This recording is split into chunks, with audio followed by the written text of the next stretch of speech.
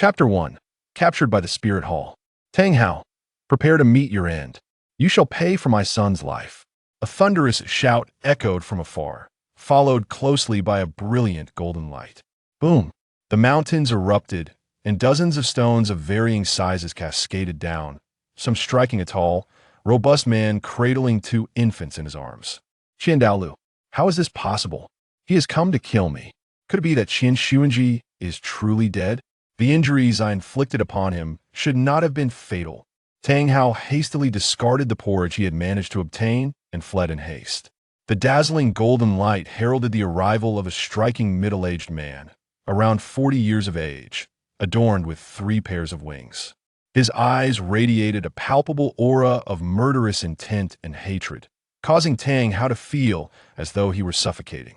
Qian, one of the 3 unparalleled Douluos, stood alongside Tang Chun as a titan among spirit masters. Seeking refuge amidst the mountains, Tang Hao focused his mental energy to its peak as he sprinted away. Another flash of sword light swept toward him, and he narrowly evaded it. However, he could not escape the falling debris with an infant in each arm. He was unable to wield the Xiaogang hammer, resorting instead to using his body as a shield, blood spilling from his mouth. I cannot continue like this. I will surely perish. Tang Hao gazed at his 2 frightened sons, who were wailing in his embrace, then glanced at the river flowing at the foot of the mountain, his face etched with anguish, but within that anguish lay a resolute determination.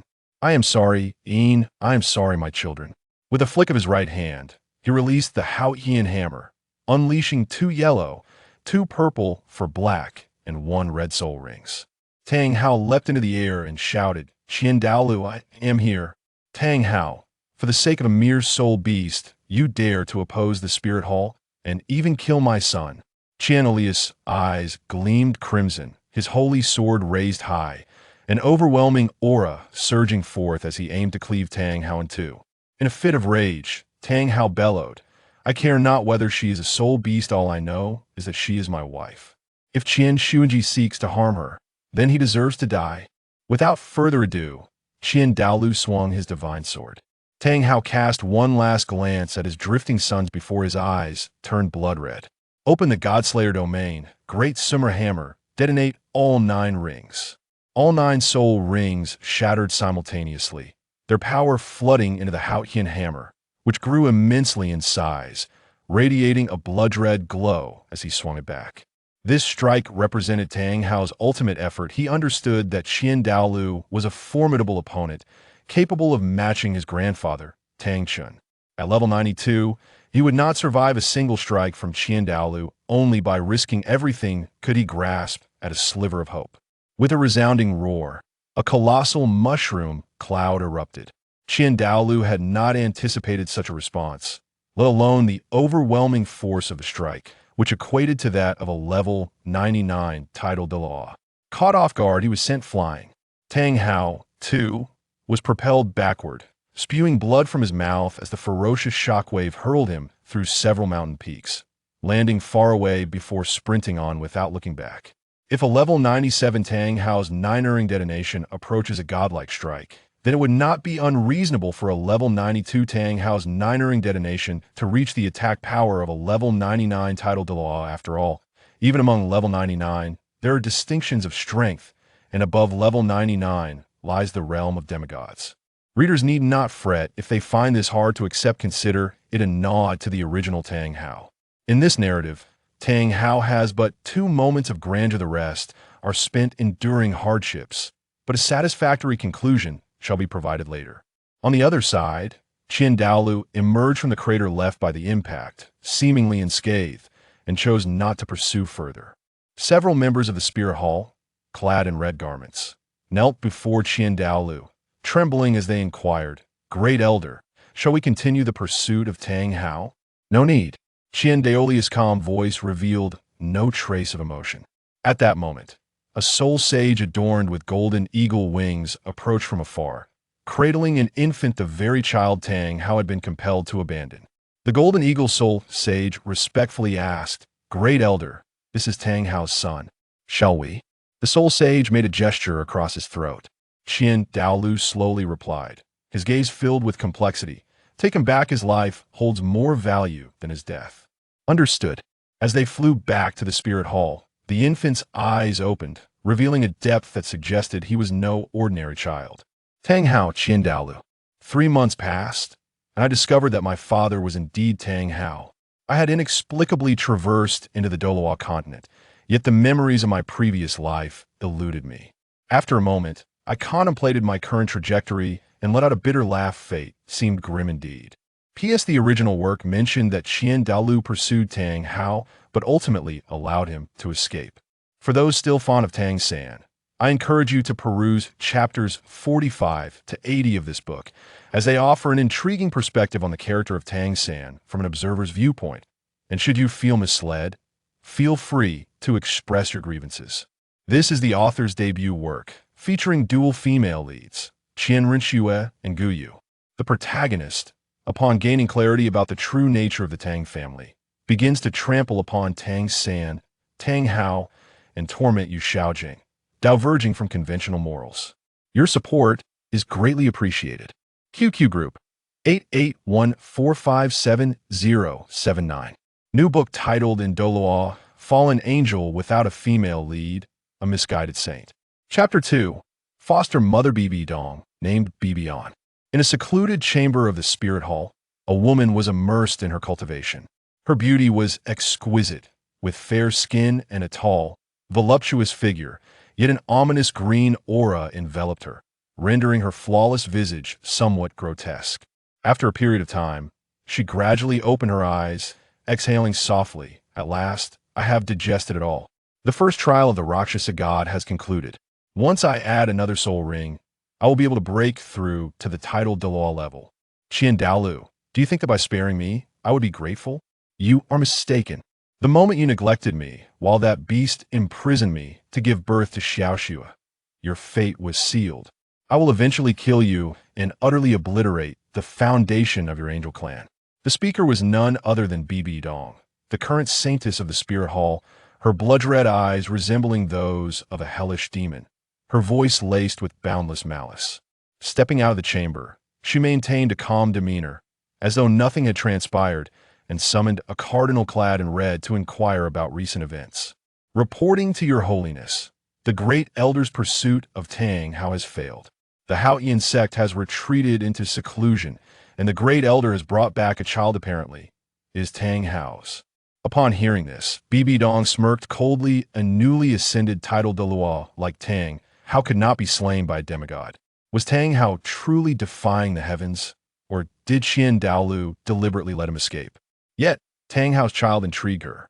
Returning to the scene, the infant gazed at the ceiling, his eyes vacant, leading a life of crying when hungry and sleeping when fed. After a while, a woman clad in a luxurious black robe with golden patterns and adorned with a 9-curved purple gold crown made her way toward the Pope's palace. This was Bibi Dong, who had just ascended to the throne, but her mood appeared rather grim. Damn it, that old wretch Qian Douluo indeed harbored ill intentions. Historically, the Pope could summon all elders except those from the worship hall, yet she had only the 2 titled Douluos, Ju Ghost and Gue Mei, at her disposal. Even borrowing personnel to acquire the 9th soul ring was an impossible task. At that moment, Bibi Dong suddenly heard the cries of an infant. She glanced towards the adjacent room and pushed the door open, discovering a baby wailing loudly. An infant? Could this be Tang Hao's son? Just then, a woman with a soothing scent of milk entered, the wet nurse responsible for feeding the child. Upon seeing Bibi Dong, she promptly knelt and respectfully said, "I pay my respects to your holiness." "Rise." "Thank you, your holiness. I wish to inquire, is this child indeed the one brought back by the great elder?" "Your holiness, I am not certain. I was simply instructed by a certain lord to care for this infant." Bibi Dong nodded and replied, "Proceed with your duties." Watching the wet nurse carefully cradle the baby and feed him, Bibi Dong's gaze dimmed, her expression becoming increasingly complex. After observing for a while, she turned to leave. In the evening, after attending to her affairs, Bibi Dong headed toward her quarters and found herself drawn to the room once more. Stepping inside, Bibi Dong was now aware the infant's identity was indeed Tang Hao's son. At that moment, the child continued to stare blankly at the ceiling. Pondering his future, would he become a mere tool for killing, trained by the spirit hall, or would he resist and meet his demise? Though Tang Hao had abandoned him, he bore no hatred towards him, understanding that Tang Hao had not done so intentionally. He sensed someone's approach, and his vacant gaze locked onto Bibi Dong's as she entered the room. Bibi Dong felt a stir of emotion. The infant's plight and expression resonated deeply with her. He had lost his mother, his father had forsaken him, and she, too, was without parents, having once placed her utmost trust and respect in a teacher who turned out to be a beast. Bibi Dong did not ponder why the infant bore such an expression. She approached him and gently caressed his face. As the infant met Bibi Dong's gaze, he recognized her identity, having been informed by the wet nurse earlier that day. Feeling Bibi Dong's tender touch, he smiled at her, for she was his benefactor, having avenged his mother's death. Though she was the pope of the spirit hall, she bore no ill will towards family, the individuals responsible for his mother's death. Aside from one severely injured title Douluo, were all dead. If ordinary people could elicit a smile from the child, how much more could a benefactor do? It was precisely this smile that subtly altered the infant's place in Bibi Dong's heart. At this moment, Bibi Dong found herself devoid of disciples, friends, and even her daughter, her heart consumed by a profound hatred. That single smile seemed akin to a ray of sunlight penetrating the icy fortress encasing Bibi Dong's heart. Following the incident in the secret chamber, a smile emerged on her previously expressionless face, illuminating the entire room with newfound brightness. Gradually, Bibi Dong began to playfully tease him, eventually coaxing him to sleep. Being merely a child, he lacked the stamina for prolonged engagement despite Bibi Dong's somewhat clumsy approach. He soon succumbed to slumber. Before parting, Bibi Dong gazed upon the sleeping infant, her countenance radiating a motherly tenderness. Truly adorable, every infant must possess such charm. Then, her tone shifted abruptly. Swear, you ought to be setting aside your pride to earn my acknowledgement as a maid, yet I find myself at a loss on how to face you. Pain etched across her features. She bowed her head, allowing sorrowful tears to cascade down. After casting one last glance at the infant, she departed. From that day forth, Bibi Dong frequently visited him, engaging in playful antics, and after a few months, once he had been weaned, she brought him directly to her quarters, providing toys and nourishment. My little one, have you been obedient? I brought you a new toy. A smile now adorned Bibi Dong's face, illuminating her demeanor with a sunlit warmth. I can't keep calling you little one. What should I name you? Tang no. Why should I give you the Tang surname? You were raised by me, so you should carry my name, Xiaogang, Bing Xue. Han Yum. Bibi Dong chuckled lightly. From today onward, I shall call you Bibi Han, Hainer, or Xiaohan. Is that agreeable? The infant smiled, seemingly pleased with the name, having long forgotten what Tang Hao had previously called him. He uttered two words, Mama. Bibi Dong felt a jolt through her entire being, lifting him in her arms, her voice laced with yearning. Say it once more. The infant exhibited no reluctance. The woman who nurtured him deserved to be called Mama. Good, good. I have a child now. I'm no longer alone. Thus, a child named Bibi Han was born, with his mother Bibi Dong teaching him to read, write, and accompanying him through the joys of childhood. Chapter 3. The Origins and Responsibilities of the Spirit Hall.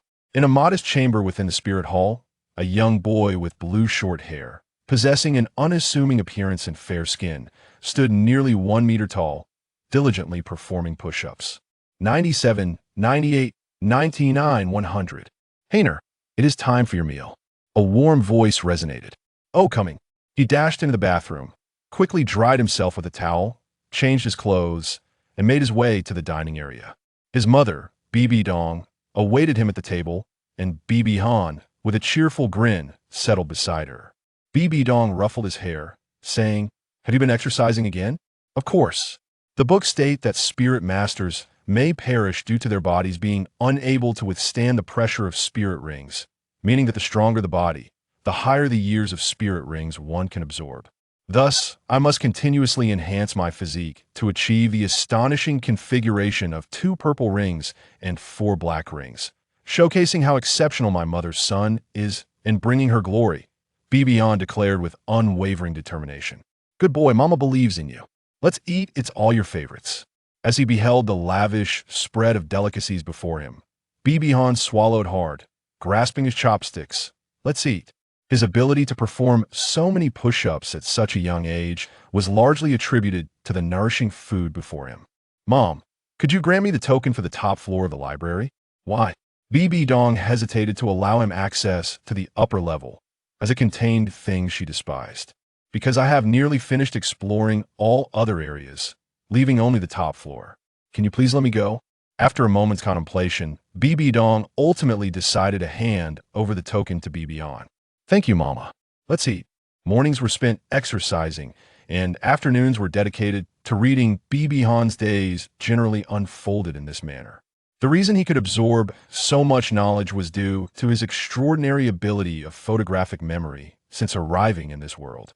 Upon hearing this, Bibi Dong was taken aback, for it is well known that a greater talent leads to enhanced learning and memory capabilities. Yet, the ability of photographic memory was something even Bibi Dong herself could not achieve within her understanding. Only one genius could accomplish such a feat. Watching Bibihan's retreating figure, a deep concern clouded Bibi Dong's expression as she murmured, Xiaogang, if you truly encounter that individual there, you will have to rely solely on yourself. If your talent is indeed as exceptional as it seems, Mama's current strength is insufficient to protect you. After ascending 6 flights of stairs, Bibihan arrived at the 7th and highest level. The library's 7th floor housed books of considerable value, with the first floor accessible to all residents of Spirit City, containing only the most basic texts, while the remaining floors required corresponding permissions. The 7th floor was off-limits to all but the Pope and the esteemed elders, although the Holy Son and Holy Daughter, along with the elders of the hall, were typically permitted entry. Due to certain circumstances, the Holy Son and Holy Daughter could not access it, and naturally, neither could the elders of equal rank, unless they possessed a special token. Upon reaching the entrance of the 7th floor, 2 powerful soul Douluo stood as sentinels.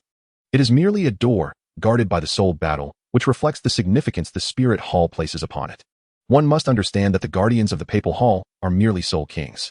A cold, emotionless voice emanated from their lips, uttering the simple yet weighty words, the token. Bibihan extended his hand, and the token materialized. The two parted ways, allowing him to enter the 7th tier, within a modest abode. Bibihan's initial impression was one of weightiness. Here, there were no rare treasures of heaven and earth, nor any soul bones, however, for the Spirit Hall. This place housed items incomparable to those treasures, historical tomes. Though the collection was not vast, each book bore the unmistakable marks of time. Prominently displayed on the front wall was a massive illustration, occupying a quarter of the small room. It was titled The Angel's Suppression of Evil. The image depicted a resplendent angel with 6 wings, radiating beauty akin to that of a Valkyrie, wielding a sword to subdue the grotesque and bloodthirsty soul masters beneath her. Bibihan perused the ancient tome, its cover adorned with the inscription detailing the history of the Spirit Hall.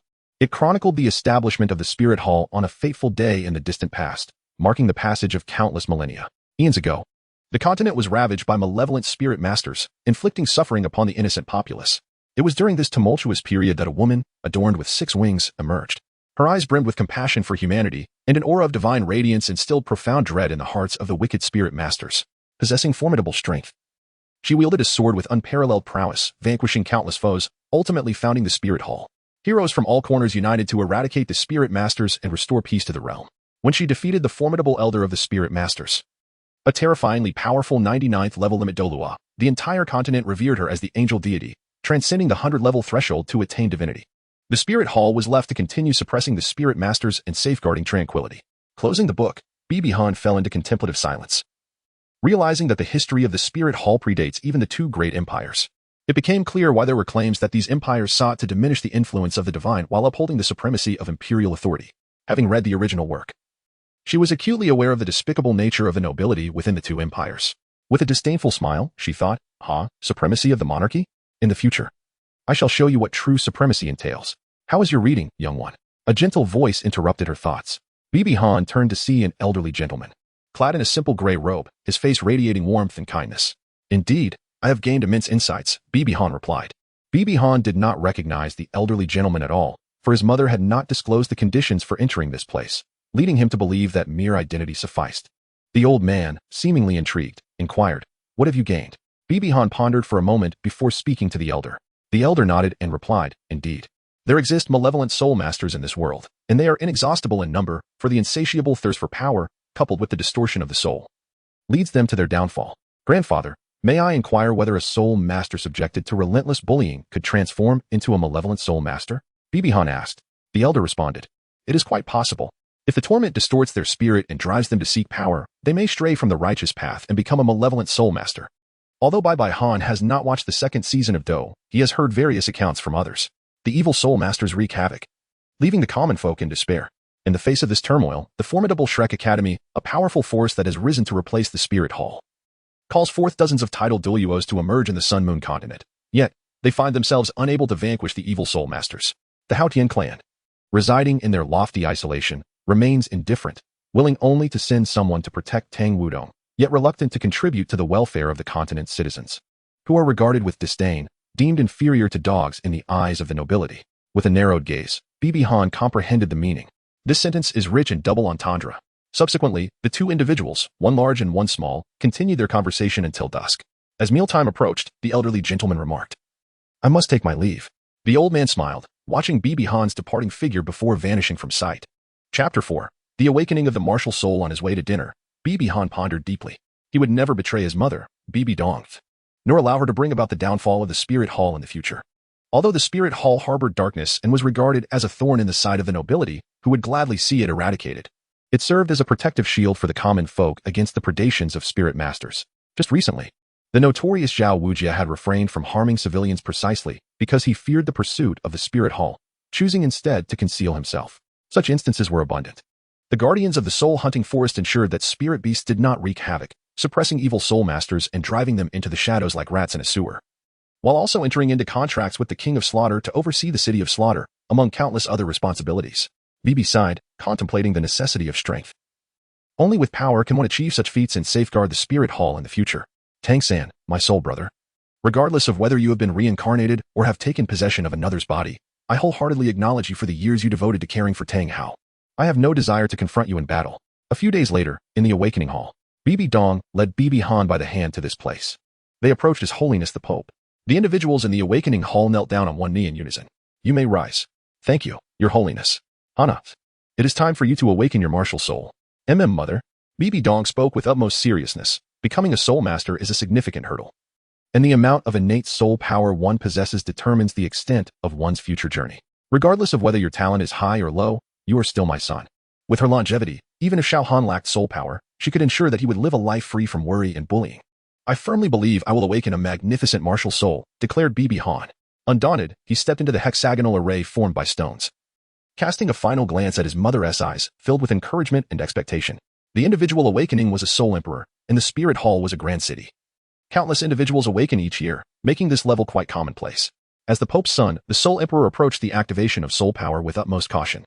Bai Han was enveloped in a soft golden radiance, which formed a luminous shield around him.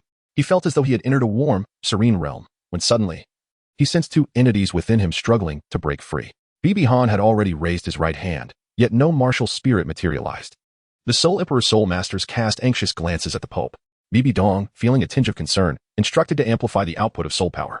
The Soul Emperor complied. At last, Bibi Han sensed the membrane give way. He raised both hands, revealing a small, black hammer and a sprig of ubiquitous blue-silver grass. "Dual spirit souls."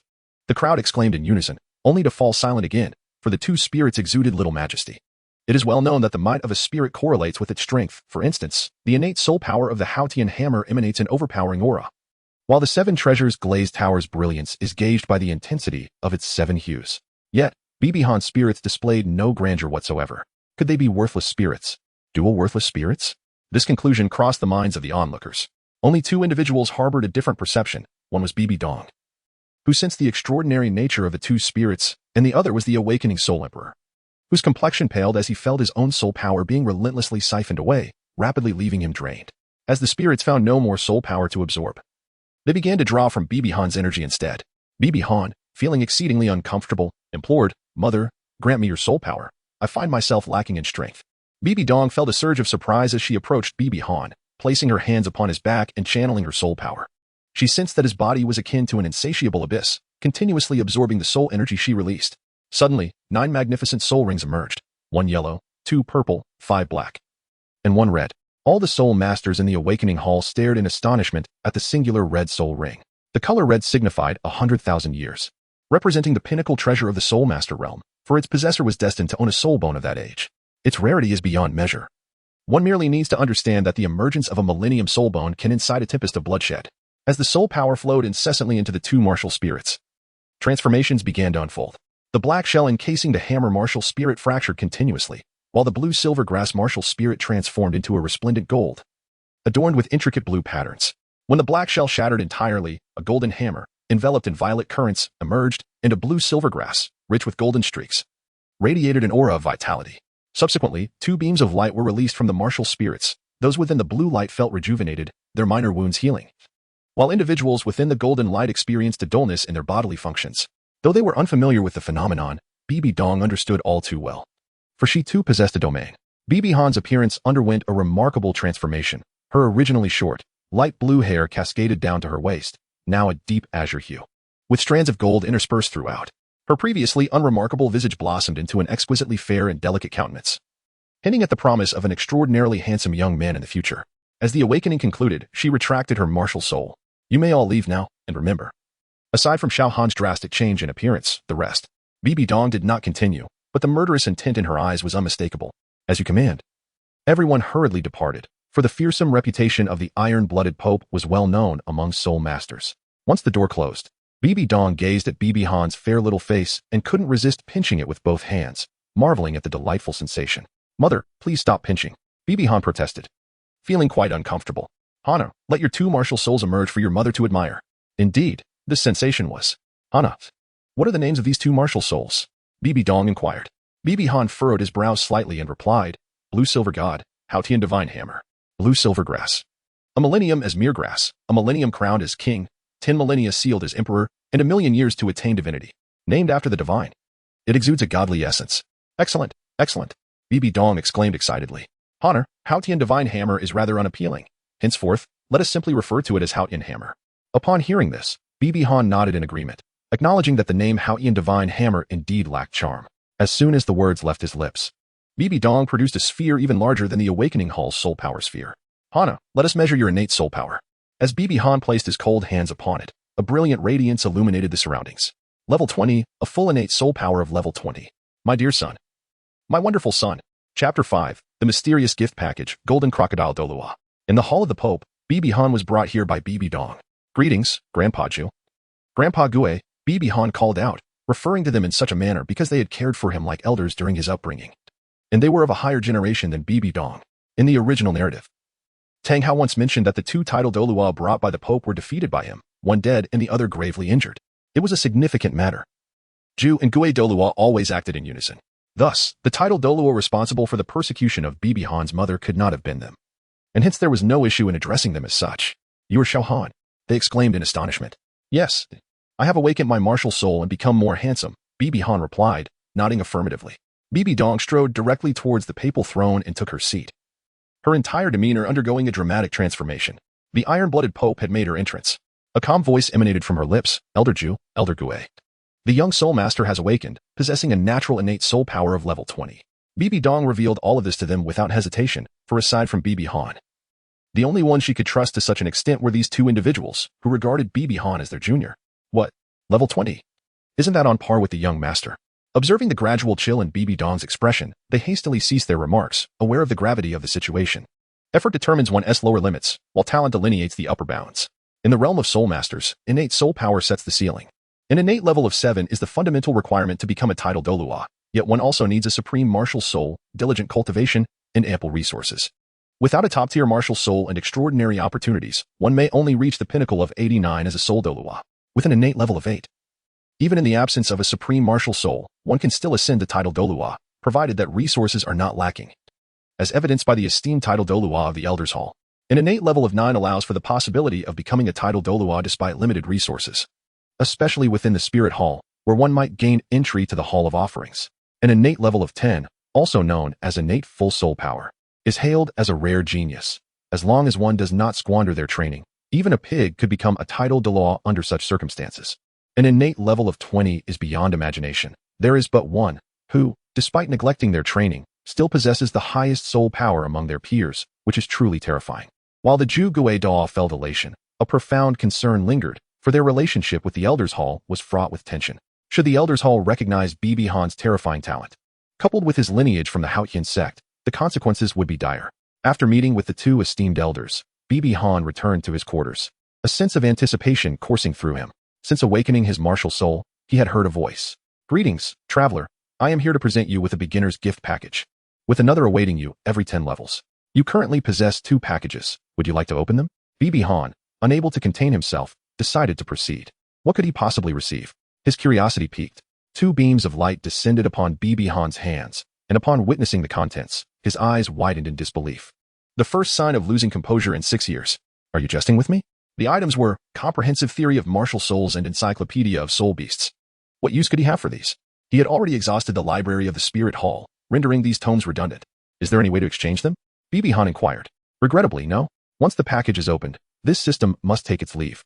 Future gift packages will unlock automatically upon reaching the 10th level. The voice faded away, leaving Bibi Han in a state of bewilderment. He mused that he must be the most unfortunate host of a golden finger. Nevertheless, having attained innate level 20, what more was there to lament? Xiaogang. A gentle voice emerged, unmistakably that of his mother. "Mother, are you going to teach me how to cultivate?" His mother smiled kindly. "I wish to take you to meet someone." "Who?" Bibi Han asked with curiosity. "Someone who can help you best realize your potential." Bibi Dong brought Bibi Han to a designated location, where an elderly man awaited their arrival. The old man, with hair and beard as white as snow, appeared to be over 80 years old. He donned a golden robe adorned with a silver-embroidered depiction of a menacing crocodile. This attire signified reverence, while the spirit it represented was formidable. Bibi Han recognized him. He was the second offering of the Spirit Hall, a level 98 golden crocodile Douluo, who would eventually be crushed in spirit by Tang Hao's 3 strikes. The golden crocodile cast a glance at Bibi Dong before turning his gaze upon Bibi Han, his pupils widening in astonishment as he exclaimed, "A innate soul power of level 20, indeed it is true." Following this, the golden crocodile remarked with a hint of mockery, "Your Holiness, is this mere child, with such delicate skin, truly aspiring to be my disciple?" Huh. Upon hearing these words, Bibi Han felt a surge of indignation. This individual had shown disdain for his mother from the outset, and now continued to ridicule him.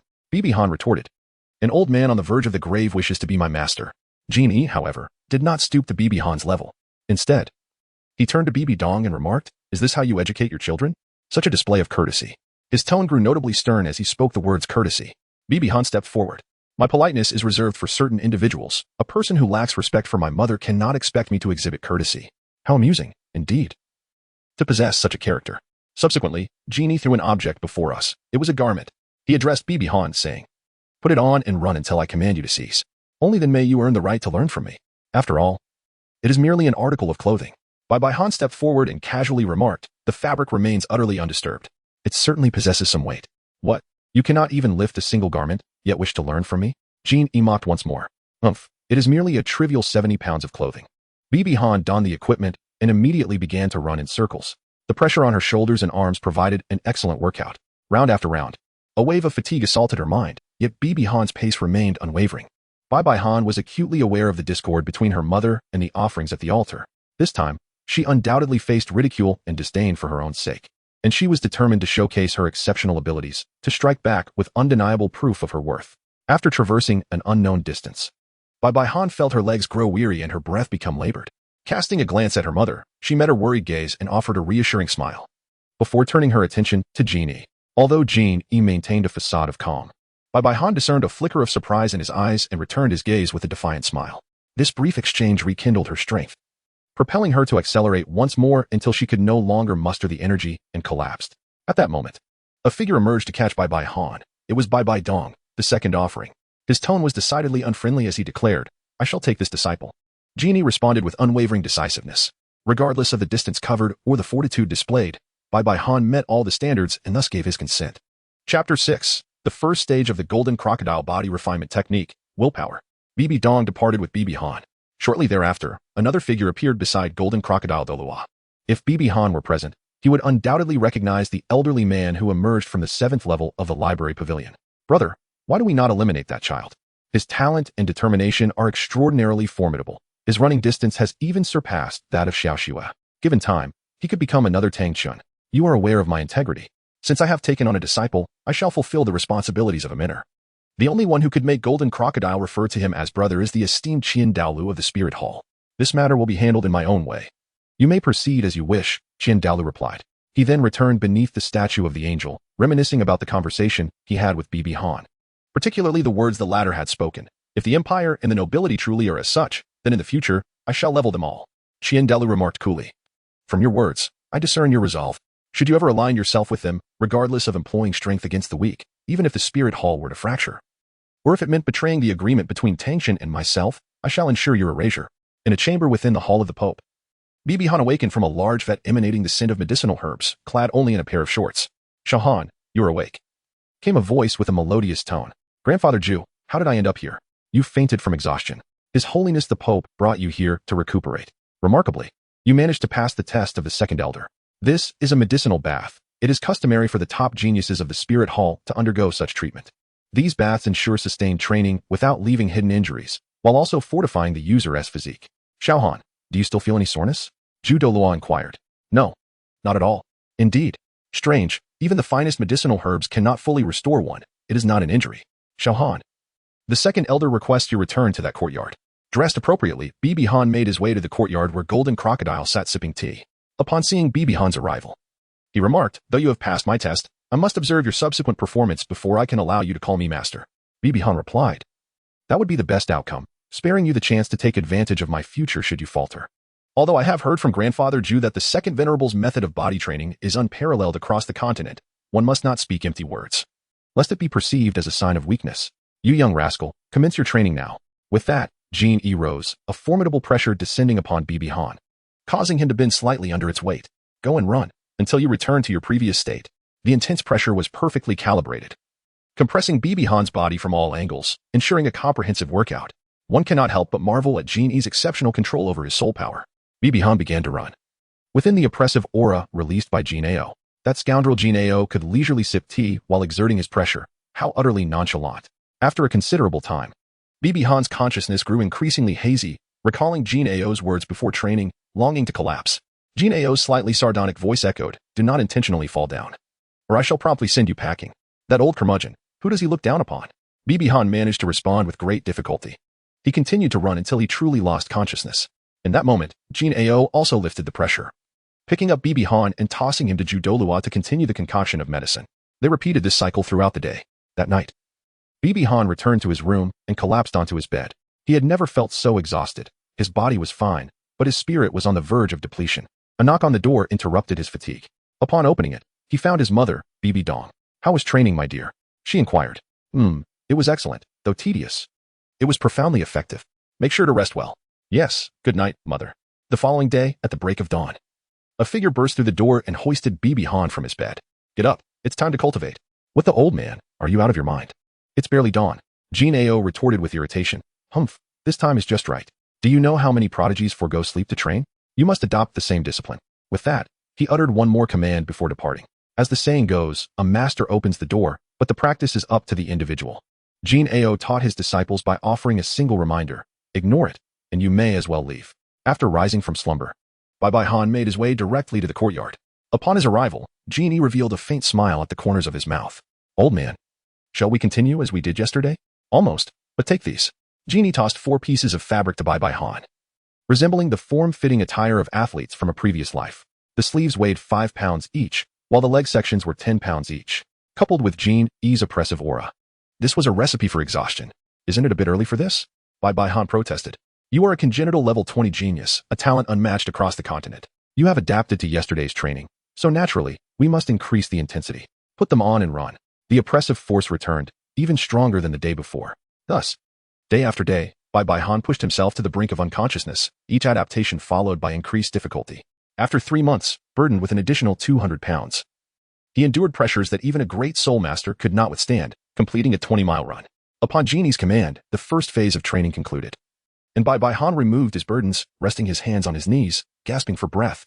Despite the passage of time, his skin remained largely unchanged, impervious to the sun's harsh rays. However, his demeanor had undergone a profound transformation. Determination shone in his eyes, accompanied by a newfound respect for Jin Yi. Although his manner of address remained unchanged, in addition to his expression, Bai Han's physique had significantly evolved, becoming more solid, powerful, and muscular, exuding formidable strength. Due to the influence of the blue-silver god, he did not appear overly robust in clothing, but without it, he would certainly evoke blushes from any woman of normal inclination. Well then, tomorrow we commence the second phase of training. Wait for me here, Jin Yi declared before departing. Chapter 7. Jin Yi's Body Refinement Technique, Phase 2. Endurance. The following day, Jin Yi led Bai Han to a peculiar hill.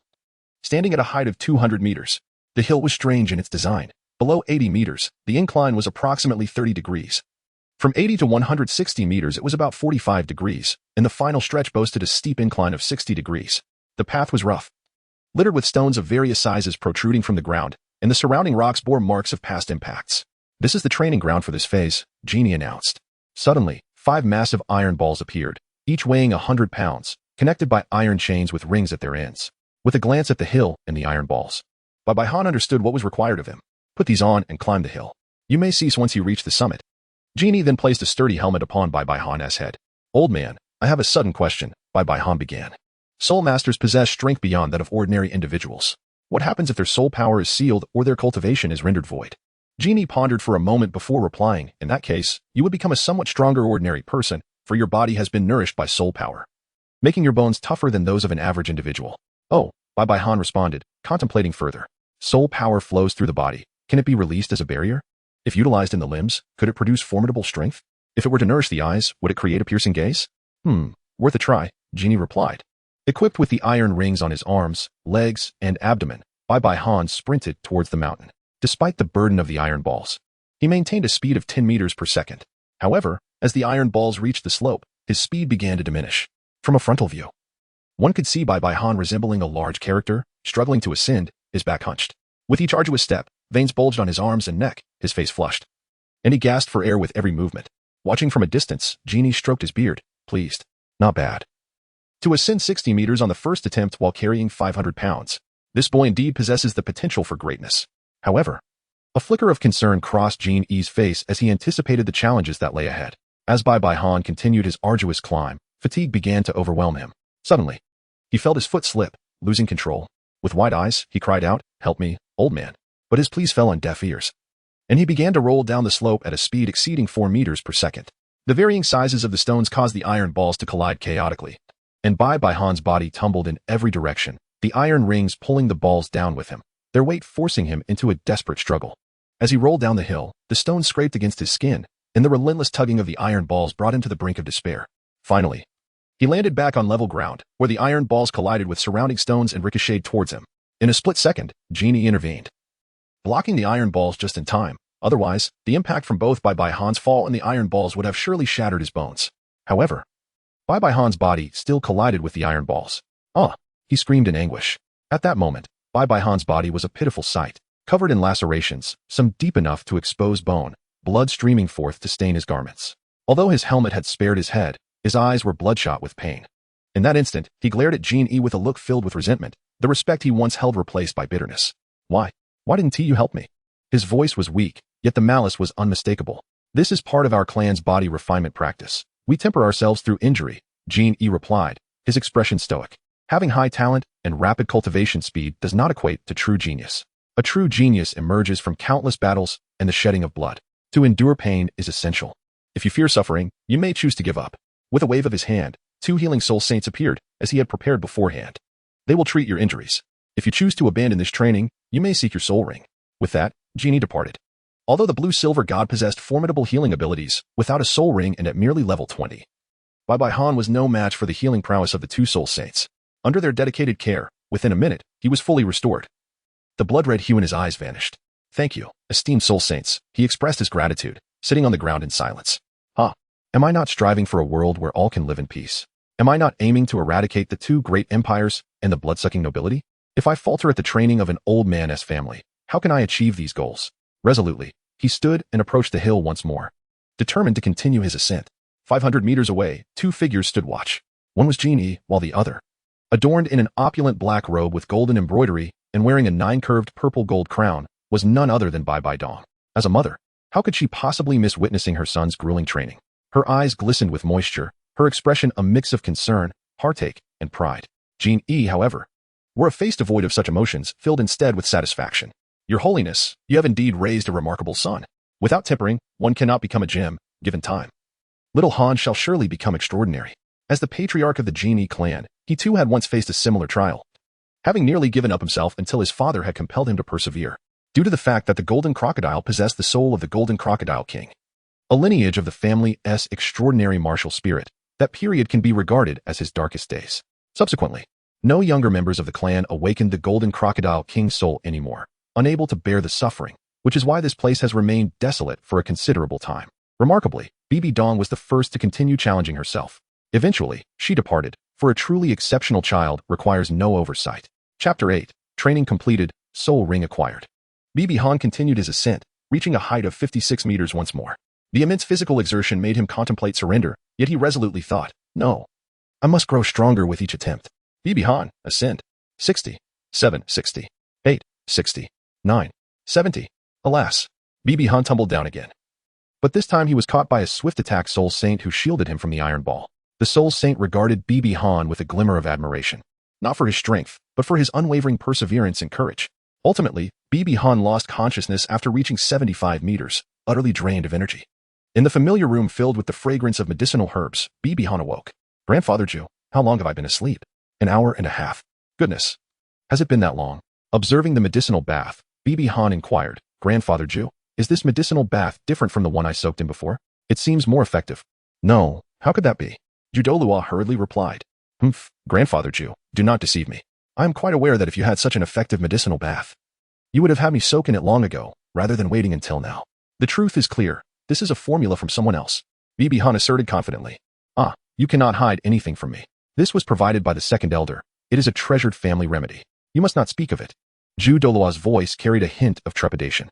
The second elder, a peak level 98 Douluo, capable of defeating dozens of opponents single-handedly. I understand now. It seems that old fellow possesses a similar disposition, wanting to keep this matter concealed. With this realization, the image of the elder loomed larger in his mind. Upon returning to the foot of the small mountain, it appeared that the golden crocodile was awaiting him. Approaching, Bibi Han respectfully bowed and said, Master. The golden crocodile trembled slightly, fixing his gaze upon Bibi Han. That little rascal Zhu told you about the medicinal bath. Is he getting too comfortable? Bibi Han, in a moment of bemusement, thought to himself, Little Zhu, I am referred to as Grandpa Zhu, and you call me little fellow, which implies that you should address me as the tiniest little fellow. However, it appears that this character is indeed a generation older than my great-grandfather Tang Chun. So perhaps such a designation is not entirely incorrect. No, he responded, I deduced it from that formidable medicinal bath. Master. I have yet to genuinely consent to your becoming my disciple. Bibi Han smiled faintly and replied, Yes, Master. He then resumed his training. After absorbing the medicinal bath provided by his master, Bibi Han's physique grew even stronger. Ultimately, he soared to a height of 79 meters. That evening, upon returning to his room, Bibi Han continuously nourished his eyes with the gentle soul power of blue silver, engaging in his cultivation. As the two activities were not mutually exclusive, a knock echoed through the door. Mom, Hunter, how was your training today? Does it still hurt? Indeed, Mother. You have been watching over me. It does hurt, but it is immensely beneficial, Bibi Han replied nonchalantly.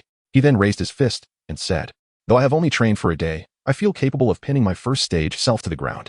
His mother nodded and remarked, Pain is an essential part of the path of the strong. Enduring injuries is entirely normal. In battle, if you fear not the pain, you shall hold a significant advantage over your peers. I understand. Thank you, Mother. The next day, Bibi Han returned to the small mountain to continue his training. After falling 8 times yesterday, I wonder how many times I shall tumble today. Bibi Han charged forward, donning an iron ring. Indeed, he propelled himself, expending considerable energy to heighten the challenge. By the time he reached 60 meters, he found himself faltering. He persisted, charging and falling repeatedly. A week later, Bibi Han, relying solely on his determination, ascended to 80 meters. Alongside his relentless effort, a portion of his success was attributed to the efficacy of herbal baths, which proved remarkably beneficial. After a month and a half, Bibi Han soared to 160 meters. 4 months later, he finally completed this phase of training. Surging to the mountain's peak and gazing down, overwhelmed with emotions. It had not been easy, he endured immense suffering, yet he had conquered this mountain. Suddenly, Genie appeared beside Bibi Han, offering words of encouragement. Master, I now comprehend your heartfelt intentions, Bibi Han expressed gratefully. Oh, do enlighten me about my intentions. Genie replied. The first phase primarily cultivated my willpower, teaching me to remain steadfast until the final moment. while the physical strain laid the groundwork for the subsequent stage of training. The second phase is aimed at enhancing my endurance, ensuring that I do not shy away from combat out of fear of injury. One must acknowledge how many scions from illustrious families cower and shield their heads when faced with a slap, or abandon decisive strikes out of fear of disfigurement. Jean E nodded in agreement. Then, what should I do next? Increase the weight of the iron ball? Bibi Han inquired. No, your herbal baths have completed their course. Continuing this regimen will yield diminishing returns. It's time for you to procure your soul ring, Jean E advised. The prospect of obtaining his soul ring filled Bibi Han with excitement, knowing that all his training had been in preparation for this moment. The following day, he donned his gear, ready to embark on his journey. Accompanying him to acquire the soul ring were his mother, Bibi Dong, and the soul Douluo, Zhu Gui. While Bibi Han was not surprised by Zhu Gui's presence, he was taken aback by his mother's attendance. Due to his rigorous training, his time spent with Bibi Dong had dwindled, often missing shared meals, prompting her to set aside her affairs to accompany him. In a luxurious carriage, one carried the mother and son duo, another held Zhu Gui, along with several others. Chapter 9. Bold endeavors. As Bibi Han felt the speed of their journey, he couldn't help but reflect on how somewhat antiquated the Douluo Continent seemed. Although their carriage was drawn by a 1,000-year-old wind chaser, a gentle and swift-souled beast, it paled in comparison to the aircraft of Blue Star, not to mention. While in the carriage, Bibi Han inquired, Mother, what type of soul ring should I seek? Bibi Dong offered a gentle smile and then inquired, to determine what kind of soul ring to absorb, one must first understand the characteristics of their martial soul. Hana, are you aware of the traits of your martial soul? Bai Han unleashed his blue-silver divine martial soul, transforming the atmosphere within the carriage into an exceptionally comfortable haven. On either side of the carriage, clusters of blue-silver grass emerged from the earth, swaying gently, embodying life itself. Bai Han spoke. Bibi Dong nodded slightly, affirming that regardless of whether in the desert or on snow-capped mountains, with just a modicum of soil and nourishment, life could flourish. It can be said that its inherent characteristics are naturally aligned with the art of healing. Upon hearing this, Bibi Han couldn't help but reminisce about the original work, recalling the battle between Tang San and Tang Liang, where it was mentioned that blue-silver grass grew on the peaks, albeit in scarce quantities. His mother, Qian, traversed the continent as a healer, tending to the wounded spirit beasts and common folk. The perceptiveness of a titled Douluo is truly remarkable. Bibi Dong immediately inquired, Honor, what troubles you? Are you unwell? No, I merely reflect upon the arduous efforts I have exerted, only to find myself relegated to a mere supporting role, lurking behind my companions, and it leaves me disheartened. Oh, foolish child, blue-silver grass is not solely confined to healing. It can also serve as a means of control. Consider how Tang Hao and A invaded the relentless pursuit of the Spirit Hall for so many years. It was precisely due to the formidable controlling power of the blue-silver emperor that they left no trace behind. Bibi Dong could not help but ponder. Ah, the blue-silver emperor, you embrace healing and control, while I wield the power of poison control. Yet, your son has become my adopted child. What a twist of fate this is. A few days later, within the Star Doe forest, a group ventured forth. Upon entering, Bibi Han felt an overwhelming sense of homecoming. The blue-silver domain activated automatically, with countless blue-silver grasses flourishing, exuding an incredibly comforting aura, erasing all traces of fatigue from the journey for everyone present.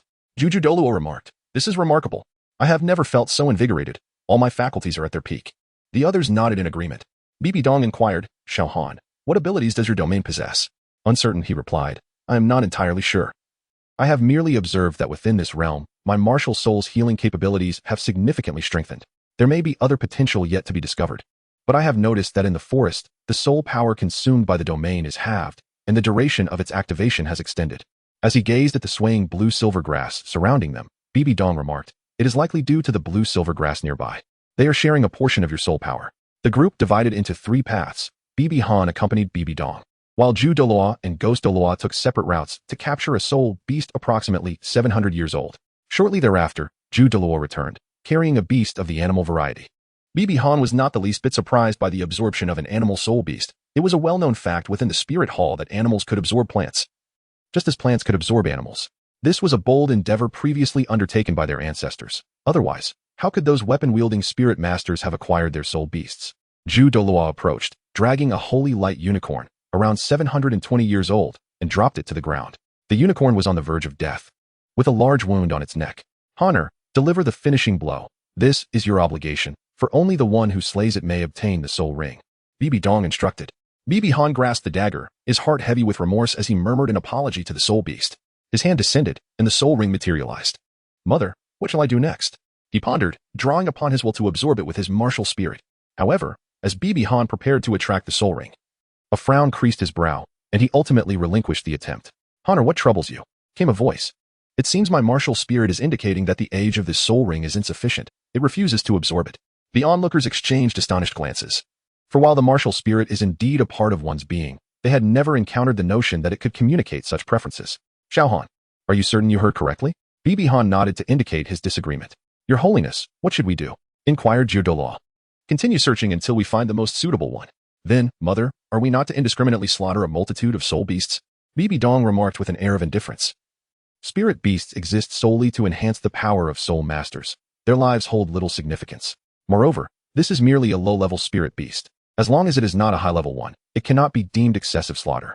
After pondering for a moment, Bai Han remarked, Mother, I have suddenly conceived an idea. I shall convey this information to the blue-silver grass, allowing it to guide me towards the most suitable spirit beast. Bibi Dong's eyes sparkled with realization. There was indeed another approach. Let us proceed as such, guided by the blue-silver grass.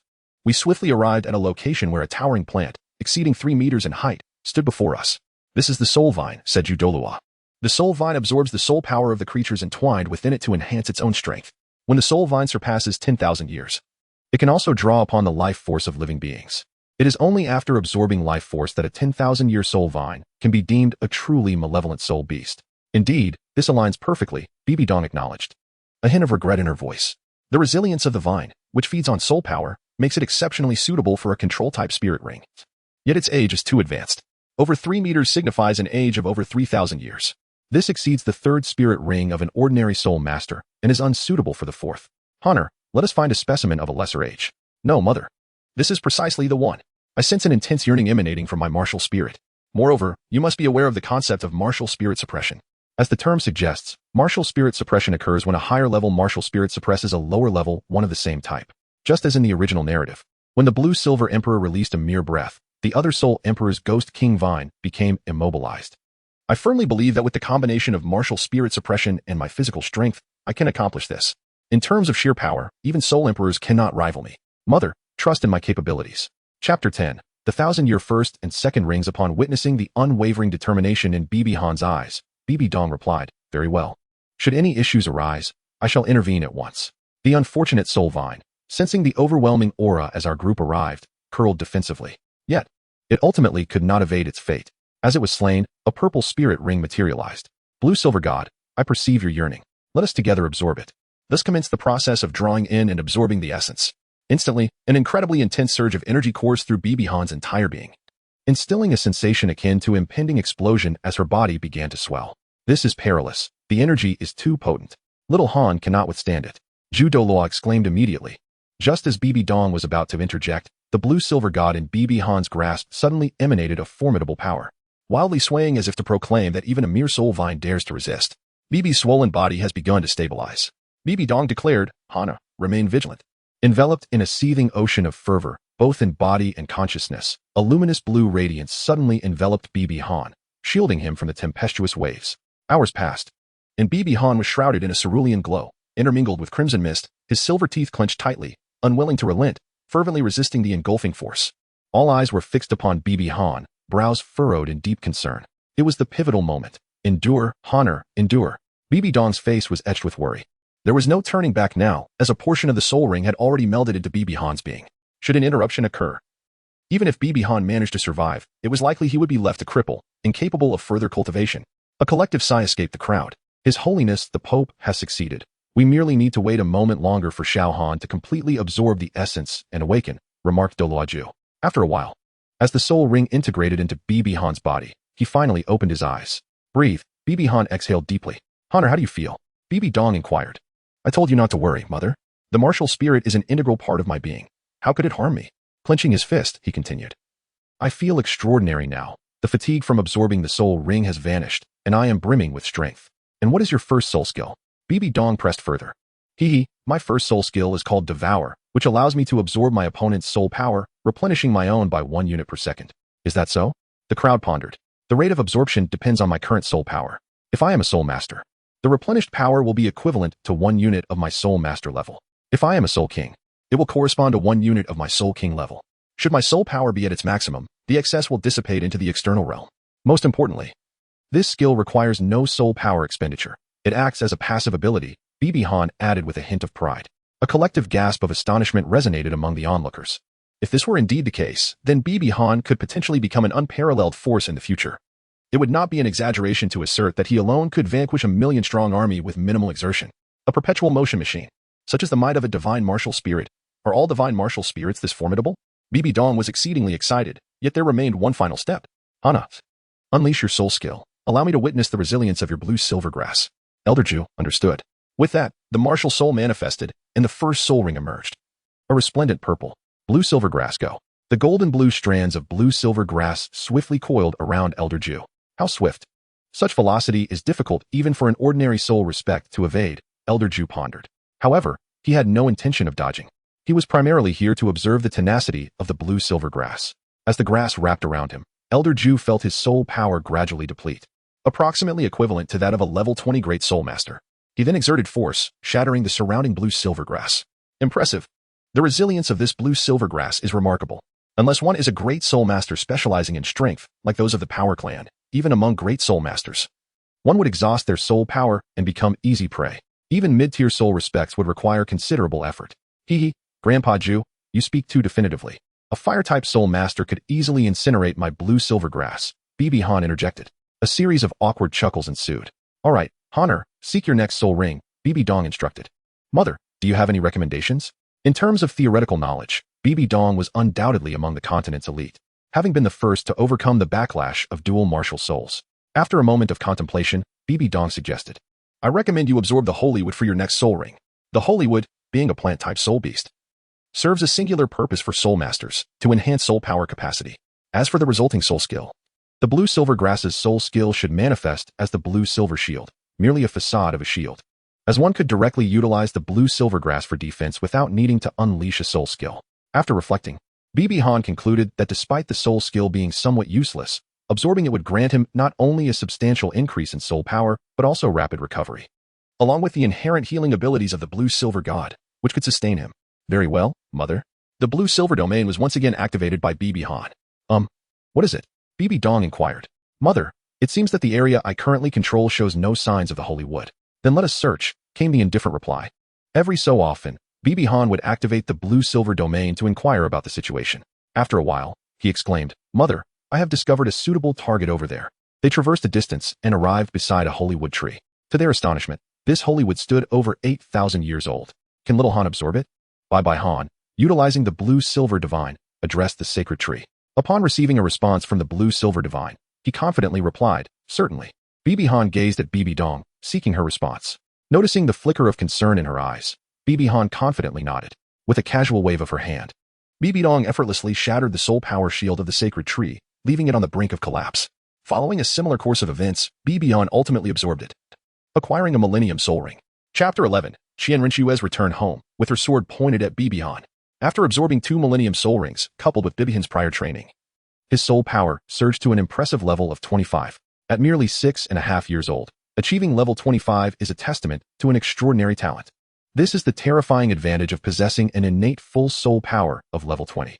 Not only does it allow for the immediate addition of 2 soul rings without prior training, but it also accelerates the cultivation speed to an astonishing degree, unmatched by those without such an innate advantage.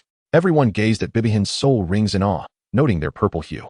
Even the strongest genius in the history of the Spirit Hall had only attained a second purple ring. This moment marked a groundbreaking chapter in the realm of soul masters. Mother, I have brought you honor, Bibi Han exclaimed, beaming at his mother's joyful smile. Bibi Dong nodded gently, affectionately rubbing Bibi Han's head. It had been several days. It was time for us to return. By the afternoon of the 3rd day since our return to the Spirit Hall, Bibi Dong hurriedly made her way to the Papal Palace, presumably to attend to the backlog of affairs that had accumulated during our absence. Bibi Han decided to pay a visit to his master, the Golden Crocodile. The courtyard seemed to exude an air of anticipation, as if the Golden Crocodile had long been aware of Bibi Han's impending arrival, leisurely sipping tea. So, have you acquired your soul rings? How many years do they span? The ethereal voice of the Golden Crocodile reached Bibi Han's ears. Master, please set aside your tea. I assure you, I have something that will astonish you.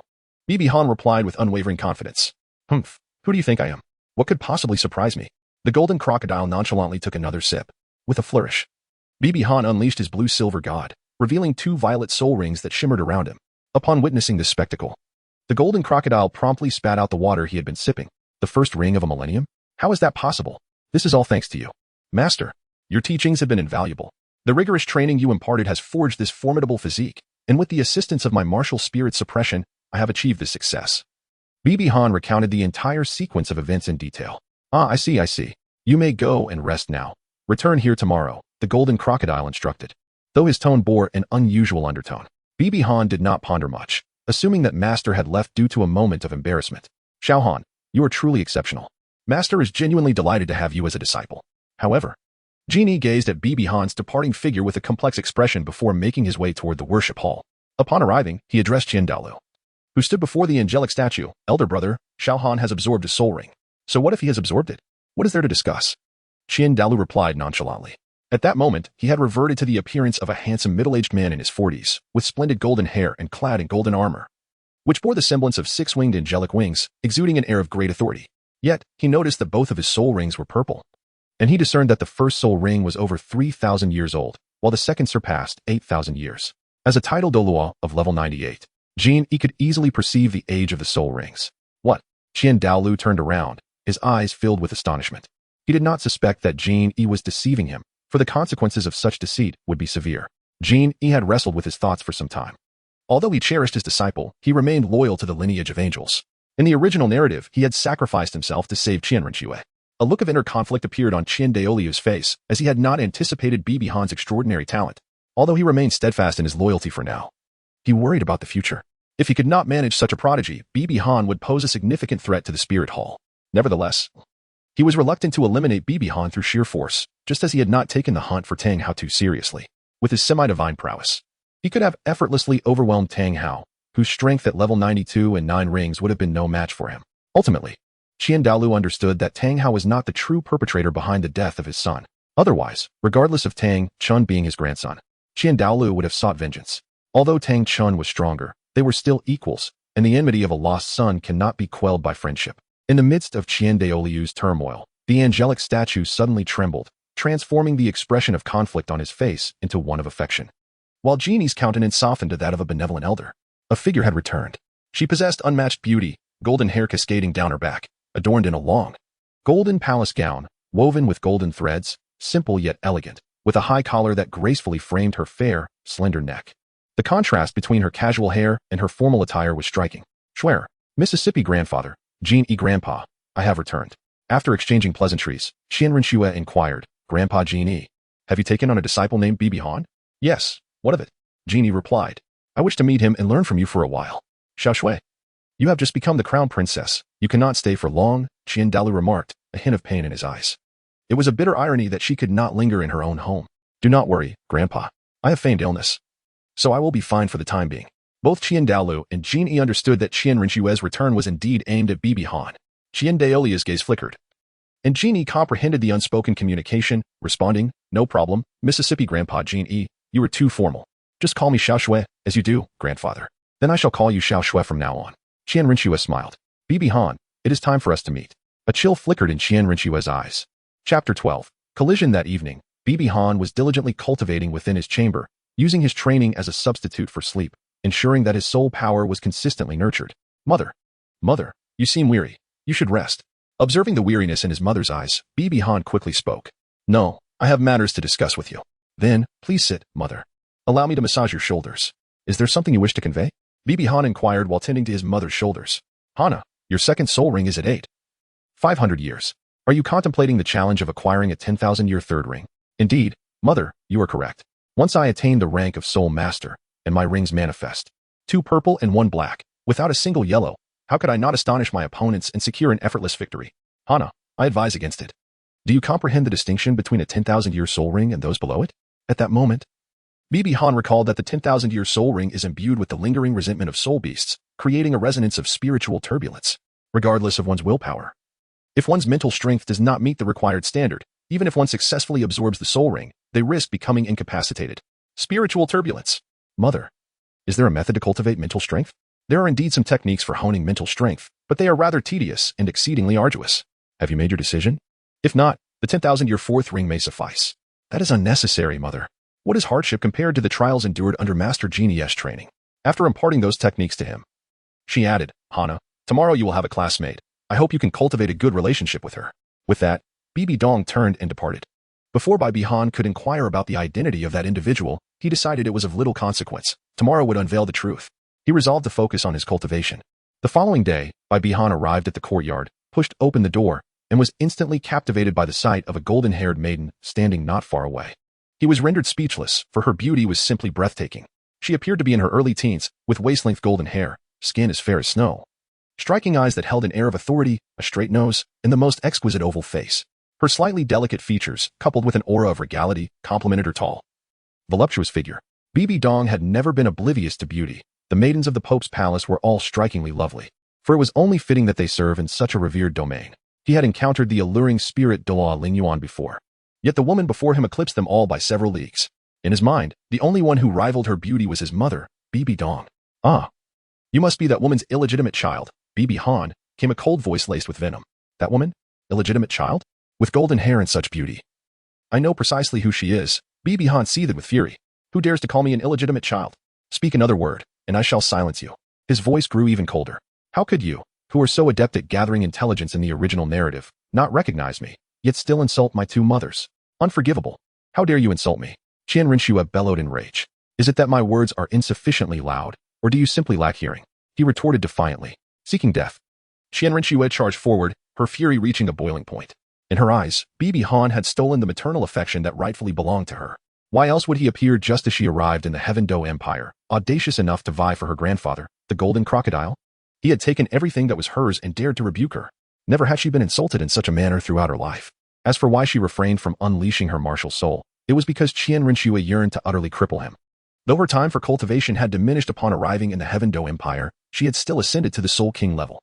Should she activate her martial soul and deliver a fatal blow, it would be far too merciful for him.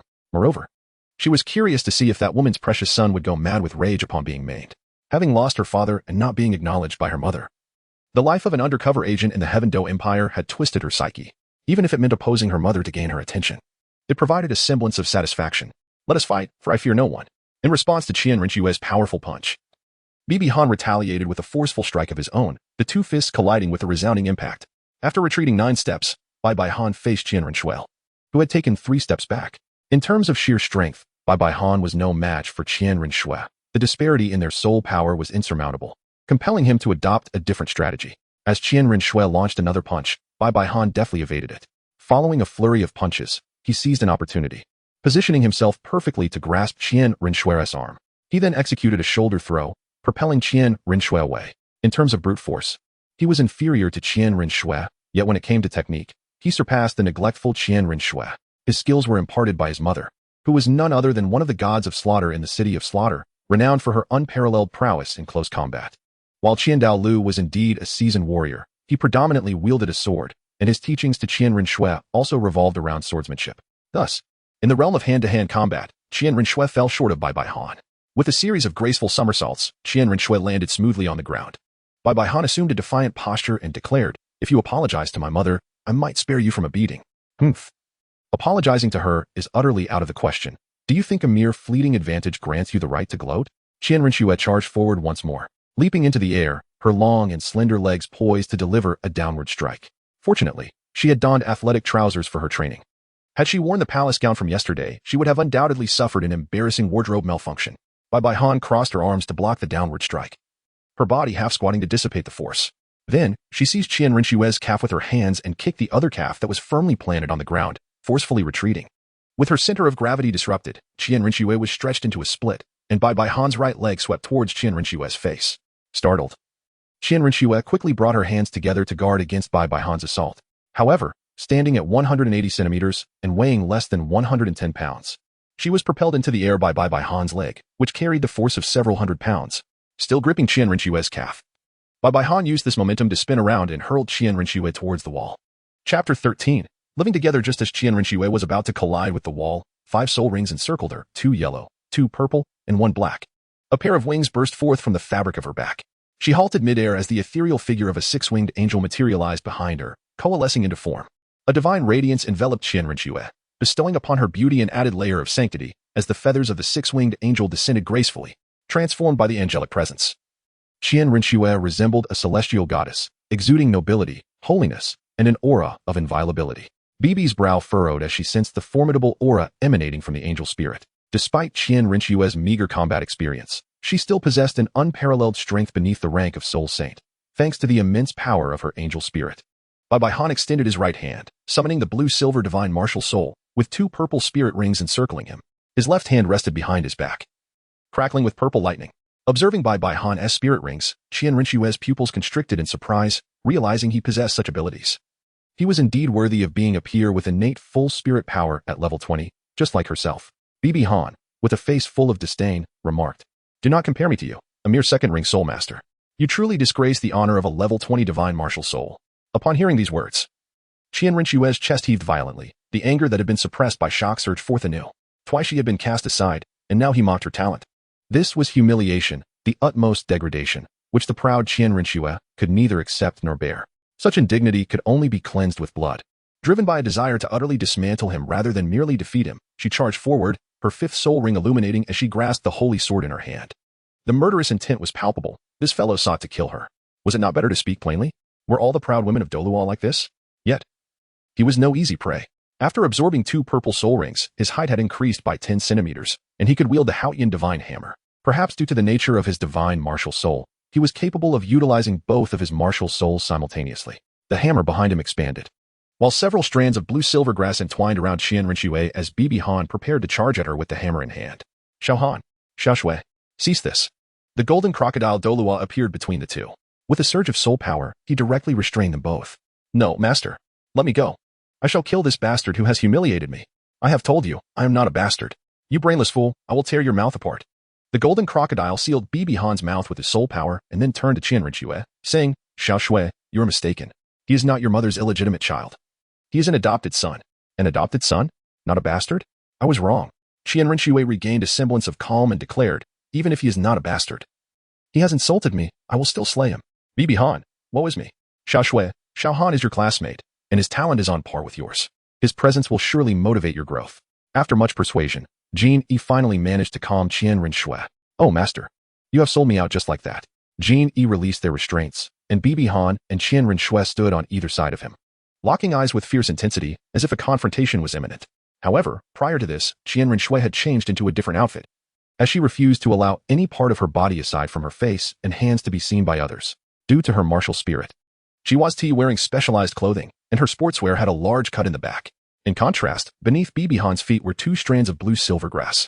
Given that Qian Renxue was 9 years older than Bibi Han, he only reached her chest. How could Bibi Han possibly look up to Qian Renxue? That would signify weakness. Thus, he relied on the height provided by the blue-silver grass to meet her gaze. Jin Yi, feeling helpless, was merely following his elder brother's instruction to temper Qian Renshue's arrogance, which must align with her capabilities. Due to Qian Renshue's journey to the Heavendo Empire, her various metrics had significantly declined, so he initially did not intervene, not anticipating the situation would escalate to this extent. "Xiaoshui, Xiaohan, follow me," Genie beckoned, using his soul power to lift the 2 of them to a charming dwelling. The surroundings were picturesque, filled with the melody of birds and fragrant blossoms, evoking a sense of comfort. "Xiaoshui, Xiaohan, you will reside here from now on," Genie stated. "What? I have to live with her, him? Is this a joke? Impossible. Cough, cough. It's not living together. There are 2 separate houses here for you to choose from. That won't do either. I find this fellow utterly displeasing. Do you think I have any fondness for you?" Observing the brewing conflict between the 2, Jin Yi felt overwhelmed. "Xiaoshui, do not be willful. This is your grandfather's wish." Qian Renxue fell silent. She had only her grandfather as family, and under normal circumstances, she was most obedient to him. "Xiaohan, this is the master's command." Damn it, damn it, damn it, that old man." Bibi Han and Qian Renxue stepped through the doorway, revealing a perfectly symmetrical room, identical in every aspect. Bibi Han immediately proceeded towards the left chamber. "Wait," Qian Renxue interjected. "What is it? Speak quickly."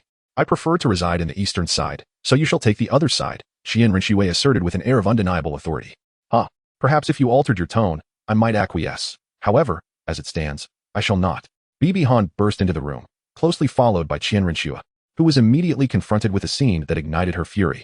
Bibi Han sprawled across the bed, exclaiming mockingly, "You still want to sleep in the bed I've already occupied?" Qian Renxue's beautiful eyes blazed with anger as she clenched her silver teeth and retorted, "You are insufferable," before turning to leave. Surely, I must have provoked Qian Renxue to a considerable degree, but that was of no concern to me. After all, her tone and words were simply begging for a reprimand. Chapter 14. Cultivating mental fortitude. Afterward, Bibi Han surveyed the surroundings, noting that the small dwelling was well appointed, featuring a bedroom, bathroom, and a living room sofa. Qian Renxue's side mirrored this, as symmetry was maintained. He then commenced his training in the method bestowed upon him by his mother to enhance his mental acuity. Bibi Han filled a cup with water and, using his mental power, locked onto it. A small water sphere floated out, directed towards his mouth. However, just before reaching his lips, the tiny water droplet trembled wildly, revealing his intense nervousness as beads of sweat formed on his forehead. It was arduous, quite challenging indeed. The droplet quivered in the air, ultimately falling onto his clothes, an unfortunate failure. My goodness, even this small attempt left him slightly dizzy. No wonder it is said that cultivating one's mental power is the most tedious and exhausting of pursuits. Fortunately, his mother had prepared a plethora of potions to replenish and enhance his mental strength. Yet, as the saying goes, medicines always contain some toxicity, ultimately. One must rely on oneself. Just like the million-year-old soul beast, the dream-ice silkworm, which possesses exceptionally high mental power but lacks any means of mental attack. Its name is misleading, merely serving as a power bank. He persisted. One tiny water droplet after another rose, yet all ended in failure. He continued to draw from the storage ring, supplementing his mental energy with more medicinal herbs. Again and again, the frustration was indeed palpable. At this moment, Bibi Han couldn't help but recall Tang San's purple extreme demon eye, which was immensely beneficial for enhancing mental power and could later unleash a mental shockwave. Alas, that was someone else's talent. Envy would not serve him well. Finally, after the 99th failure, he succeeded on the 100th attempt. The first droplet of water finally reached his mouth. Success at last, Bibi Han exclaimed, feeling a bit lightheaded. He took a dose of medicine and pressed on. Ultimately, he managed to consume only 10 droplets from the cup, yet he felt quite satisfied. He produced a small pill, examining the milky white capsule, which he believed was called the spirit-invigorating pill. With a swift gulp, he swallowed it down. Indeed, his mental power had increased. 1 pill a month, with the need for reinforcement along the way. Onward he continued. In the afternoon, Bibi Han stood alongside Qian Renxue in a training ground, where Jian had brought several training machines, each equipped with numerous rubber balls. Qian Renxue's identity was a closely guarded secret. Few were aware of her martial soul. And given Jian's age, breaking through to level 99 seemed impossible. Thus, Jian personally engaged in these activities, seeking a bit of amusement in his twilight years. The primary reason for this endeavor was the potential inheritor of the future angel god among them. Alongside his disciple, both were unparalleled geniuses destined for greatness. Even when Jian departed, he would take pride in having taught these two prodigies, confident they would look after his family. Xiaogang. Today's lesson is to avoid these projectiles as best as you can, and you may use weapons to defend yourselves. Who will go first? Qian Renxue eagerly volunteered. I shall go first. Very well, Xiaogang, you may begin. Positioned amidst several training machines, one activated, launching rubber balls at a velocity of 20 meters per second. Soon, the number of balls increased to 2, then 3, and more. Qian Renxue kept her eyes fixed, skillfully evading them. Clad in a black and gold athletic outfit, her movements were a sight to behold. A minute later, another machine activated, releasing larger balls at a slower speed but fewer in number. Qian Renxue stood firm, scanning her surroundings. 2 minutes in, when the third machine commenced, it fired even larger balls at a reduced speed. The 3 machines formed an isosceles triangle, and Qian Renxue unsheathed a long sword to defend herself, her motions fluid and effortless. Witnessing this scene, Bibi Han marveled at her prowess, understanding why she had so effortlessly bested Tang San back in the Heavenly Dough Palace. As the 4th machine powered on, forming a rectangular array, Qian Renxue could no longer withstand the barrage. Several balls struck her from behind, unseen. Though the impact wasn't harmful, it was certainly painful, prompting several muffled groans from her. Nevertheless, as a natural-born level 20 soul power wielder and the most gifted individual in the original tale, her adaptability was remarkable, and she quickly adjusted to avoid further hits.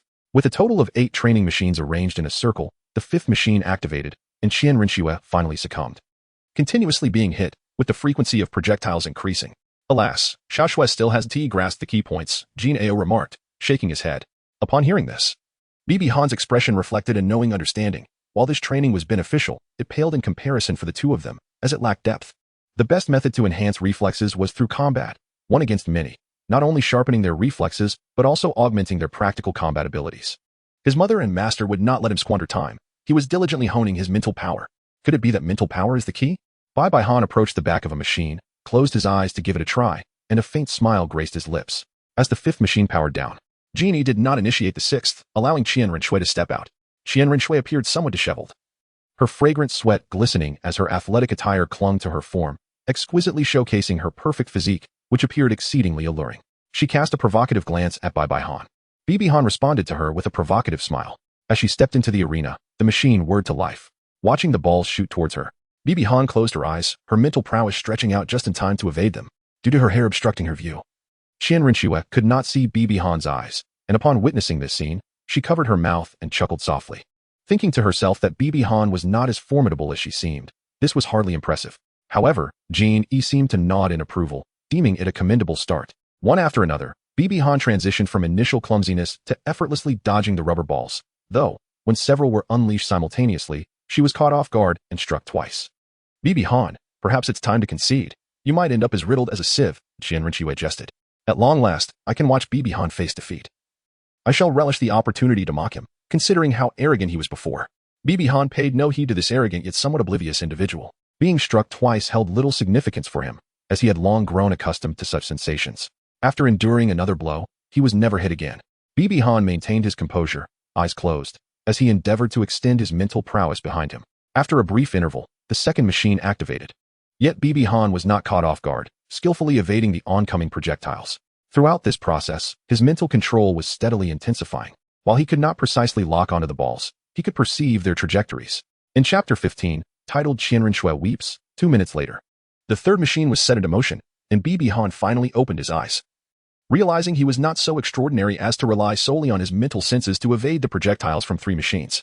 At this moment, Qian Renxue, covering her mouth with her hand, displayed an expression of astonishment.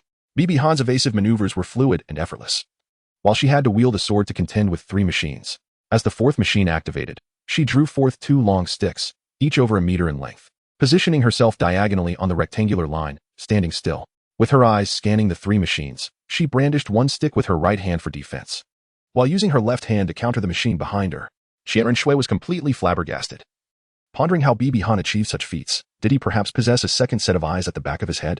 Genie, with a smile, stroked his beard knowingly. With the 5th machine now operational, Bibi Han continued to evade while retaliating. The 6th machine activated, transforming into a radar-like domain. Qian Renxue was only slightly taken aback, as she considered the domains of divine-level martial souls to be commonplace. Genie, already aware, displayed no particular reaction. However, by the 7th machine, Bibi Han found himself unable to sustain his defense. His physical agility and neural reflexes fell short, compelling him to step out. Observing Qian Renshue's astonished expression, Bibi Han smiled gently. What do you think? Qian Renxue, gritting her teeth in frustration, felt a sense of defeat yet again. Though she had only faced 4 machines while he had withstood 5, she still inquired, how did you manage that? In truth, I owe you my gratitude. Your assistance enabled me to endure through the 5th machine without activating my domain. Otherwise, I would have likely achieved the same result as you. Thank me. The bewilderment on Qian Renshue's face was quite amusing. Let me enlighten you. This test's primary objective is not merely to assess your reflexes and physical capabilities, but to enhance your utilization of mental strength. I directed my mental energy to the rear, transforming it into an eye. Moreover, did you not find the method and timing of the machine's ball launches rather peculiar? That was intended as a hint for you to adapt. Indeed, Xiaoxue, as you departed after absorbing the angel's skull bone, you neglected to adequately train your mental powers. Coupled with Bibi Han's desire to challenge the 3rd ring of 10,000 years, this training was devised, Genie added. Humph, had you taken the challenge first? I too would have grasped the key points, Qian Renxue retorted defiantly. Who can you blame for wanting to shine? Bibi Han's indifferent demeanor nearly pushed Qian Renxue to the brink once more after yet another defeat. All right, Xiaohan, Xiaoxue, continue your challenges. Once you both surpass the 8th machine, you shall succeed. Of course, you may also work together. Impossible, Qian Renxue exclaimed vehemently. After a day of rigorous training, Bibi Han felt his mental strength had grown considerably, quite satisfactory indeed. The following day, he woke up, gathered with his peers, and attended class, standing to greet the teacher. Ahem. How could such a scene unfold? Xiaoan, Xiaoxue, today we shall engage in a cultural lesson. As a formidable individual, strength is paramount, yet knowledge is equally indispensable. Both agreed. Recognizing that aside from the muscle-bound members of the Qian sect, every titled Douluo was well-versed in various matters. Master, I have already mastered the basics. I am far more interested in advanced topics. Now, we shall commence the answering segment, and you may buzz in. What do you intend to do? Bibi Han inquired. Let us make a wager, was the response. What kind of wager? A buzzer-beater contest, best of 5, the first to win 3 rounds is declared the victor. Bibi Dong gazed at the competitive spirit ignited in Qian Renxue and responded, very well, but surely there must be a wager involved. What shall it be? After a moment's contemplation, Qian Renxue declared, if I emerge victorious, you shall address me as sister. Conversely, should I lose, you will call me Brother Han. Thus, the bet is established. Without further ado, Jean Ao interjected, for the first question, what is the function of the 7 killing domain of the sword Douluo Continent's martial soul, the 7 killing sword? Jin Ao had previously fought against Qinxin's father during a challenge to Qian Douluo and was at that time a peak Douluo of level 97. Thus he had first-hand experience of the 7 killing domain. The records pertaining to the 7 killing domain are also located on the 7th floor, though they remained unexamined due to an elder's need for reference, thus preventing a certain unscrupulous individual from pilfering them. A melodious voice resonated from Qian Renxue. The 7 killing domain is imbued with formidable sword aura, within which the user's strength is significantly amplified. Anyone who enters the 7 killing domain will be subjected to the relentless assault of this powerful sword aura. Those of lesser strength cannot withstand its onslaught. However, a notable drawback is that the 7 killing domain does not distinguish between friend and foe. Absolutely correct, Jin Ao affirmed, while Qian Renxue cast a triumphant glance at Bibi Dong. How is this fair, master? I barely spent any time in the 7th floor before training with you, and I have not perused that knowledge tome at all. Luck, too, is a facet of strength, Jin Ao replied. Bibi Han found himself at a loss for words. The second question posed was about the nature of this soul beast and its capabilities. This time, Bibi Han took the initiative, identifying the creature as the dark demon evil god tiger, a divine-level soul beast endowed with attributes of malevolence, darkness, lightning, wind, time, and space. It possesses an exceedingly high level of intelligence and formidable strength, capable of battling for 10,000 years. And it harbors a particularly enigmatic ability to render individuals utterly invisible in an instant. Therefore, regardless of whether one is capable of defeating it or not, it is prudent to avoid provoking it and to depart swiftly. The text states this clearly, leaving Bibi Han with no choice but to convey such caution. What further truth could he possibly add? Indeed, as the decisive round approached, both Bibi Han and Qian Renxue felt a palpable tension.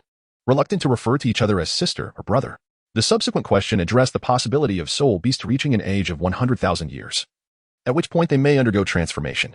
Transformed soul beasts might venture into the human realm, yet they risk being discovered and exterminated by soul Douluo and title Douluo in their pursuit of soul rings and bones. The inquiry remains, why do they persist in entering the human world despite this peril? Bibi Han struck the table with great force, startling Qian Renxue. What are you doing? Qian Renxue exclaimed, taken aback. Bibi Dong did not respond and proclaimed loudly. Soul beasts transform into form after 100,000 years and come to the human realm to absorb a certain essence emanating from humans. It is through this absorption that they can rapidly cultivate. Qian Renxue, you have lost. Upon hearing this, Qian Renxue suddenly realized. You deliberately struck my table to disrupt my train of thought. How despicable. She rebuked angrily. Despicable? I merely have a bit of a twitch in my hand after a few hours without training. Let us fulfill our promise. No, you are employing underhanded tactics. Pose another question, or I shall never concede defeat. Very well. The final question. Under what circumstances can one exceed innate full soul power upon awakening soul power at the age of 6? Qian Renxue forcefully slammed her hand on Bibi Dong's table, yet he remained unaffected, for he had already deduced that, prior to posing the question. He had caught a glimpse of her malicious smile, indicating her intent to employ some trickery. Why do I say also? During the moment Qian Renxue struck the table, Bibi Dong proclaimed loudly, the limit of innate soul power is directly proportional to the strength of the martial soul. A top-tier martial soul can bear a maximum of innate level 10 soul power. To surpass innate full soul power, there are only two possibilities, either a super martial soul or a divine martial soul. Or perhaps you are cheating. Qian Renxue, this time you have truly lost. Let us fulfill our promise. Bibi Han stood with his arms crossed, patiently awaiting the arrival of Qian Renxue. He was certain that she would fulfill her promise. For Qian Renxue was the granddaughter of Qian Douluo, who had personally trained her and instilled in her the noble spirit of chivalry. Genie, standing nearby, found himself unable to interject. With her head bowed and cheeks flushed, Qian Renxue clenched her silver teeth before ultimately uttering, Han Ge. Bibi Han nodded in satisfaction and uttered a sound of acknowledgement. Xiao Han, Xiao Shui, the next question is of great significance for your future, so listen carefully. As a leader, if you were to discover an exceptionally talented individual in the future, how would you go about attracting them? Bibi Han momentarily found herself at a loss for words. Qian Renxue remarked, fulfill all the conditions of the other party within their range of value. A foolish notion. Bibi Han countered directly. You just insulted me. Qian Renxue shouted. In her brief 2-day existence, she had already been scolded thrice, all by the same person. How could she possibly endure such treatment? Bibi Han disdainfully retorted, what? Am I mistaken? Pray tell, where does my argument falter? First, you must comprehend the identity of that individual before devising an appropriate strategy. Secondly, ascertain whether that person is someone you can command.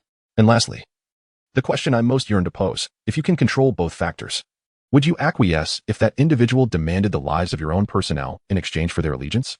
Otherwise, is it not entirely reasonable to sacrifice the lesser for the greater benefit? This is a grievous error. Bibi Han rose, shouting at Qian Renxue. Qian Renxue momentarily stood in shock at his outburst.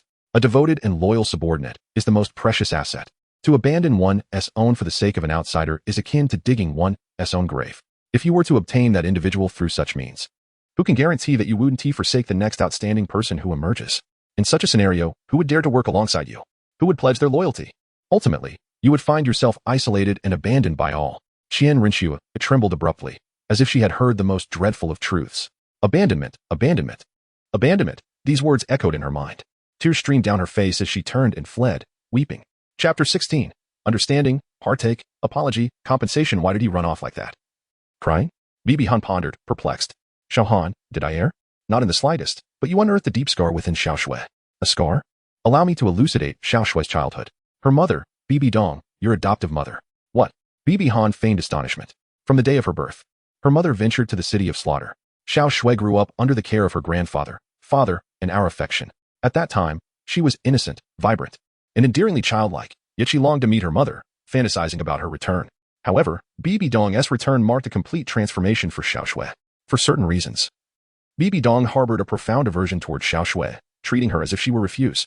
After every visit with her mother, Xiaoxue would return in tears, questioning why her mother held no affection for her and even detested her. Following the awakening of her angel martial soul, this disdain intensified. On the day she awakened her martial soul, Xiaoxue eagerly approached Bibi Dong, only to receive a harsh slap. This was the first time she had ever been struck. The tone of Jin Ao was laden with sorrow. Bibi Han lowered his head in silence, envisioning that scene. Qian Renxue must have been engulfed in profound sorrow at that moment. Subsequently, Xiaoxue entirely forsook everything that a child ought to possess, devoting herself wholeheartedly to her cultivation in a bid to gain her mother's approval. Although her training may not have inflicted as much physical harm upon her, she, like you, often fainted from exhaustion, a common occurrence, yet without any notable improvement. After the demise of the former pope, Bibi Dong became the pope and sought out Xiaoxue for the first time. Xiaoxue greeted her with delight.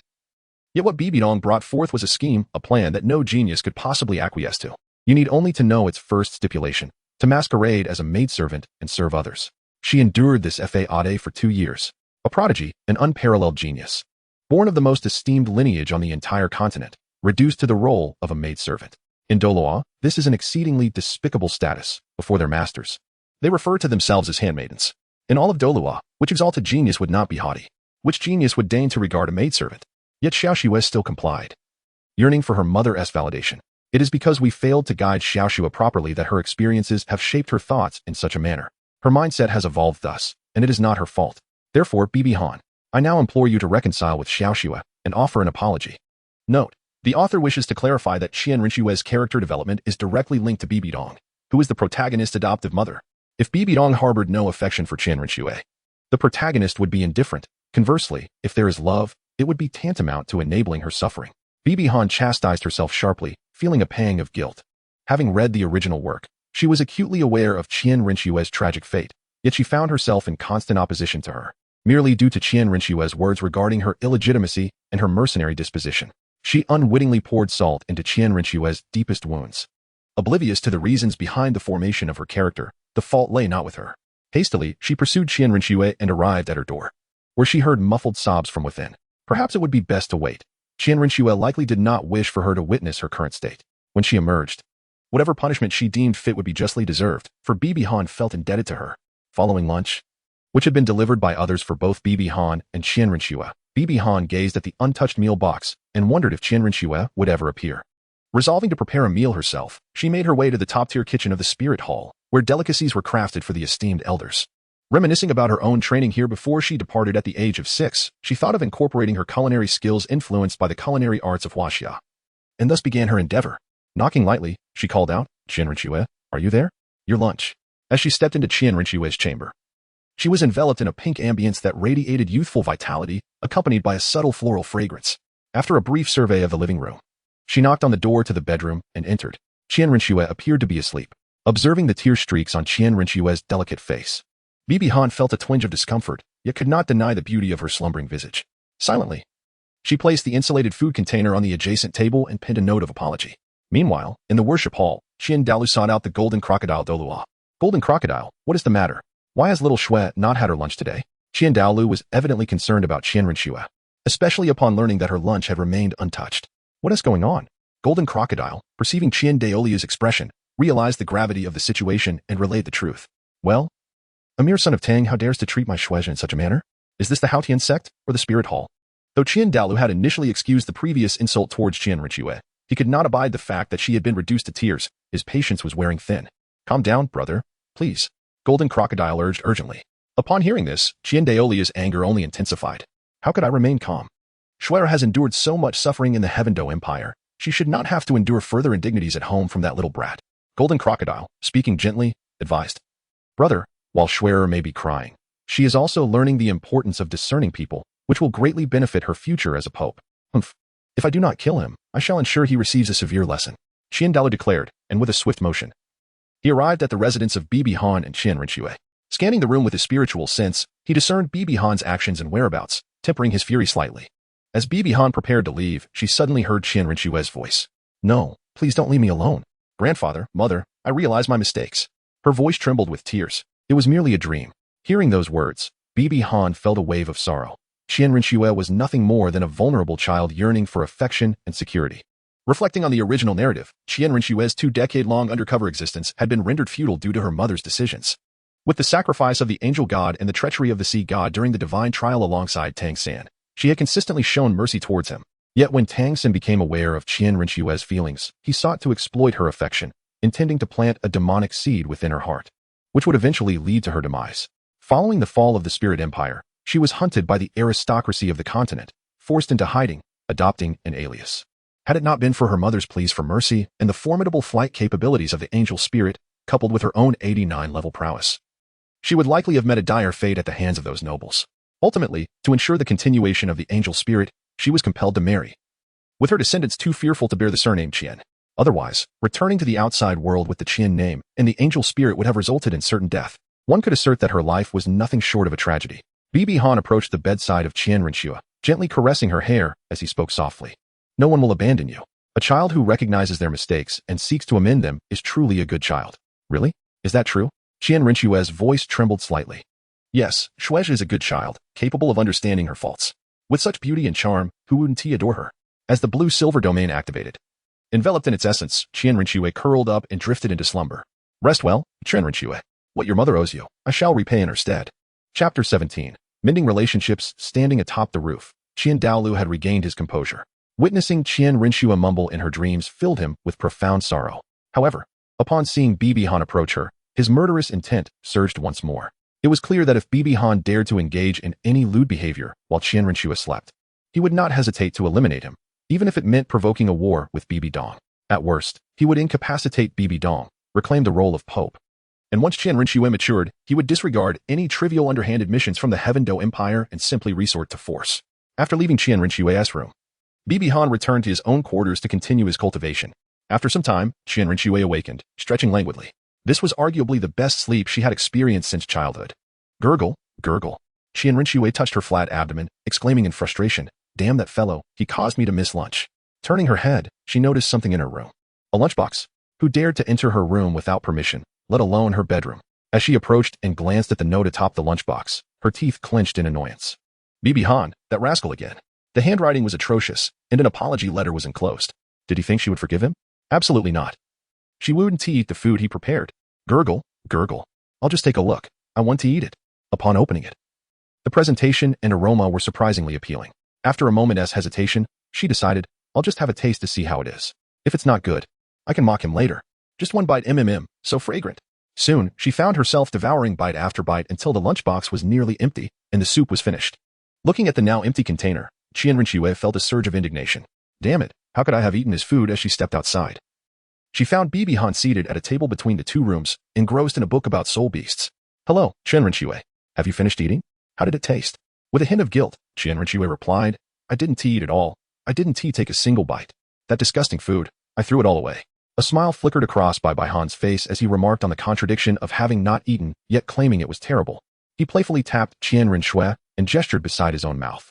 Following his cue, Qian Renxue discovered the result was merely a grain of rice, causing her face to flush red as she dashed away. Ah, there lingered the aroma of meat soup. Surely my concoction should be quite delightful. Not delicious, echoed Qian Renxue's voice from a distance. Dinner, as always, was prepared by Bibi Han. Initially, Qian Renxue stubbornly insisted she would not partake in his cooking. Bibi Han responded, I specifically informed the chefs that I shall prepare dinner tonight. If you choose not to eat, then you shall have no supper. Qian Renxue took the lunchbox from his hands and retreated to her room to dine. A few days later, Bibi Han and Qian Renxue entered the venue together to tackle the machines. Indeed, it was together, as their relationship had significantly softened after Bibi Han had cooked for her for several days. Upon his invitation, Qian Renxue shyly acquiesced. The two faced a total of 14 machines, yet to pass, they needed to conquer 20, for the rationale was that by choosing collaboration, they must achieve an effect greater than the sum of their parts. Otherwise, what was the purpose of their alliance? I cannot shake the feeling that this sentiment bears a striking resemblance to the fusion concept in Dragon Ball. While they supported one another back to back, they occasionally offered each other assistance. Glancing at the sun's position in the sky, Qian Renxue urged, "It is nearly noon. Bibi Han, hurry and prepare my meal." Her commanding tone resembled that of a queen, yet Bibi Han could only shake his head and depart. In the kitchen, Bibi Han did not allow the preparation of the meal to hinder his training. He utilized his mental strength to lift the ingredients and toss them into the pot. Within just 10 days of practice, his mental prowess had more than doubled. His diligent efforts and such training proved immensely beneficial. However, the initial stages of training are often the simplest. Months later, Bibi Han and Qian Renxue sat together beneath the eaves, watching the sunrise. Throughout these months, their relationship had undergone a profound transformation. Their forms of address had also shifted, with Bibi Han becoming the third person permitted to call Qian Renxue Xiaoxue, while she began to refer to him as Xiaoan. Calling him brother was out of the question. Once, when Qian Renxue playfully called him Xiaoan brother, he retorted with Xiaoxue's sister. "Xiaoan, why does that woman not favor me? It seems she only has eyes for you," Qian Renxue lamented. Over these months, Bibi Han had come to understand Qian Renxue thoroughly. Her exterior chill masked a warm heart. Her pride was genuine, as an unparalleled talent of the angel family. How could she not be proud? Yet that icy demeanor was a shield for self-protection, revealing her true self only before those she truly acknowledged. "Xiaoxue, I cannot fathom why mother treats you this way, but I am certain she cares for you," he reassured her. "Humph, do not deceive me. She has never cared for me, not once in my life," Qian Renxue replied, her eyes glistening with unshed tears, her tone tinged with sorrow. Bibi Han wiped away the tears in her eyes and spoke. "I am not deceiving you. Before I turned 5, I used to sleep beside my mother. During those nights, I would often hear her calling out Schwer. That name must surely refer to you. Moreover, there are some clothes in my mother's wardrobe that she can no longer wear. The sizes and styles, from my childhood to now, must have been intended for you, for those dimensions are far too small for her." "Indeed, what you say is true," Qian Renxue replied, her face illuminated with hope, yet tinged with apprehension. "It is undeniably true," Bibi Han assured her. He held an unwavering respect for his mother, harboring no ulterior thoughts. Although he had never delved into her wardrobe, he had caught fleeting glimpses of its contents when she changed her outer garments. At that moment, Qian Renxue felt a long-forgotten emotion envelop her heart, filling the void within her soul with maternal love. "But why did she treat me this way?" Qian Renxue inquired, bewildered. "I cannot possibly attribute it to that worthless father of mine who brought disgrace upon the angel martial soul. Enough of such thoughts. The most important thing is that your mother cares for you. Look, the sun is rising. The dawn peers through the darkness, bestowing warmth upon the world. I shall also transform into light, dispelling the shadows that linger in this realm." Chapter 18. Confession of Identity. 3 months passed, during which the two faced the onslaught of 8 machines with formidable firepower and subsequently united to withstand the bombardment of 20. Throughout this ordeal, Bibi Han encountered Qian Renxue's grandfather, Qian Douluo. At first, he felt a sense of familiarity, but it was only upon hearing Qian Douluo's voice that he recognized him as the elderly man with whom he had shared scholarly conversations in the 7th tier. Bibi Han has come to understand his mother's intentions more clearly, why she urged him to read layer by layer, and why she hesitated at that moment. It was all to help him establish the right mindset and earn the recognition of Qian Douluo, enabling him to live well within the spirit hall.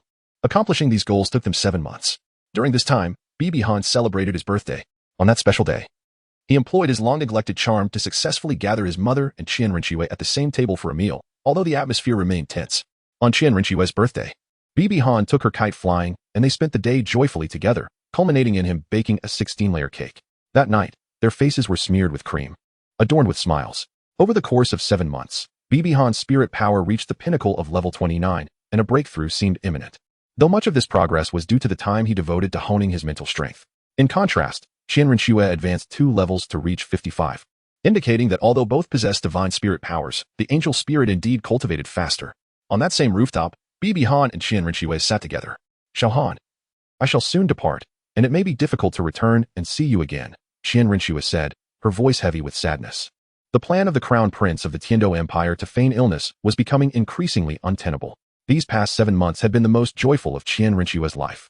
Although the beginning was fraught with difficulties, she eventually found immense happiness, encountering many new experiences, learning valuable lessons, making her first true friend. and even easing her relationship with that woman. If it were possible, she would truly wish to remain, rather than return to a life filled with deceit. Wearing a fade dictated by others. Can you tell me what you plan to do? Bibi Han inquired, though he was already aware. Renxue leaned closer and whispered in his ear, fully trusting him with such significant matters. Bibi Han felt deeply moved by her openness. Suddenly, Renxue asked, "By the way, Xiaogang, you were adopted. Who are your parents? With such a remarkable talent, why did they abandon you? Do you truly wish to know?" Bibi Han's expression darkened, hesitating.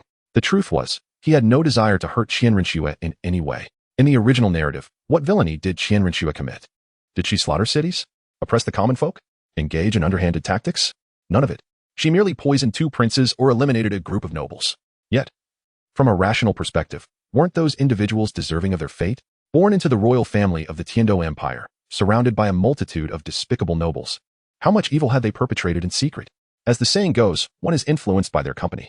With the impending unification of the Spirit Hall, the nobility of the Tiando Empire, in Bibi Han's view, was doomed. As for the subsequent ambush during their withdrawal, where soldiers and spirit masters were chastised, Bibi Han found it amusing. Did Renxue engage in indiscriminate slaughter? Did she destroy the city of Tiando? Did she seize the national treasury? In the future, as first-rate powers were drawn into battle, the treasury would be depleted. What then?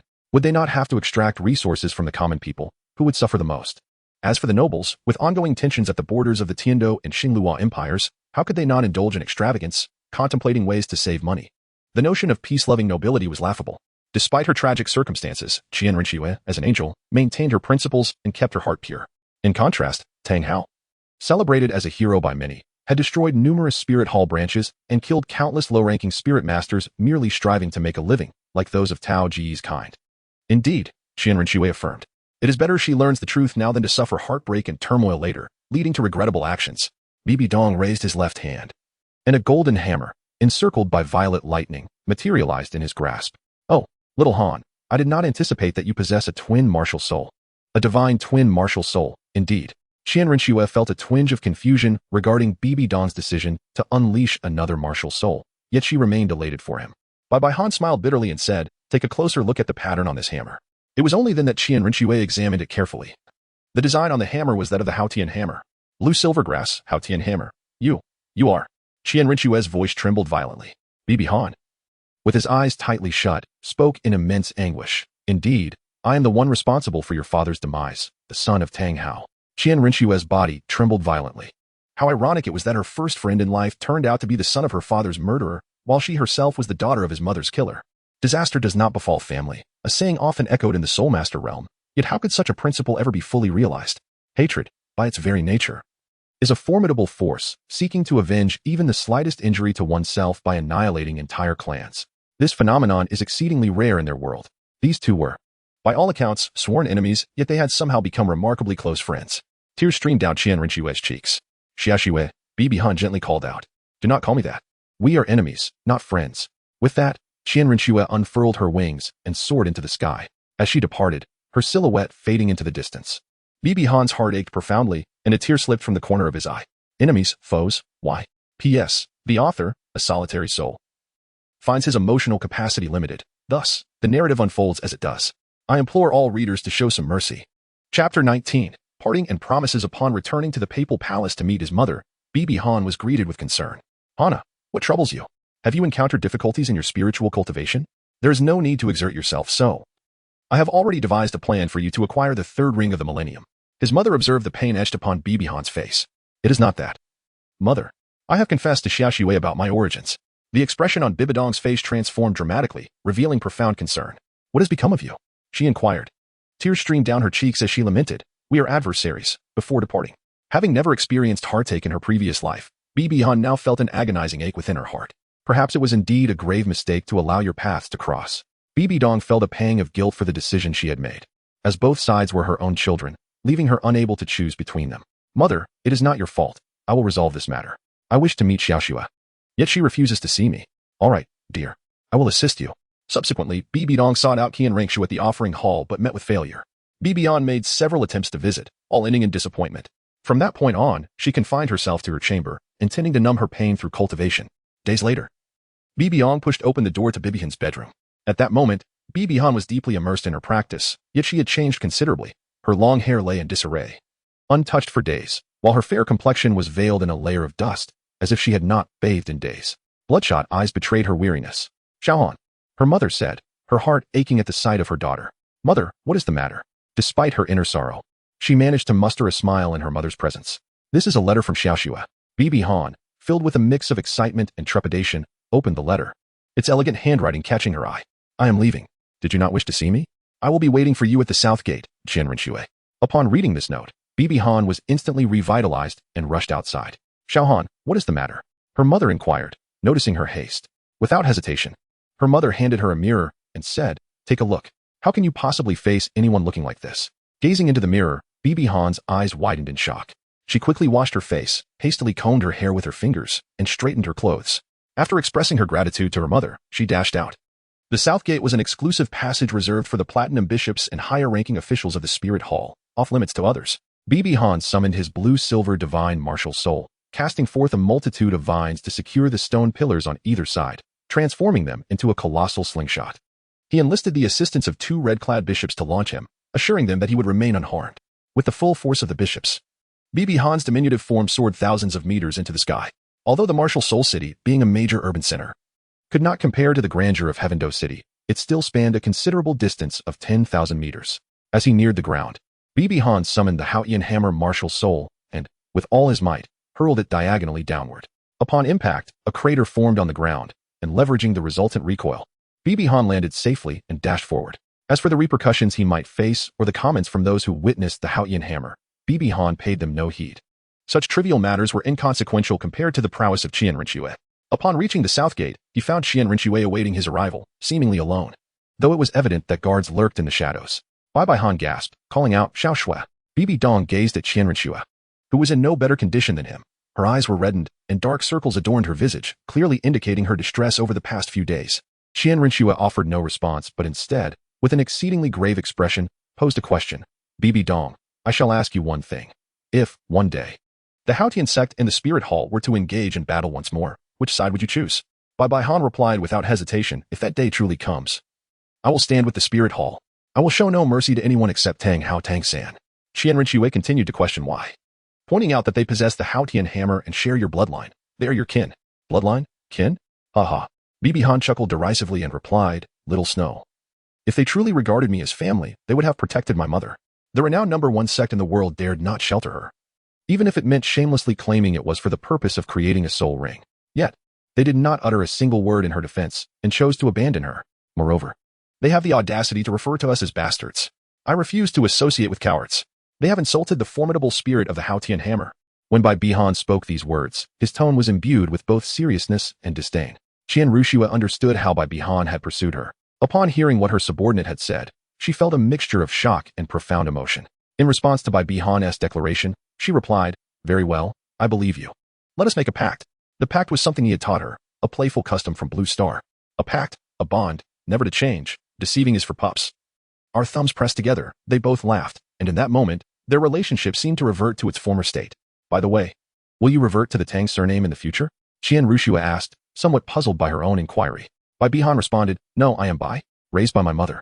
I shall forever be Bibi Han. But if you bore the surname Qian, how wonderful that would be for then. Qian Renxue seemed to contemplate something, her cheeks slightly tinged with red. Why the Qian surname? Bibi Han was somewhat befuddled. It's nothing. I must take my leave now. Remember to come visit me. Certainly. She then watched as the carriage departed, until it vanished from her sight.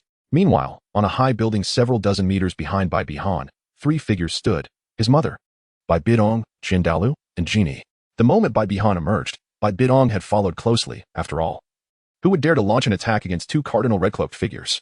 If they had truly acted on their own accord, even if Bibi Han had remained unharmed, their lives would not have been spared.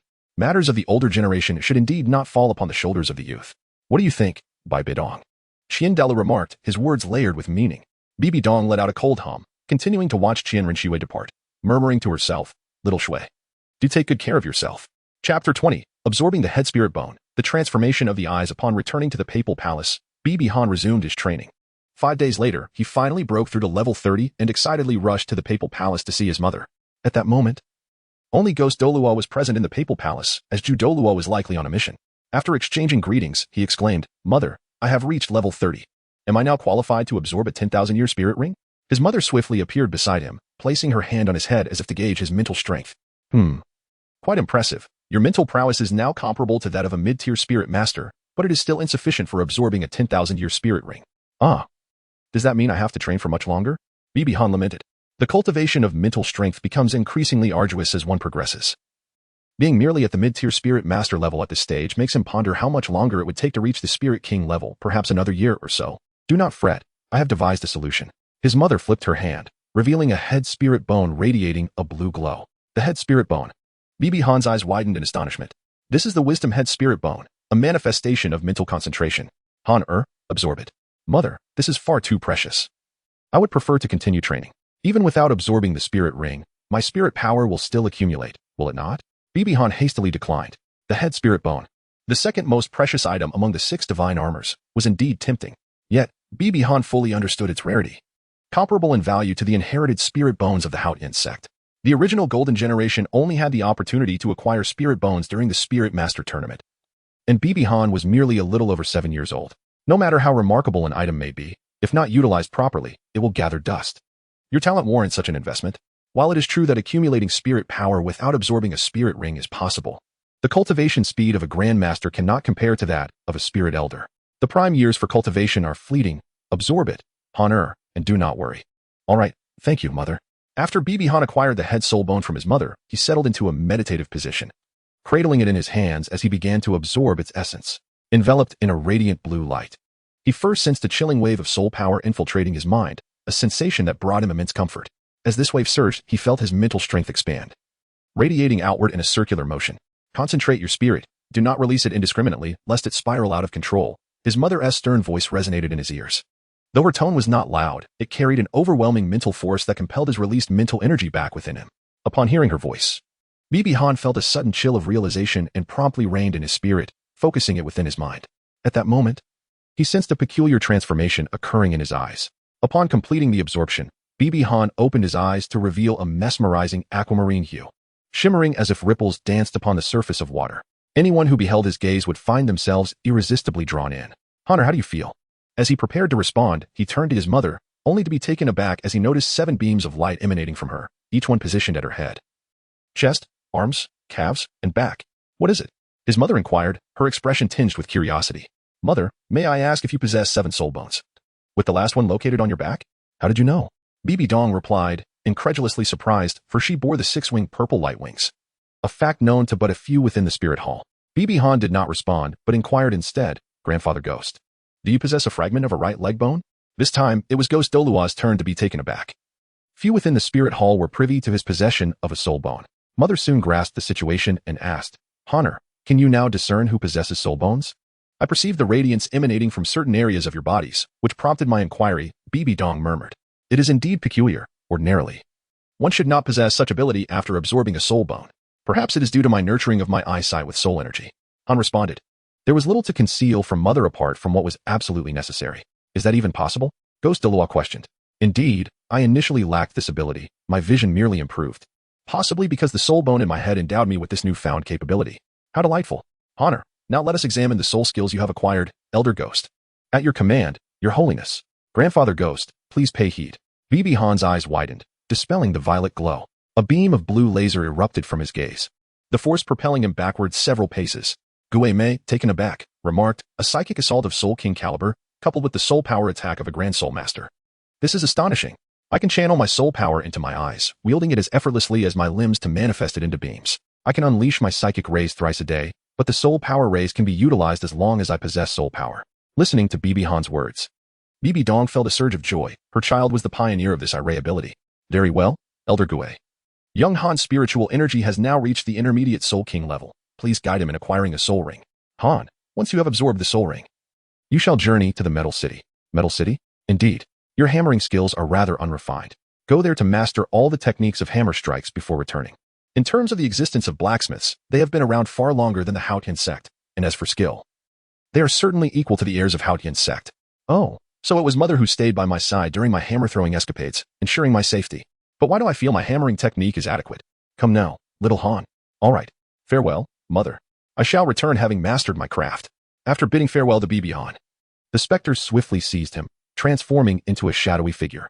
As the foremost soul Douluo of the agility-based attack class, the Spectre's speed was undeniably remarkable, reaching the Star Do forest in a mere half-day. During this journey, Bibihan contemplated the name of his eye. It was only upon infusing it with soul power that the soul bone would become visible, thus he named it the Eye of Truth. Bibihan continues to rely on the blue silvergrass and has discovered a 13,000-year-old holy light unicorn. Sitting cross-legged, he begins to absorb its energy. Despite his previous experiences, he remains vigilant, his eyes fixed and his mental energy radiating outward to prevent any approaching spirit masters or soul beasts. In Chapter 21, in the city of Gingxin, a torrent of energy surges within Bibihan's body. Although the power is warm and radiant, it is also tumultuous and fierce. The energy of a 10,000-year spirit ring is indeed formidable. Externally, Bibihan's body clashes with the spirit ring, and within his mind, a battle ensues against a manifestation of resentment from a unicorn whose fiery gaze seeks to destroy him. As he absorbs the animal spirit ring, Bibihan faces this challenge without the suppression of his martial soul, relying solely on his physical resilience. He yearns to absorb a plant-type soul beast but has yet to find one. Despite the immense risks associated with absorbing a 13,000-year animal spirit ring, Bibihan chooses to proceed, placing his faith in his martial soul.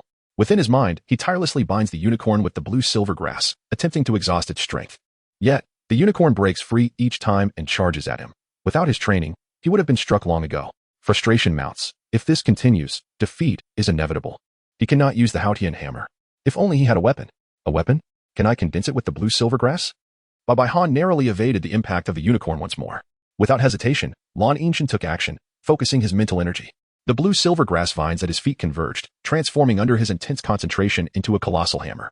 Though the hammer was slightly larger than the soulless ring's Haotian divine hammer, it was remarkably light, as it was formed from plants within the realm of the mind. After all, mental strength is not so formidable.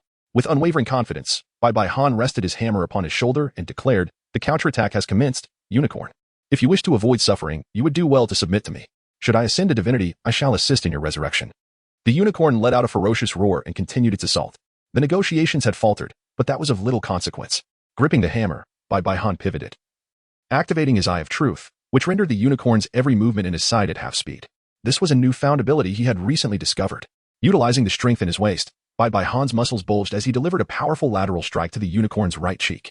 The unicorn let out a wretched scream, propelled away by the force of the blow. Such an assault, while impactful, would not significantly harm the vengeful spirit of a millennium-old soul beast.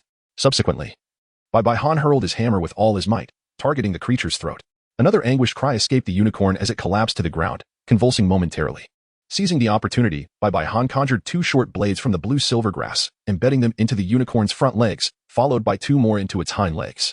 Then, he retrieved his hammer and, observing the unicorn's futile struggles, commenced a relentless barrage upon its head. Countless strikes rained down, and the unicorn lay there, seemingly devoid of strength. Bibihan delivered a few final blows, and at last, the unicorn's vengeful essence dissipated into luminous specks. As he absorbed the soul ring, a blood mist enveloping him, Bibihan finally regained his composure. Though he still endured considerable pain, he was resolute.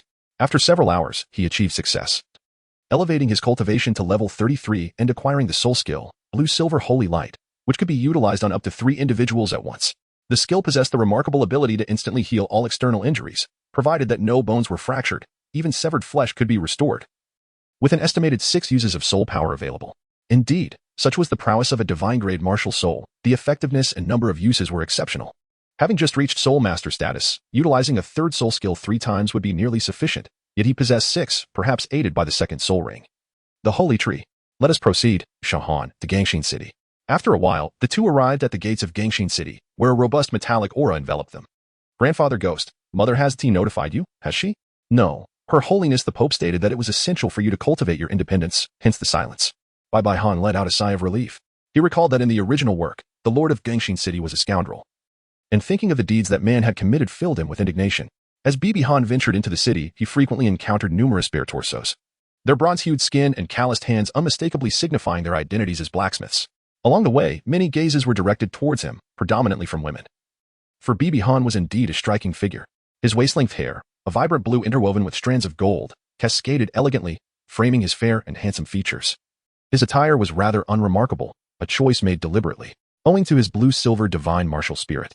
He effortlessly exuded an aura of natural charm that endeared him to those around him. At that moment, a kindly blacksmith paused and inquired, "Young lad, what brings you here alone? Where are you headed?" The old man's face radiated warmth, embodying the simplicity characteristic of his trade. Despite having absorbed a 10,000-year soul ring and experiencing a height increase of 8 centimeters, he now stood at a mere 143 centimeters, undeniably still a child. In response to the blacksmith's inquiry, Bibi Han harbored no sense of disdain. He recognized that societal roles should not be measured by notions of superiority or inferiority. In his previous life on Blue Star, without sanitation workers, how could cities maintain their cleanliness? And without couriers, how could we enjoy the comforts of leisure at home? Uncle, I intend to visit the Spirit Hall. Oh, my dear, I would advise against it. The individuals affiliated with the Spirit Hall are far from benevolent. As he spoke, the blacksmith's eyes reflected a deep-seated disdain. Why, uncle? Isn't the Spirit Hall responsible for overseeing the Soul Masters to prevent them from harming us? Harm? The gravest injuries we have suffered have originated from them. They bully the weak and commit heinous acts without remorse. Just a few days ago, a young girl from outside was abducted simply for her beauty, and now her whereabouts remain a mystery. After expressing his indignation, the blacksmith's face bore an expression of regret. I apologize, young one. I should not have burdened you with such knowledge. Uncle, I am grateful for your candor. Huh. The blacksmith appeared somewhat perplexed. Uncle, I must take my leave. In a flash, Bibi Han dashed away. Pausing in a narrow alley, he remarked, Grandfather Ghost, you must have heard that. A voice echoed through the air. Indeed, I heard, though I wonder about the veracity of such claims. For many families within the Soul Master realm have besmirched our Spirit Hall. Whether true or not, we can discreetly investigate the matter.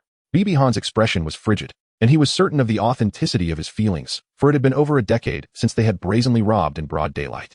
A brownish-yellow edifice stood before him, its doors firmly shut, emblazoned with the emblem of the Spirit Hall, featuring 5 swords representing the main hall of soul spirits. Typically, the Spirit Hall welcomed soul masters, its doors wide open throughout the day. Yet, here they were, closed, with not a soul in sight. Chapter 22. Dealing with pests approaching the entrance, Bibi Han activated his blue-silver domain, allowing the blue-silver grass to sprout bit by bit, probing slightly into the interior. He glanced inside and muttered, Damn it, there isn't a single person here, collecting wages from the Spirit Hall without putting in any effort. With that, Bibi Han leaped through a small window beside him into the main hall of the Spirit Hall. The interior was dim, devoid of any sound. No. It was likely that the building possessed excellent soundproofing. As he turned a corner, he stumbled upon 2 Grand Soul Masters clad in Spirit Hall attire, engaged in conversation. How enviable are Bishop Myers and his company, reveling day and night. When will it be our turn? With our lack of prowess, all we can do is collect our wages next month and indulge ourselves at the brothels. Indeed, while the quality may be lacking, gathering a few more would certainly be enjoyable. You two seem quite content, a voice laced with menace interrupted. Unbeknownst to them, a child had appeared beside the 2 Grand Soul Masters, and more alarmingly, soul rings encircled the child. Purple, purple, black. Before the 2 Grand Soul Masters could utter a single word, tendrils of blue-silver grass ensnared their necks. The speed of the blue-silver Emperor's activation was swift, and the blue-silver god was even faster. With a firm grip, Bai tightened his hold, intent on crushing them. They struggled incessantly, their faces contorted in agony, turning a deep shade of purple. Bibi Han shivered slightly, ultimately refraining from taking action, as an inner resistance compelled him to release the blue-silver grass, causing them to lose consciousness. Grandpa Ghost, am I somewhat ineffectual? For the first time, everyone is like this. Reflecting on his own past, if it weren't for complete despair, he would never have truly resorted to murder. Continuing onward, he arrived at a room that was both the highest in position and the most opulent, undoubtedly. This was where Myers resided. Little beauty, do not fear. I shall soon indulge you. No, no, let me go. The tender voice of a young girl rang out, filled with sobs. Struggle, struggle. The more you resist, the more exhilarated I become. With a thunderous sound, the door was violently kicked open by Bibi Han. Scoundrel. Cease your actions immediately.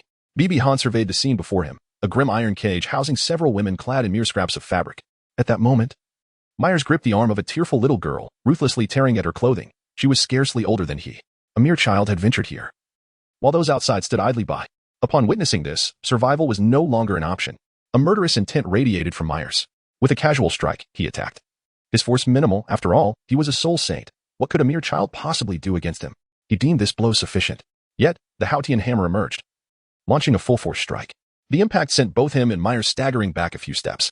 The Haotian hammer, a remnant of the Haotian sect at such a young age. To possess such strength was a significant feat. 2 yellow, 2 purple, and 3 black soul rings encircled him, the might of a soul saint unmistakable. At that moment, several individuals rushed in. They were Myers' lackeys. Myers, the Haotian hammer. Let us subdue him. We must not allow him to escape. Understood. All present summoned their martial souls and charged at Bibi Han. Unfazed by the oncoming assault, Bibi Han calmly called out, Grandpa Ghost. Suddenly, a tremendous aura erupted, sending the assailants flying in all directions. The figure of the ghost Douluo materialized beside Bibi Han, surrounded by 2 yellow, 2 purple, and 5 black soul rings, 9 in total. The terror-stricken voices echoed. No, please do not kill me. We are members of the Spirit Hall. Fools, the ghost Douluo retorted, producing an Elder S token to affirm his identity. Elder Sir. Panic-stricken, they hastily knelt and begged for mercy. Unmoved by the spectacle, the ghost Douluo remarked. A cadre of scoundrels, tarnishing the reputation of the Spirit Hall, your demise is of little consequence. Ghostly apparitions emerged from the ground, enveloping them as if intent on dragging them below. Elder Sir, spare us, spare us. Grandpa Ghost, wait, killing them so easily would be too lenient. The wrath of the populace will not be quelled. What then shall we do? I shall write a letter to my mother. Days later, in the square of Gingxin City, all members of the Spirit Hall were bound in iron chains, standing in rows before the townsfolk of Gingxin. In the front row stood Myers, a heinous criminal, alongside the former leader of the Spirit Hall, an elderly man named Myers. The second row comprised Myers' lackeys, equally guilty. Rows 3 and 4 consisted of ordinary personnel from the Spirit Hall. Though they had committed no crimes, their complicity in covering up wrongdoings rendered them culpable. At this juncture, Bibi Han had donned a magnificent attire, accompanied by several individuals. Citizens of Gingxin City, I implore you to remain silent. I am here to express my profound apologies for the transgressions of the Spirit Hall members and the harm they have inflicted upon you. On behalf of the Spirit Hall, I offer my sincerest apologies. The group bowed deeply at a 90-degree angle. I have rescued only these few women from the Spirit Hall. Yet I am acutely aware that their victims extend far beyond this. However, the dead cannot be revived. I hope you find solace in this. The Spirit Hall will provide compensation within a reasonable scope. With that, Bibi Han bowed once more. As for those in the first and second rows, they shall bear the weight of their sins, and you may exact upon them any form of retribution you see fit, even using their chains to lead them like dogs. We shall voice no objections. Rest assured, their powers are entirely sealed. You need not fear their resistance, nor should you worry about their lives. Here, we have adept healing soul masters. Should they be on the brink of death, we will promptly administer care, allowing you to continue your punishment. With that, Bibi Han departed. Instantly, the citizens of Gingxin City erupted in a frenzy, voices filled with seething hatred. Ah, sister, brother will finally avenge you, cursed Myers. One individual seized a hammer and charged forward. Daughter, these beasts shall finally receive their due retribution. May your spirit rest in peace. My wife. Countless people surged forward to deliver a collective thrashing, some wielding iron chains to drag and strike, while the healing soul masters continuously tended to their wounds. Bibi Han remarked to the person beside him, recite their names from these notes and compensate them. Should there be any omissions, further compensation will be provided upon the completion of the investigation. Understood, my lord. Xiaogang, I never anticipated that His Holiness the Pope would acquiesce to your proposal, Grandpa Ghost. An eye for an eye is indeed the most effective means of restitution, allowing them to vent their grievances in anger. By the way, what news from Mother? His Holiness has commenced a reformation, implementing punitive measures akin to yours, first retribution, followed by decapitation. Furthermore, His Holiness has established an inspectorate, overseen by Ling Yuan, enabling the populace to report freely. Bibi Han nodded slightly, recognizing the low status of women in this world. In the eyes of those who consider themselves the elite, they are scarcely regarded as individuals, merely as resources. It was most fitting for Elder Ling Yuan to oversee them. Chapter 23, Learning the Hammer. The third gift package the following day, Bibi Han arrived at the center of the Blacksmith Association, seeking an audience with Master Lu Gao. A man approached, seemingly named Silong. He regarded Bibi Han and her companions with a complex expression and said, "Esteemed guests, please follow me." After traversing a short distance, they encountered a grand door at the staircase.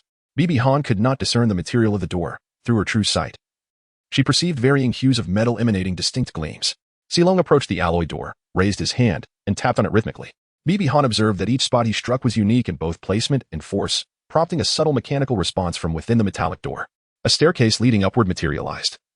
And after a brief passage, they opened the door to reveal a short, stout elder, measuring approximately 1.60 meters in height, yet with a waistline that likely matched. He had prominent ears, small eyes, and a head of unkempt short hair that appeared to have gone unwashed for several days, clad in a loose, flowing robe. His chubby face was speckled with what seemed like metallic dust. At that moment, he wielded a large iron hammer, his expression earnest as he relentlessly hammered away, forging some object. This amiable-looking elder was none other than the continent's most formidable blacksmith, Lu Gao. Despite their presence, he continued his work, showing no inclination to acknowledge anyone else. Some subordinates of Bibi Han found it difficult to contain themselves, for even a master craftsman is, at his core, still a blacksmith. And Bibi Han is likely to become the future holy son of the Spirit Hall. Just as they were about to reprimand, they were interrupted by Bibi Han. Wait. The spirit of craftsmanship deserves respect. Although his subordinates were puzzled, they refrained from voicing their objections. Subsequently, Bibi Han was activating his true eye, meticulously observing every movement of the tall building. He engaged his calves, using his waist as an axis, his heart racing within his chest, channeling power through his thighs, passing through his waist, back, and arms, ultimately releasing it with perfect coordination, without a trace of extraneous energy escaping. This was Bibihan's most immediate impression. After several observations, he spoke, "Senior Xiaogang, please step outside with me." Xiaogang stood momentarily stunned, evidently taken aback by Bibihan's address of him as senior, but soon regained his composure and followed. Unsure of Bibihan's intentions, outside the door, Bibihan summoned a small hammer using his blue-silver divine martial soul and then materialized a tree stump. Bibihan extended his left leg forward, exerting force through his calf, and, pivoting on his waist, delivered a powerful strike upon the tree stump. "How was that?" he inquired of Xiaogang. Xiaogang, momentarily taken aback, replied, "Are you truly here to practice hammering?" He reflected to himself that such mastery of strength was likely beyond his own capabilities. "Indeed, this is the first time I have wielded a hammer in such a manner. How did you manage it?" Xiaogang asked, a hint of incredulity in his voice. "Oh, it's nothing. I merely observed Senior Lu Gao forging iron, and I was able to replicate it," Bibihan responded nonchalantly. Xiaolong's eyes widened in astonishment, his expression akin to one who could scarcely believe the absurdity of the claim. Bibihan's companions were somewhat astonished. Yet had they comprehended the daunting nature of mastering such skills, they would likely have been filled with trepidation. Subsequently, Bibihan switched hands and repeated the action several times. The commotion drew the attention of the elder Lu Gao, who gazed in astonishment, momentarily suspended in his task of blacksmithing. He beckoned Bibihan to approach, while the others were left waiting outside as the door was firmly shut. "Elder Lu Gao, are you no longer forging?" he inquired, glancing around in confusion. "From what I observe, you hardly seem suited for the craft of blacksmithing. Yet, your aptitude for learning is remarkable. Do you genuinely wish to learn the chaotic techniques from me? Of course, apart from the Haotian sect, you are among the few who possess even a modicum of skill. Humph, do not presume that because you have dealt with those scoundrels, the Blacksmith Association will pardon your transgressions. If you wish for me to instruct you in wielding the hammer, you may consider it an impossibility." Bibihan chuckled softly and asked, "Why do you leave me here all alone?" Then, with a serious demeanor, Bibihan continued, "Senior Lu Gao, I implore you to teach me the art of chaos wind. Our spirit hall is willing to offer an equivalent reward." "Humph, I am indifferent to such monetary matters," Lu Gao replied. I understand. Senior Lu Gao is indeed a fervent craftsman. The treasures you forge must require a substantial amount of rare metals. I can arrange for someone to procure these for you." Lu Gao laughed heartily. "The most precious metals in the world can almost all be found in the Metal City. Why would I need you to prepare anything?" "Indeed, metals do flow into the Metal City, but Senior Lu Gao, you are unable to discern which ones are rare. I possess a technique that allows me to identify treasures, including metals. I can assist you in locating rare metals on the second level, providing you with as much as you desire, free of charge," Bibihan declared confidently. "Arms crossed. Is what you say truly genuine?" Lu Gao inquired, astonished. "Yes, I have come to learn from you, and you are my half-teacher. Deceiving a teacher is simply unacceptable. Very well, as long as you gather a certain quantity of rare metals. I shall teach you the art of chaos wind and all the techniques related to hammering." Agreed. Just as Bibihan was about to turn and leave, Lu Gao called out, "Wait, I have another question for you. You must be aware of the status of blacksmiths in this world, yet why is your attitude?" Initially, upon hearing Bibihan's desire to practice hammering, Lu Gao had outright refused, even when Bibihan had dealt with those from the spirit hall. However, it was only when a blacksmith, the same elder who had conversed with Bibihan on the road, spoke on his behalf that Lu Gao decided to observe further. When he witnessed Bibihan's ability to halt the subordinates of the spirit hall, as well as his formidable learning capability, and heard him call upon Senior Xiaogang, Lu Gao resolved to accept Bibihan. Blacksmiths do not acquire wealth through unscrupulous means. To me, there is no distinction between high and low positions. Being a blacksmith is merely a means of livelihood, and in terms of history, blacksmiths have existed far longer than the spirit hall. Upon hearing Bibihan's words, Lu Gao let out a warm, jovial laugh akin to that of a kindly elder. Upon arriving on the second floor, Bibihan activated the Eye of Truth, illuminating all the gleaming metal around him, compelling him to indulge in a buying spree. At that moment, a voice echoed in his mind, announcing the arrival of his third gift pack, with rewards to be distributed. And by Bibihan's hand lay a bead, the Dragon Soul Pill, crafted from the ancient dragon's essence. Upon consumption, it significantly enhances physical prowess and engenders an involuntary affection in female dragons of the beastkin.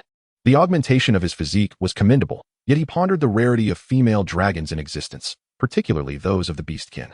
Regardless, after completing his plunder, Bibihan retreated to a secluded chamber to partake of the pill. Instantly, he felt as though engulfed in flames. Half an hour later, the effects of the potion culminated, resulting in a threefold enhancement of his physical strength. Indeed, you heard correctly, an elevation of 3 levels, achieved through a pill derived from the blood of an ancient dragon. Bibihan, in his frustration, truly wished to vent his anger. What kind of elixir had the system bestowed upon him, and how much dragon's blood was contained within? It was undoubtedly the most wretched of golden fingers, without exception. Chapter 24. The Art of the Chaotic Windhammer, the Young Girl, Choices. All right. With so many rare metals, my expenses for the past few years have been resolved. Ha ha ha. At this moment, Lu Gao was as joyous as a child, for nothing brought him greater delight than forging. However, an awkwardness soon enveloped him. Just call me Xiaogang, he said, slightly embarrassed. Bibi Han, perceptive as ever, recognized the reason for Lu Gao's discomfort. Cough, cough, cough. I only know a few strikes, Lu Gao admitted. That's perfectly fine. Let me have a look, Bibi Han responded nonchalantly. Although the chaotic windhammer technique was originally conceived by Tang San, and Tang San was indeed a prodigy beyond compare, Bibi Han did not believe that Tang San had developed it entirely through his own exploration without drawing inspiration from others. Taking a deep breath, Lu Gao commenced his demonstration. His movements appeared unchanged from before, using his legs to engage his waist to propel his back, and his back to guide his arms. He struck the iron block with a resounding clang. As the hammer rebounded from the impact, Lu Gao executed a swift turn, again channeling power from his lower leg. The rebounding hammer was skillfully swung in the air, accompanied by a fierce rush of wind, and with another thunderous crash, it landed upon the iron block once more. This strike was not only executed with remarkable speed, but seemed to possess even greater force than the first. This sequence continued. After the 10th strike, Lu Gao halted, uncertain of how to proceed. Every action was scrutinized by Bibi Han's discerning eye, which gleamed with admiration. Despite its significant drawbacks, such as excessive sustained force and lack of maneuverability, the chaotic windhammer technique was undeniably a formidable method. He could not help but admire the ancestor who had crafted such a technique, along with the divine skill of the great samurai hammer. Truly, a man capable of achieving level 99 and nearly becoming a Shura god was deserving of respect. In contrast to the unimaginative Tang San, Tang San was the real genius. Senior Lu Gao, your chaotic wind hammer technique has become increasingly cumbersome with unnecessary movements, which prevents you from executing the 11th strike. That much is evident. If someone from Haotian sect were to instruct me, I would not be limited to merely 10 strikes. Alas, the forging abilities of blacksmiths. Lu Gao's tone grew somber as he continued. Bibi Han consoled, it is best not to dwell on such impractical thoughts. This is one of the foundational techniques of the Haotian sect, and should you master it, the world would undoubtedly dissect it thoroughly, rendering it no longer a profound technique. Allow me to give it a try. I imitated the movements of Lu Gao, but halted at the 4th strike. What's wrong? Were you not performing well? The movement was incorrect. Just now, my right calf should have retreated 3 centimeters further. I lost a portion of my strength. My calf was too tense, causing an uneven transfer of power, impairing my leg's mobility. Although the force of this strike has increased significantly, it is not a proportional enhancement, and it will only become increasingly difficult to control. Lu Gao listened in astonishment. You can perceive all of that? Indeed. Aside from my own sensations, it seems my Haotian hammer martial spirit is also offering me reminders. And what shall you do next? What else is there to do but continue to experiment? Before I could swing the hammer, Bibi Han scratched his head and said, perhaps we should wait a moment. Senior Lu Gao, please teach me all the techniques of the hammer. It will greatly assist my further exploration. As evening descended, Bibi Han walked along the path back to the martial spirit hall, waving his slightly swollen arm. He had to admit, the sensation was rather pleasant. The minor soreness, under the continuous healing of his blue-silver divine martial spirit, would likely dissipate by morning. At that moment, Bibi Han felt a peculiar instinct drawing him towards an alley. To his surprise, he encountered a little girl with short silver hair. Her fair face bore a hint of dust, and her clothing appeared somewhat tattered. Yet she exuded a unique aura that irresistibly captivated his gaze. The girl stared back at him, her eyes reflecting a sense of familiarity, amethyst-like irises framed by silver lashes. Your Highness. Several soul masters swiftly appeared beside Bibi Han. They certainly did not regard the presence of this peculiar girl as a favorable omen. Step back, commanded the imposing figure of Bibi Han. Your Highness, this little girl appears to be rather peculiar. There is nothing unusual about her, came the reply. The young girl, startled by the sudden appearance of the soul masters, hurriedly crouched down, shielding her head. A glance from Bibi Han prompted them to conceal themselves nearby. Do not be afraid. Little sister, what brings you here all alone? Where are your parents? Bibi Han inquired with genuine concern. The little girl gazed at him once more and shook her head. What are your parents' names? Allow me to assist you in searching for them, he offered. The little girl shook her head again. Bibi Han furrowed his brows slightly and inquired, what is your name? Surely, you must know. The little girl then nodded and replied, my name is Nar. Nar. What a lovely name, Bibi Han remarked. What? You say your name is Nar? Upon realizing this, Bibi Han looked at her in astonishment. Nar. Startled by Bibi Han's reaction, instinctively stepped back. With her silver hair, this scene revealed that the little girl was none other than the Silver Dragon King. Qian. At this moment, Bibi Han found himself ensnared in a difficult choice. Indeed, Nar surpasses Xiaogang as the most beautiful woman in Douluo. Yet she also embodies an insurmountable burden, carrying an unimaginably arduous mission upon her shoulders. Upon his ascension to divinity, the sea god must perish. Regardless of what the sea god may do to Xiaoshue in the future, his fate is sealed. Should he choose to slay the sea god, he would inevitably face opposition from the Divine Realm Council, which would lead to a confrontation with him, an unavoidable outcome. Thus, he resolves to accompany Naer, especially since she has awakened, heralding the imminent emergence of Guyuna. Should he fail to treat her with due regard, humanity would undoubtedly face annihilation at her hands. Initially, his intent was to liberate the wretched populace of this world. Yet it now appears that he may also have taken on the responsibility of saving the Soul Beast clan. Bibi Han spoke in an exceedingly gentle tone. Naer, Big Brother did not intend to frighten you. Could you please turn around? Upon hearing the regretful tone in Bibi Han's voice, Naer timidly turned her head. Casting a cautious glance at him, a gurgling sound emerged, causing Naer's face to flush crimson. Are you hungry? Big Brother has cream bread. Would you like some?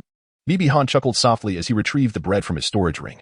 The fragrant aroma of the bread wafted towards Naer, prompting her to swallow her saliva. Yet she still shook her head. Are you afraid I might poison it? Look. Bibi Han casually picked some portions to eat, assuring, it's not poisonous, come and try. Goyulu, is that all right? Naer asked cautiously. Of course, but first, let us wash our hands and faces. Watching Naer enjoy her meal, a smile graced Bibi Han's face. After finishing, Naer gazed at him with renewed warmth.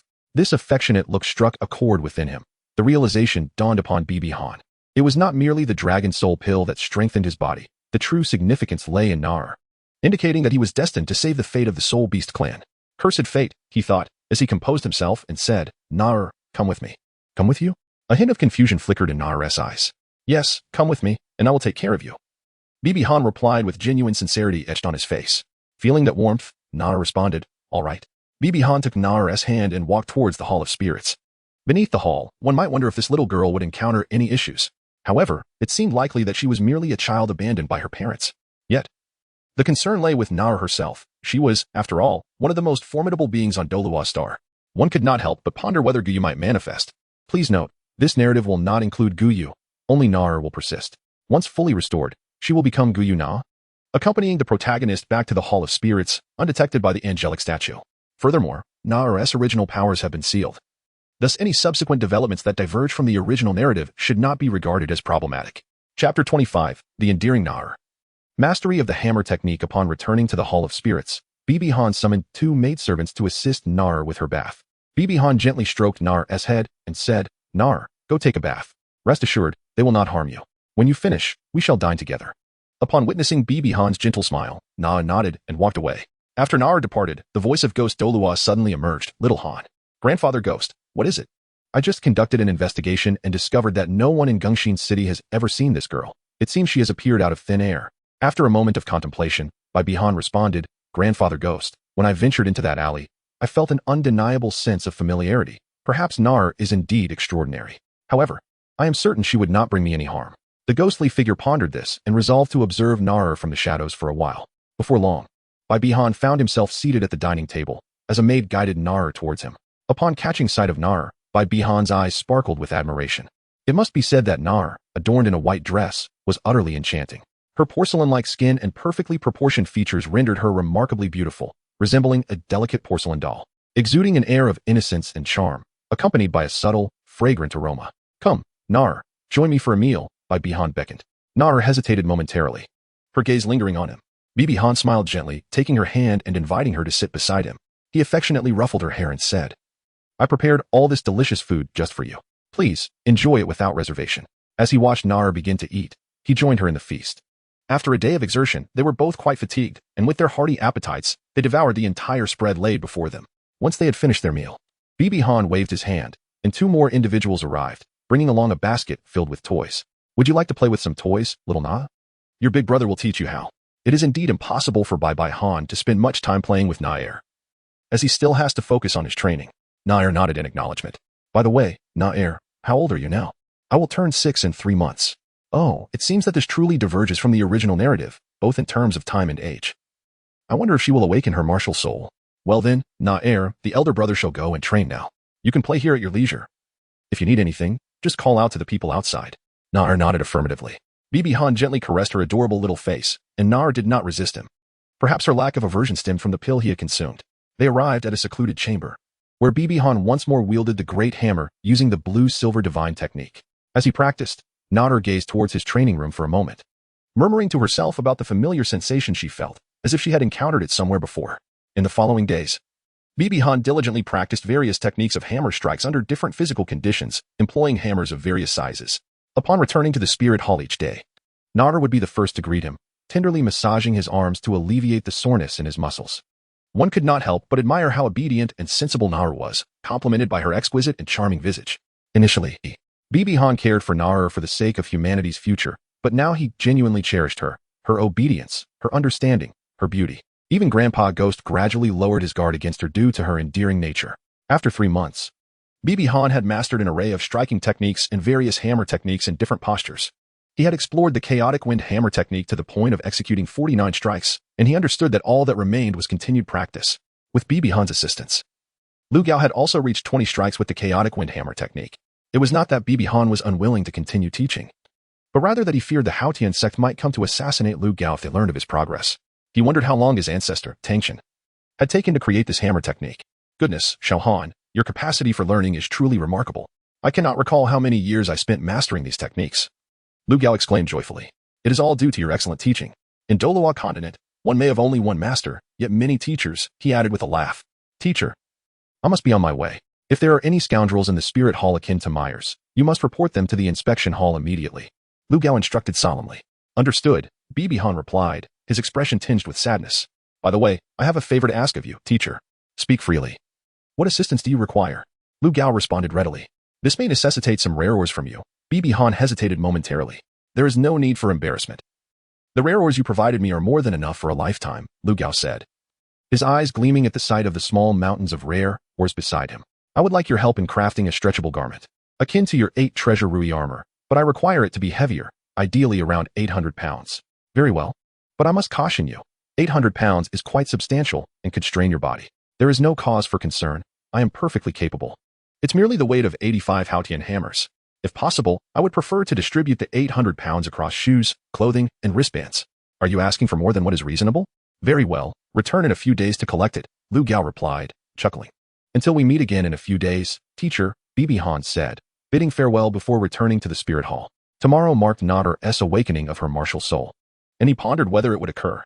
Upon opening the door, he found Nar waiting for him at the entrance. Big brother, she exclaimed. Nar, how did you know I would return so early today? I can tell by your footsteps, and there is a unique scent about you. The scent. You mean the natural aura bestowed upon me by the blue-silver divine? All right, Nar, today I shall not train. Instead, I will play with you. Yay, that sounds wonderful. Nar cheered. The next day, at the awakening hall, Bibi Han accompanied Nar as she stood within the awakening array, preparing to awaken her martial soul. Nar nodded and stepped forward. Would she awaken? Regardless of the outcome, he would bring her back, confident that her mother would adore her. In 2 years' time, when the Silver Dragon Spear emerged, there would be no cause for concern. Chapter 26, Silver Dragon Spear, Return to the Spirit Hall. Let us begin. Bibi Han instructed the Soul Master overseeing the awakening. Bibi Han meticulously observed Nar's right hand, from which a sleek, silver long spear manifested. The spear exceeded 12 feet in length and was remarkably slender, adorned with intricate silver scales that formed delicate hexagons along its shaft. This exquisite weapon featured a pointed tip, which constituted approximately 1/3 of its overall length, tapering elegantly with 12 grooves etched into its surface. The Silver Dragon Spear, a divine-level martial soul. Should Nar truly awaken, she would wield unparalleled dominance in Douluo with the spear in hand. Big brother, I have awakened my martial soul, Nar exclaimed joyfully as she turned her head. Let us measure your soul power, Bibi Han replied, a smile gracing his face. As Nar pressed her hand against the crystal orb, a sudden explosion erupted, shattering the orb. The onlookers stood in stunned silence, save for Bibi Han. Noticing the apprehensive expression surrounding her, Nar timidly spoke. Big brother everyone, leave at once. Remember, none are to speak of what transpires here, or else. Bibi Han threatened with authority. The ghost Douluo revealed his martial soul, displaying 2 yellow, 2 purple, and 5 black rings, an overwhelming presence that compelled compliance. They nodded hastily and exited, the door closing behind them. Nar, do not be afraid. You have accomplished something remarkable. Remarkable? Nar blinked, her eyes filled with confusion. When did breaking something become a good deed? Do not dwell on it. Instead, try this. Bibi Han produced another crystal orb capable of testing soul power up to level 30. With a divine-level martial soul, it remained uncertain whether she could reach that pinnacle. Nar placed her hand upon it, and the orb illuminated with brilliance. 20. Bibi Han exclaimed, another innate genius with a starting soul power of 20. The ghost Douluo felt as though he were in a dream. Little Han merely picked up a girl with innate full soul power of 20. No. He had sensed her potential. It must not have been mere coincidence. Nar, you are truly extraordinary. Bibi Han gently caressed Nara's delicate face, marveling at her extraordinary prowess, which was astonishing even at the level of 20, and certainly impressive without reaching 30, as it would surely attract the meddling of that old rascal, Qian Douluo. Come, Nar. Your big brother will take you out to play. Xiaohan, what about your training? Rest for a few days, old ghost grandpa, it won't matter. A few days later, Bibi Han's training gear finally arrived. Ha ha ha, Xiaohan, this is my masterpiece. The color has been specially crafted just for you. Before them lay a stunning blue cloak adorned with intricate golden patterns, accompanied by a pair of blue and gold shoes and a matching set of blue and gold bracelets. It was undeniable how harmoniously it complemented his hair. Thank you, teacher, Bibi Han exclaimed with excitement. Bibi Han directly replaced them, with garments weighing 500 jin, shoes each weighing 100 jin, and wristbands each weighing 50 jin. The long-lost sensation, which I had not felt since training with Master Jin E, returned after our session. After absorbing 3 soul rings, Bibi Han's physical attributes have been significantly enhanced. The weight of these metallic materials is perfectly suited for him, and importantly, they will stretch in accordance with his height, alleviating any concerns about outgrowing them. As for whether wearing them will impede his growth, Bibi Han harbors no worries. He observes that Tang San, who exclusively consumes fruits and undergoes daily cleansing under waterfalls, has managed to reach a height of 1.9 meters. Thus, he sees no reason why he should not grow taller. Should the need arise, he could simply absorb a few more 10,000-year soul rings to facilitate his growth. Having bid farewell to teacher Lu Gao, Bibi Han returns to the spirit hall. Upon seeing him adorned in his new attire, Na exclaims, "Wow, big brother, how handsome." Na indeed possesses a discerning eye. "Xiaohan, why have you changed your clothes?" inquires Ghost Douluo. "This was crafted by teacher Lu Gao at my request. It weighs a remarkable 800 jin and aids in my training. Moreover, its defensive capabilities render it impervious to attacks from any adversary below the rank of Soul Emperor. Is that so?" Lu Gao is indeed a formidable individual, Ghost Douluo muses. "Grandpa Ghost, Lu Gao is my teacher," Bibi Han replies.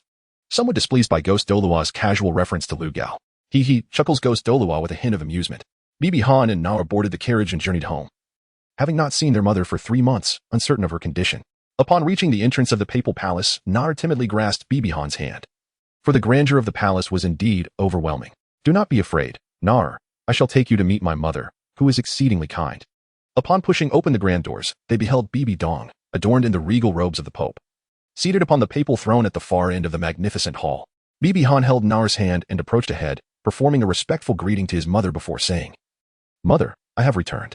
Bibi Dong nodded gently and inquired, "Have you mastered the techniques of wielding the hammer?" "Yes," he replied, subsequently glancing towards Na, who was being held by him. "Honor, this is the young girl." Na, clearly intimidated by her mother's authoritative presence, was hiding behind him. Witnessing this scene, Bibi Han couldn't help but find it amusing. If Nar were to regain her memories in the future, would she feel mortified by his actions today? "Nar, do not be afraid. She is my mother," Bibi Han softly reassured her. Bibi Dong descended and gazed at Nar, softly saying, "Child, do not be afraid. Release your martial soul for me to behold." Following Bibi Dong's instruction, Nar unleashed her martial soul, the silver dragon spear. "Ah, splendid. Another divine martial soul," Bibi Dong exclaimed. Visibly excited, "Nar, do you wish to become my disciple?" The notion of taking on an apprentice had long been in Bibi Dong's mind. Initially, she had her sights set on Hu Liena from the Martial Soul Academy, who possessed an innate spirit power of 9.7. However, Bibi Han later emerged with an innate level of 20 and moreover, was blessed with dual martial souls. The stark disparity concerned Bibi Dong, as she feared it might adversely affect the mentality of her future disciple. Consequently, she chose to relinquish that aspiration, especially since she lacked the knowledge to instruct in the Haotian hammer, thus leaving her with only the golden crocodile Douluo to mentor. Now, with another genius boasting an innate level of 20, she felt compelled to seize this opportunity. As for her inability to teach a spear-type martial soul, that was inconceivable. The Martial Soul Hall had numerous spear wielders, and in her youth, she had acquired extensive knowledge on this subject. Those who wielded hammers had largely joined the Haotian sect. Nar, quickly agree. My teachings are among the finest in the continent. After a moment of hesitation, Nar replied, "I have met my master." "Excellent. You shall be my soul disciple." Bibi Dong expressed her immense joy. Upon hearing the word soul, Bibi Han breathed a sigh of relief. It seemed Hu Liena had not become their mother's disciple, which was fortuitous. Chapter 27. The Martial Soul Hall's financial strain. Honor, please take Nar to familiarize her with the surroundings. I have some matters to attend to. Observing her mother's fatigued expression, Bibi Han offered, "Mother, what matters? I can lend a hand, even if I do not fully comprehend them. I can summarize most of it for you, so you need not go through it all." "Ah, it is nothing significant. Merely that the Martial Soul Hall is experiencing some financial constraints." "Financial constraints?" Bibi Han exclaimed in surprise. The Martial Soul Hall was one of the oldest powers. How could it face such a predicament? Upon sharing the details, Bibi Han quickly grasped the situation. The martial soul hall had expanded too rapidly. Originally, their branches were confined to first and second-tier cities, but now they had spread across the entire continent, leading to a substantial surge in the number of soul masters and, consequently, an increased need for soul master subsidies. Furthermore, many soul masters had joined the martial soul hall, each requiring sustenance and salaries. While the allocations from the two great empires remained unchanged, the income of the martial soul hall was beginning to falter under the weight of these demands. Bibi Han has conceived some ideas. Mother, during my recent visit to Gingxin City, I encountered numerous soul masters who profit without contributing. Although you have eliminated beasts like Myers, there are undoubtedly still corrupt individuals among them. We could target these individuals by imposing fines upon those who take money without fulfilling their duties and then expelling them. This is indeed a feasible method, however. It may not be sustainable in the long term. After addressing these corrupt elements, what should we do next? The root problem remains unresolved, as there are far too many individuals receiving soul master subsidies. Mother, we could also scrutinize those who receive these subsidies. If they genuinely utilize the funds for their training, that would be acceptable. However, the issue lies in their misuse of the money for indulgence and leisure. The soul masters in the smaller branches of the soul hall possess mediocre training potential, which leaves them with ample free time. It would be prudent to have them investigate the daily lives of those receiving soul master subsidies. Those who squander their subsidies on vice should be placed on a blacklist, prohibiting them from receiving further assistance. Moreover, we should establish an age limit for receiving subsidies to ensure that they remain motivated to train diligently. It is worth noting that a single gold soul coin can cover half a year's expenses for an ordinary family. A soul master at the rank of soul venerable earns 100 coins a month, an unimaginable income for a typical household. Your status as a soul master is indeed noble, yet what we seek is your commitment to rigorous training. Bibi Dong's eyes lit up. This was indeed an excellent idea. Subsequently, she chuckled, admitting she had no other thoughts. Well done, Honor. This notion is sufficient to resolve the issue. All 7 tiers of soul masters exist under the soul sect. Among this vast populace, how many would find themselves on the blacklist? There was no need to mention Dai Mubai and Ma Hongjun, nor the likes of Xiaogang, who shamelessly exploited his time at Notting Academy, living off the soul master subsidies from the Spirit Hall as if they were savings. One might ponder whether Ma Hongjun was somewhat wronged. But could one truly believe that a man who rushes to approach beautiful women would be diligently honing his skills? If one were so exhausted that they could only lie on the ground, such thoughts would scarcely cross their mind. Soon, Bibi Han took Nar on a stroll around the papal palace before heading towards the rear halls. Nar, your room is right here. Next door is your mother's room. And just 10 meters ahead, around the corner, is your elder brother's room. Do you understand? Yes, Nar understands, she replied. Afterward, Bibi Han went to the worship hall to pay his respects to Master Jin and also met Qian Renxue's grandfather, Qian Douluo, the most reclusive man in Douluo. Upon returning home, Bibi Han was engulfed in contemplation about how to earn some money. Although the original text indicated that his mother would later resolve this matter. Who could ever have too much money? Recalling the original narrative, an idea struck him. He remembered how St. Soul Village thrived due to its geographical advantages, leading to a flourishing vegetable trade. Some places must struggle to sell. Additionally, he recalled the first encounter between Dai Mubai and Tang San at the Rose Hotel, where they had engaged in a fierce battle. Dai Mubai had boldly claimed, "If it breaks, it's on me." Thus, if there were soul masters lacking in wealth yet possessing considerable strength, wouldn't they be unlikely to incur losses? An idea was forming. Dai Mubai, you truly possess some worth. If one were to appeal to human nature, what do people desire most? For women, it would likely be beauty, yet I seem to lack knowledge of cosmetic products. For men, the focus might be elsewhere. No, that won't do. If those nobles gain access to such potions, it would only further endanger women. It must rely on gastronomy. Hot pot, of course, is the prime choice. The seasonings are not as intricate as those of unique delicacies, yet they are simple and low cost. The following day, Bibi Han approached his mother at the papal palace to share his thoughts. Mother, we could charge a certain fee for protection from those restaurants. If any soul masters cause trouble, we will subdue them and demand double the compensation. I believe many restaurants and hotels would agree. Moreover, it's reasonable. We need not fear any public backlash against us. He continued, and these, milk tea and instant noodles, who could resist such culinary temptations? Instant noodles are merely ordinary noodles with boiling water and seasoning, yet they are far more convenient and delicious than dry rations. Milk tea, on the other hand, is adored by many women in Huaxia. Honor, I truly cannot fathom how you conceive of such ideas, his mother exclaimed joyfully, gazing at the milk tea and the empty bowl of instant noodles, as if envisioning gold coins fluttering toward them. Mother, I think we should also consider packaging. For those with a bit of capital, we should use exquisite packaging and label it as noble exclusive. Nobles are quite concerned with appearances, viewing themselves as superior and the common folk as mere peasants. Why not give them a sense of pride? If ordinary milk tea sells for 5 copper soul coins, then noble exclusive milk tea could be priced at 5 gold soul coins, a staggering 1,000-fold increase. We could simply add a touch more seasoning to enhance the flavor. and I am confident they would purchase it. Furthermore, we must monopolize the rights. Only we shall sell it. And anyone who dares to compete will face our wrath and be made to compensate. He paused, contemplating. I shall also devise several more variations. Old vinegar pickled cabbage. Spicy beef. Honor, once you complete this, I shall prepare a gift for you. A soul bone. Bibi Han's eyes sparkled. You will know in due time. His mother replied with a smile. Chapter 28. School 3 days later. Bibi Han tirelessly crafted over 10 varieties of instant noodles and more than 20 types of milk tea for his mother. Upon their release, these products became a sensation across the continent, filling their coffers to the brim. Those foolish nobles, despite knowing that the 2 types of milk tea and instant noodles were not particularly different, refused to purchase the plain packaging. Ah, I see. Wealthy and extravagant, they crave face. Meanwhile, some soul masters found themselves in dire straits, having lost their soul master subsidies. Just like Xiaogang from Nodding Academy, who cheerfully headed to the Spirit Hall branch to claim his benefits, only to be informed that he exceeded the age limit and was disqualified. And then there was our Golan native chicken, lamenting, how will I manage without these gold soul coins in the future? What the heck? How old are you to be thinking of that? Countless lazy employees of the Spirit Hall packed up and left, while diligent workers like our brother Tao were promoted. Consequently, many soul masters cursed the Spirit Hall, but what of it?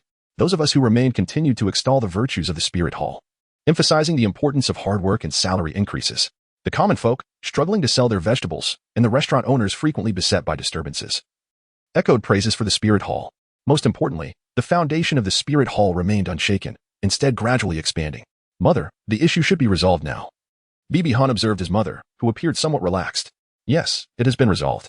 I can finally take a break, she replied. And what of my gift? I have accomplished such a great feat. I surely deserve a generous reward. Indeed, his mother responded, producing 2 sheets of paper. This is your gift. Bibi Han stood in astonishment, holding the 2 sheets of paper in his hands. One bore the admission notice from the Soul Master Academy, while the other contained his personal information. To think, this must be some sort of joke. Bibi Han, with a sorrowful expression, inquired, Mother, could it be that you're mistaken? I still need to attend school, and can this truly be regarded as a gift? Indeed, my dear Han, she replied. While your personal strength is undeniably significant, the support of your teammates is indispensable. Attending school is also a means of providing you with a joyful childhood. Upon reflecting on the preceding words, Bai Han increasingly senses that his mother is merely indulging him. The concepts of the vast heavens, celestial beings, ocean deities, and swords, all of which possess their own realms, evoke the notion of solitary confrontations, much like his mother herself. Mother, are you aware that my Haotian divine hammer is endowed with the domain of thunder? Can such a realm truly engage in collective battles? The thunder domain diminishes the reaction capabilities of all adversaries within its range by 10, while simultaneously enhancing the user's physical vitality by an equal measure, with potential for further growth. This domain inevitably dictates that Bai Han is destined for one-on-one duels. Consider it a glimpse into the future of your subordinate. When shall I depart? Tomorrow morning. His mother replied curtly before turning her attention to Nar. My goodness, the shift in my mother's demeanor is rather drastic. Has she forgotten her son in favor of her disciple? What about my gift? The following day, Bai Han was promptly taken away by Elder Ju. Yet not before he bid farewell to his mother and master. He had intended to affectionately pinch Nar's cheeks, but upon hearing her heart-wrenching words, Big brother, Nar will miss you, he opted instead to gently ruffle her hair. During their journey, Bai Han inquired, Grandfather Ju, which class will I attend? You shall join the Golden Class, Elder Ju replied. Golden Class? Bai Han echoed. To which Elder Ju elaborated. This is the class where our Spirit Hall nurtures the Golden Generation. The most exceptional graduates may ascend to become the Holy Son or Holy Daughter of the Spirit Hall. Oh, the Holy Son of the Spirit Hall. Bibi Han stroked his chin and inquired, how long will it take? 3 years, 3 years of training. What? Such a trivial matter requires 3 years? Grandfather Ju. Let me go back. Bibi Han struggled against Ju Douluo's grip. What are you worried about? His Holiness the Pope would not assign you such a meaningless task. You are part of the final class, which will graduate in just 6 months. 6 months? That is still within acceptable limits. Upon hearing this, Bibi Han ceased his struggles. They arrived at a magnificent mountain range outside the Spirit Hall, where a grand and imposing gate stood at the base, inscribed with the words Spirit Hall Academy. The characters bold and vigorous. Through the discerning gaze of Bibi Han, it became evident that the interior of the mountain was obscured from view, likely shrouded by some form of array. At the entrance of the academy stood a middle-aged man, his regal purple attire exuding a dignified presence that commanded respect without the need for anger. Upon their descent, this gentleman bowed respectfully and addressed, Elder Ju, Carls. I entrust this young one to your care, he continued. Carls regarded Bibi Han with a perplexed expression, given that this child appeared to be merely 9 years of age. Goodness, do you not see? I stand at 1.5 meters tall. It was not entirely unjustified for Carls to harbor such doubts. as the minimum age requirement to join the golden class of the Spirit Hall was 9, with students typically being at least great soul masters by that age. In the realm of Douluo, where growth was often stunted, members of the golden class were usually no less than 1.6 meters tall. Little Han, please present your admission notice and documents to the principal. It is essential to foster a good relationship with the principal. Perhaps my transgressions against the Academy's rules might be overlooked. Greetings, principal. Here's my file. BB Han replied politely. Name, BB Han Soul Power, level 35 Martial Soul. Soul Rings. Age, 7.5, with a level 35? Surely, this is a fabrication, murmured Elderju. There is nothing amiss with this document. Take little Han to the golden class. Upon hearing this, Carls understood why the martial soul was marked as. It could only be surmised that the soul was extraordinarily powerful. Very well, little Han, follow me. Farewell, grandfather Ju. BB Han waved cheerfully. Elder Ju observed the child's innocent demeanor and found it somewhat peculiar. The principal exhaled in relief. BB Han was not typically so naive. Even the progeny of a titled Douluo would have been subject to scrutiny, yet this prodigy was astoundingly exceptional. And his name undoubtedly hinted at a significant connection to the Pope. The authority of the Pope was revered throughout the Spirit Hall. Little Han, allow me to impart some wisdom. As a student, it is paramount to adhere to the rules and respect your teachers. Once inside the academy, BB Han felt little inclination to feign interest, finding the principal's incessant lecturing tedious. He raised a hand dismissively. Rest assured, principal. I shall uphold the tenets of respect toward my teachers, but other matters are of little consequence. The theoretical courses seem a mere waste of time to me. Yet you need not worry, I will not cause trouble. I may skip some classes, but my performance will remain impeccable. Now, please escort me to my class. The principal, at a loss for words, contemplated reporting BB Han's daily conduct to the Pope. He was acutely aware of his limitations. He simply could not teach such a prodigy. At the summit of the mountain lay the golden class. The entire mountain was stratified into ordinary classes, key classes, elite classes, and the golden class, which undeniably boasted the finest natural resources and scenic views for cultivation. Students from the lower classes were prohibited from entering the upper class areas, while those from the upper classes had the privilege of accessing the lower ones. Every student took pride in the possibility of joining the golden class. However, this prestige was not static. Every 2 months, a grand competition determined whether students from the lower classes could ascend by defeating their upper-class counterparts, while the defeated would inevitably descend. Following the principal's handover to BB Han's homeroom teacher, he exchanged a few whispered words before departing. During this interaction, BB Han noticed the teacher's hand tremble slightly upon reviewing his records. The homeroom teacher, maintaining a composed exterior, addressed BB Han. BB Han, please follow me. They entered the classroom, where the homeroom teacher signaled to the substitute instructor and announced, Class, we have a new student joining us today, BB Han. As the introduction concluded, all eyes turned toward BB Han, and a cacophony of voices filled the air. Wow, he is so adorable, with such fair skin. I just want to pinch his cheeks. Pfft, just a pretty face. He looks far younger than 9. He must have connections. Meanwhile, the homeroom teacher discreetly communicated with the substitute, who visibly quivered at the mention of BB Han. As they exchanged remarks, BB Han scanned the class, noting approximately 30 students. His gaze landed on 3 individuals in the front row. To his left sat a youth with fiery red hair, radiating an air of defiance, who scoffed disdainfully upon meeting BB Han's gaze before resuming a conversation with his companions. The middle student possessed striking features, with a crescent-shaped mark beneath his right eye. The last student was breathtakingly beautiful, with flowing orange locks and an enchanting aura that drew the gaze of those around her, stimulating an involuntary surge of attraction. However, BB Han cast only a fleeting glance her way, his eyes betraying a deep-seated aversion. Hereafter, the author will elaborate on the reasons for BB Han's disdain toward Hulaina. Readers enamored with her character are advised not to abandon the story prematurely. The homeroom teacher prompted, BB Han, please introduce yourself. I am BB Han. After a moment of silence, the teacher inquired, is that all? BB Han turned his head to meet the gaze of the homeroom teacher and inquired, what do you think I can still say? At that moment, the teacher recalled the previous information, a bead of sweat trickling down from his ear, as he offered an awkward smile. Then, why don't you share your dreams for the future? After a moment of contemplation, BB Han declared, the last goal is far too grand. Let me propose a modest one instead.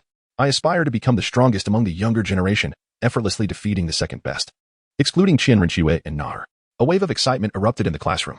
Defeating the second best? What about those below him? Is it fair game? This audacious youth provoked thoughts of retribution among his peers. After class, I'll make him unrecognizable, they exclaimed. What an audaciously trivial ambition. One could only wonder what his grand aspirations entailed, perhaps conquering the world? He must be taught a lesson to understand the beauty of humility. The homeroom teacher and the substitute instructor exchanged awkward smiles, aware that his ambition was no mere folly. At the tender age of 7.5, boasting a formidable level of 35, who could rival him? The homeroom teacher then urged, all right, BB Han, please take your seat. Here, come sit beside me. A melodious voice chimed. It was Hulaina, beckoning to Bai Han while gesturing to the spot next to her. As the revered saintess of the spirit hall, Hulaina possessed a keen intellect. Through her observations of the teacher's demeanor, she discerned that this young man, Bai Han, was undoubtedly a prodigious talent. His striking appearance further aligned with her standards for a partner, hence the earlier invitation. If it were otherwise, it would matter little. However, Hulaina's words enveloped Bai Han in a sea of envious glares from his male classmates. Hulaina was their goddess. What right did this brash little boy have to earn her favor? Despite the fiery stares aimed at him and the alluring invitation from Hulaina, Bai Han remained undeterred, making his way to the vacant seats in the back. Yin shot him a knowing glance, but Bai Han remained oblivious. Bai Han, disinclined to engage with them, was nonetheless not averse to taking action. When confronted by a fool audacious enough to obstruct the aisle with his legs, he did not hesitate to step upon them.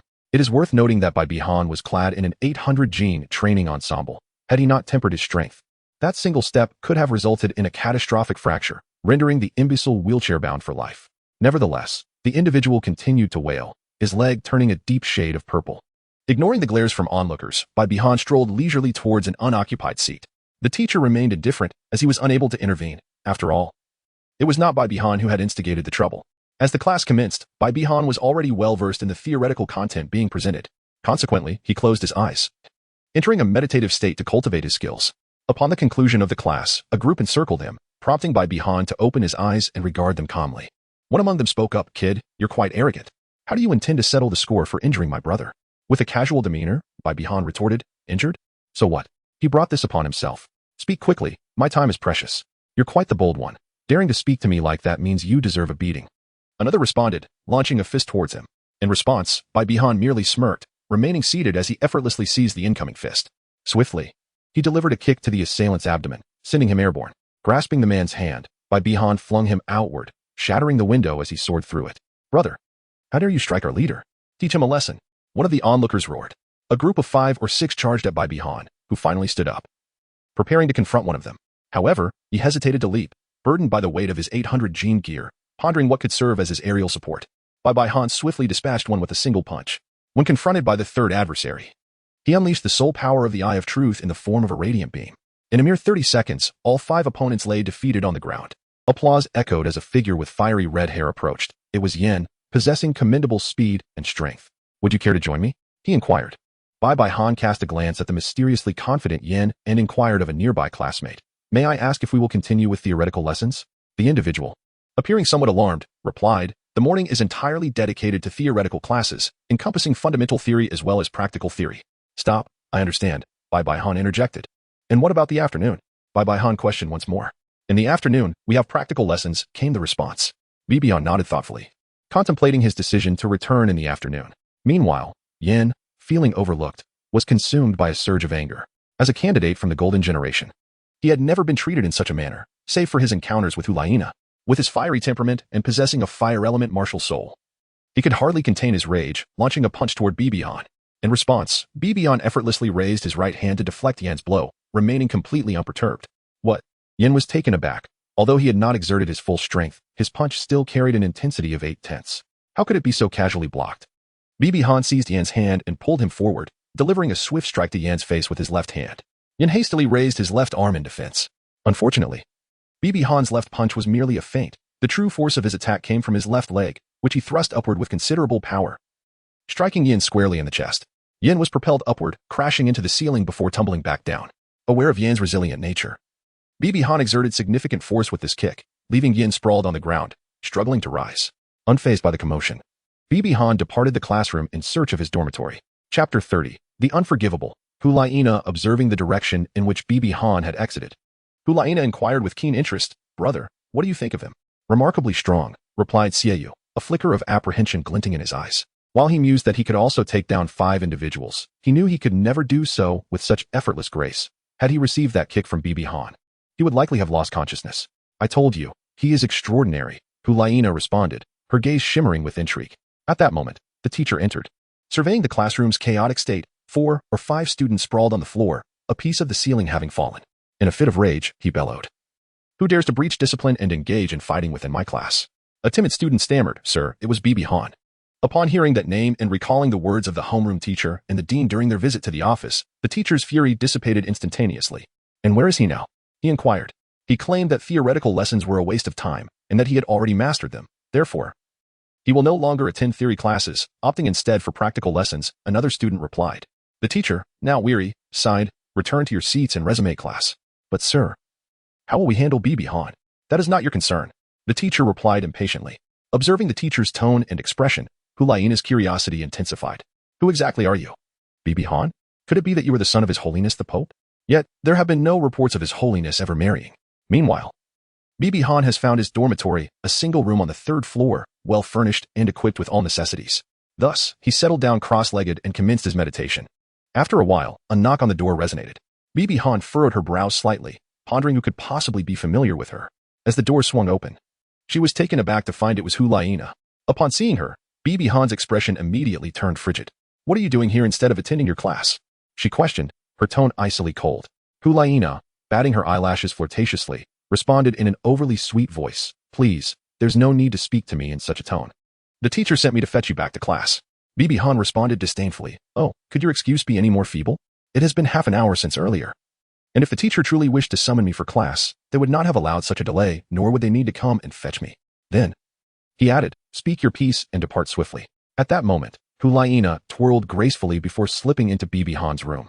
Her hands clasped behind her back as she bent slightly and inquired, your identity is indeed extraordinary. I have come to seek a conversation with you. At this juncture, Hu Laiina exuded an enchanting aura, her alluring visage and captivating eyes rendering her irresistible to any man. Regrettably for her, she had sought the wrong individual. Due to the fates of his mother and Xiaoxue, Bibi Han harbored an intense aversion towards her, rendering him impervious to her beguiling charms. Bibi Han spoke again, his voice low and ominous, as if ready to erupt. No, I just want to chat, Hu Laiina insisted. Do you have any idea how many classmates in the academy wish to speak with me? I wouldn't even entertain the thought. Hu Laiina continued to provoke him. Without hesitation, Bibi Han seized Hu Laiina by her collar and hurled her down the corridor. From the 3rd floor, a 6-meter drop posed little threat to a soul master of her caliber. As he turned to return to his dormitory, Bibi Han paused, snapping his fingers. Instantly, a patch of blue-silver grass appeared beneath where Hu Laiina fell. Lying on the ground, Hu Laiina stared blankly at Bibi Han's retreating figure. Though her body was unscathed, her spirit was shattered, and her pride lay in ruins. She covered her face with her hands and fled in tears. Hearing her sobs, Bibi Han felt no sympathy, even lacking the curiosity to inquire further. In the original narrative, she had enabled Tang San to acquire 300,000-year soul rings. If Tang San's 6th ring were not of that caliber, could Xiaoxue possibly contend against the duo of Tang San and Xiao Wu? Would the Tindo Palace's transformation have failed? Would this become Xiaoxue's inner demon? Moreover, how significantly did that 10,000-year soul ring assist Tang San during the sea goddess assessment? Without the sacrifice of the 2 forest kings, could Tang San have broken through to title Douluo so early? Could he have faced his mother at Xiaolang Pass and caused the Spirit Hall to suffer considerable losses? One could argue that Hu Laiina played a pivotal role in the downfall of the Spirit Hall. Unlike Qian Renxue, Hu Laiina had received a truly commendable education at the Soul Master Academy, possessing a sound value system and worldview. In contrast, Qian Renxue was molded by the teachings of aging elders and subjected to her mother's harsh treatment. How could her values be anything but skewed? Had Bibi Han not intervened, there is no doubt her mother's affection would have been redirected to Qian Renxue, allowing one to bask in maternal love while receiving a superior education at the Soul Master Academy, utilizing Xiaoxue's resources for cultivation and inheriting her status. Yet, what had she done? She betrayed the Spirit Hall, consuming its resources while turning against it. What did it mean for Tang San to avoid the Stardow Forest? Was he truly foolish enough to venture there when he could simply return home to his parents? What of the 6 titled Douluos? If Tang San truly reached the Stardow Forest, would he not sense the formidable auras surrounding him, besieging the 2 forest kings? During Xiao Wu's sacrifice, deceived by Tang San's affections, she still failed to comprehend his true nature, continuing to flatter him and even gifting him a more substantial reward. According to the ironclad rules of the Spirit Hall, should a soul master betray it and conspire with outsiders, incurring significant losses, they would face annihilation. Had it not been for her mother's protection, she would have perished long ago. The most disgraceful aspect followed the events at Xiaolang Pass, where the original text depicts Hu Laiina retreating to the mountains, neglecting her cultivation, and remaining unmarried, longing for Tang San until her death. In the original conclusion, Hu Laiina was merely a mere soul sage, and how could she escape the clutches of the numerous powerful titled Douluos among the nobility? It is evident that only with Xiaoxue's formidable flying abilities as a 6-winged angel could she have fled to distant lands. As for Tang San sparing her, that notion is far-fetched. In time, he sought to eliminate her, especially as he was marrying and developing the Tang sect. In the original story, Bibi Dong treated her as a daughter, and the Ghost Elder regarded her as a granddaughter, while the Spirit Hall provided her, a mere orphan, with a family. Yet, with her mother's demise and the absence of her grandfather's remains, the spirit hall's fall left her brother, Xiaoyu, fighting valiantly on the front lines. Could he still be alive? With her family slaughtered and her home destroyed, the architect of her plight was none other than Tang San. Yet she continued to yearn for him. Xiaoshue, at least, recognized the value of inheriting the angel bloodline, allowing the angel martial spirit to once again shine upon the continent. Yet, Hulaina remained unreflective, longing for Tang San until her death. Is she pitiful? Indeed, she is. But does she deserve forgiveness? My answer is no, for all of this is entirely of her own making. If possible, she ought to perish now. As for why I did not kill her, it is certainly not out of concern for consequences. Hulaina is but a trivial matter to me. Would my mother truly punish me for this? She would merely inquire about the circumstances and impose some retribution. The truth is that these events have yet to unfold. If we were to follow the original narrative, Zhu Douluo should have met his demise, and he would not be referred to as Zhu grandfather. Should Hulaina ever betray the spirit hall, without a doubt, Bibi Huan would be the first to strike her down, even if Xiaoyu dared to intervene. Chapter 31. Bibi Huan versus Xiaoyu. And Yin, after being discarded like refused by Bibi Huan, her pride shattered, Hulaina returned to her room in tears. Shortly thereafter, Xiaoyu and Yin sought her out, discovering her weeping within her quarters.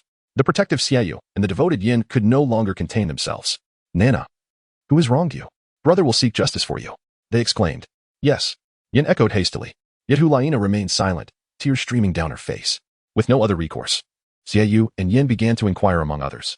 As a goddess, Hulaina naturally drew attention, and thus the scene of Bibi Huan casting her down the stairs did not go unnoticed. Upon learning of this, Xiaoyu and Yin were immediately incensed, storming to Bibi Huan's dormitory to confront him. Bibi Huan, irritated by their arrival, curtly remarked, "Speak your piece. What has my sister done to deserve such treatment?" Xiaoyu demanded. "She disturbed my cultivation," Bibi Huan replied casually. "And that justifies your actions? I had warned her. If she chooses to provoke fate, who can she blame?" "Fine. Does Bibi Huan dare to face me in battle?"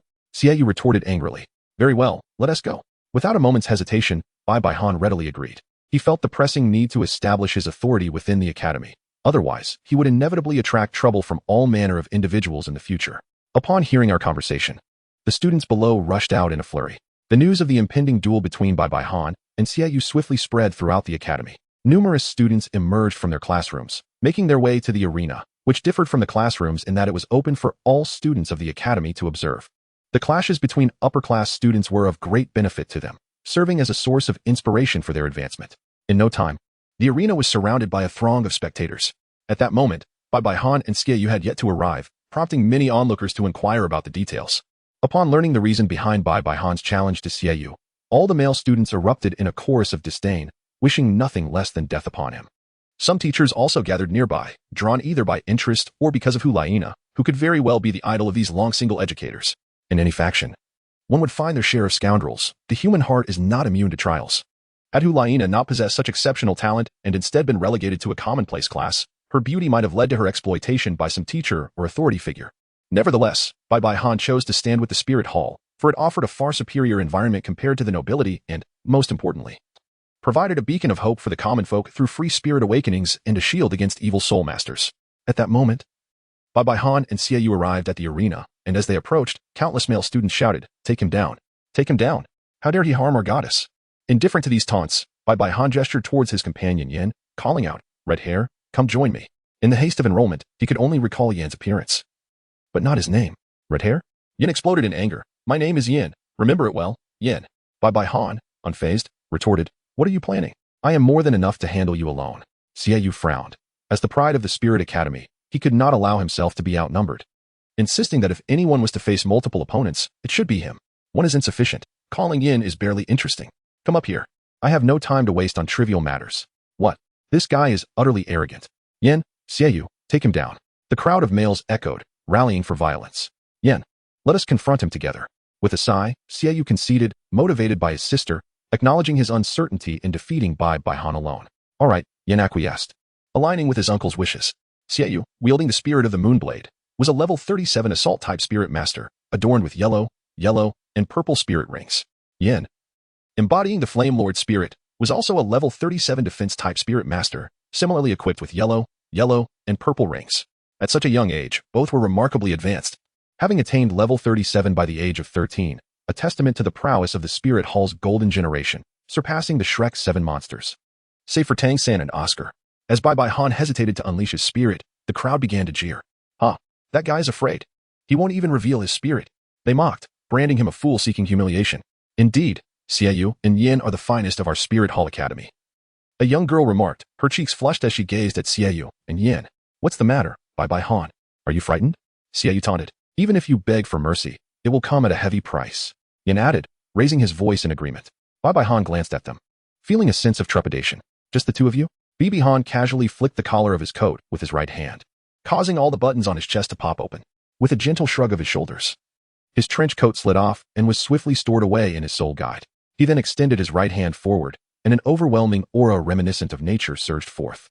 The plant-type soul masters who felt this presence experienced a stirring of their martial spirits, igniting their excitement, while the surrounding flora grew with reckless abandon. Especially the blue-silver grass, which thrived the most. This was the first ability of Han's blue-silver divine martial soul, within the embrace of the blue-silver divine aura. The combat prowess of plant soul masters was enhanced by 10, and with the additional support of the blue-silver domain, their strength could rise by 30. However, if Han unleashed the divine-like aura of the blue-silver divine martial soul, it would undoubtedly exert martial spirit suppression, compelling all plants below the divine rank to submit, including the blue-silver emperor. As Han's soul rings appeared, 3 rings, purple, and black, materialized before the incredulous eyes of onlookers. The once boisterous arena, filled with thousands, fell into a profound silence. Xiaoyu and Yin widened their eyes, unable to contain their astonishment. None of the soul rings were yellow, and the black ring, pulsating with the resentment of a soul beast, suffocated both Xiaoyu and Yin with its intensity. Han, with the blue-silver divine martial soul, was a level 35 all-encompassing soul master. The term all-encompassing signified his ability to attack, defend, control, assist, and heal, qualities that encompassed the 5 facets of the blue-silver divine. In contrast, his biological mother, Qian, possessed the blue-silver emperor with only 4 abilities and no support. The character Tang San, on the other hand, wielded merely 3, attack, defense, and control. The author acknowledges the numerous readers who assert that Dong is also a covert agent of the Spirit Hall, and that the protagonist should not focus solely on Hulaina. Indeed, the readers are correct. However, the author is the author, and the protagonist is the protagonist. The protagonist was raised by Dong, who devoted all her maternal love to him. As a son, he lacks the right to turn against Dong. Although Dong allowed Qian Renxue to act prematurely and sent only 2 titled Douluos to support her, ultimately leading to the failure of Qian Renxue's undercover plan, resulting in 20 years of lost youth. It is important to note that the protagonist did not harbor feelings for Qian Renxue at that time. Had the protagonist been raised by Qian Douluo, there would have been no doubt that upon achieving the rank of title de law, he would have immediately shattered the Hall of the Pope. At most, due to Qian Renxue's reluctance to kill Dong, he would have merely incapacitated her. Yet, if raised by Qian Douluo, it is likely that the protagonist would have perished shortly after awakening his martial spirit. As for the 32nd chapter titled Easily Victorious, the incredulous Xiaoyu inquired, "How did you manage that?" "Good fortune at birth and the ability to endure hardship," Han replied nonchalantly.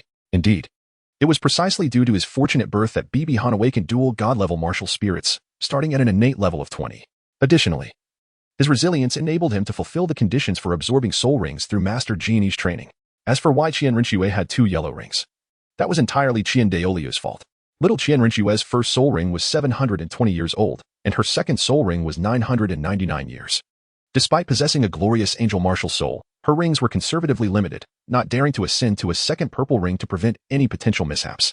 The precise ages of these soul rings were cultivated through the Spirit Hall's capture and feeding of such soul beasts with resources. Let us begin. As soon as the words left his mouth, Han waved his hand, sending several golden blue-silver grass tendrils hurtling towards Xiaoyu and Yin. The two reacted immediately. Xiaoyu wielded his sharp moon blade, slashing at the blue-silver grass vines, while Yin shouted, "Granite fist." Instantly, Yin's hands transformed into molten lava, attempting to tear apart the blue-silver grass tendrils. Both displayed formidable strength. Had they been dealing with ordinary blue-silver grass, their attacks would have been ineffective. However, this was not the case with Han's unique blue-silver grass. Despite only his first soul ring specifically enhancing the resilience of the blue-silver divine, its inherent toughness, combined with the enhancements from his other 2 soul rings, was formidable. Xiaoyu's strike merely severed 2 blue-silver grass vines, while the remaining tendrils ensnared him completely. And a similar scene unfolded for Yin. In an instant, both Xiaoyu and Yin felt their soul power being relentlessly drained, estimating they would be depleted in a mere 80 seconds. This was Han's first soul skill, a passive ability known as Devour, which consumed the opponent's soul power at a rate of 1 per second based on his total soul power. Xiaoyu quickly grasped the situation, stating, "Yin, we must conclude this swiftly, otherwise, we will not last long." Yin nodded in agreement, and their third soul rings illuminated.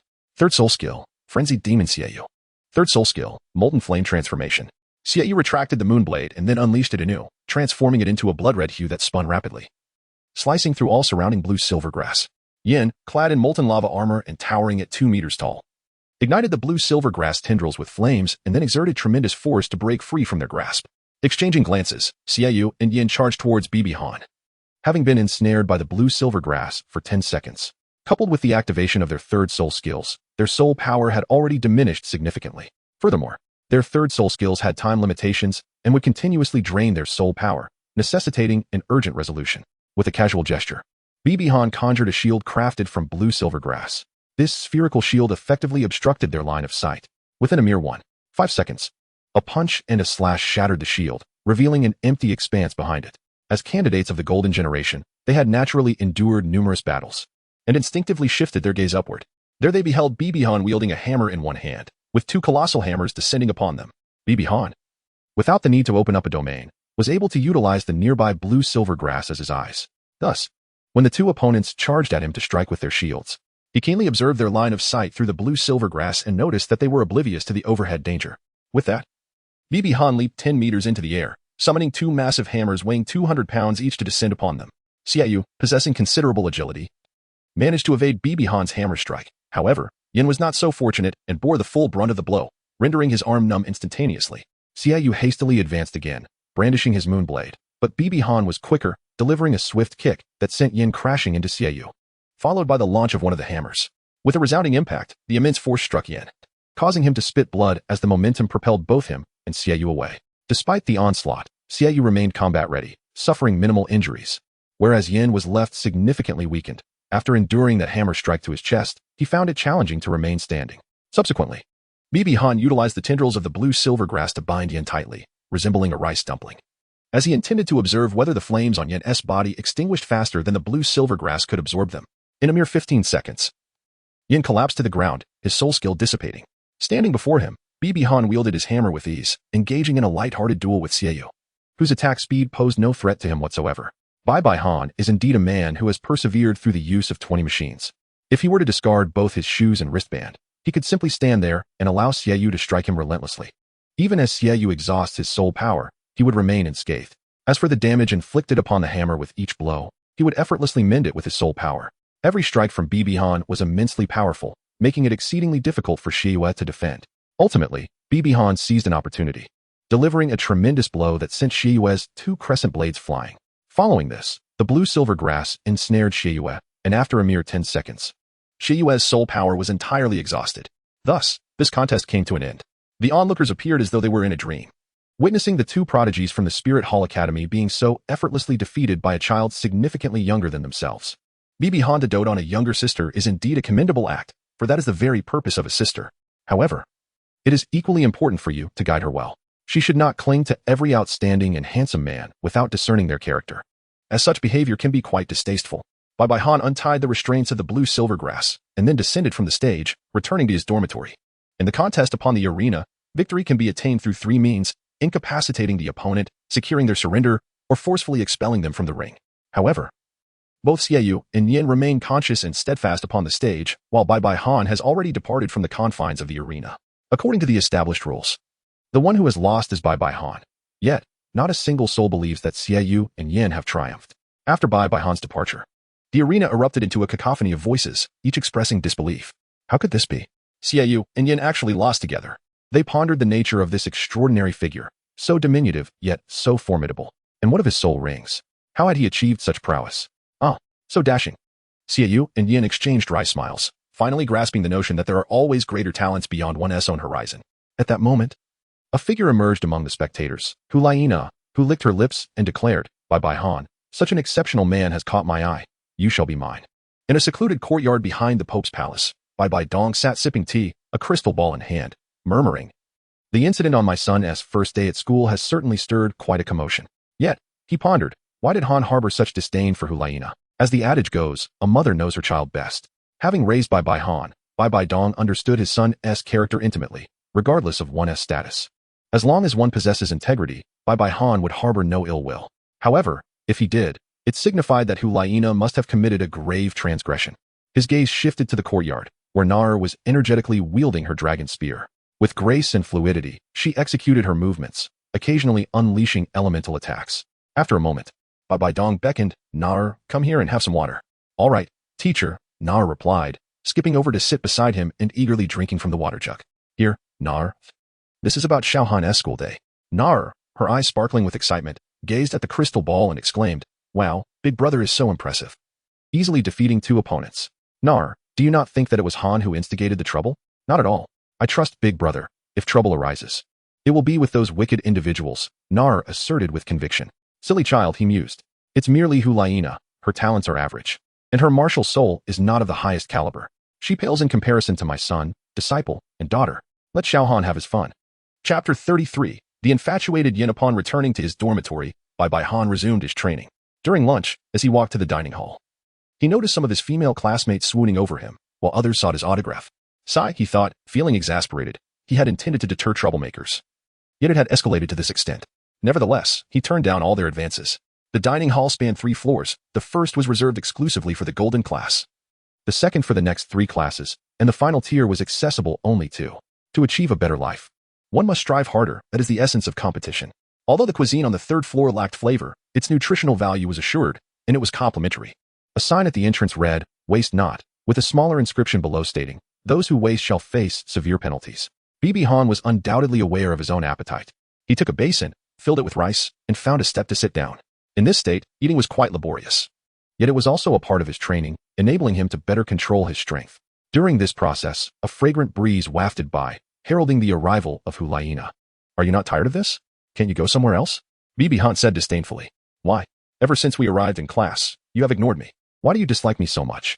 Hulaina replied, her voice tinged with grievance. In the distance, Yin watched with fiery eyes, grinding his teeth, feeling utterly helpless. For he was unable to contend with the situation. Bibi Han, unwilling to provide an explanation, found himself enveloped in a spherical shield formed by his martial spirit. The blue silvergrass, effectively isolating him from Hulaina. Hulaina gazed on with profound sorrow, placing her right hand over her heart to summon her inner strength. Silently affirming, Bibi Han, I shall not surrender. Hulaina, you will undoubtedly succeed. During the afternoon combat class, the instructor introduced several thousand-year-old spirit beasts, with the oldest being 4,000 years, including the formidable faceless spider, engaging the students in battle. It must be said, the practical training at the Spirit Hall is indeed impressive. Bibi Han boldly selected the 2,500-year-old faceless spider, incapacitating it on the spot. A few days later, Bibi Han approached the door of a dormitory and knocked. Who dares disturb my training? Came a somewhat arrogant voice, provoking an urge for confrontation. Upon opening the door, the speaker exclaimed, Bibi Han, what brings you here? The speaker was Yin, the prominent figure among the numerous Douluo content creators from Blue Star, whose tone inspired a desire for conflict. Bibi Han straightforwardly inquired, do you wish to win over Hulaina? In recent days, Bibi Han had been quite vexed by Hulaina. Each time he felt the urge to unleash his frustration, she would conveniently depart, leaving him utterly unable to express his ire. What? What did you say? Yin seemed to have heard something utterly unbelievable. Bibi Han reiterated once more, explaining how to pursue Hulaina. Really? He gazed at Yin, who wore an expression of utter disbelief. Bibi Han, feeling somewhat impatient, replied, indeed. But why are you willing to share this with me? It is well known that Hulaina's beauty ranks among the finest across the continent. Which man could possibly resist such a stunning woman? For certain reasons, I have little interest in that vixen, yet I must provide her with a suitable home, so she does not trouble me. After much contemplation, it seems that the Spirit Hall Academy is the most fitting choice for her. Upon hearing the word vixen, Yin erupted in anger, exclaiming, Bibi Han, I must inform you that Nana is my goddess, and I will not permit you to speak of her in such a manner. With a resounding crash, Bibi Han's fist struck the adjacent wall, creating a large hole. The commotion attracted a crowd of onlookers. Do you think I am easy to converse with? Bibi Han's expression turned icy as he gazed silently at Yin. Witnessing this scene, the typically unruly Yin recoiled slightly. Swallowing hard, his heart racing with trepidation. Is this person truly that terrifying? If that punch were to land on me, I would likely be incapacitated for months. Bibi Han retracted his fist, his tone shifting. Now, I ask, are you ready to respond? All right, Yin replied placidly, wary of the possibility that this individual might strike him. Bai Han cast a glance at the onlookers and said, this is none of your business. Go about your own affairs. The surrounding crowd instinctively retracted their necks and hastily dispersed. Bai Han inquired of Yin, do you harbor feelings for Hulaina? Without a moment's hesitation, Yin replied, I hold a deep affection for Nana. From the very first moment we met, I vowed to take her as my bride. Bibi Han nodded, and from your words, I discerned a profound determination. Come with me. Bibi Han and Yin arrived at a desolate clearing, devoid of any presence. Bibi Han gazed at Yin and inquired nonchalantly. Although you refer to her as Nana, I am quite certain that every time you converse with Hulaina, she responds with indifference. Perhaps only uttering brief acknowledgments like ORMM, am I right? Yin, taken aback, replied, how did you know? Though the original text offers little description, one can still infer from Hulaina's previous remarks. Bai Han replied with a hint of irritation. Humph, this doesn't even require contemplation. If you pursue in this manner, I fear you will spend a lifetime in vain. Bibi Han harbors a profound disdain for Hulaina, particularly for her indecisiveness towards Yin. In the original narrative, Hulaina acknowledges only 3 individuals as worthy of her regard: Xiaoyu, Tang San, and Tang Yin. The utter annihilation of Tang San by Tang Yin is attributed solely to his handsome visage, overshadowing Tang San's dual martial souls. It is utterly laughable. When did the realm of soul masters become one where beauty reigns supreme? Has Hulaina truly become invincible? Such a fool hardly deserves to be a saintess. She should remove herself as far as possible. As for Yin, after so many years of pursuit, he has yet to attain the status of even a backup option. The original text reveals Hulaina's anguish as she calls out in desperation, her beautiful eyes brimming with sorrow. Despite the passage of years, she remains unable to accept Yan's affections, although she is reluctant to admit it. She knows full well that it is because of this man before her. She can never forget the harrowing journey they traversed together, nor can she erase the memory of his presence. This is precisely what repulses him further. If she harbors no love for Yan, why keep him hanging? A clear rejection is in order. Yan, despite his shortcomings, is the 4th prominent male of his era, given the premise that the 7 monsters did not consume celestial herbs. And there are certainly many suitors vying for her attention. If she were to cease stringing him along, he would not have to endure 30 years of solitude. Especially in a place like Douluo. If this scenario were to unfold in the modern world, she would undoubtedly be labeled as a despicable woman. Let us return to the main topic. Yin urgently inquires, what should I do? To win Hulaina's affection, certain prerequisites must be met, the foremost being an attractive visage. Upon hearing this, Yan's countenance visibly darkens, for he is indeed rather unremarkable in appearance, blending in seamlessly with the crowd. Bibi Han continues, yet, this is not the most crucial factor. The essence lies in your strength. You must possess the prowess to impress her, and furthermore, your heart should be magnanimous. Do not threaten any man who so much as glances at Hulaina. Such behavior will only incite aversion. Yin laments, but Laina's talent surpasses mine. Bibi Han's brow furrows, her gaze towards Yin tinged with disdain. Can you not possess a modicum of pride for your fellow men? Your lack of confidence in your own abilities is disheartening. Do not forget, you are the ancient martial soul flame lord, a being of the highest caliber. While Hulaina may excel in talent, your martial soul is superior. Dedicate more time to your training instead of obsessing over how to please Hulaina and eliminate rivals.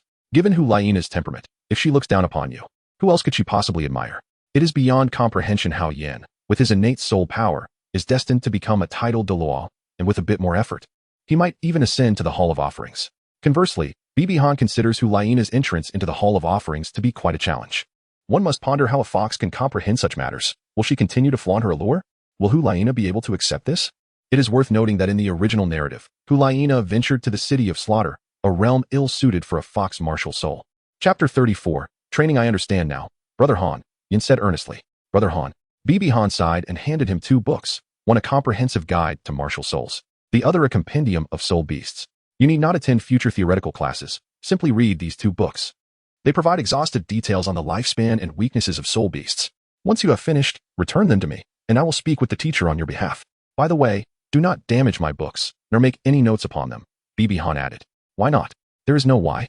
Should you dare to alter even a single word, I shall sever your hand, she stated, her tone grave, ensuring Yin understood she was not jesting.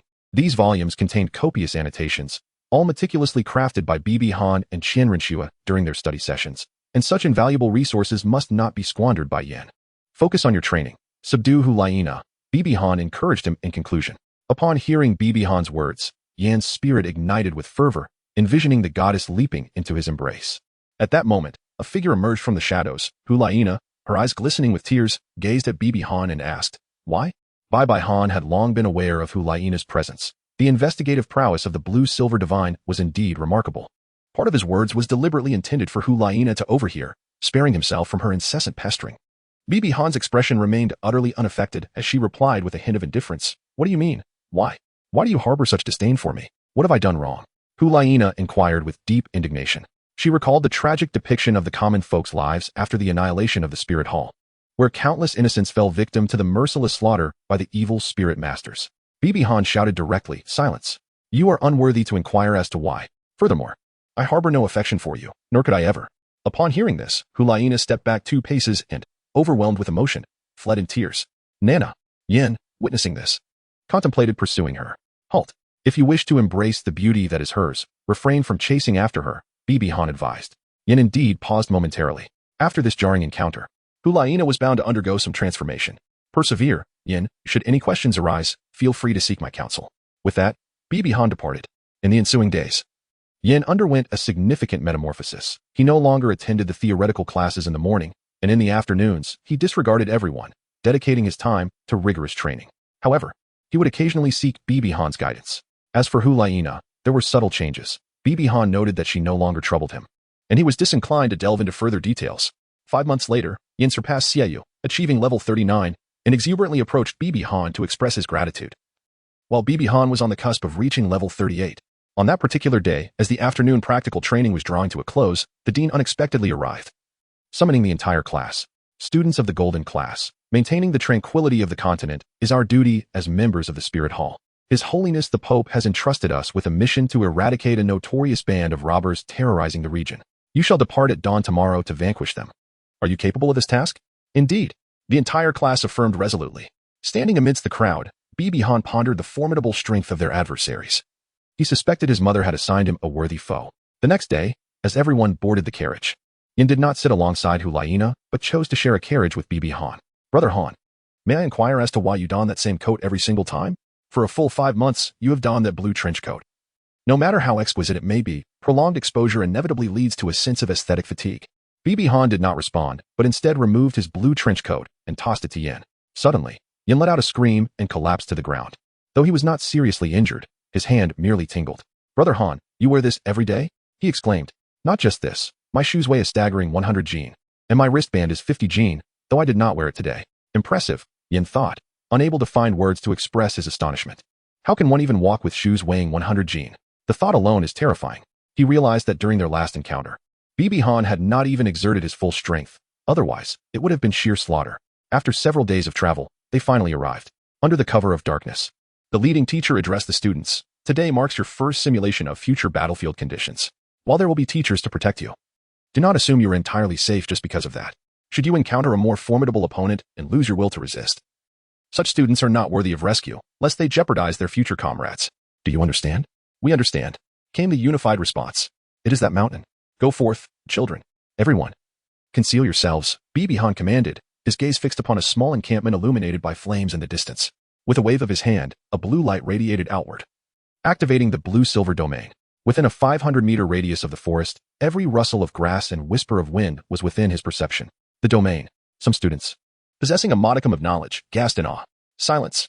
Do you wish to alert the enemy? Yin growled. Do not worry. Sounds within my domain will not escape. Bibi Han assured them. Li brothers, along with Zhang He and Tang San, come forward. Brother Han, they responded. You four are agility-type soul masters stationed at the entrance of the bandits' lair. There are 4 guards, all low-level great soul masters, under the cover of silence. Eliminate those 4. Do you understand? Bibi Han's tone was firm and commanding. Understood. Although they felt some discontent, they refrained from voicing it, recognizing Bibi Han's formidable strength. They summoned their martial spirits, which took the forms of a leopard, a wolf, and a cat, and swiftly moved out. Watching the guards fall silently, Bibi Han could not help but marvel at the reputation of the Martial Soul Hall's golden class. It was indeed well-deserved. Advance in groups of 5, infiltrate, and eradicate everyone except for the infants in swaddling clothes and those common folk captured by the bandits. Leave no one alive. Bai Han was the first to enter, stealthily slipping into a room while wielding a dagger. He swiftly silenced the slumbering spirit master within by slicing his throat. Without a trace of hesitation or mercy, Bai Han had already committed murder in Gingxin City. Some of those wretched soul masters from the 1st and 2nd ranks were precisely the ones the ghost Douluo had commanded him to behead, and at that moment, he had retched violently. Ah! A piercing scream echoed. An enemy attack. All troops, prepare for battle. From the depths of the encampment, a voice emerged, intertwined with fluctuations of soul power. Bibi Han swiftly executed the last soul master within the dwelling, discarding his knife and transforming it into a hammer before stepping outside to continue the assault. All the soul masters within the encampment gathered together. And with the eye of truth, Bibi Han discerned that over 60 soul masters remained, the most formidable among them being a soul king, equipped with standard armament. There were also 3 soul ancients, several soul venerables, and a multitude of high-tier soul masters. This band of bandits was remarkably formidable. No wonder the idle aristocrats of the Heavendo Empire hesitated to intervene. That Soul King is mine, Bibi Han declared, removing his outer garment. Die. You bastard from the Hall of Souls, he shouted. The Soul King's spirit was a long blade, which he directed toward the nearest Hall of Souls disciple.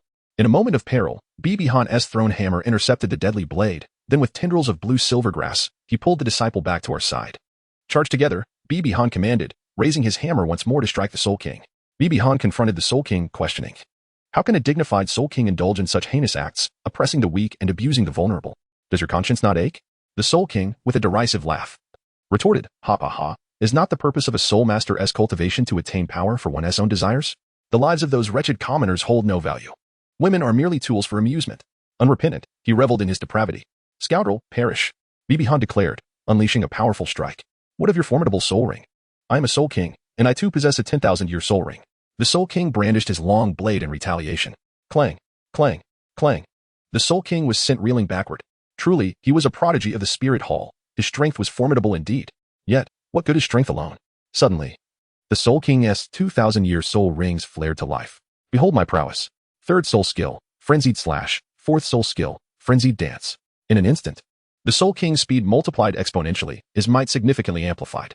The clash of his blade against Bibi Han's hammer revealed the razor-sharp edge, overwhelming the hammer's resilience. The hammer wielded by Bibi Han soon became riddled with cracks. With a resounding crash, it shattered, and a jagged edge grazed his face, causing crimson and azure blood to cascade down, splattering onto the ground, where seeds began to sprout. The blood bore unique hue, a result of the extraordinary evolution of his divine martial soul. Upon reaching level 99, his blood would entirely transform into a cerulean liquid. As for the minor wound, it healed almost instantaneously. Ha ha ha, not too shabby. Taking a genius from the Spirit Hall with me to the grave is quite a bargain. The Soul King struck again with his blade. Ha! You are unworthy to kill me. Thunderous domain. A brilliant golden light radiated, within which purple lightning crackled, and a golden hammer materialized in Bibi Han's grasp. With a resounding clang, an unparalleled aura, infused with formidable strength, collided with the Soul King's blade, sending the latter hurtling backward into a building, where he spat out blood. Impossible! The Soul King bellowed in disbelief, his hands throbbing from the impact of that single strike. Meanwhile, Bibi Han swung his hammer once more, standing firm as he unleashed a torrent of blows, each one compounding upon the last. Could that be the Haotian hammer? The Soul King questioned, a note of fear creeping into his voice. After all, the Haotian sect had been sealed for merely 8 years, and thus, the Haotian hammer was still recognizable within the ranks of Soul Masters. Prepare to meet your end. As he stacked up to 30 strikes, Bibi Han directed the full force of the Haotian divine hammer towards the Soul King. This represented the apex of his power. If he continued beyond this point, he would lose control and risk injuring himself. Regaining his composure amidst the terror, the Soul King roared, I shall not perish. What of the Haotian hammer? Fifth soul skill, Mad Demon Slash. The Soul King unleashed his concentrated might in a desperate clash with Bibi Han's Haotian hammer. A small crater formed upon impact. Yet Bibi Han's relentless barrage proved stronger. The Soul King's martial soul shattered, and the hammer struck his chest with overwhelming force, causing him to bleed profusely and succumb to death. Bibi Han retracted his martial soul, breathing heavily. Had it not been for the momentary surprise of that Soul King, he would not have been able to achieve the remarkable feat of delivering 30 consecutive strikes to slay that formidable opponent, which would have required an immense effort. The vulnerabilities of the chaotic wind technique were glaringly apparent. If each swing of the hammer could unleash a formidable attack, how splendid that would be. Meanwhile, battles raged on in other locales. Despite the numerical advantage held by the bandits, the combined prowess and combat awareness of the others proved to be superior. One could observe that Xiaoyu and Yin faced a soul zone individually, while Hulaina's performance shone brightly as she utilized her enchanting allure to bewitch others, inciting them to turn upon one another. Bibi Han, transformed into a control-type soul master, occasionally offered assistance to mitigate damage. At that moment, Yin finally relied on the astonishing defensive power bestowed by his formidable martial soul, closing in and dispatching the soul master. Just then, a flying soul venerable descended from above, swooping down towards Hulaina. Upon noticing this, Bibi Han immediately activated the blue-silver domain, manipulating the blue-silver grass at Yan's feet into vines that propelled him forward, while using the destruction purple light of the true eye to enhance Yan's speed. Just in time, before the soul venerable could reach them, Yan lunged to shield Hulaina from the attack, blood splattering as his right arm was pierced. Yin! Hulaina exclaimed in shock. This cry jolted Yin from his agony and bewilderment, prompting him to kick the soul venerable away and tenderly declare, Nana, are you all right? With me here. No one can harm you. Hulaina surveyed her surroundings, realizing that Bibi Han was nowhere to be found, and with a sorrowful sigh, her gaze hardened, as if she had resolved to make a significant decision. Meanwhile, at another battlefield, wielding a hammer forged from blue silver grass, Bibi Han quietly mused. Yin. Whether you can catch up depends on you. I can only assist you so far. After another half hour, the situation was finally resolved, with no casualties reported at the Martial Soul Hall Academy, although several sustained serious injuries. Yin was supported by Hulaina, who cradled one of his arms as they made their way back. Upon regrouping, Bibi Han utilized the third soul skill of Blue Silver God to heal them, deliberately omitting Yin from the treatment, as those in the know understood the reason. However, Yin, in his foolishness, insisted on treating himself, forcing Bibi Han to feign exhaustion. Thus, Yan's wounds were bandaged by Hulaina. At that moment, someone inquired, Han, is that hammer truly the Haotian hammer? All eyes turned to Bibi Han, filled with curiosity and skepticism, for the Soul King had indeed mentioned the Haotian hammer with considerable volume, and many had heard it. The Haotian sect and the Martial Soul Hall were arch-enemies. During that fierce battle, many had perished, likely including their loved ones. Therefore, Bibi Han was not surprised by their reactions. Bai Han did not respond directly. Instead, he posed a rhetorical question. Have you ever heard of the Golden Haotian Hammer? The crowd shook their heads in unison, for they were indeed unfamiliar with it. For millennia, the Tang clan's legacy had been characterized by hammers that were either black, blue, or, at most, a single red one. Bibi Han inquired, have you ever heard of the Haotian hammer's domain? The others shook their heads in response. It is true that the Haotian hammer is an exceptional martial soul, yet it is devoid of any accompanying domain. With that clarification, their doubts were dispelled. Although they continued to gaze at Bibi Han in astonishment, after all, he possessed a twin martial soul. After a brief period of rest, they returned the captured villagers to their homes and delivered the infants in swaddling clothes to the local Martial Soul Hall orphanage before heading back. A few days later, in the Qian Empire, a handsome and refined young gentleman was sipping tea while perusing the newspaper. This publication was a suggestion from Bibi Han, specifically created to showcase the glorious achievements of the Martial Soul Hall and win the hearts of the people. At that moment, the striking young man spoke. But to everyone's surprise, it was a melodious female voice. Xiaogang is quite impressive, having single-handedly defeated a level 56 Soul King. She continued. When will you come to find me? I am rather bored. By the way, I can use this incident as an excuse to investigate local sentiments and disrupt the reputation of the Martial Soul Hall. I shall return to see him. Chapter 36. The final competition. 20 days later, the grand finale of the competition commenced. This time, all students from the academy were gathered and placed in the back mountains of the Martial Soul Academy, where the forest was filled with many recording stones and crystal balls to broadcast live to the teachers of the Martial Soul Hall's Soul Master Academy. Each student was provided with a badge, allowing for both cooperation and independence. Their rankings would depend on the number of badges they seized. Those who lost their badges and failed to recover them within half an hour would be eliminated. There were some concerns regarding unfair advantages, as students from earlier classes were stronger than those from later classes. However, the latter had a higher age limit, with the golden class capped at 14 years and the regular class at 25 years. It could only be said that talent was insufficient and age filled the gap. It resembled a battle royale, where one might be overwhelmed by a group, yet there was little to worry about. In the forest, the blue-silver domain would significantly enhance one's capabilities, potentially surpassing the angel domain of Qian Renxue. Even the Soul King, Bibi Han, would demonstrate the superiority of the blue-silver god. Bibi Han had already grasped the effects of the blue-silver domain. First, the reconnaissance ability of the blue-silver grass at the Soul Master level, allowing him to perceive movements within a 300-meter radius, which had expanded to 500 meters due to his surpassing absorption of soul rings. Second, all blue-silver grass and seeds within the domain could be manipulated at his will. Third, the combat power of all plants within the domain was increased by 30, while his blue-silver god enhanced resilience and healing capabilities. Fourth, it could dispel 50 of negative effects. It remained uncertain if there were any other undiscovered abilities.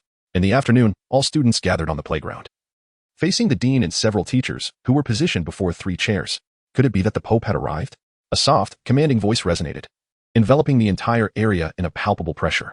The identity of the voice was unmistakable. 3 figures soared into view, halting before the chairs. The foremost was none other than Bibi Dong, clad in the regal robes of a pope. The other 2, dressed in red robes, were naturally the Jew ghost Douluo, appearing quite formal. Salute to Her Holiness the Pope. Voices echoed from all directions as everyone knelt on one knee, their right hands resting on their left shoulders. Among them was Bibi Han, who felt compelled to preserve his mother's dignity before such a crowd. Rise, a voice of authority commanded. Everyone stood. Upon rising, Bibi Han widened his eyes in astonishment, for Nar had also arrived, adorned in a silver palace gown. Her once short silver hair had transformed into cascading locks, and paired with her exquisite features, she appeared stunningly beautiful, standing beside his mother. After some time apart, Nar had grown significantly, likely by around 10 centimeters. Subsequently, Nar's gaze swept across the crowd until it landed on Bibi Han, and she flashed him a smile. Instantly, those around Bibi Han were rendered speechless, transforming into blushing fools. Bibi Dong then spoke. This competition is of utmost importance to the Martial Soul Hall. The victor may very well become our holy son or holy daughter. This proclamation ignited a fervor among the crowd, who would not desire the elevated status of a holy son or holy daughter. This is my personally selected disciple, and she will also participate in this competition. Nar, please step forward. Yes, teacher, Nar replied earnestly as she walked to stand directly before Bibi Han. Witnessing this scene, Bibi Han's mind raced with thoughts. What was his mother planning? Did she intend for Nar to become a holy daughter? After the badges were distributed, the teachers led their respective classes toward the back mountains. Bibi Han naturally held Nara's hand as they walked together, while those who regarded Nara as a goddess felt their hearts shatter at the sight of her. Nar, what does your mother truly intend? Bibi Han inquired. Nar chuckled mischievously and replied, Big brother, I'll share a secret with you. Oh?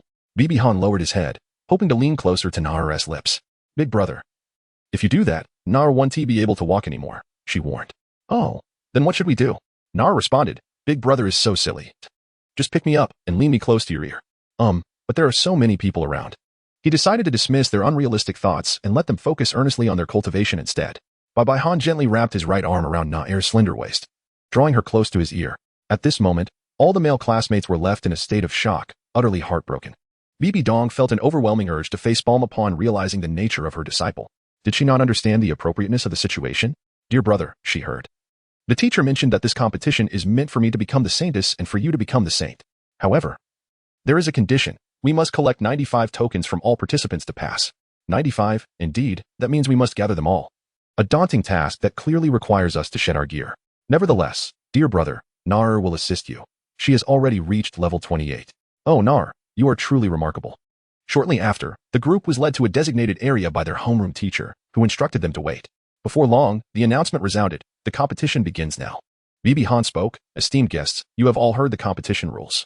This time, I shall spare you. Should we meet again, I will show no mercy. Nar. Let us depart. Wait, wait. Suddenly, a voice called out, laden with an unmistakable tone of hostility. What else is there? Bibi Han inquired. Bibi Han. You are indeed formidable, but do not presume that you are invincible on your own, one individual arrogantly declared. Dressed to impress every day. I have found you displeasing for quite some time, another chimed in. In total, 10 individuals stepped forward, intent on surrounding Bibi Han. You all, Brother Han. I shall assist you, Yin declared. Bibi Han casually replied, no need, Yin. Observing the 10 individuals before him, Bibi Han's tone carried a hint of sarcasm. The sky has cleared, the rain has ceased, your numbers lead you to believe you are formidable. He chuckled, the blue-silver domain. Instantly, countless strands of blue-silver grass surged forth, ensnaring the 10 individuals. Do you think I will allow you to unleash your martial souls? With a swift gesture, Bibi Han manipulated the blue-silver grass to bind them into a large character formation, rendering them incapable of channeling their soul power, thus preventing several from summoning their martial souls. How is this possible? You have not even summoned your martial soul, the bewildered individuals exclaimed. With countless martial souls in existence, is it not conceivable to wield a martial soul for attack without releasing it? Bibi Han retorted, can you truly fathom my capabilities? As they felt their soul power being siphoned away and found themselves unable to resist, some began to plead for mercy. Bibi Han, please spare us, they implored. Begging for mercy, are we? 10 of you. Quite a luxurious assembly. Do you wish for me to meet my end right from the outset? He replied, of course. I will spare you. As a benevolent person, I shall wait until your soul power is entirely depleted before I release you. Bibi Han stated with utmost seriousness. Please, no. I beg you. The speaker before him appeared on the verge of tears, evidently nearing the end of their soul power. After a moment of contemplation, he decided to relent. These individuals were destined to become elites of the spirit hall, possessing their own pride. Overstepping would not bode well. And thus he released the bindings of the blue-silver grass. This is a one-time concession, do not expect it again. He then spoke gently, Nar, let us depart. Nar nodded with a smile. Observing this scene from the outside, Bibi Dong's eyes reflected satisfaction. A competent leader must wield both kindness and authority to earn the respect of others. Chapter 37. The maturity of adults. Bibi Han led Nar as they ascended towards the mountain summit. In order to return to the academy, they had to traverse the narrow path at the peak, meaning ultimately, everyone would converge there. Although fishing at the summit would invite attacks, the pursuit of victory outweighed such concerns. Nar, there lies our quarry ahead, a party of 7. Let us deal with them. Just as the 7-member team cautiously maneuvered in search of threats, a voice resonated. This mountain I claim, this tree I have planted, should you wish to depart. Leave behind all your metals. No sooner had the words been spoken than 4 tendrils of blue-silver grass emerged, with Bibi Han and Nar perched above, silently observing from their elevated vantage point. Bibi Han, disciple of His Holiness the Pope. One of the individuals exclaimed, a hint of trepidation evident in his voice. Bibi Han's strength is well known. They have witnessed him effortlessly defeating both Xiaoyu and Yin. Rumors circulated that during the Great Moon competition, he single-handedly vanquished 5 opponents without sustaining a scratch. Shall we take action? Bibi Han inquired casually. They remained silent, directly summoning their martial spirits. A result that pleased Bibi Han immensely. 2 soul emperors and 5 great soul masters. Nar, whom do you choose? Big brother, I choose that one. Upon Nar's selection, Bibi Han cast a discerning gaze upon the muscular figure, expressing some concern. That is a level 38 soul emperor, wielding the formidable martial spirit of the Titan Great Bear. Big brother, I can manage. Nar unleashed her martial spirit, the silver dragon spear, with 1 yellow and 1 purple soul ring manifesting, and charged forward. The onlookers gasped in astonishment at the sight of her soul rings. Recognizing yet another instance of a disciple of the Pope undertaking the challenge of absorbing a higher-level soul ring, Bai Han leaped down as well, clasping his hands together. Summoning the heavenly hammer, though its head was enveloped in a shroud of blue-silver grass. With a mere flick of his hand, Bibi Han incapacitated a powerful beast martial spirit soul master, rendering him unable to rise. Subsequently, he enveloped several individuals in a half-sphere of blue-silver grass to prevent their escape, while allocating a portion of his mental energy to observe the battle beyond the confines of the grass. Nar and the Soul Master were engaged in a tentative skirmish. Inside the protective barrier of the blue-silver grass, the sounds of muffled impacts reverberated. Within the span of a mere minute, all 5 adversaries lay defeated, without any exertion on Bibi Han's part. Once the blue-silver grass receded, Bibi Han watched intently as Nar continued her confrontation. Her dragon spear was extraordinarily sharp, and each swing left a trail of crimson on her opponent's body. The Soul Master activated his second soul ring, transforming his hand into a brown bear paw. As the powerful strike came crashing down, Nar deftly sidestepped, her dual spears raised in defense. Bibi Han's heart raced momentarily before calming as he observed Nar evade the blow, using her spears to redirect the force against the Soul Master's robust arm, before swiftly turning and striking at his left waist. The impact broke through the Soul Master's defenses, causing him to clutch his side, beads of cold sweat forming as the pain was palpable. Seizing the opportunity, Nar thrust her spear upward, sending the formidable Soul Master flying into a tree, which splintered upon impact. Following this, she unleashed a massive fireball, igniting the bear, who howled in agony, conceding defeat. Big brother, wasn't Nar impressive? She inquired, a hint of pride in her voice as she approached. Indeed, you were remarkable, Nar. You resolved the conflict without resorting to soul skills. Bibi Han placed one hand on Nar's back while using the blue-silver grass to seize their metals, simultaneously absorbing a modicum of soul power to restore both of them to their peak condition. Let us proceed, Nar. The sky was swiftly descending into darkness as Bibi Han held 4 plump rabbits in his hand. This mountain, too, was home to soul beasts, albeit of a relatively low age, for the more seasoned ones had long been captured. Nar, it is nearly dark, we should take a rest. Bibi Han struck the ground with his hammer, creating a small dent, after which the blue-silver domain was activated, drawing in all the dry branches and twigs within a radius of 500 meters. Nar ignited the fire with a casual fireball, setting the kindling ablaze. Meanwhile, Bibi Han began to clean the 4 rabbits before commencing the barbecue, extracting some water and seasonings from his soul guide device. The rules merely stated that food could not be brought along, thus his provisions did not constitute a violation. The rich aroma wafted through the air, attracting the attention of soul masters who, drawn by the flames and the enticing scent, soon found themselves on the receiving end of Bibi Han's teachings via the blue-silver domain. He drained their soul power without reservation, allowing them to be quietly taken away by their companions. However, prior to this, Bibi Han kindly enveloped them in a protective barrier to shield them from other soul beasts. Nar was ready, receiving a large, plump rabbit from him. Ah, this is delicious, she exclaimed, her hearty appetite evident as she savored the meal with little regard for decorum, her mouth smeared with grease. Big brother, what is this?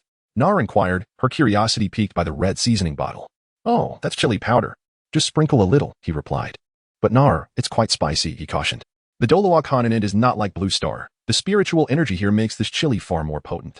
Just a bit, please, Nar implored. Swayed by her charming demeanor, Bibi Han acquiesced and sprinkled a small amount. Instantly, Nar relished her food even more. As she finished one large rabbit, she seized the opportunity while Bibi Han was distracted and took the chili powder, accidentally pouring too much. Suddenly, she cried out, so spicy, so spicy. With tears welling in her eyes, Bibi Han hurriedly offered water to Nar, gently blowing air near her lips. Silly Nar, in such dim light.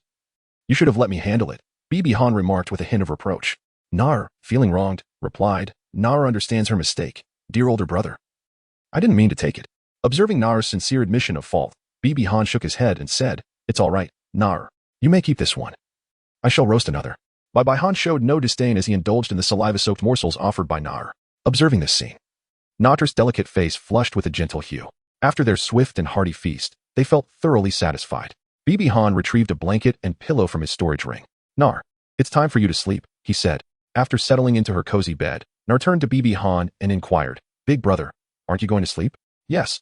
I will rest once I extinguish the fire, Bibi Han replied. After putting out the flames, he arranged a cluster of blue-silver grass beside him and reclined into it. In the darkness, Nar's violet eyes sparkled like gemstones as she made a surprising suggestion. Big brother, we could actually sleep together. This statement caused Bibi Han, who had been keeping his eyes closed, to open them in astonishment. Using his spiritual sense, he scanned Nar, and if there had been any light, one would surely notice the blush adorning her face, nestled beneath the blanket. Bibi Han's heart stirred slightly at her words, but soon settled back to calmness as he responded. No, Big brother will sleep outside. Indeed, Nar was the Silver Dragon King, having lived for 1,000,000 years, yet due to the effects of that mysterious gift, her heart resembled that of a 6-year-old girl. In contrast, he possessed the mind of an adult. How could he take advantage of her innocent state? Such actions would be akin to those of a beast. The Great Xia Kingdom had a complete constitutional framework to scrutinize such individuals. All right, Nar, let's not speak any further. It's time to sleep. Tomorrow is the day of the decisive battle, and we must be well rested. With that, Bibi Han closed his eyes again. Surrounding them, 5 layers of blue-silver grass formed a protective barrier. Even he, wielding the Qian divine hammer, would require more than half a minute to break through. Thus, both were able to sleep soundly. Meanwhile, outside, some individuals faced dire circumstances. Some were ambushed while trying to sleep, while others remained awake throughout the night. Soul Masters flew overhead, accompanied by their students. The Academy's members observed quietly. For them, with their profound cultivation, a sleepless night was a trivial matter. In Chapter 38, Opponents of the Offering Hall, 3,600 words, Bibi Han enjoyed a restful night, awakening to a sense of unparalleled comfort, while Nar, lying under the blanket, slept soundly, even drooling in her peaceful slumber. Bibi Han retrieved the last rabbit and prepared it for roasting. The enticing aroma roused Nar from her slumber. After overcoming several more teams, Nar was approaching the mountain summit. Big brother. After a sweeping motion of his blue-silver domain, Bibi Han chuckled softly. Nar. It appears we are in for a formidable battle ahead. As they traversed the sparse woodland, they emerged into a clearing overgrown with weeds. In the distance, near a passage formed by 2 massive stones, a group of individuals stood, sharing Bibi Han's intent. However, their strength was that of soul masters, all of considerable rank. The highest among them was at level 48, while another possessed an aura that eluded even the keenest of perceptions. The spirit eye of Bibi Han allows him to perceive soul masters within 10 levels above his own. The individual at the center, exuding an air of arrogance, is either level 49 or Soul King, a power that ignites a spark of excitement within him. Surrender your badges, a voice commands from ahead. As if the demand were a matter of course. Subsequently, several individuals unleashed their soul rings, shimmering in hues of yellow and purple. In the face of this intimidation, Bibi Han did not flinch. Instead, he chuckled mockingly. Very well, we shall hand them over, and then reclaim them afterward, shall we? They are merely a handful of soul zone. Big brother, let me go first, Nar interjected suddenly. Nar, they are soul zone, Bibi Han expressed his concern. Big brother. Allow me to show you my true strength, Nar declared, raising her fist with unwavering determination. Observing Nar's resolute gaze, Bibi Han nodded. All right. You too, come at me. Nar said as she gradually stepped forward, 2 soul rings cascading down as she brandished her silver dragon spear, directing it toward the 2 opponents with an air of indifference. Although they were taken aback by Nar's soul ring configuration, they hesitated, mindful that Nar was a disciple of the Pope. What if they were to injure her? Bibi Han did not afford them a moment's hesitation. As the blue-silver domain unfolded, the tendrils controlling the 2 adversaries flung them towards him. Nar immediately surged forward. One of the individuals wielded a meteor hammer, while the other emitted a feral howl. Nar took the initiative, thrusting her spear towards the one with the meteor hammer martial spirit.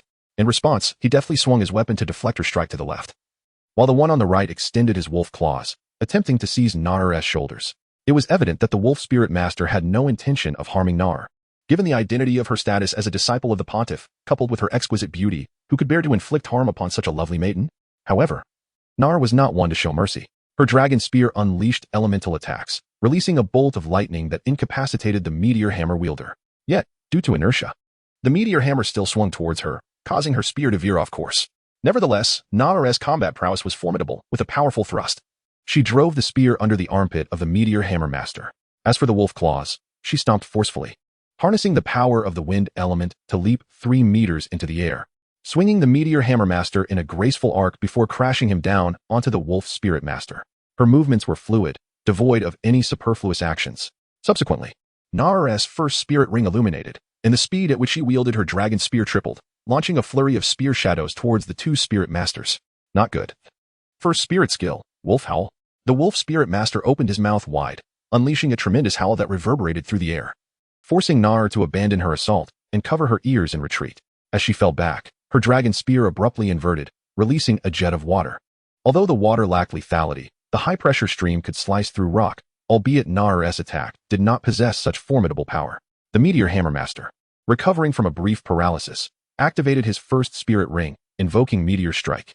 The meteor hammer in his grasp expanded to twice its size, effortlessly shattering Nar's water jet. The initial clash ended in a stalemate. No, it could be said that Nar had lost, as they had held back. Facing two mid-tier spirit masters is quite a challenge. Bibihan murmured, Luo-kun, we cannot afford to show mercy any longer. We nearly faltered just now, remarked the Meteor Hammer Master. Let us conclude this swiftly. We cannot dwell on the details now. Agreed. Third spirit skill, Wolf's World.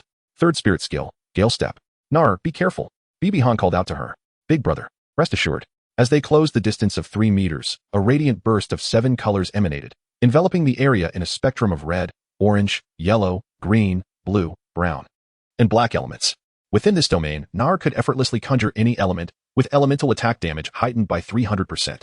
Onlookers gasped in astonishment. A domain. Bibi Dong and Zhu Gui Douluo exchanged knowing smiles, a sense of reassurance enveloping them. Within the elemental domain, the two combatants witnessed an onslaught of fireballs and lightning spheres descending upon them, while Nar, who had been standing still, vanished from sight. This was the manifestation of Nar's spatial power, allowing her to teleport at will within the elemental realm. Observing through the true eye, Bibihan could not help but feel a twinge of sympathy for the two individuals. Not only did they have to fend off the relentless assault of elemental orbs, but they also had to remain vigilant against Nar's sudden appearances. After 20 seconds, the elemental domain dissipated, leaving the two battered and sprawled on the ground, their bodies tattered and bloodied. Meanwhile, Nar, having exhausted her strength, leaned against the dragon spear for support. Bibihan approached Nar, delivering a portion of his soul, and praised her. Nar, you are truly remarkable. At this moment, the arrogant figure standing in the middle interjected with a hint of anger. Don't you think that's a bit excessive? Excessive? I hardly think so. It's merely a superficial wound. Had Nar opted to pierce them with a dragon spear, they would have perished instantly. This minor injury could easily be treated by any healing soul master. A day of rest would suffice. It is, however, quite embarrassing that two soul masters, exerting their full strength, still cannot contend with a great soul master. Bibihan replied nonchalantly, shrugging his shoulders. Suddenly, the individual revealed 5 soul rings, 2 yellow, 2 purple, and 1 black, and conjured a staff adorned with dragon-like engravings. I am Qian Tian. Come, Bibihan. Let me see if your strength is worthy of your master, he said with a frigid demeanor. You are not permitted to engage in battle, he commanded once more. Ah, the Panlong staff. I see. At merely 20 years of age, you've achieved the rank of Soul King. You certainly Haven T brought shame upon your ancestors, Bibihan retorted. With such innate talent, such a rank, and the prestigious martial soul of the Panlong staff, it is likely that Qian Tian will ultimately reach at least level 95, the threshold of a title Douluo. Hearing this, Qian Tian let out a disdainful snort. With a swift motion, Bai Han wielded the Haotian hammer, inviting the challenge. Qian Tian, unencumbered by soul skills, relentlessly thrust his Panlong stick, targeting Bai Han's vital points. The weighty Haotian hammer left Bai Han struggling to deflect the relentless blows. Qian Tian, mocking as he fought, proclaimed, Is this all your strength? I'm merely warming up. Suddenly, Bai Han's Haotian hammer diminished in size, allowing for a more fluid swing. With a deft upward strike, he sent the Panlong stick soaring, and in a swift turn, the hammer expanded once more, crashing toward Qian Tian's chest. The latter quickly raised his defense, positioning the Panlong stick against his torso. The impact resonated, propelling Qian Tian back 5 meters. His incredulity palpable as he exclaimed, Your hammer can alter its size at will? Otherwise, if it merely increased in weight, wouldn't that tarnish the reputation of a divine weapon soul? Qian Tian activated his first and third soul rings, causing the Panlong stick to elongate rapidly, black flames erupting from its tip. This tactic is futile against me. With his right hand, he summoned the blue-silver divine martial soul, sending forth tendrils of blue-silver grass that ensnared the Panlong stick. Seizing the opportunity, Bai Han leapt onto the Panlong stick and charged forward. You can wield 2 martial souls simultaneously. Qian Tian gasped in astonishment. Ignoring Qian Tian's surprise, Bai Han swung his hammer towards his opponent's head. Due to the entanglement of the blue-silver grass, Qian Tian could only retract the Panlong stick to counter the formidable blow. Yet the overwhelming force forced him to kneel on one knee. Bai Han pivoted, delivering another strike, causing Qian Tian, still on one knee, to tumble backwards several meters, disheveled, and with his once resplendent attire now tattered. How could this happen? Why am I in such a pitiful state? Qian Tian lamented, his mental fortitude wavering. In response, he unleashed his ultimate technique, the 5th soul skill, Dragon suppression. With a powerful throw, he launched the Panlong stick skyward, transforming it into a 3-meter-long, half-meter-wide staff. Embracing the Panlong stick, he aimed it fiercely at Bai Bai Han. Witnessing this spectacle, Bai Bai Han chuckled, finding it to be precisely to his liking. Bibi Han's entire soul power surged forth, channeling into the Haotian hammer, transforming the 500-pound hammer into a formidable 2,500 pounds. With a mighty leap, Bibi Han left 2 deep imprints on the ground. As he propelled himself into the air, his calves exerted force, pivoting his waist as he struck down with all his strength. The impact resonated with a thunderous crash. Qian Tian, along with his staff, was sent flying, while the Pan-Dragon staff reverted to its original size, embedding itself into a small rocky hill. Qian Tian then plummeted to the ground, spitting blood. When confronting a soul master wielding the Haotian hammer, even if your soul power vastly exceeds theirs, it is unwise to engage in a direct confrontation. Such folly must be avoided at all costs. Boss. For soul sects rushed over, activating their martial souls. The blue-silver domain and thunder domain enveloped the area. As the blue-silver grass erupted from the earth, launching an assault. Due to the effects of the thunder domain, their reactions were delayed. They could not deploy their soul skills in time, and could only rely on their martial souls for defense. Once more, Bibi Han leaped upon the blue-silver grass. Hammer raised against them. In the end, a soul king and 6 soul sects were ensnared by the blue-silver grass, vanquished entirely. Qian Tian, bound like a zongzi, questioned with a tinge of reluctance. Why? Prideful soldiers are destined to fail. If I am not mistaken, it was your elders who specifically allowed you entry here, correct? Qian Tian fell silent for a moment before nodding in affirmation. You are indeed a prodigy, yet merely a prodigy in practice. It is natural for one of your caliber to possess pride, but you must not be so arrogant as to underestimate your adversary, especially without comprehending their capabilities. As for why you are merely a practitioner prodigy, it is due to your lack of composure when faced with adversity. You crumble and resort to your most powerful techniques without consideration. Have you forgotten the characteristics of my martial soul? Engaging in a head-on clash is truly a foolish endeavor. Do not disgrace the reputation of the 6 or 7 offerings. This last remark was conveyed to Qian Tian telepathically. After a moment of contemplation, Qian Tian seemed to grasp something profound and nodded in understanding. Bibi Han derided the few individuals beside him, saying, "And you lot, despite possessing formidable skills, when faced with the defeat of your leader, you are in a state of utter panic. Why not return to the Pope's Hall and diligently hone your abilities?" Truth be told, had it not been for their disarray, Bibi Han might have struggled to contend with them, for his own soul power was dwindling. To be fair, one cannot entirely blame them. Ever since their mother ascended to the position of Pope, the worship hall and the Pope's Hall have diverged, with these individuals' families aligning themselves with the worship hall. Consequently, their younger generation has not attended the Spirit Hall Academy. One must ponder, how exceptional could they become practicing at home under the watchful eyes of their elders? The members of the Heaven Do's second team are, after all, the epitome of ineptitude. Nonetheless, these individuals are significantly more capable than them. With diligent refinement, they are destined to become the backbone of the Spirit Hall in the future. Bibi Han's words were intended to urge those who followed the Hall of Offerings to promptly return to the Hall of the Pope, to diligently partake in training and enhance their abilities.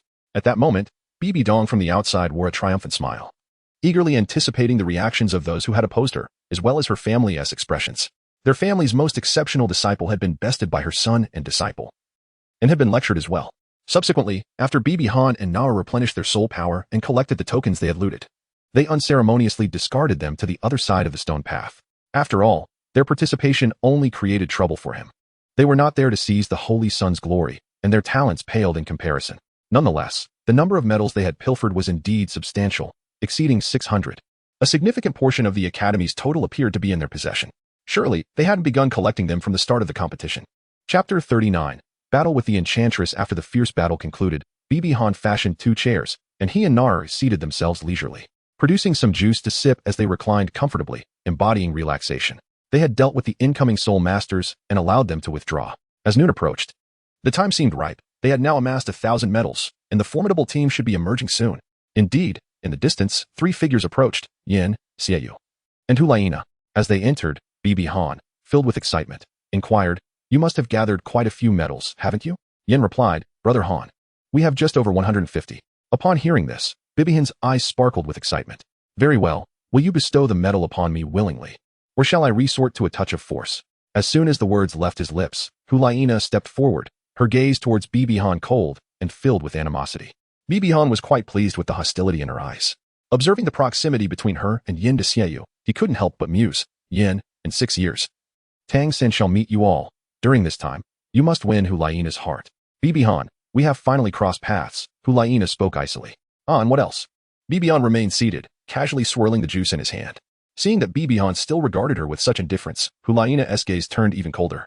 After the humiliation I suffered last time, I have vowed to exact my revenge. You may possess resolve, but given your abilities, do not provoke me. The three of you together are still inadequate.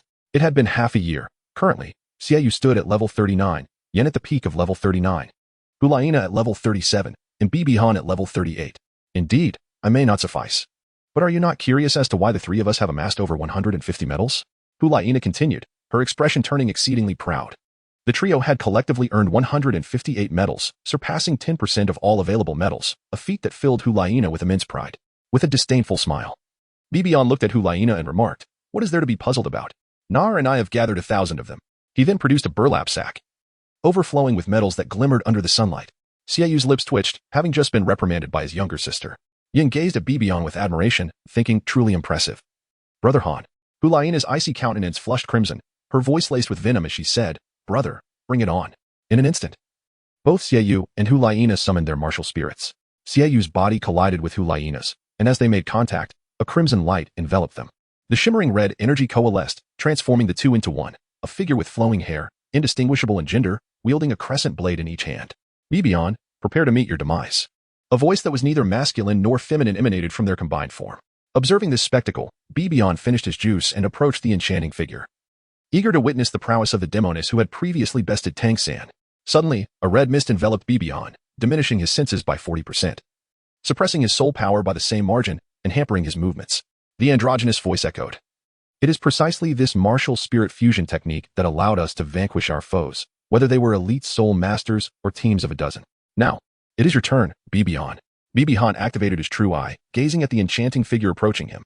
To be honest, he did not regard this martial soul fusion technique with much concern. Once the blue-silver domain was unleashed, the crimson mist would be effortlessly dispelled. However, he chose not to do so. He believed that by refraining from dispersing the mist, he could create a more formidable challenge. For the enchanting figure's power was not even comparable to that of Qian Guyu Tian, and she was utterly incapable of utilizing soul techniques. After stretching for a moment, Bibi Han assessed his current physical capabilities and then beckoned to the enchanting spirit, saying, "Come forth. You can see me within the crimson mist." The enchanting spirit replied in astonishment, surprised, "Hulaina, though your innate talent may not be top tier, your arrogance speaks volumes. Without the complete nurturing of her mother, what strength do you possess now?" Hulaina, feeling a mix of embarrassment and anger, commanded the enchanting spirit to unleash an attack. With a powerful thrust, the spirit charged at Bibi Han, delivering a merciless downward slash with her crescent blade. However, Bibi Han simply sidestepped, evading the strike effortlessly. In response to a barrage of crescent blade attacks, he continued to evade with grace. "Is dodging your only skill?" The enchanting spirit questioned, her tone laced with mockery. "No, I am merely confirming something," Bibi Han replied. "Confirming something?" The enchanting spirit seemed puzzled. "Your abilities are not as formidable as I had anticipated," Bibi Han remarked, a knowing smile gracing his lips. It was evident that without her mother's guidance, Hulaina could not possess the prowess of the original narrative's Tang San. In contrast, Nam exhibited a plethora of techniques and resourceful maneuvers. Bibi Han, with the Haotian hammer in his left hand, was no longer constrained by the blue-silver grass. "Indeed. Your hammer is the Haotian hammer," exclaimed Yao Mei. "So what?" Bibi Han retorted, nonchalantly pointing the hammer at Yao Mei. "Come at me." He swung the hammer down with force. A regular Haotian hammer, devoid of soul rings, could still contend with a Soul King-level moon blade. How much more so with Bibi Han's hammer? Bolstered by his superior strength, Yao Mei was forced to retreat step by step. In that moment, Yao Mei took a step back and hurled a moonblade, which Bibi Han effortlessly swatted aside. He then leapt into the air, aiming to strike down upon Yao Mei's head. Yao Mei met the blow with one hand, but was immediately forced to kneel under the pressure. Yet, a wicked smile played on Yao Mei's lips. He had intentionally absorbed the blow. With a motion of his left hand, the moonblade that had been knocked away soared back, poised to sever Bibi Han's shoulder. With a charming smile, Bibi Han had long been prepared for the attacks from behind. He retracted the Haotian hammer, crouched down, and wrapped his legs several times with blue-silver grass. Then, with one hand supporting himself on the ground, he kicked towards the demon's abdomen with both feet. In response to the assault of the moon blade and Bibi Han's dual kicks, the demon caught the moon blade with one hand while striking down towards Bibi Han's legs with the other. However, Bibi Han's legs were tightly ensnared by the blue-silver grass, rendering him unconcerned about the moon blade's potential to sever. Subsequently, the demon was forcefully struck twice by Bibi Han's kicks, causing its body to arc backward in a U-shape as it flew away. Bibi Han summoned the Haotian hammer once more, his voice laced with disappointment. "Is this truly the extent of your martial soul fusion technique? I must say, I am rather disenchanted. Do not become too complacent. I have one final move." Yomei wiped the blood from the corner of her mouth, taking a deep breath.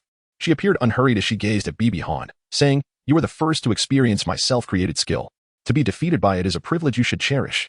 Bibi Han's face bore little expression, yet internally, he was nearly convulsed with laughter. Was it merely the self-created soul skill, Round Moon? It was as if it were something extraordinary. Behold, Round Moon. The enchantress moved, her body swirling like a tempest, and in an instant, both she and her dual crescent blades seemed to vanish, leaving behind a colossal white disc. You should consider yourself fortunate. This is my inaugural release of the second soul skill, the blue-silver shield. A row of blue-silver grasses formed a protective barrier, encircling the enchantress. To reach Bibi Han, the enchantress would need to sever these shields, which would deplete her soul power and reduce her rotational force. The shield constructed from the second soul skill, blue-silver grass, was significantly sturdier than those crafted by Bibi Han himself. Had it not been for Round Moon, he might not have employed it at all. Bibi Han held a rather dismissive view of Round Moon.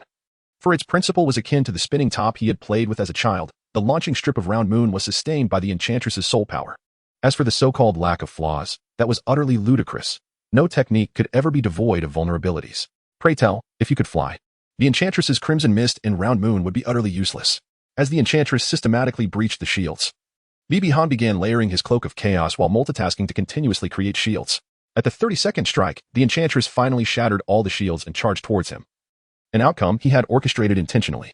With a resounding clash, the significantly weakened Round Moon stood no chance against Bibi Han's Haotian divine hammer. The enchantress disintegrated and was sent flying, the crimson mist dissipating, leaving both the evil moon and Hulaina grievously injured, as they spewed forth blood and suffered broken arms. In contrast, Bibi Han merely felt a slight numbness in his arm, thus concluding the battle. Chapter 40, Becoming the Holy Sun. Upon hearing the tremendous noise, the battle between Na and Yin also came to an end. Fighting Na had been exceedingly vexing for Yin. His flames were ineffective against her and were instead turned back against him, while his relatively slow attacks failed to inflict any harm on Na, who relentlessly struck him with her dragon spear. However, Na had not fought earnestly. Had she done so, Yin would have already been defeated, for his defenses were insufficient to withstand the silver dragon spear. Na, seeing Hulaina collapse in severe injury, Yin rushed to her side, using his soul power to assess her condition. Relieved to find she was merely unconscious, he then noticed her left arm was severed. "Brother Han, why did you strike so hard?" Yin questioned, filled with indignation. "To clarify, if I had truly struck with full force, it wouldn't have been merely an arm severed. And it was only a broken bone. Do not overreact." The third soul skill, blue-silver holy light. After administering a healing touch, Bibi Han turned to Yin and said, "Hand me the medallions." Yin obediently complied. Gazing at the 158 medallions, Bibi Han smiled. This training session had finally concluded. "Yin, what are you waiting for? Carry Hulaina. Are you going to wait for her to awaken?" Without waiting for Yan's response, Bibi Han took Na's hand and headed towards the academy, deeming the remaining medallions unnecessary. At that moment, three figures hovered above them: Pope Bibi Dong, the Chrysanthemum Douluo, and the Ghost Douluo. "Your Holiness, that enchantress's martial soul fusion skill is quite impressive. Even my mental power could not penetrate that crimson mist," remarked the Chrysanthemum Douluo. "Merely a triviality. That fusion skill is inconsequential in the battles of Tidal Douluo," replied Bibi Dong. Observing the puzzled expressions of the two Tidal Douluo, Bibi Dong continued, "The enchantress's strength lies in her crimson mist, which can suppress a significant portion of her opponent's power. However, after the martial soul fusion, the soul skills of both Evil Moon and Hulaina became unusable. The area covered by the mist is limited, and battles among Tidal Douluo predominantly occur in the skies." The Chrysanthemum and Ghost Douluo nodded in understanding. Bibi Dong and Nara had arrived at the assembly square, where a remarkable gathering of 90 students from the entire school was already present, with more students arriving intermittently. Following the conclusion of the competition, which was declared finished after he and Nara secured the medals, it became evident that this contest was orchestrated solely to elevate them as the Holy Sun and Holy Maiden, relegating the others to mere background figures. Although this notion may seem rather harsh, it is undeniable that, given their remarkable talents, they were indeed destined for such a fate. As for the original Holy Maiden, Hulaina, lacking the dedicated nurturing of a mother, she pales in comparison, whether measured against her predecessor or the current Xiaogang. Truth be told, the situation is not excessively cruel. Although they may never attain the status of Holy Sun and Holy Maiden, this experience serves as an invaluable trial, surpassing the training they received in previous year-end competitions. After a period of time, the assembly was complete, with Bibi Dong and Nar standing prominently at the forefront of the line. Bibi Dong rose from her seat and proclaimed, "I hereby announce that the champions of this competition are Bibi Han and Nar, having collectively amassed 112 medals, which constitutes 95.8 of all medals awarded. They are undoubtedly the rightful victors. Congratulations to you both." The audience erupted into applause, their gazes filled with astonishment and admiration. The second place was claimed by the Qian Guyun Tian team, who earned 853 medals. Upon hearing this, Bibi Han's confusion was dispelled. It was no wonder that the focus had been on the number of medals earned prior to the competition. He had been pondering how he had collected so many medals, while the others merely needed to linger in the background to ascend in ranking, which would have rendered the standings rather inaccurate. The third place was secured by Yin, Xiaoyu, and Hulaina, who collectively received 158 medals. Prior to the competition, I had stated that the first place might have the opportunity to become the holy son or holy daughter of the Spirit Hall, and after deliberation by the Elder Hall, a response will be provided. Well, this grand competition is hereby concluded. 3 days later, in the Papal Hall, all the elders gathered, except for those who were in seclusion. As Bibi Han and Nar entered the Papal Hall, Bibi Yong stated, "Have all the esteemed elders reviewed the competition footage? Do any of you have further opinions?" The elders shook their heads, indicating their lack of objections. Bibi Yong then proclaimed, "I hereby confer upon Na the title of the contemporary saintess of the Spirit Hall, granting her all the rights and privileges thereof. As for Bibi Yan, he is designated as the contemporary saint son of the Spirit Hall, though his entitlement to all rights remains to be evaluated." However, her tone regarding the latter statement was rather unfavorable. In Bibi Han's heart, a phrase of exasperation lingered, one that he contemplated voicing. It was a mere manifestation of certain scoundrels exploiting their birthright for their own gain. He longed to know their identity, vowing not to let them escape unpunished in the future. Subsequently, there was talk of tokens and attire, and once these discussions concluded, Bibi Dong declared the meeting adjourned. He and Nar followed their mother back to the rear hall of the Papal Palace. "Hana, do you harbor resentment towards your mother?" "Why should I? I merely cannot partake in those significant meetings. Nevertheless, I can exercise authority over the other saints. Ultimately, it is the old guard that doubts me, which is entirely understandable. The future is what truly matters," Bibi Han replied nonchalantly. "It is commendable that you possess such awareness. After all, it is your lineage that plays a crucial role. The three great sects, particularly the Haotian sect and the Blue Lightning Tyrant Dragon sect, place immense emphasis on bloodlines and are skeptical of outsiders. This inherited mindset from their genes renders them incapable of belief. Then what does it matter? I was raised by you, and I have no regard for those outdated notions. By the way, mother, what training should I pursue next?" Bibi Han inquired. His mother responded, "Cultivation should strike a balance between work and rest. You have not had much respite in the past 6 months. Thus, you should visit the offering hall, where someone awaits you." As he made his way to the offering hall, Bibi Han felt a peculiar sense of unease.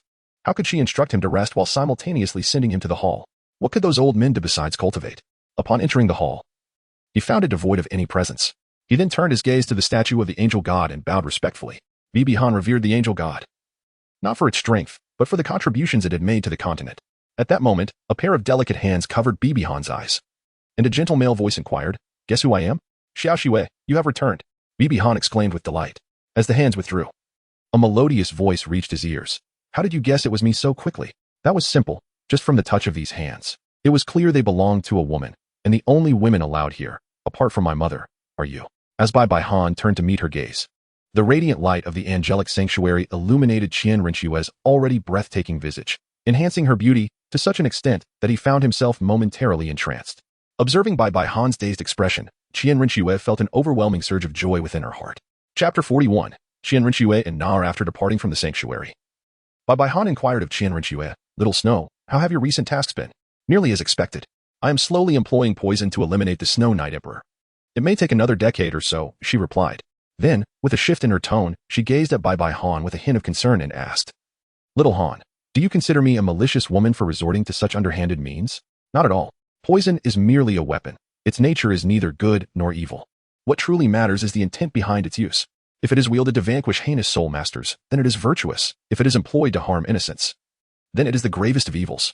Utilizing such methods against that old fool, I find it a fitting end for him, allowing him to perish from his imperial throne." Bai Bai Han responded, "As an emperor, Snow Knight certainly could not be oblivious to the nature of the nobility beneath him. Indeed, he was one of them, relishing the idea that his subordinates would mirror his own disposition, thus ensuring no threat to his reign."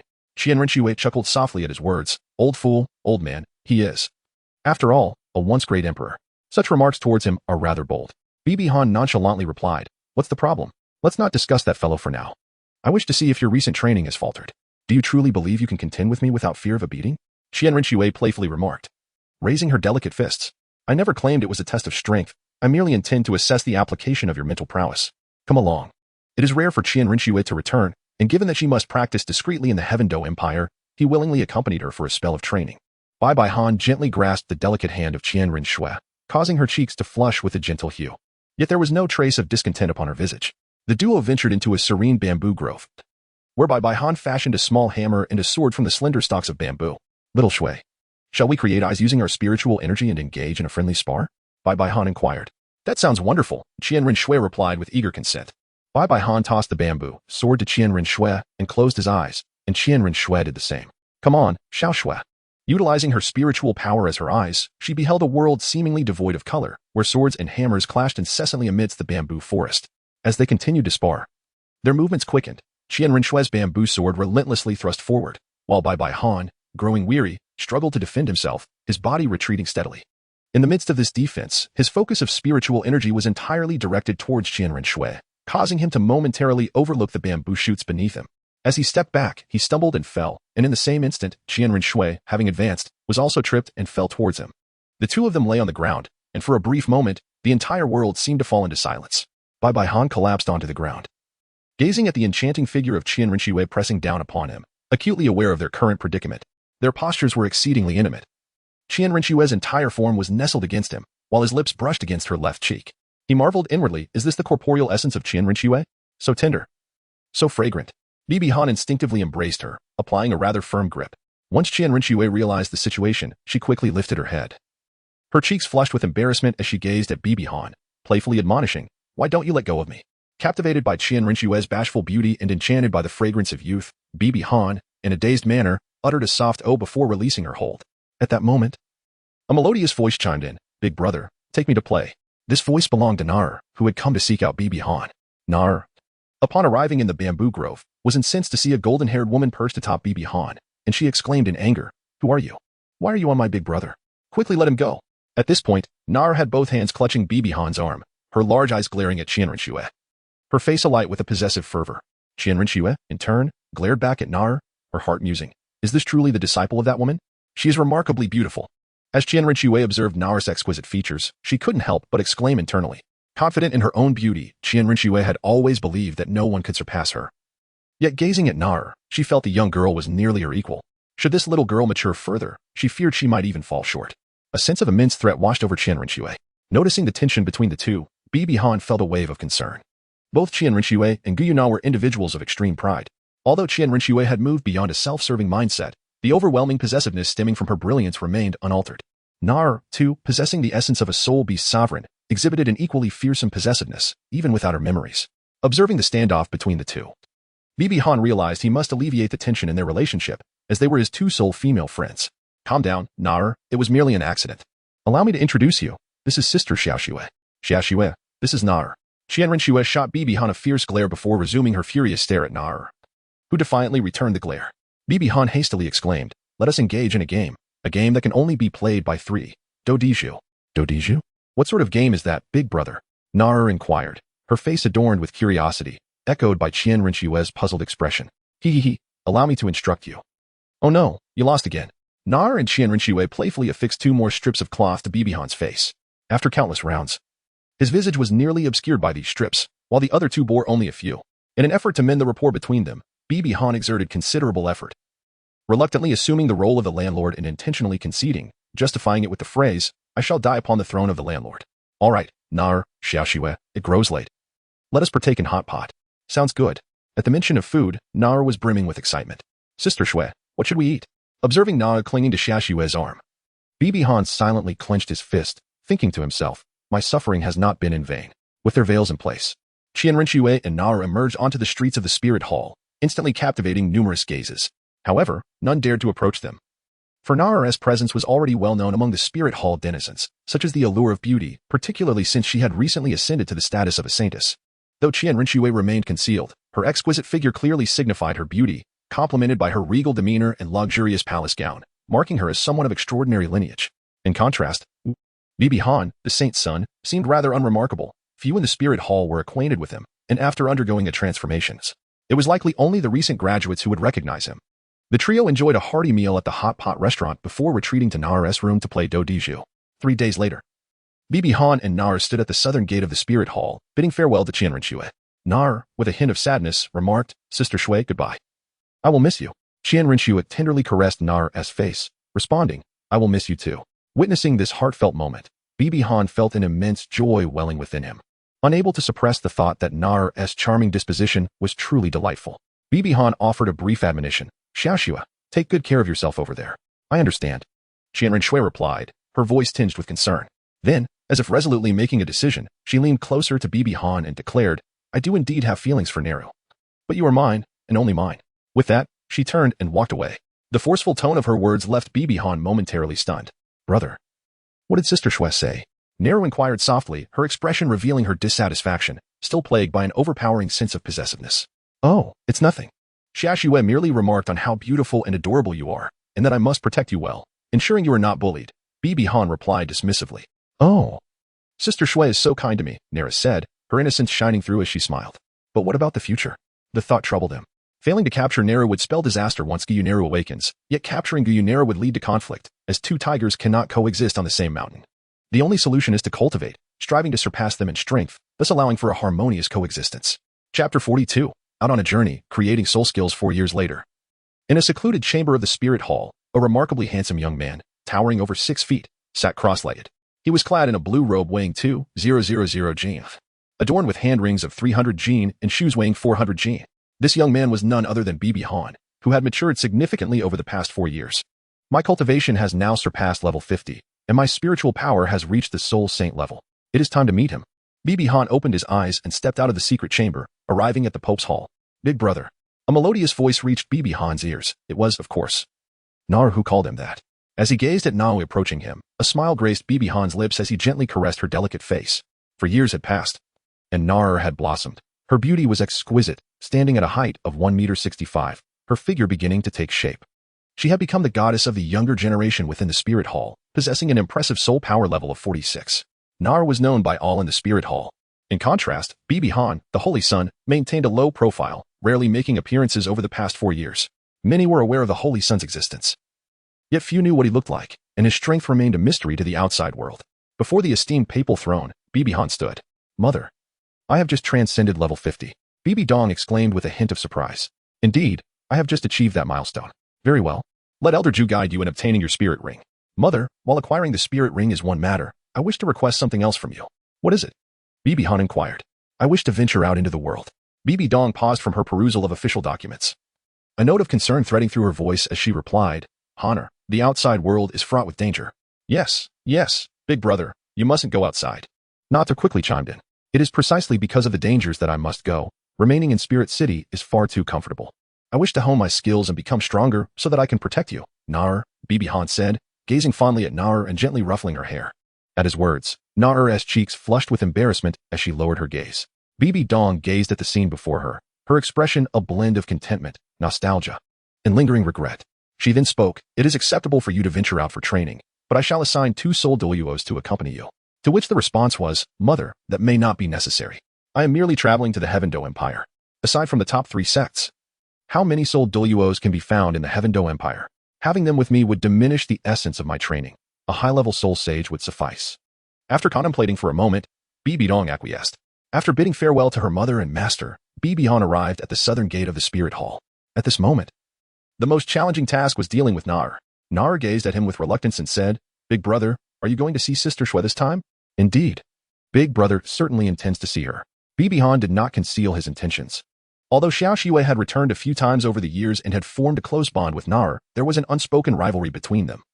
Each unwilling to yield an inch. No, you are mine, and you can only be mine, Naru declared resolutely, embracing Bibi Han and refusing to let go. Bibi Han helplessly remarked. All right, Naru, big brother still has to leave. If you don't go to see Sister Xue, I will let you go. Fine, I won't go. Observing Naru's persistent demeanor, Bibi Han could only respond in such a manner. Then let us make a pinky promise. Naru extended her little pinky. For the sake of Xiaoxue, I can endure being a little puppy this once, Bibi Han mused. After shaking hands with Naru, Bibi Han proceeded on his way. Along the journey, he reached into his pocket and retrieved a map, one that he had specifically commissioned to chart the route to Suatua City. A crimson line adorned the map, accompanied by several red markers. I shall deal with these pests, he resolved. Days later, Bibi Han was leisurely making his way toward a mountain stronghold. Who are you? Scram.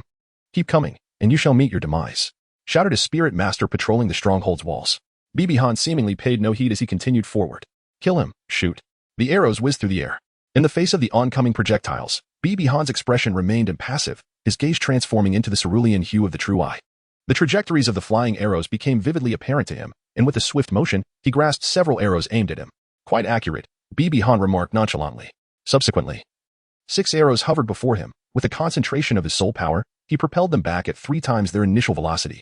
6 adversaries were immediately pierced and fell to the ground. Only one remained, his face a mask of terror as he blew his whistle, calling for reinforcements. Who dares to act recklessly in my polite stronghold? The doors swung open, and dozens emerged, their murderous intent directed at Bibi Han. Observing this scene, Bibi Han smiled, pleased that they had gathered without further effort on his part. The once tranquil Bibi Han now resembled a deity of death, wielding the Haotian hammer as he plunged into the throng, each swing claiming a life. Impudent! A figure adorned with 6 soul rings charged forth, delivering a powerful strike. Bibi Han struck forward with a mighty blow, and after a brief collision, he merely staggered back a few steps. With the formidable King Kong lion martial spirit and the cultivation of a soul emperor, you must be the chief of this mountain stronghold. Who are you to dare assault my polite stronghold? The figure, surveying the scattered corpses, bellowed with venomous rage. Polite stronghold, such an imposing name. But soon it shall cease to exist. For soul rings, dark and vibrant, encircled Bibi Han. The onlookers gasped in astonishment. First, let us eliminate the minions, blue-silver piercing formation. The soul rings of Bai Han did not emit a radiant glow. However, numerous blue-silver grasses emerged from the earth, piercing through the bodies of the soul masters below the rank of Soul King. Subsequently, the blue-silver domain was activated, causing yet more blue-silver grasses to sprout forth, ensnaring the Soul King, who was then further impaled by the tendrils of the blue-silver grass. You are merely at level 50 and have yet to acquire your 5th soul ring. How could a single soul skill possibly vanquish a Soul King? The Soul Emperor incredulously exclaimed. Bibi Han shook his head and remarked, to be precise, I have not employed any soul skills. This ability solely belongs to my blue-silver god. My 4th soul ring originates from a 34,000-year-old plant-type soul beast, the holy immortal flower.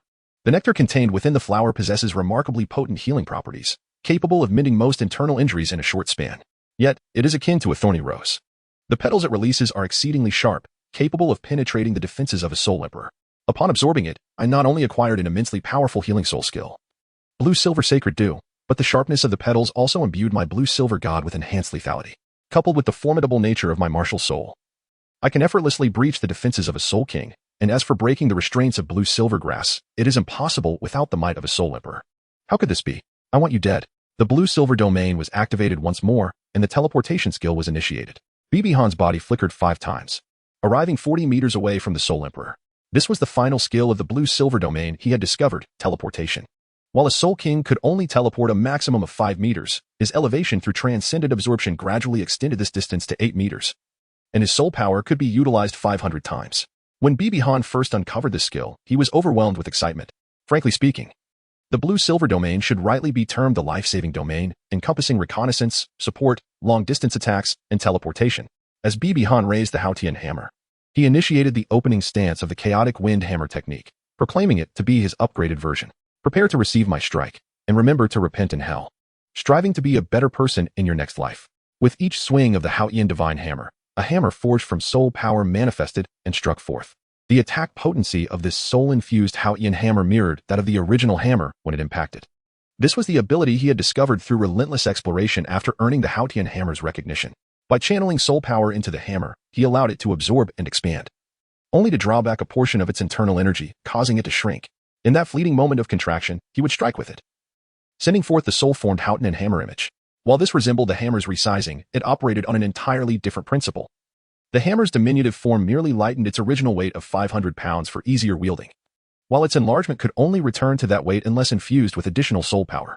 Although the underlying concept of this enhanced chaotic wind was not overly complex, it demanded exceptional control and resulted in significant soul power consumption. Other users of the Haotian hammer might also grasp this technique. Yet Bibi Han doubted their ability to truly comprehend its nuances. Ever since Tang Chen's departure, the Haotian sect had stagnated in innovation. The only semblance of advancement was the amalgamation of ghostly shadow and chaotic wind, which hardly qualified as groundbreaking. It was this extensive dedication to refining his self-created soul skill that had caused Bibi Han to ascend only 11 levels in 4 years. Chapter 43, The Blue-Silver Forest.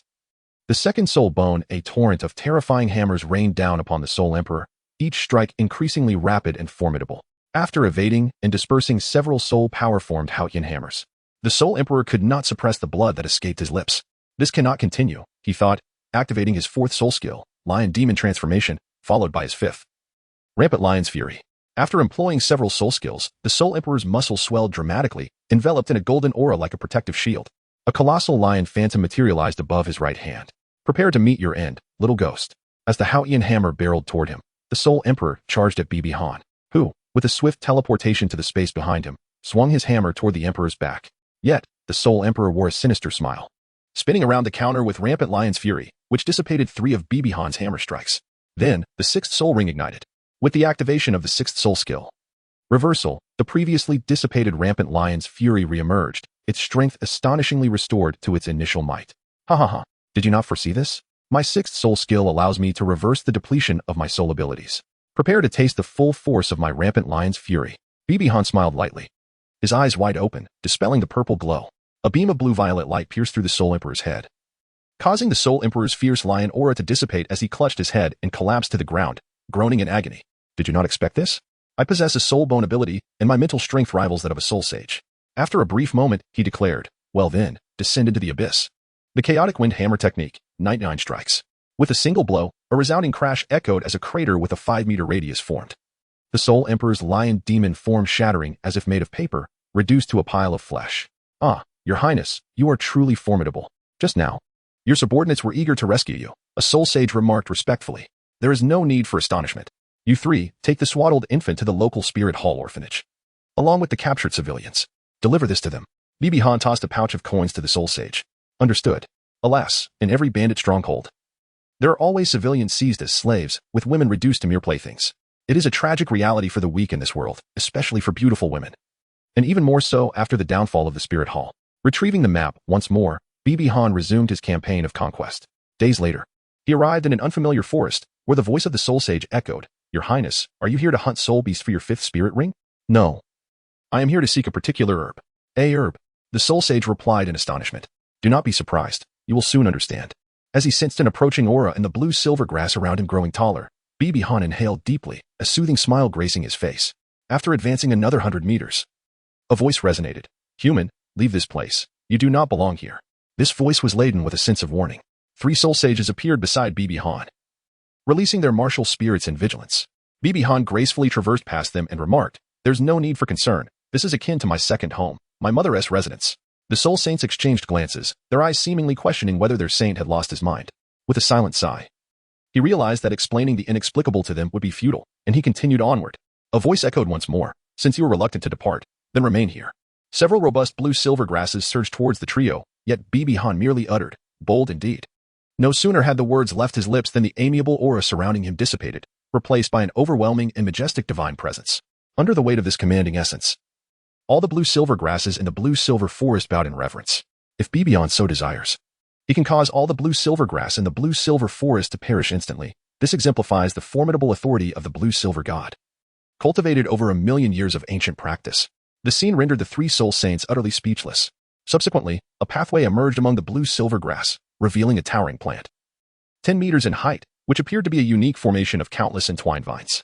Its entire form radiated a clear blue hue, with a surface shimmering with a distinctive luster, bursting forth with vigor.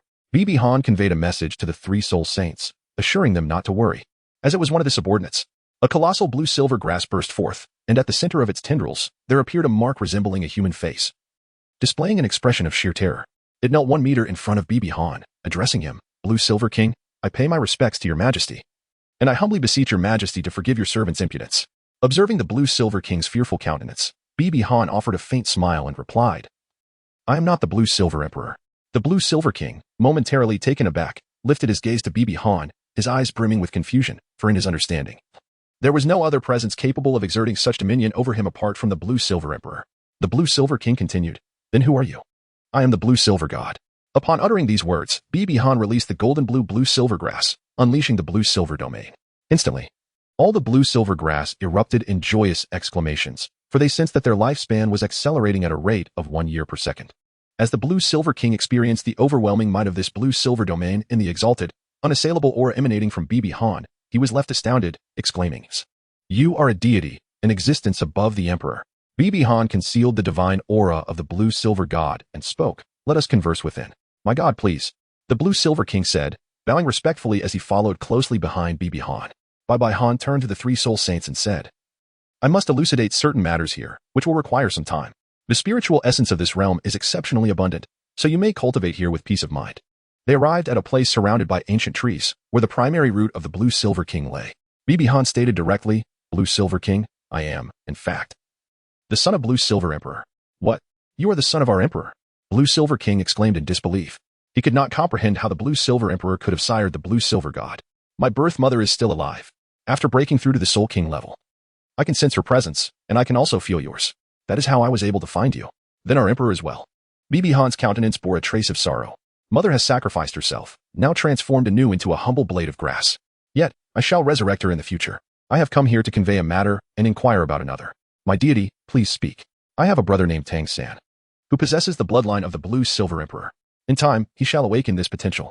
I am on my way to meet him, to assess his character. Isn't the prince living with you? The prince? I see. Due to certain circumstances, I have not lived alongside him. I intend to evaluate whether he possesses a sincere heart. If he does, I shall facilitate his awakening as the Blue Silver Emperor. If not, a deep and intricate expression flickered in Bibi Han's eyes. Then, you shall be the next Blue Silver Emperor. What? Me? How could I possibly become the Blue Silver Emperor? The Blue Silver King stood in astonishment, having been more surprised today than in the entirety of the past 80,000 years combined. I shall elevate your cultivation to the pinnacle of 99,999 years, poised for a breakthrough at any moment. If, in the future, Tang San is of noble character and harbors benevolence for the world, you will assist him in awakening as the Blue Silver Emperor. Do you comprehend? I understand, my lord. The Blue Silver King replied somewhat reluctantly. As the saying goes, a subject who does not aspire to be an emperor is not a good subject.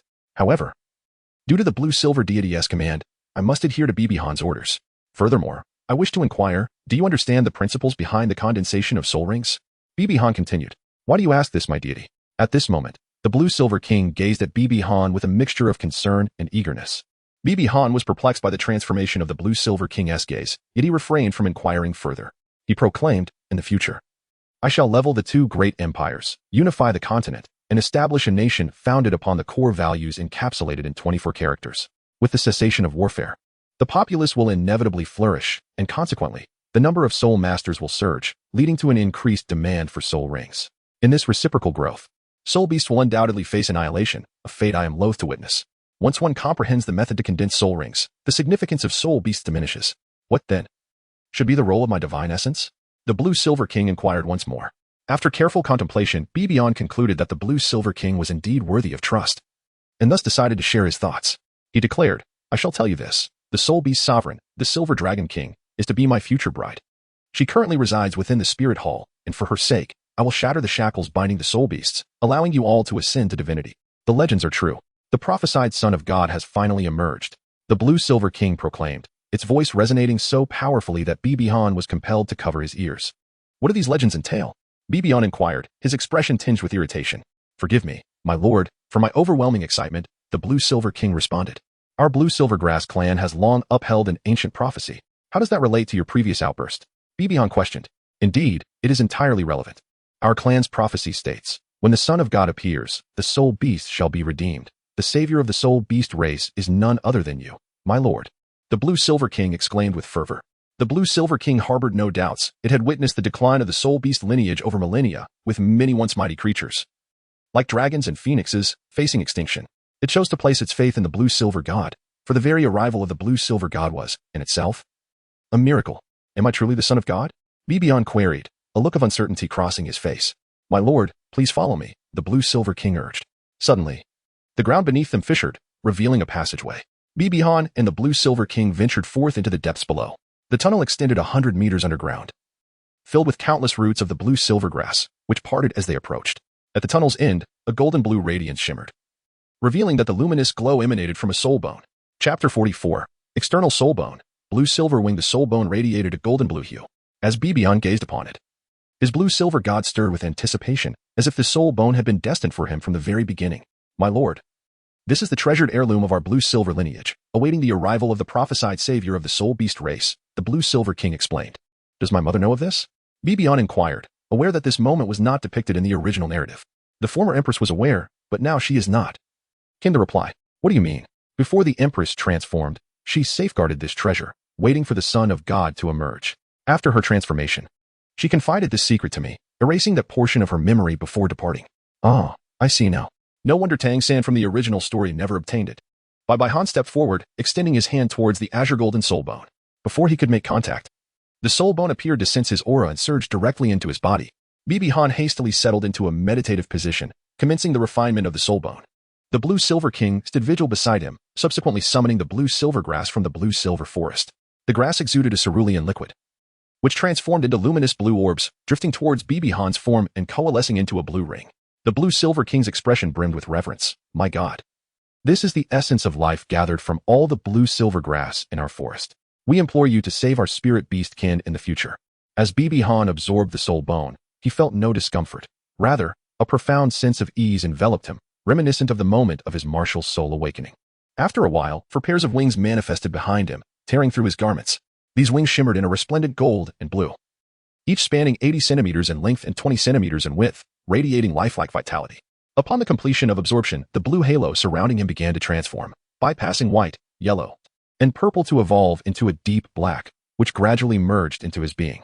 At that moment of integration, the blue-silver divine blood within Bibi Han surged fervently, catalyzing a further evolution of his appearance. The muscles, which had swelled from years of relentless hammering, contracted slightly, rendering his form more harmonious. His azure hair darkened further, while the golden strands diminished, resulting in a composition of 90% blue and 10% gold. His already handsome features became even more striking, and the blood coursing through him was no longer visibly red. My God, this is the soul ring our blue-silver clan has condensed for you, bestowing upon you the most suitable soul abilities. The uniqueness of this soul ring lies in its capacity to grow in accordance with the fluctuations in your physical strength. Currently, its age is 60,000 years. Bibi Han rose to his feet and expressed his gratitude to the surrounding blue-silver grass, which had grown several times in height. Observing the 4 pairs of wings behind him, Bibi Han felt a surge of excitement. He could finally experience the exhilaration of flight. Thus, he began to glide within a limited range. Look, there stands the esteemed sun. Are those the wings, the soul bone of the revered sun? Bibi Han gazed at the 4 pairs of wings and decided to give them a name, blue-silver wings. The blue-silver wings possessed the ability of flight and concealment, while also granting a remarkable 50 enhancement to Bibi Han's physical capabilities. Regarding the concealment skill, as long as Bibi Han wished for it, he could hide his aura so effectively that even a tidal Douluo would find it challenging to detect him. Only a super Douluo would need to concentrate intensely to uncover his presence, thus serving as a crucial life-saving artifact. After experiencing the soul ring, he marveled. This soul ring bestowed upon me the soul skill of blue-silver regeneration, which allows me to instantly regenerate from severed limbs, replenishing my expended vitality. Furthermore, it significantly enhances the healing capabilities of the blue-silver god, making its restorative effects comparable to that of a soul king. Even in the absence of an offensive soul skill, naturally, the restoration of the body would deplete vitality. It is essential to understand that for a tidal Douluo, losing an arm means merely reattaching it. Without proper care and the intake of precious medicines, one might suffer from insufficient vitality, hindering future breakthroughs. However, Bibi Han was unaffected, meaning he could sever his arms 100 times and still remain at full vitality with this soul skill. Blue-Silver King, I shall assist you in enhancing your cultivation. Bibi Han addressed the Blue-Silver King. In the following week, Bibi Han dedicated himself to opening the Blue-Silver domain to repay the Blue-Silver citizens, while he infused the Blue-Silver King with the pure soul power of the Blue-Silver God. Farewell, my God. All the blue-silver grasses knelt in homage as Bibi Han departed. He glanced back at the blue-silver forest, compared to before his arrival. The blue-silver grasses had grown nearly threefold, and the blue-silver king had advanced from 85,000 years to 99,999 years. Just a step away from becoming the next blue-silver emperor. Once I complete my examination, I shall inform you whether you can ascend to the throne of the blue-silver emperor. Guard this place well. Bibi Han communicated telepathically to the blue-silver king. Despite the distance of thousands of miles, Bibi Han's command was still heard. As you wish. We pay our respects, Your Highness, the Holy Sun. 3 soul saints bowed in greeting. Well, I have completed all my tasks. Is it now time for you to acquire a soul ring? One of the soul saints inquired. I have already obtained the soul ring. Bibi Han summoned his martial soul, with 5 soul rings swirling around him. I need to write a letter to the Pope, requesting that this area be designated as a forbidden zone. As you wish. Calculating the time, in a few days, Shrek Academy would commence enrollment, and it was time for him to meet Tang San. The soul ring condensation method seemed to require a return to the Martial Soul Hall for completion. At the Martial Soul Hall, Bibi Han gazed at the letter that had been returned, pondering the external soul bone and the emergence of the 5th soul ring. What fortunes my son has. Soto City, though merely a 3rd-tier city, was well known to anyone familiar with the Douluo Continent, for it was the birthplace of the protagonist of Douluo the Shrek 7 monsters. A man clad in a blue robe and wearing a mask strolled down the street. Despite the mask, his opulent attire and captivating aura drew the attention of numerous women, eager to unveil his identity. This man was, of course, Bibi Han. Observing the predatory gazes surrounding him, Bibi Han sighed inwardly. Thank goodness I wore a mask. After emerging from the blue-silver forest, my appearance has elevated yet again. Upon entering the city, I am already the focus of attention, with women approaching for conversation, and some even offering money for. After a brief walk, Bibi Han encountered a rather unique building. The hotel stood 3 stories high. Though not overly large, its exterior was entirely adorned in rose red, resembling a colossal rose. Instantly captivating to the eye. The Rose Hotel? This is where Tang San and Dai Mubai are destined to meet. Upon entering the Rose Hotel, the scent of roses enveloped him, a fragrance that was both alluring and invigorating, undoubtedly heightening male hormones. A logical explanation for the bustling business. After securing a room, Bibi Han entered to meditate, patiently awaiting Tang San's arrival. Days later, while meditating on the bed, Bibi Han opened his eyes, sensing a faint aura of the blue-silver emperor approaching. Tang San, you have finally arrived. Descending the stairs, he observed a young girl and a blonde man in a heated argument at the front desk. The blonde man was undoubtedly Dai Mubai. Bibi Han felt a profound disdain for him, noting his cold demeanor and arrogant posture. It was said that Yin was the target of ridicule in the Douluo realm. Yet Bibi Han now realized that the true target was Dai Mubai. However, these two possessed significant differences. Yan's arrogance was backed by formidable talent, while Dai Mubai, though talented, exuded an air of entitlement. To the uninitiated, he might appear as a prodigious genius, but in truth, he was merely a debauched wastrel who abandoned his wife for pleasure. No, while betraying one's spouse is indeed contemptible, those who exploit genuine emotions are even worse. Dai Mubai, who severed ties with all his girlfriends upon the arrival of his fiancée, undoubtedly belonged to the latter category. Contemplating this, Bibi Han's gaze towards Tang San grew complex. At that moment, Tang San caught sight of Bibi Han, and their eyes met. Get lost, the young girl exclaimed, her voice sharp. Shortly thereafter, Tang San and Dai Mubai stepped outside to engage in combat. It seems our Marshal Soul Hall's protection fee plan is yielding results. What a pity that Dai Mubai didn't fight Tang San inside the hotel, as it would have been a lucrative opportunity. Outside, the young girl cheered, Go, Xiao San. Amidst her encouragement, a voice interrupted, Little Rabbit, do you not understand the importance of politeness? The voice belonged to Bibi Han. Little Rabbit? Call me Sister Xiaowu. Xiaowu turned, her expression a mix of annoyance and surprise as she glared at Bibi Han. However, Bibi Han merely shook his head lightly, observing her with a hint of amusement. You fancy that black-haired youth, don't you? Xiaowu's face flushed instantly. Glancing around nervously, she stammered. How do you know? When he was touching your head, I could tell from the way you looked at him, Bibi Han replied. A girl who is unruly and loves to fight, with a sharp tongue, is likely to be disliked by boys. Upon hearing this, Xiaowu's eyes widened, her blush fading as she quickly inquired, Is what you said true? Bibi Han nodded slightly. After a moment of contemplation, Xiaowu mused that she, too, had a penchant for brawling and a penchant for unrefined speech. Would Sanga truly harbor any aversion towards her? She then patted her chest, expressing her relief. Fortunately, I did not cause an unreasonable ruckus. On the contrary, you did. What? I did not. Just now, you were quarreling over the room, weren't you? What? Is that considered a disturbance? Those attendants clearly looked down upon others. And that lecherous old man was so arrogant that I merely reprimanded them. How could I be accused of causing a scene? Xiaowu's face was filled with defiance. You wouldn't happen to be an accomplice of that lecherous old man, would you? As she spoke, Xiaowu subtly summoned her soul power. I am not his accomplice. I only just encountered him, and I harbor no fondness for that individual. Noting the disdain in Bibi Han's tone, Xiaowu lowered her defenses and retorted. Then why do you defend him? Bibi Han elaborated. Although the waiter made a mistake, it is evident that the room had long been reserved by the lascivious tiger. In other words, it was his room. It was precisely due to your altercation with him that your companion ended up in a scuffle with him. Upon hearing this, Xiaowu's eyes reflected a look of remorse as she gazed at Tang San, apologizing. I'm sorry, brother, it is all my fault. But that is not the most critical point, Bibi Han continued. Not the most critical? Then what is? You must have perceived the nature of that lascivious tiger, correct? Xiaowu nodded. He is lecherous. Let me emphasize, if that lascivious tiger is not merely a soul master, but rather a soul sect or even a soul king. Far surpassing a soul master. Do you believe your companion could handle him? If your companion were to be defeated, given his lascivious disposition and your striking beauty, what do you think would happen? Xiaowu contemplated this possibility, her complexion draining of color. Thus, one must consider the consequences before speaking or acting. Although formidable experts are rare in such cities, remember this. Great talents often conceal themselves among the populace. If that lascivious tiger happens to be an ancient monster in disguise, the repercussions could be dire. I understand, she replied. That is good to hear. After Bibi Han's admonishment of Xiaowu, the battle between Tang San and Dai Mubai had reached its conclusion. Dai Mubai utilized his third soul skill, White Tiger Diamond Transformation, to shatter Tang San's second soul skill, Parasite, after which Tang San conceded defeat. Returning to Xiaowu's side, Tang San observed her sorrowful and apologetic expression, immediately confronting Bibi Han. What have you done to Xiaowu? In response to Tang San's inquiry, Bibian remained unperturbed, for he comprehended Tang San's feelings. The departure of Tang Hao and his mother had imbued Tang San with a profound appreciation for familial bonds, and now, Xiao Wu was his only kin.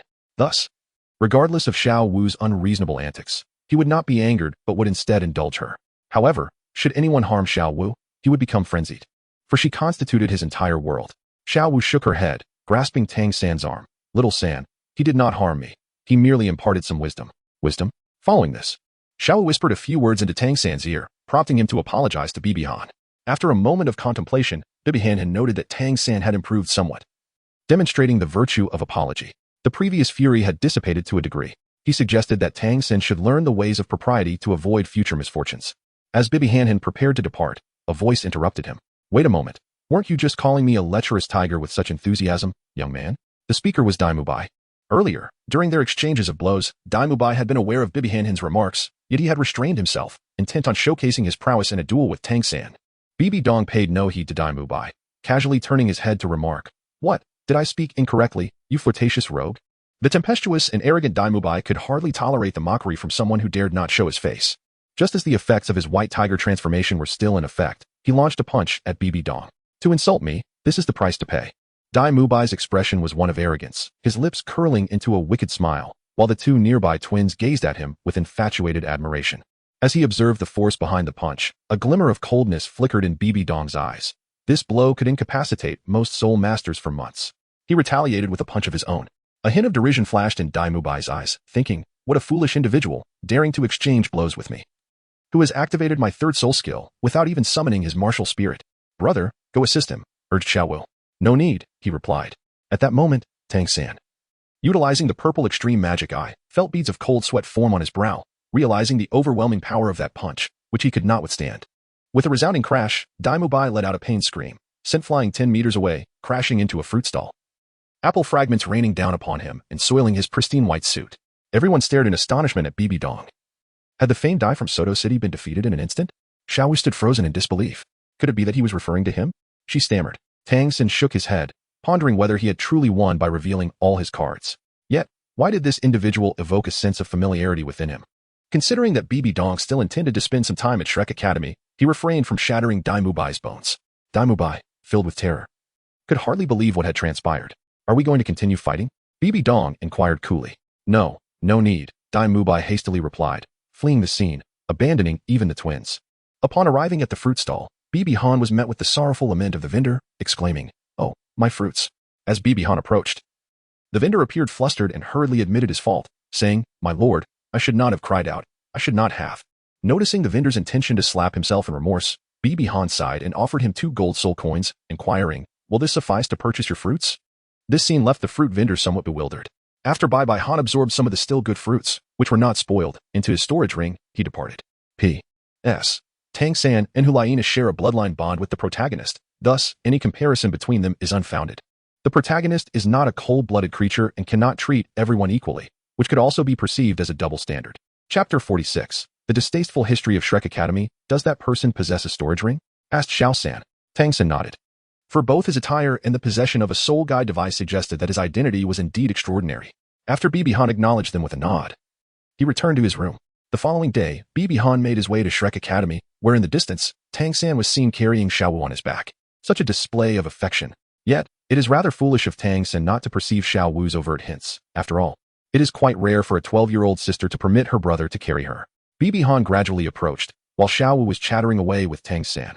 Upon noticing his arrival, she inquired, "Oh, it's you. Are you also heading to Shrek Academy? I merely heard of an institution that exclusively admits extraordinary individuals. And out of curiosity, I decided to come and take a look, considering it as the next stop on my journey of cultivation," he replied. "Cultivation?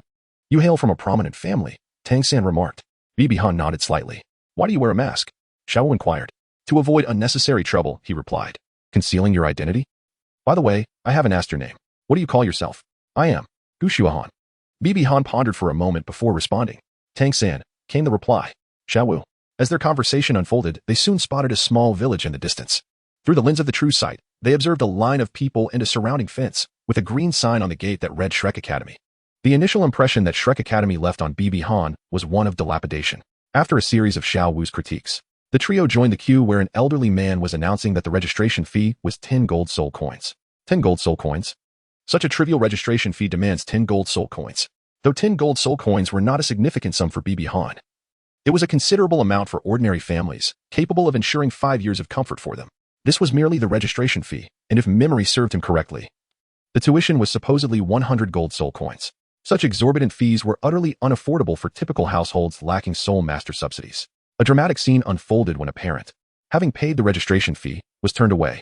Dai Mubai revealed his soul sovereign cultivation to intimidate the family. Witnessing this, Bibi Han felt a wave of nausea wash over him. Indeed, the intimidation was not unfounded.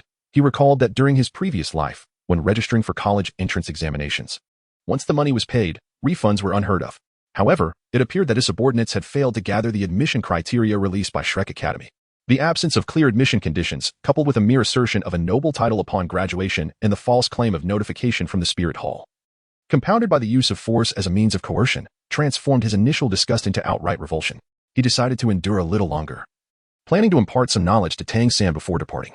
The trio arrived at the registration desk, where Dai Mubai regarded Bibi Han with evident fear. Beside Bibi Han, 2 women had appeared. The youthful, voluptuous figure was undoubtedly Zhu Qing, while the other, clad in a white dress with a bobbed haircut and flawless skin, was none other than Ning Rongrong. Bai Han approached the registration desk. The attendant, without even examining him closely, declared, "Your age is not suitable." With the backing of Master Soul Emperor, Dai Mubai stepped forward to mock. "Our enrollment requires candidates to be 12 years old. Do you comprehend this?"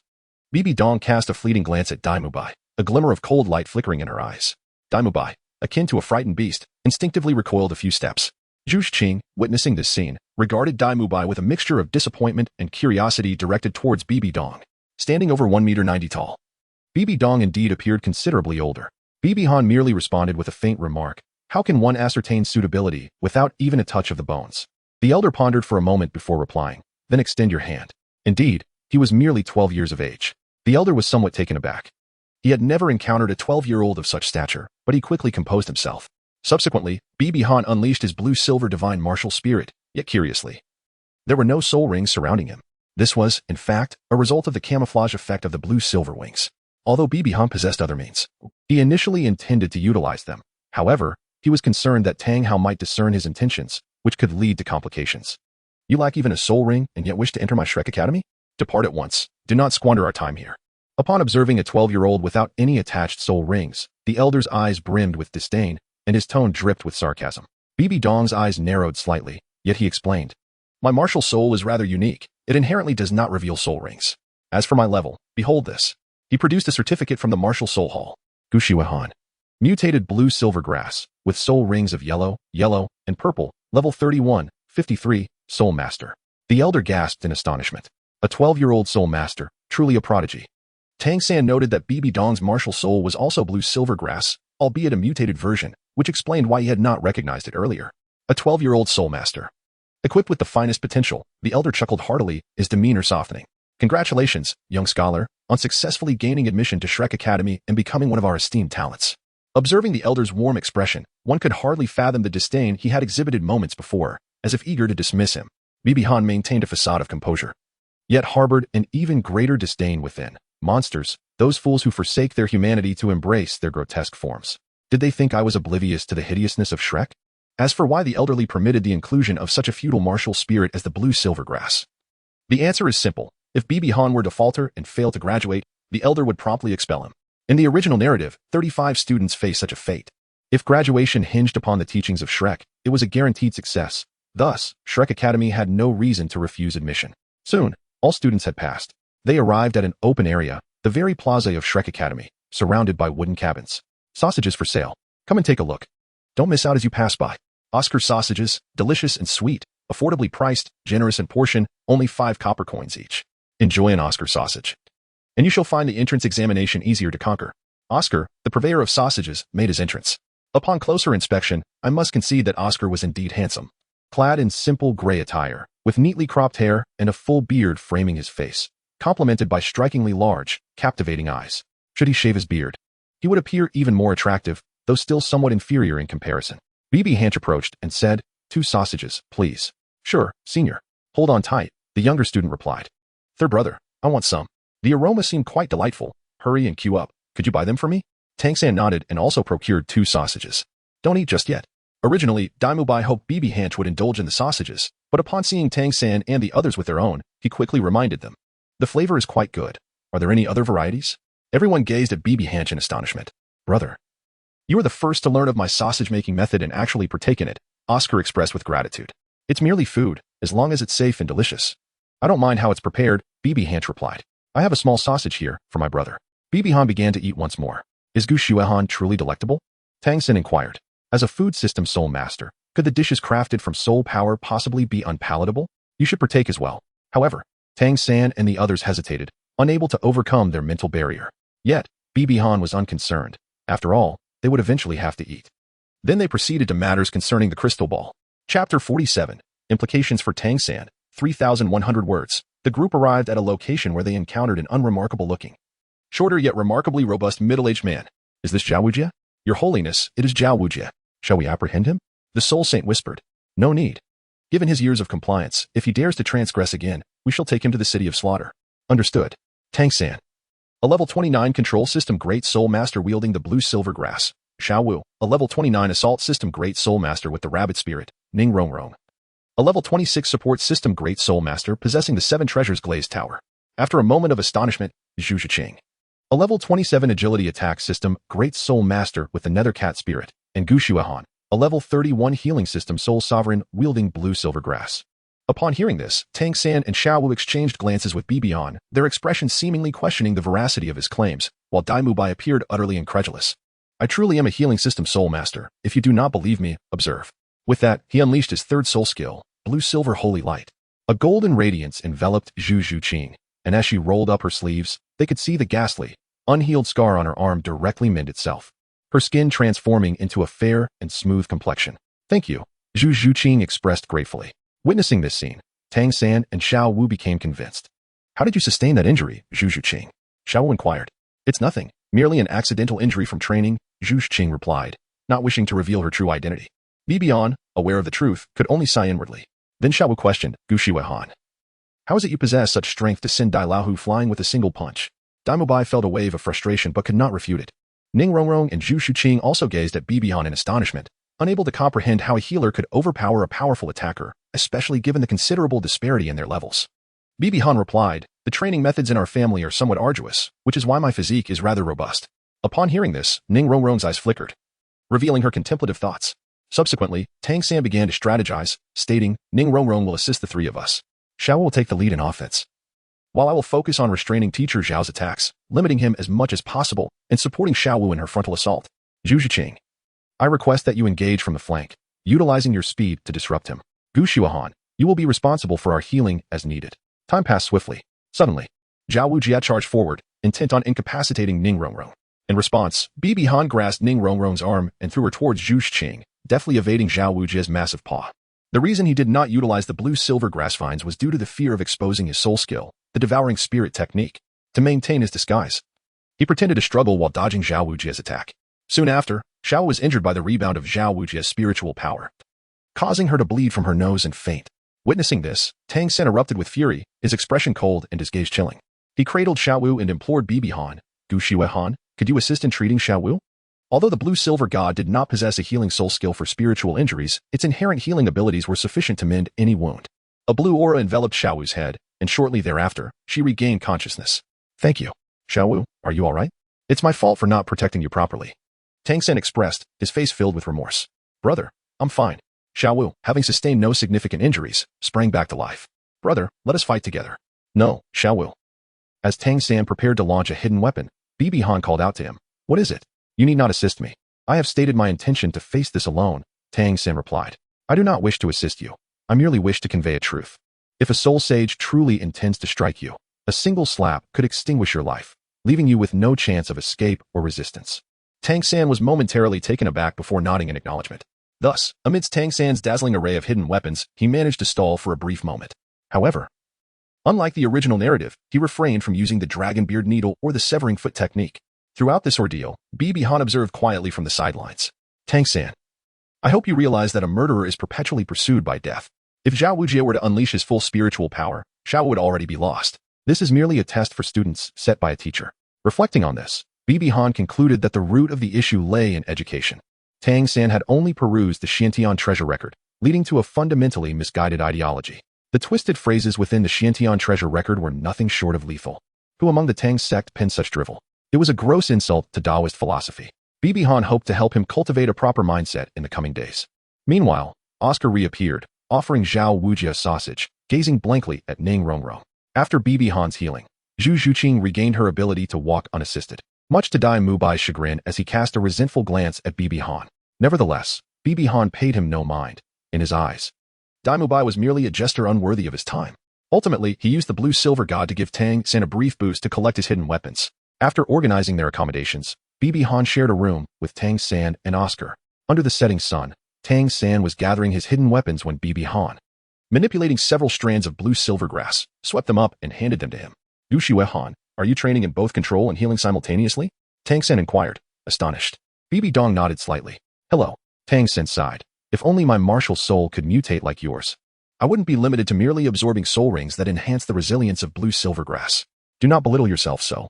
The fact that you have cultivated blue-silver grass to this level at your age speaks volumes of its extraordinary potential, Bibi Dong replied. There's no need to console me. My blue-silver grass is universally regarded as a useless martial soul, Tang San retorted. That may not be the case. What level is your innate soul power? Bibi Dong inquired knowingly. I possess full innate soul power, Tang San responded, but that is hardly a secret. It can be easily verified. According to the common understanding within the realm of soul masters, the magnitude of innate soul power is directly proportional to the strength of the martial soul. It is inconceivable that a mere useless martial soul like blue-silver grass could withstand full innate soul power. Oh, common knowledge, doesn't that pertain to the top 10 core competencies of martial souls as outlined by our teacher? How has it become common knowledge? Bibi Dong mused. However, Tang San refrained from probing further and replied to Bibi Dong, I am not entirely sure. As articulated in the Xiantian treasure record, never allow those you do not trust to know your true capabilities. Thus, Tang San harbored no intention of revealing the existence of his twin martial souls. With a swift inhalation, Bibi Han conjured a strand of blue-silver grass into his hand. Tang San found himself somewhat perplexed by his intentions. He observed as Bibi Han focused his spiritual energy, causing the blue-silver grass to age rapidly, reaching a century's worth of maturity in the span of a mere minute. Simultaneously, Bibi Han crafted a vine of the same century-old blue-silver grass using his own martial spirit. He tossed these 2-century-old vines to Tang San, instructing, try to break them. What does this mean? Tang San inquired, a hint of confusion in his voice. I want you to discern the difference in resilience between these 2 vines, Bibi Han replied. Upon testing, Tang San discovered that the century-old blue-silver grass vine created by Bibi Han was utterly unbreakable, while the other snapped with little effort. Your blue-silver grass is remarkably resilient, Tang San exclaimed in astonishment. That is due to the superior level of my martial spirit. A superior level? Tang San questioned. Is there a hierarchy among blue-silver grass? Indeed. Create a vine of similar quality, and I shall assess the level of your blue-silver grass. Remember, do not employ the power of your soul rings. Subsequently, both Bibi Han and Tang San took turns testing their vines. It was evident that Tang San had to exert tremendous strength to break his. Observing this, Bibi Han remarked, as expected, your blue-silver grass is not of ordinary quality. Then what type is mine? Tang San asked. There are 3 tiers of blue-silver grass. The first is the most common variety. Like the ones we see all around us, this is the inferior martial spirit blue-silver grass. The second tier, upon surpassing 10,000 years of cultivation, can evolve into a king variant, known as blue-silver king. The blue-silver king ranges from 10,000 to 90,000 years, with each increment of 10,000 years. Its quality improves. The highest quality, the 90,000-year blue-silver king, is considered an exceptional martial spirit. The final tier requires a soul beast to exceed 100,000 years in cultivation before it can be termed a sovereign. The blue-silver grass sovereign, also referred to as blue-silver sovereign, represents the pinnacle of martial spirits. The words of Bibi Han stirred a fervor within Tang San, prompting him to inquire eagerly. What type is mine? If my estimations are correct, your blue-silver grass possesses a quality equivalent to that of a 560,000-year-old blue-silver king, thus nearing the category of advanced martial souls.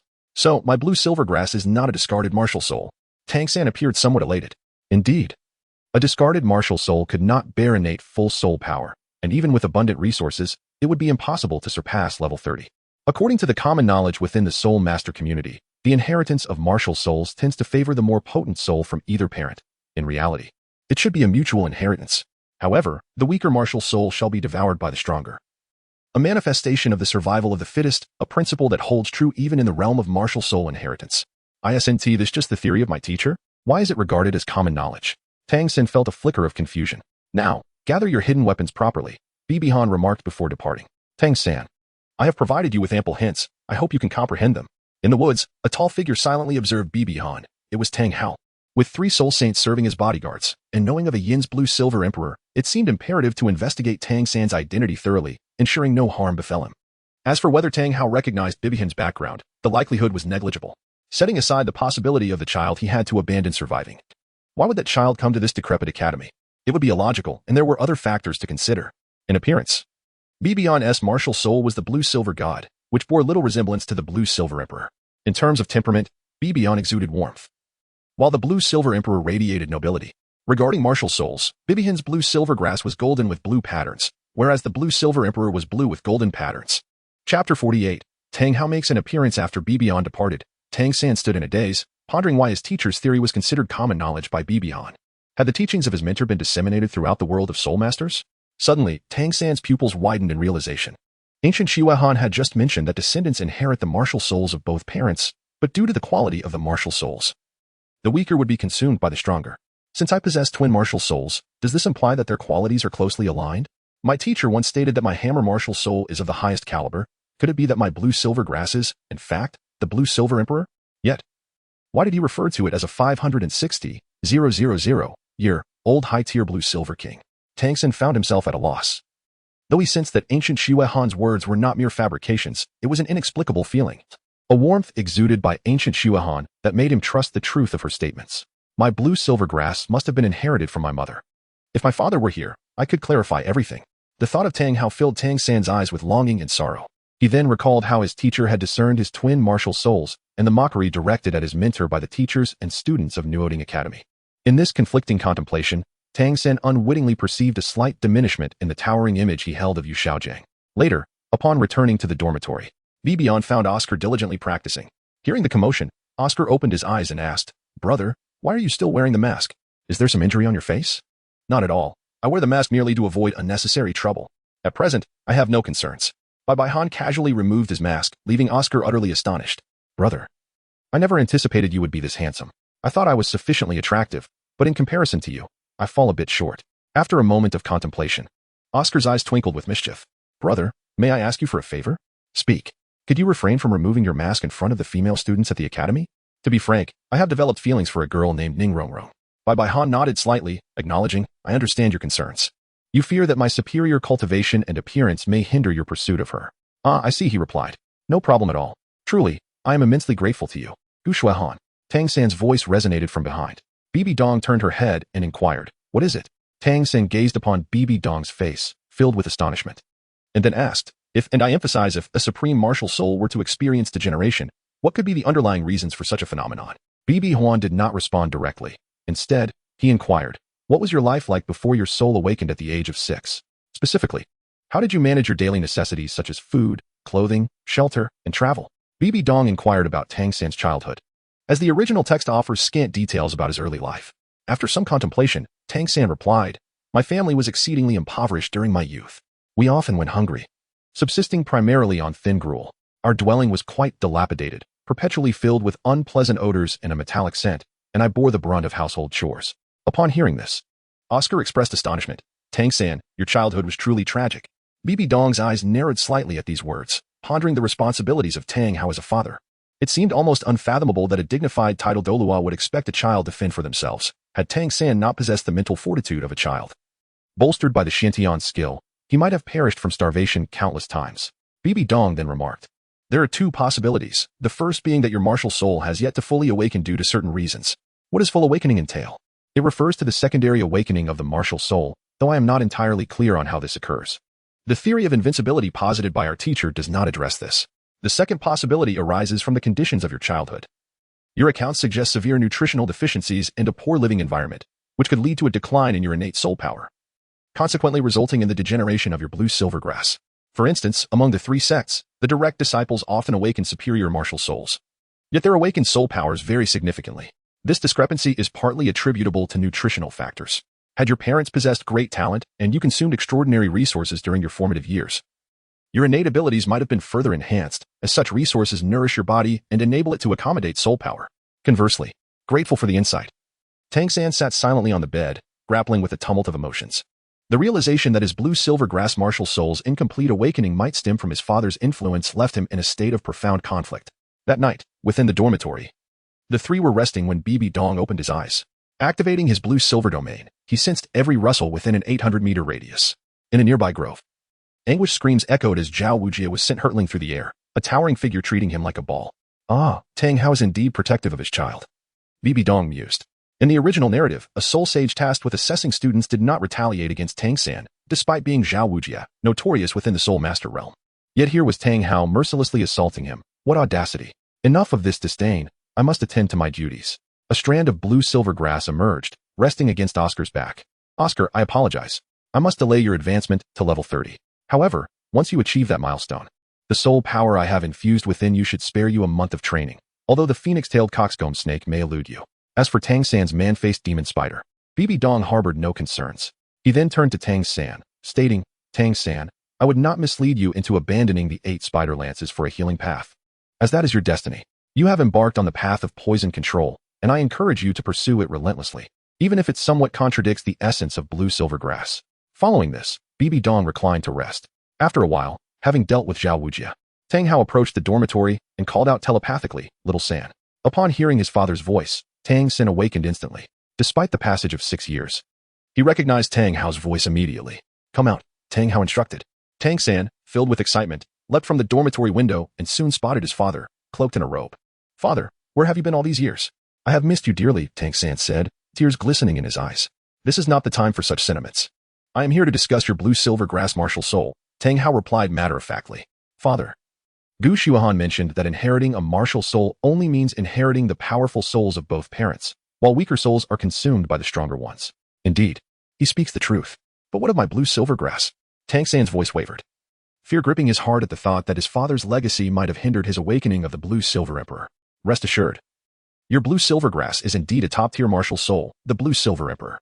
Its current state is due to its incomplete secondary awakening. Tang San's eyes brightened, the discontent within him dissipating. So my martial soul is still capable of a secondary awakening. It is not my father's fault that I have not yet awakened to the blue-silver emperor. Precisely. However, you must train diligently. Once you reach level 50, I will guide you through the awakening of the blue-silver emperor. Yes, father, Tang San replied, brimming with enthusiasm. After imparting this knowledge, Tang Hao vanished, leaving Tang San with questions about his mother unasked. Indeed, my father is a formidable figure, and my extraordinary talent stems from his legacy, Tang San thought excitedly. Father, does that letter imply that you wish for me to forge my own path? I shall not disappoint you. With that, Tang San returned to the dormitory. Not far away, Tang Hao, having overheard Tang San's fervent declarations, sighed in relief. He had feared that Tang San would overthink matters, for he desired nothing more than for his son to seek vengeance against the Spirit Hall and restore the glory of the Haotinan sect. After returning to the dormitory, Tang Hao released the protective seal on Bibi Dong before departing. Meanwhile, the soul sage believed he had merely napped for a few minutes. The following morning, Tang San awoke revitalized, practicing the purple extreme demon eyes atop the rooftop. His father's words had revealed much to him.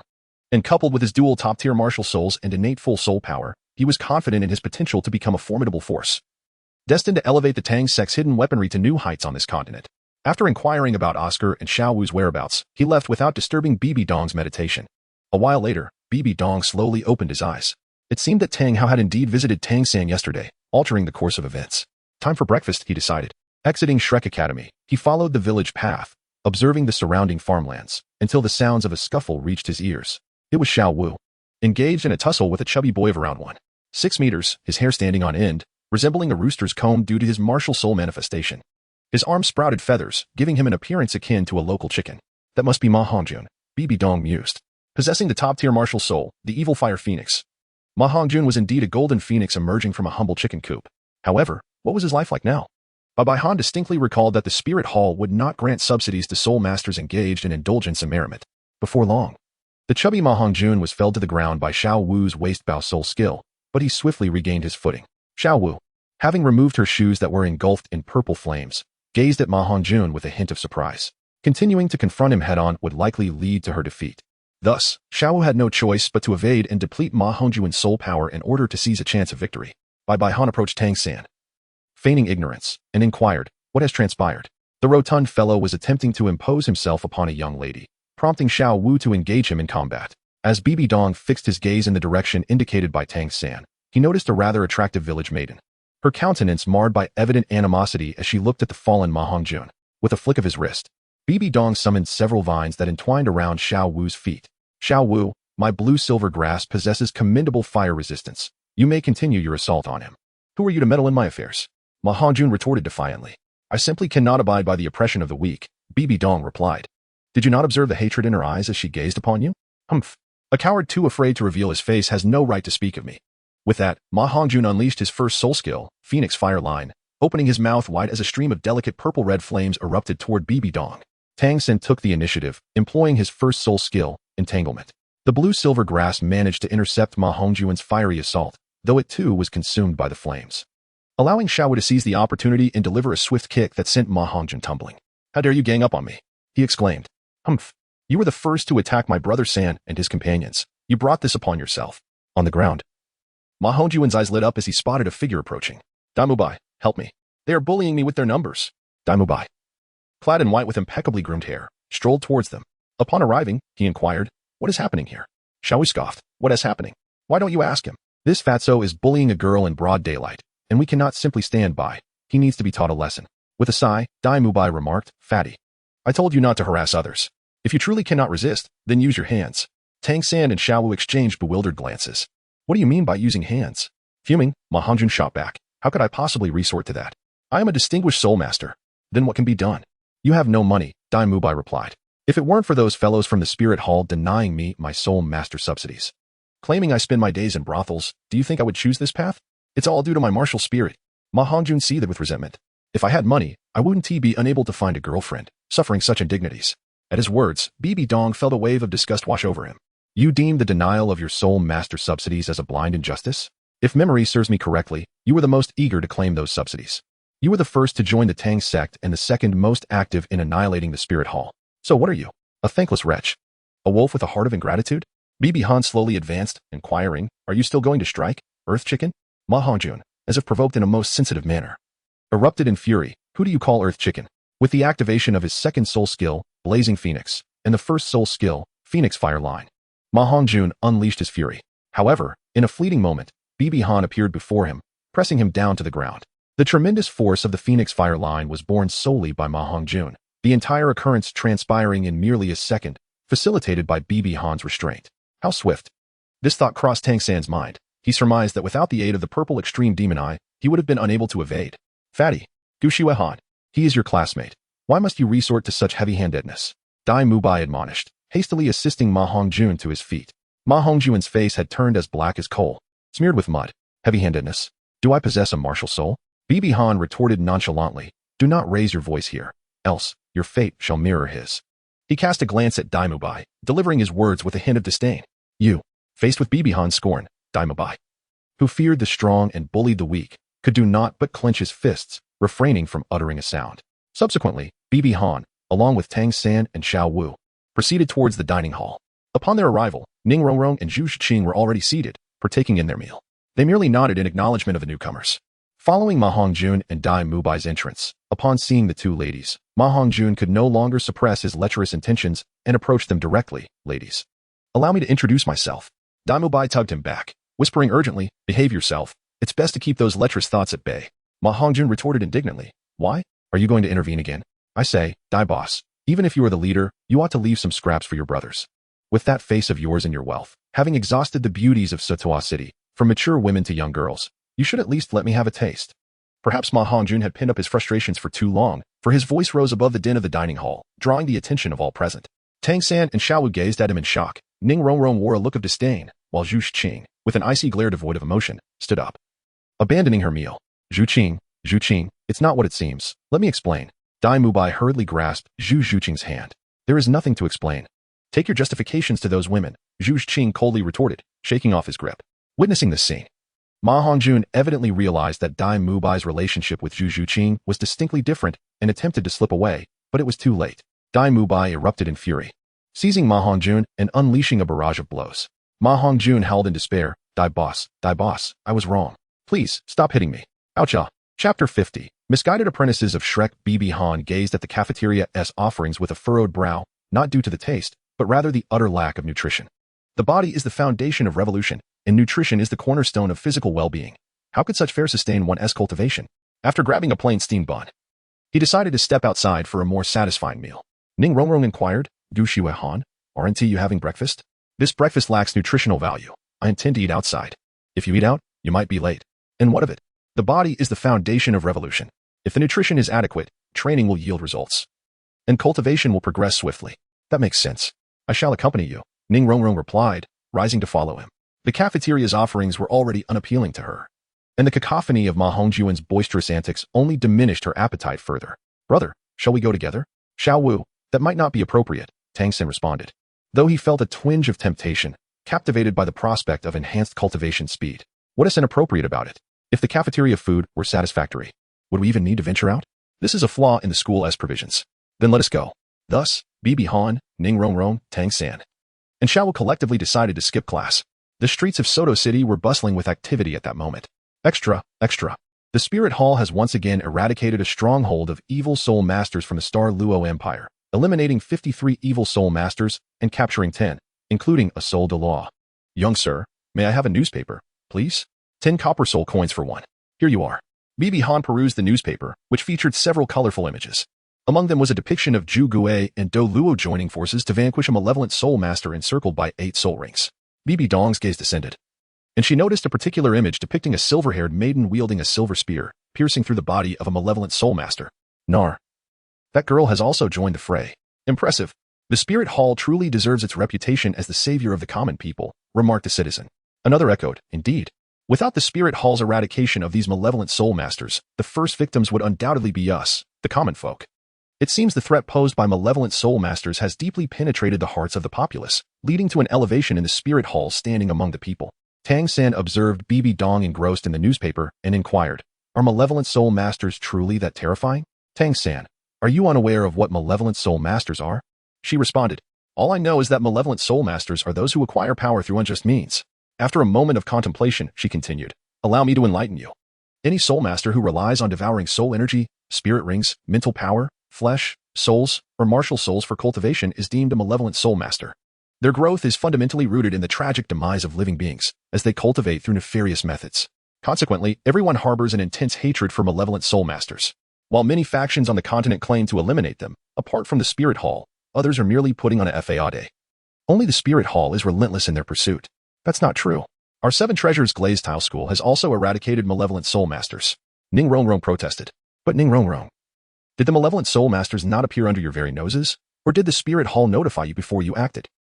She faltered. Why is it that only the Spirit Hall seems to take action against these heinous beings? Tang San queried. It's because those sects are founded by their families. Do you think any family would willingly engage in the eradication of malevolent soul masters, which would harm their own strength with little to gain? Only the Spirit Hall, even at great cost, remains steadfast in their mission until every last malevolent soul master is purged from the continent. That is why the Spirit Hall is revered as the sacred ground of soul masters. Gu Xuehan, your praise for the Spirit Hall is quite pronounced. Are you perhaps affiliated with them? Ning Rongrong asked. What do you mean by praise? I am merely stating the truth. Is there anything erroneous in my words? Well, you have certainly left me speechless, Ning Rongrong conceded. After a satisfying meal, the group returned to Shrek Academy. In the academy square, Dai Mubai, Ma Hongjun, and Zhu Zhuqing stood at attention, with Oscar also present, looking quite handsome after shaving off his beard. Before them stood a man who appeared to be in his 50s. Robust in stature, with distinctive facial features, his chin protruded slightly, his cheekbones were broad, his face was somewhat flat, and he had a hawkish nose. If one were to liken his visage to an object, it might resemble a shoe sole, exuding a hint of shrewdness. Adorning his face were a pair of black-framed glasses with a rigid square frame, through which he glared at us furiously. This appearance could only belong to Flender, and one could not help but feel he resembled a cunning businessman. Once we fell into line, Flender spoke up. You lot are late on the very first day of school, especially you, for leading them in skipping class. His finger pointed directly at Bibi Dong, his expression seething with anger. It was evident that the blame lay with a certain golden-haired troublemaker with a mischievous grin. Flender continued, at your age, this is the prime time for soul masters to cultivate, and yet you have delayed their training, obstructing their path to greatness. Do you realize the gravity of your error? In response, Bibi Dong scoffed, what grave error? I fail to see it. Surely, you must know why we were late. If the cafeteria provided better breakfast, I wouldn't have sought sustenance elsewhere. Health is paramount, and nutrition is the foundation of the body. If anyone is obstructing the path to greatness, it must be the academy's headmaster. What did you say? Flinder thundered, his fury palpable. Have I spoken incorrectly? Absolutely. Completely wrong. He retorted. I assure you. The meals during the previous, and the one before that, and the one before that, all were of the same standard, and none of the upperclassmen ever complained. Flinder abruptly turned his back to us, his hands clasped behind him, adopting a tone of authority. As for obstructing the path to greatness, that is utter nonsense. Let me share another fact. Shrek Academy has admitted a total of 62 students, yet only 14 have truly graduated. Each of those 14 has become a figure of global renown, and the most distinguished among them is now the youngest elder in the Spirit Hall, second only to the Pope. Upon hearing this, the naive Tang San and Xiao Wu gasped in astonishment, glancing at Bibi Dong, contemplating whether she had erred. Bibi Dong clapped her hands in mock applause. Impressive, truly impressive, she remarked with a peculiar tone. Flinder seemed oblivious, continuing to dwell in his own world. He turned back to us, adopting a stern teacher's demeanor, and stated, Thus, you must adhere strictly to the Academy's rules. For I believe your names will surely grace the annals of the continent in the future. As Flinder concluded his speech, Bibi Dong interjected. I did not expect the headmaster of Shrek Academy to be so formidable. The Academy has only been established for 2 decades, and the oldest among the alumni is merely 32. Yet, there exists a title Douluo who has achieved such status at a younger age. In comparison to the youngest title Douluo of our continent, the Haotian Douluo, the headmaster truly commands my respect. Hearing this, Ning Rongrong could no longer contain her laughter. And apart from Tang San, Xiao Wu, Ma Hongjun, and Oscar, who were puzzled, the others joined in, albeit with less exuberance. Flinder's expression shifted from pride to a deepening shade of anger. Tang San and Xiao Wu turned to Ning Rongrong and asked, What are you laughing about? Ning Rongrong, tears of laughter streaming down her face, replied, Tang San, Xiao Wu, my laughter stems from hearing a grand joke. A grand joke? Indeed, just now. Flinder's claim about the elder of the Spirit Hall. Do you have any idea what cultivation is required to become an elder there? Both shook their heads. To become an elder of the Spirit Hall, one must possess the cultivation of a title Douluo, and to be the second in command, one must be an exceptionally powerful title Douluo. The youngest title Douluo on the continent achieved this at the age of 44. To suggest that someone under 32 could attain such rank is laughable. Ning Rongrong burst into laughter once more, and Xiao Wu joined in, while Tang San maintained a more composed demeanor. Flinder's face transformed from a deep shade of anger to one resembling a charred pot bottom. He realized, how could I have forgotten? Some among them hail from prominent families, rendering my words utterly ineffective. Bibi Dong's words resurfaced, and he had recruited 62 students with an innate level 7 spirit power, yet only 14 graduated, which indeed reflects a remarkably high graduation rate. Upon hearing this, Zhu Zhuqing found it difficult to accept, as her own innate spirit power was also level 7. She had come here to grow stronger, only to discover that the students trained by Shrek had such outcomes. Flanders, unable to refute this, felt his pride wounded. He was once part of the legendary golden iron triangle of the spirit master world, yet now he found himself at a loss against a mere child-esque critique.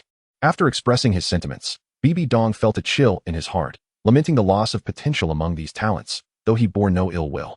They had attended a junior spirit master academy, acquired knowledge, yet were misled into the 3-0 Shrek Academy.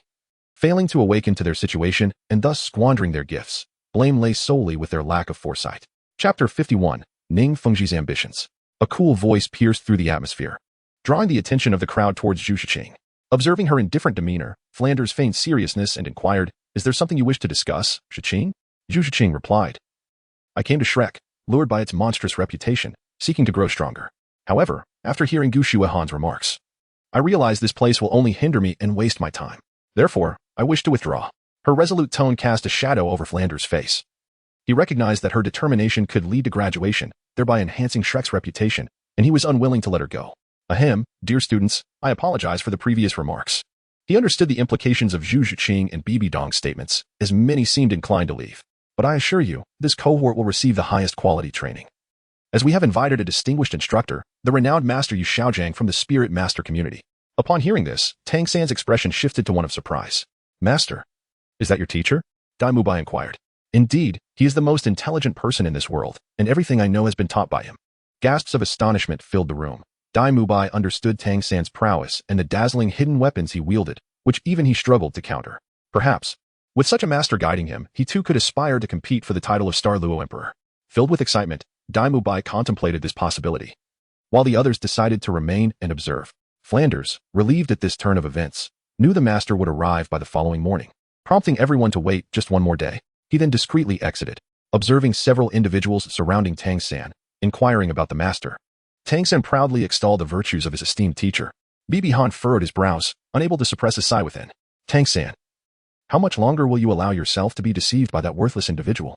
Meanwhile, in the spirit hall, Bibi Dong observed Bibi Han's recent circumstances with a look of puzzlement. Soto City, Shrek Academy, why would Hana go there? Is there something extraordinary about the students at Shrek Academy? An imposing voice resonated. Reporting to your holiness, Shrek Academy was founded by the original Golden Iron Triangle member, Flanders. Within, there are 2 soul saints and 4 soul emperors, including 7 students, one of whom is Tang San.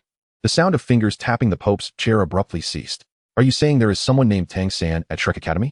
The reporting soul saint lowered his head even further, sensing the Pope's aura become increasingly formidable. He hastily replied, yes, you may leave. The tone was chillingly indifferent. As you command, the soul saint quickly retreated. The Pope's hall was devoid of anyone, and the sound of fingers tapping the Pope's chair echoed once more. After a long pause, a voice emerged. Honor, Mother believes in you. You will not betray me. Back at Shrek, Ning Rongrong approached Bibi Han. Guxiwe Han. Please wait a moment. Dressed in a white dress, Ning Rongrong walked towards Bibi Han with a smile. Accompanied by her delicate features, she appeared as a refined young lady, exuding an innocent charm that naturally endeared her to others. Ning Rongrong, is there something on your mind? Bibi Dong gazed at Ning Rongrong, a look of perplexity gracing her visage. Regarding this little princess of the 7 treasure glazed tile school, Bibi Dong adopted a stance of minimal contact whenever possible. The rationale was simple. She was acutely aware of Ning Fengxi's true nature, a businessman, a cunning fox, a man who would never submit to the spirit hall under any circumstances. He supported the Tiando imperial family, fostering a mutually beneficial relationship, standing on a level playing field, while his allegiance to the spirit hall rendered him merely a subordinate. How could Ning Fengxi, who was singularly focused on elevating the 7 treasure glazed tile school, ever permit such an event to transpire? Classmate Guxiwe Han. There is no need for such formality. After all, we dine together. You may call me Rongrong, she said playfully, making it difficult for anyone to imagine her as a headstrong and willful young lady. Very well, Rongrong. What is it that you wish to discuss? Ning Rongrong's lips curled into a smile, having successfully baited him. Her charm, indeed, proved to be formidable. I wish to inquire about your training techniques. Could you possibly share a tidbit with me? Just a little, she implored in a soft, melodious tone. That is out of the question. The methods of our family are incredibly precious, Bibi Dong replied without a moment's hesitation, firmly rejecting her request. We could trade. I am willing to offer any price. Any price? Would that include distractions for control? On Bibi Dong's face lingered an expression of anticipation. Initially, when he first encountered the original work of this martial art, he believed, like many, that it was of little significance. However, he soon realized how misguided that notion was. Just contemplate the scenario. If the Haotian divine hammer martial soul were to be adorned with 100,000-year spirit rings and cultivated to the level of the 7 apertures exquisite heart, unleashing 7 spirit abilities of 100,000 years simultaneously, what would transpire? This is evidently a martial art even more formidable than the great samurai hammer, meticulously tailored for users of twin martial souls. It is a pity that the original character, Tang San, remained blissfully unaware of its potential. What? This cannot be. Ning Rongrong immediately rejected the proposition. If it were a solitary individual, she might have contemplated it, but facing a family was an entirely different matter. Then I must apologize. The transaction is nullified. With that, Bibi Dong intended to depart, disinterested in prolonging the conversation with Ning Rongrong to avoid the formation of any camaraderie. Observing Bibi Dong's nonchalant departure without her consent, Ning Rongrong, accustomed to her elevated status, could no longer contain herself. Guxiwe Han, stop right there, she called out. Bibi Dong halted her steps, responding without turning her head. Is there anything else? If not, please refrain from disturbing my cultivation. Ning Rongrong furrowed her brow. The gentle expression on her face vanished, and a slight smirk formed at the corners of her lips, revealing a hint of disdain and contempt. Do you really believe your family holds any significance? Daring to flaunt your blue silver grass, a mere trash martial soul? Your faction is but a trifling third-rate power. And yet you parade around with a mask, attempting to appear formidable. Our 7 treasures glazed tile school is one of the mightiest forces in the world, and engaging in trade with you is a gesture of respect. Should you provoke my displeasure, I need not resort to force.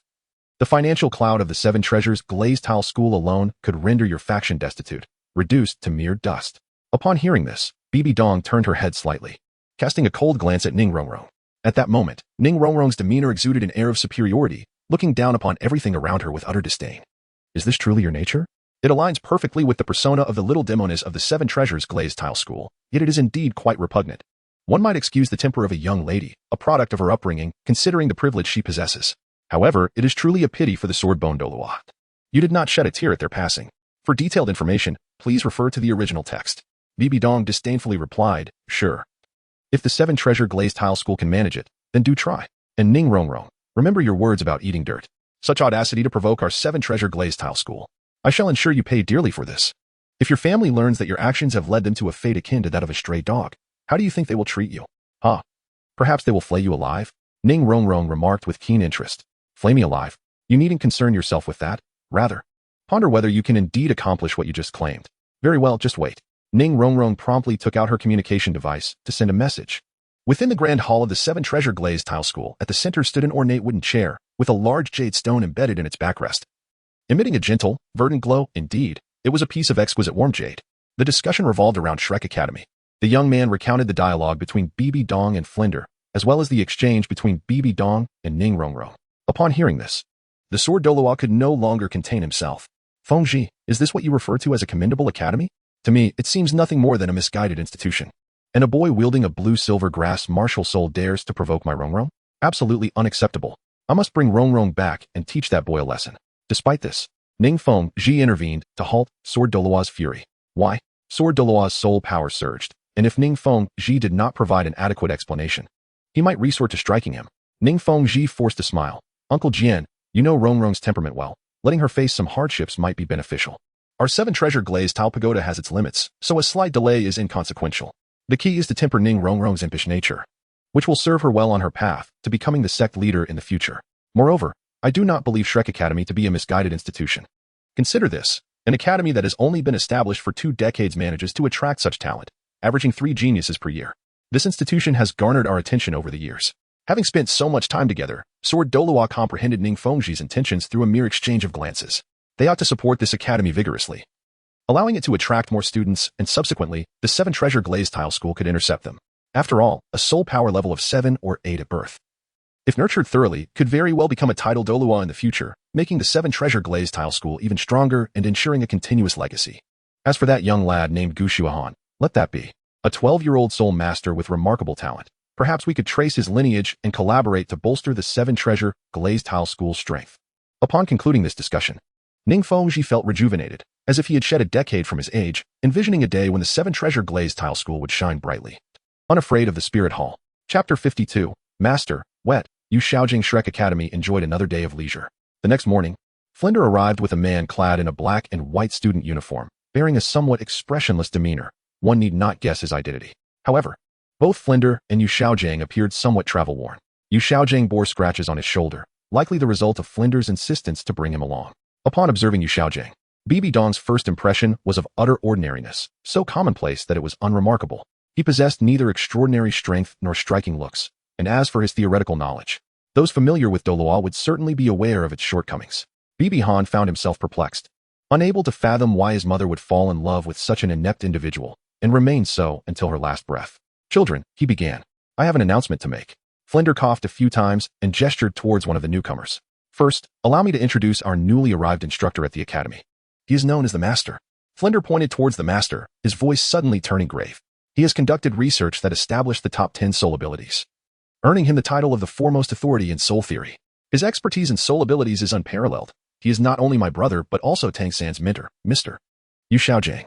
Perhaps you are not fully aware of this now, but you will certainly come to know in due time. Flinder continued, from this day forth, your education will be under the Master's sole jurisdiction, and we shall all cooperate with him. Is he truly Tang San's instructor? I wonder if he can help me grow stronger, Zhu Xing pondered as she regarded Xiaogang. The Master nodded, his rigid expression as unyielding as ever.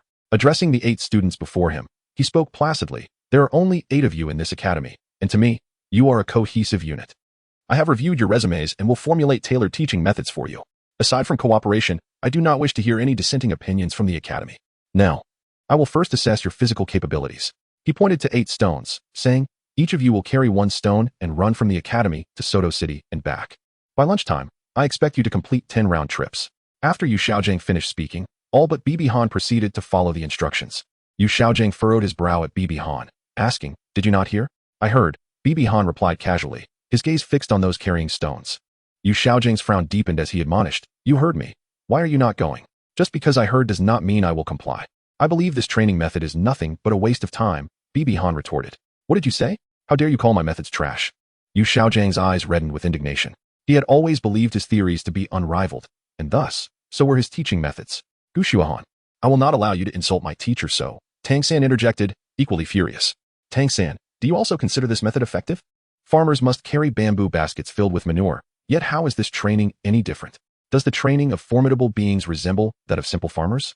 Bibi Han's analogy left Tang San momentarily speechless.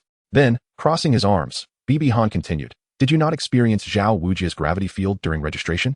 That training encompassed a full-body regimen far superior to merely carrying stones." This left Tang San at a loss for words.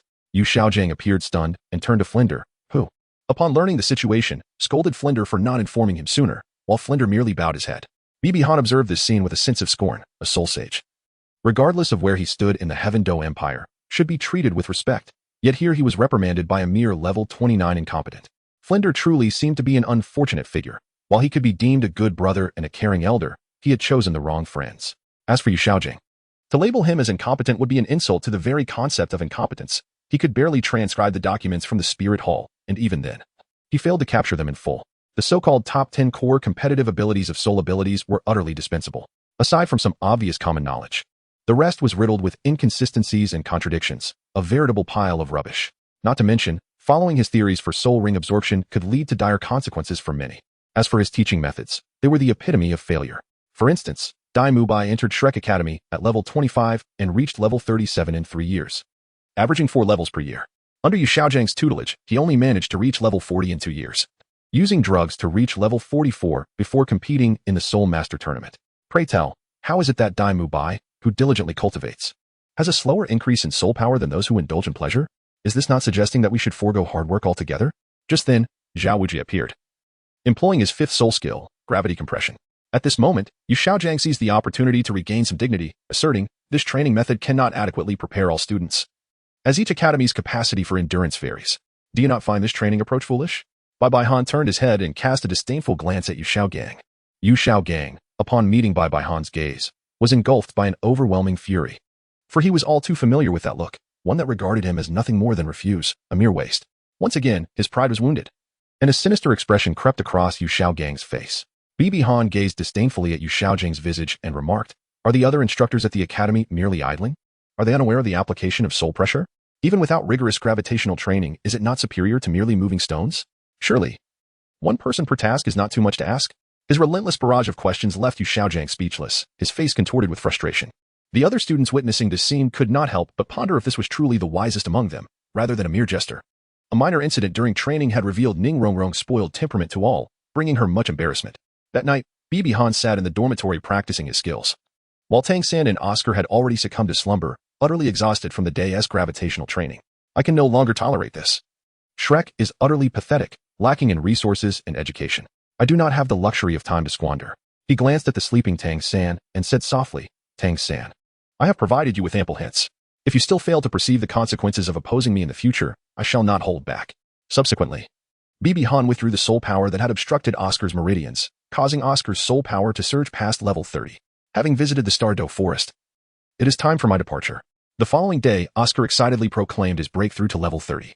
Soon after, under Zhao Wujia's leadership, the group set out for the Stardow Forest. However, unlike before, they did not delay for Oscar to prepare sausages, but embarked immediately. Zhao Wujia cautioned, "The Stardow Forest is fraught with danger, with soul beasts lurking at every corner, all possessing formidable aggression towards us humans. We must remain vigilant." He arranged, "Dai Mubai, take the lead. Oscar, Ning Rongrong, and Guxue Han follow closely behind him. Tang San and Xiao Wu flank us on either side. Ma Hongjun, you shall maintain a central position, while Zhu Zhuqing scouts the surroundings. I will bring up the rear. Any objections?" With no dissenting voices, they set off. As they ran, Tang San spoke, "Rongrong, use your second spirit skill to enhance our speed by 30%, allowing us to reduce our travel time to the Stardow Forest." Ning Rongrong nodded, a smile gracing her lips, as she activated the second spirit skill of the 7 treasure glazed tile pagoda. However, the amplification she provided did not match that of Bibi Han. "Rongrong, why not bestow your second spirit skill upon Guxue Han?" Tang San inquired, his brow furrowed. "Tang San, my soul power is insufficient," Ning Rongrong replied. "Insufficient soul power should not hinder Zhao Wujie from receiving an acceleration. He is a soul sage with abundant soul power." "Let it be, Tang San. Without spirit skills, I can still keep pace with you." Bibi Han was well aware of Ning Rongrong's reasoning, yet he remained indifferent. Despite being clad in gravitational gear, he was confident in his ability to outpace Zhao Wujia. That night, the group arrived at a small town, reminiscent of a location from their original tale. Bibi Han mused whether they would encounter the Tsanghui Academy, evoking the memorable line about how avoiding conflict signifies mediocrity. At that moment, Zhao Wujia pointed to a seemingly ordinary hotel ahead and declared, "We shall stay here. We will rest for the night and depart at dawn. Accommodation and meals are to be borne by yourselves." Upon entering the modest hotel and ordering several dishes, Ma Hongjun began to devour food as if he were a ravenous ghost, leaving the others in dismay. Chapter 53. The altered narrative. The 8 of them gathered around a table, the atmosphere strained. Zhu Zhuqing remained aloof, ignoring Dai Mubai's attempts at conversation, creating palpable awkwardness. Meanwhile, Bibi Han and Oscar engaged in light banter, while Tang San and Xiao Wu conversed. Due to Ning Rongrong's earlier outburst, no one dared to approach her. As the restaurant filled to around 70% capacity, a group of 8 entered, their appearance reminiscent of Tang San and his companions. Leading them was a middle-aged man. Appearing to be in his 40s, handsome, with impeccably groomed hair and an elegant moon-white Soul Master robe adorned with silver embroidery that shimmered with each movement. Following him were 6 young men and 1 young woman, all around 20 years of age, clad in similar moon-white robes but lacking the intricate embroidery of their leader. However, both he and the 7 youths bore a distinctive green circular emblem on their left shoulders, embroidered with the characters Zhonghue. Bibi Han sighed internally, realizing that fate had brought them face to face with the inevitable. Yet, shortly after the arrival of the Zhonghue Academy members, 3 more individuals entered, led by a middle-aged man with a commanding presence, followed by a man and a woman. This man, of average build and appearance, possessed eyes that gleamed with fervor. His broad shoulders accentuated by a striking red outfit that, while not handsome, exuded an imposing aura. The woman, stunningly beautiful, wore a form-fitting golden red garment that complemented her dark crimson hair, making her appear like a flame capable of captivating any man.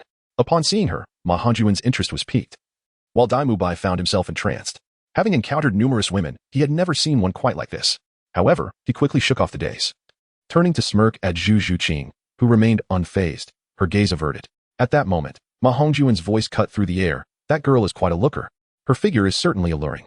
After being rebuffed by Zhu Zhuqing, Dai Mubai smirked at the members of the Zhonghue Academy, his mind racing with ideas to impress Zhu Zhuqing.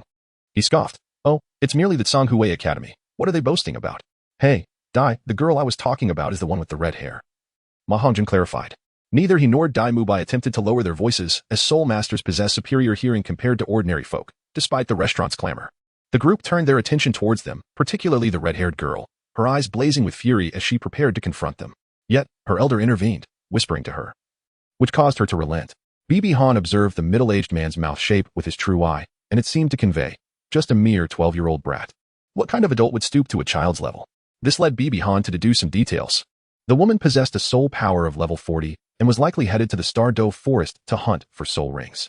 The other man also had a soul power of level 40, and considering his age, coupled with his looks, hair, height, and temperament, it strongly suggested that the young girl was likely Hua Wu, while the other was probably Hua Wushuang. It appeared that the storyline had undergone some alterations. Indeed, a captivating drama was about to unfold. At that moment, a classic phrase escaped Oscar's lips. "This is also part of our cultivation." Dean Flandre had once stated that a soul master who dares not stir trouble is not a good soul master. As the saying goes, to avoid trouble is to be mediocre. Moreover, provoking the Soul Master Academy was the safest course of action, for it would only lead to brawls. Tang San could not help but chuckle. The collection of quotes from their esteemed dean could easily form a monstrous anthology. Judging by their ages, this Songhue Academy was likely a prestigious Soul Master institution. Amidst Tang San's laughter, a student from Songhue Academy approached Dai Mubai, a smirk playing on his lips, seemingly intending to create mischief. However, Dai Mubai, without sparing him a glance, exhibited his arrogance to the fullest. At that moment, a server arrived with the first dish for their table. The young man from Songhue Academy quickened his pace, colliding with the server amidst her startled exclamations, sending the dish careening toward Dai Mubai's head. "Do not waste food," Tang San remarked calmly, swiftly extending his left hand to steady the server's body while his right hand effortlessly caught the plate. Employing the technique of controlling the crane and capturing the dragon to ensure not a single morsel spilled, gently placing the dish on the table.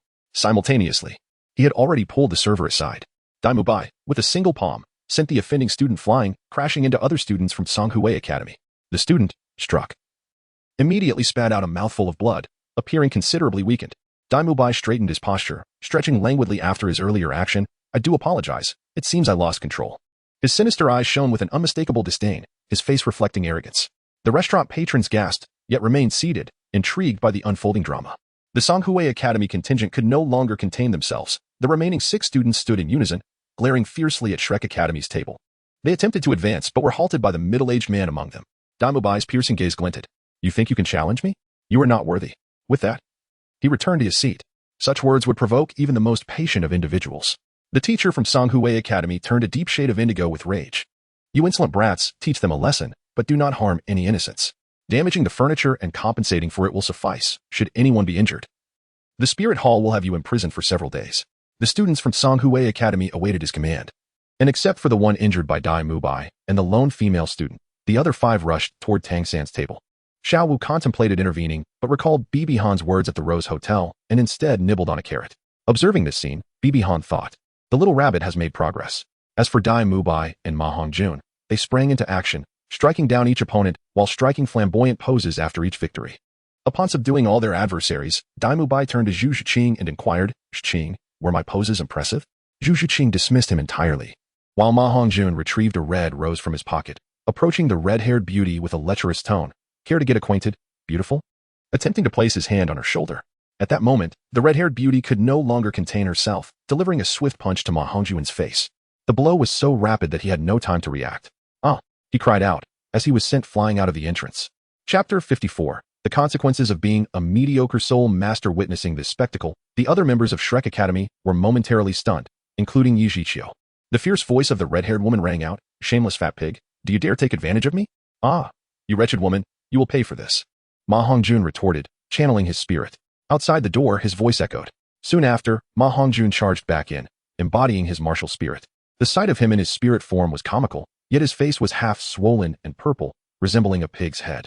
As Ma Hongjun prepared to retaliate, Dai Mubai restrained him. Dai, let me go. I want that woman to pay. I want to stop you from fighting. But remember, this is a hotel with many ordinary people. Do you wish to harm them and end up in the Spirit Hall's prison? Dai Mubai scolded. His words brought Ma Hongjun back to his senses, and he beckoned to the red-clad beauty. If you have the guts, come out and fight me. The red-clad beauty, enraged, laughed derisively. Why should I be afraid? Outside the hotel, the two stood in a standoff, while Bibi Han and his companions watched quietly. What is the matter? Are you scared? Hurry and unleash your spirit. If you are afraid, just admit your fault and spend the night with me, Ma Hongjun leered. His gaze fixated on her figure. Scared? I am genuinely curious about who your teacher is, to have taught you such shamelessness at such a young age. The red-haired beauty retorted, her eyes filled with disgust. Do not insult my teacher. If you have the ability, let us compare strengths. As soon as she finished speaking, she activated her martial spirit, and a graceful flame figure appeared, encircled by 3 soul rings of yellow, purple, and yellow. Upon seeing her martial spirit, Bibi Han confirmed. She is indeed Huo Wu. Noticing the 3 rings, Ma Hongjun felt a twinge of fear. You are a soul respect. To be precise, I only need to obtain 1 soul ring to become a soul zone. What? Ma Hongjun's face turned pale with terror. Are you frightened? Fat pig. The only reason I refrained from attacking earlier was that I thought you were merely a child. I did not expect you to be so shameless repeatedly. Come at me. With that, Huo Wu charged forward. Ma Hongjun hastily called out. First soul skill, Phoenix Fire Line. Third soul skill, Rejection Fire Ring. The dazzling ring of flames erupted, spreading precisely where needed, as she skillfully redirected the fire ring, causing the Phoenix Fire Line to rebound and scorch Ma Hongjun's own face. Amidst Ma Hongjun's cries of agony, Huo Wu closed the distance, landing a punch squarely on his pig-like face. Her relentless assault knocked him to the ground, followed by a flurry of punches. With no desire to fight against Huo Wu's formidable strength, Ma Hongjun could only curl up on the ground, shielding his head and wailing. As Tang San prepared to intervene upon witnessing Ma Hongjun's plight, a hand pressed down on his shoulder. It was Bibi Han. Gushue Han, what are you doing? I must go save the fat pig. Tang San, do you not see that all of this is Ma Hongjun's own doing? Because of his lechery, he attracted a beating. Yet, the rotund fellow is a classmate. Is this the reason you choose to collude with the wicked? Bibi Han Chan's expression turned grave as he posed a question. If one were to pursue a woman who showed no interest and resorted to force against her will, is that conceivable? Presently, this reflects a similar situation. Would you extend assistance to such a perpetrator? Upon hearing the term rapist, Tang San paused momentarily. Bibi Han Chan continued, asserting that those who shy away from conflict are mere mediocrities. Why did Ma Hongjun falter before Soul Master? Why did Dai Mubai flee after being struck by my fist? Is it not the case that avoiding confrontation reveals a cowardly disposition? Let them continue to provoke. The notion that avoiding trouble equates to mediocrity ultimately reveals a weakness for the strong and a disdain for the weak.